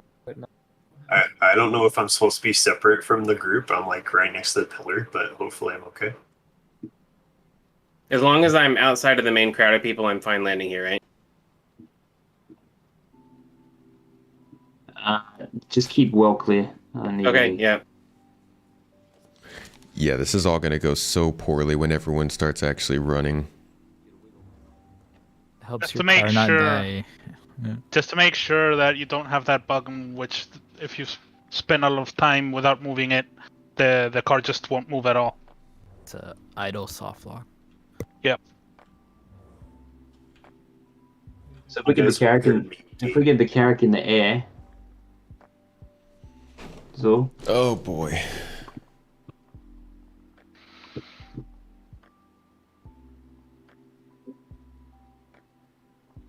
I think the character already landed. QJM's on his way. A couple of seconds on Carrick. I'm about to land. Wow, we've been live for 8 hours? That's surprising. Doesn't feel like 8 hours. Holy crap, what time is it? It's gotta be like 2 Well, if it was a.m. anything like No, last year's it's like Stat 7 12:40. race at Nicotech, a lot. Oh yeah, I guess that makes sense. We went live around 4:30. Look at that. Look like I'm clear here, you guys? 50%.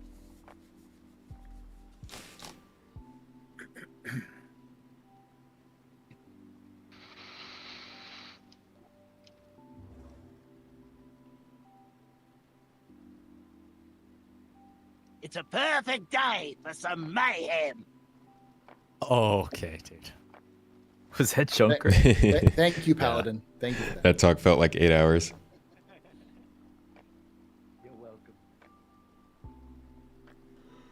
I see someone T-posing inside their STV. Is that a speed advantage? Asserting dominance. They get a view advantage right here. I'm seeing someone get naked. Oh, someone just got outside. knocked out. Maybe. Brave. I am seeing someone knocked out. Ah, they're still walking. They're still walking, but they're knocked out. Oh shoot. Oh, excuse me. Well, that's Jesus. what happens if you back an STV out of a cutlet. We're ready to go. Characters in checkpoint 2 now. We have had to change that person to Spectre. So Spectre is Carrick 2, checkpoint 2. But we are good to go. So just listen out for Crucian and the team. They'll do a countdown for you, and then we'll get this race underway. So just be ready. Do your wiggle. I just died. Come on, wiggle. Good luck, guys. Good luck. Count down for me. Let's go. Wiggle, wiggle. Spectre changed then, so it's no longer Spectre. Spectre is checkpoint 2. Oh, it still is checkpoint 2. That's not changed. Yeah, then. sorry. Apologies. Yep. No problem. Yep. So which one's 2 then? Spectre. Like brain hurt. I'm getting hungry So we're over going here. Bunsen, Luigi, Spectre, Golden Triangles, Jeremy, Victor, M8, Kevlar, and then we do it again. It's 2 laps. Yes. Okay. Yeah, I get the map. It's that we're just heading down and then we're meeting the other side of the ice somewhere. I'm supposed to survive this for 2 laps? We You got 2 don't laps. have to survive it if you don't want. You don't have to. This is just for fun. Yeah, if you want, just blow up at If the you don't start. want I mean, to. I already blew up. This is the Star Citizen version of Ninja Warrior. Some people can take this super seriously. Other people are just here just to screw around and have fun. A little bit of both. How about that? Is it okay? Yeah.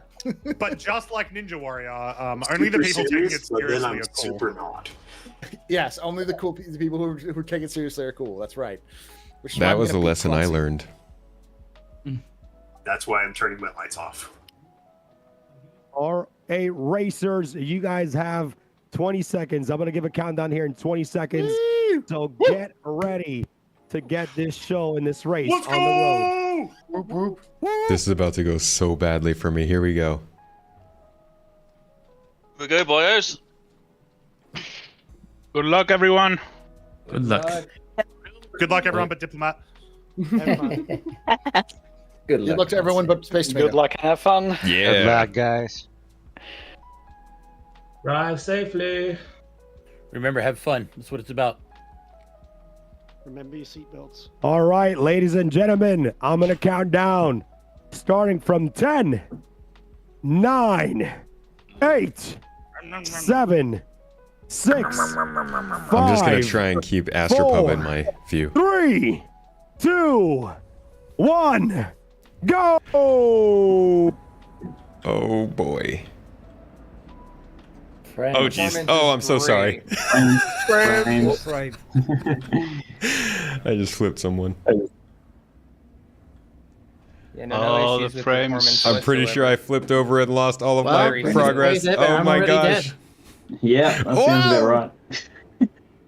Everybody's in Yeah, I front got of all me. the way over there. All right, that's good. At least now I know Oh, which cool. direction to Here's go. my cutlass. Looks good on stream. Looks good. How we doing? How we doing? It looks really cool from above, but yeah, I mean, it's impressive that it looks this cool even at 5 FPS on my Yeah, screen. in the dark. Place ever. Can I boost? Oh, that's scanning. That doesn't help me. I got my eyes on the line. All right. I think I've made a little bit of space up with these people somehow. Yeah, you should be. I don't understand how that's possible. Getting fun when we're getting closer to the But I first caught up a little bit. checkpoint. I'm too Someone scared to turn. spun me out. I was in the front. I got spun out. Oh no. I do not feel. Oh. Everybody's getting closer together. Oh, Are you ready for carnage? I'm What did I glad get these for not things setting aren't this one physicalized on the ground here. All right, it's getting tight. Whoa. Maybe squish all through the rocks there. Whoa. Am I sliding? This 5 frame per second race, this is riveting.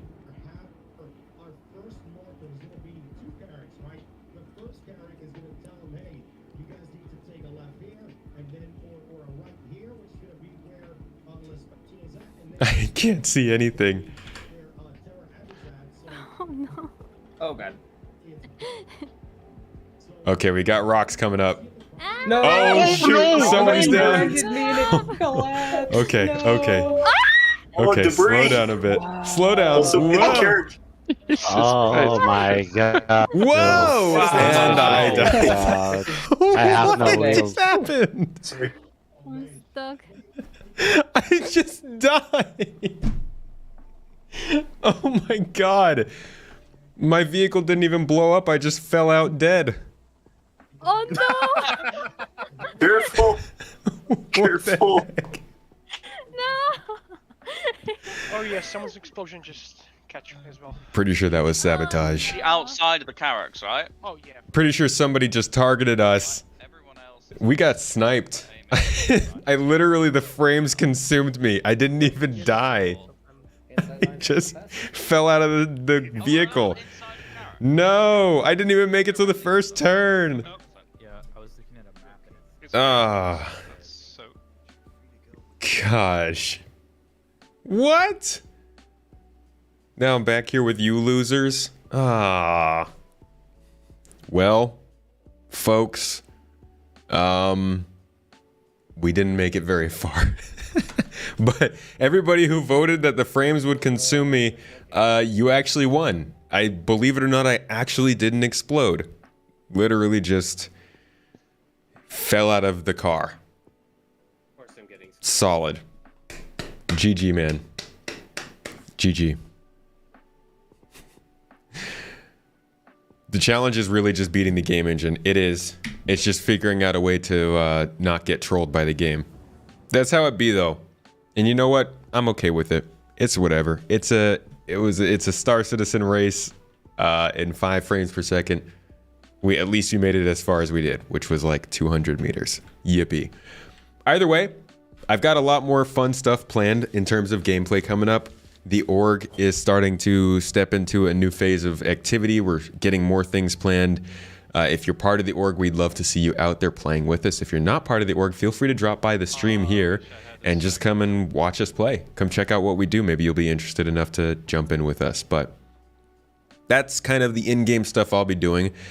If you didn't already know, though, folks, I will be starting my stream reviews of this CitizenCon on Monday. You can type an !join, or sorry, you can type an !CitCon in the chat right now, and that'll send you a link to get you a notification for those streams.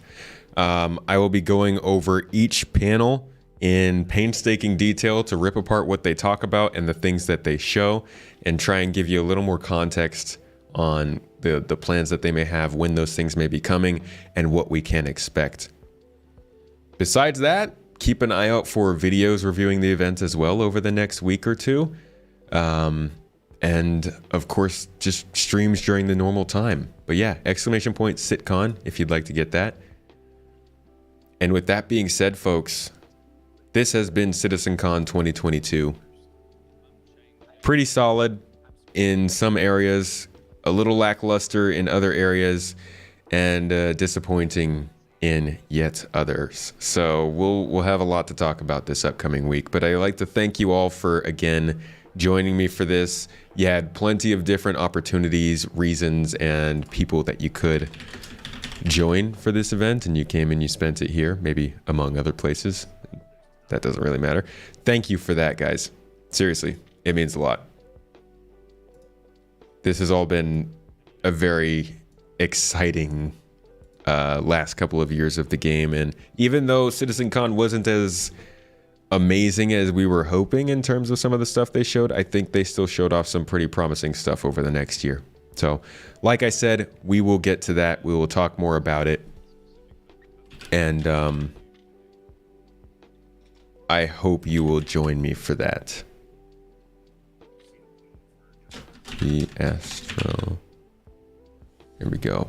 I'm going to send you all on over to the Astro Pub. Good friend. Looks like he's out of the race as well. I'm going to send you over to him before he can send more of his people over to us. So he has to figure out where to raid. But again, folks, actually, I can see his chat. I can see what they're saying. I might actually be better off sending you over to Captain Burke since they're hosting the podcast. Let me see what Paul is doing real quick.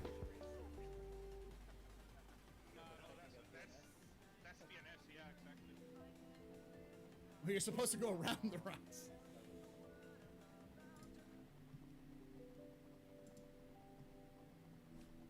Been here for the whole 8 hours. Bert, thank you for being here for the 8 hours. That's awesome. How many people are in the party? I think it was like 90 something people in the whole party. Yeah, Astro, I'm out. I was about to raid you. I was just watching your stream because I was going to raid you, and then I realized you guys are talking about raiding over here. See who else is on. Looks like Croncy is still on in racing, so I'll send y'all over to him for some real success in the racing scene. You gonna raid Croncy with me, Pub?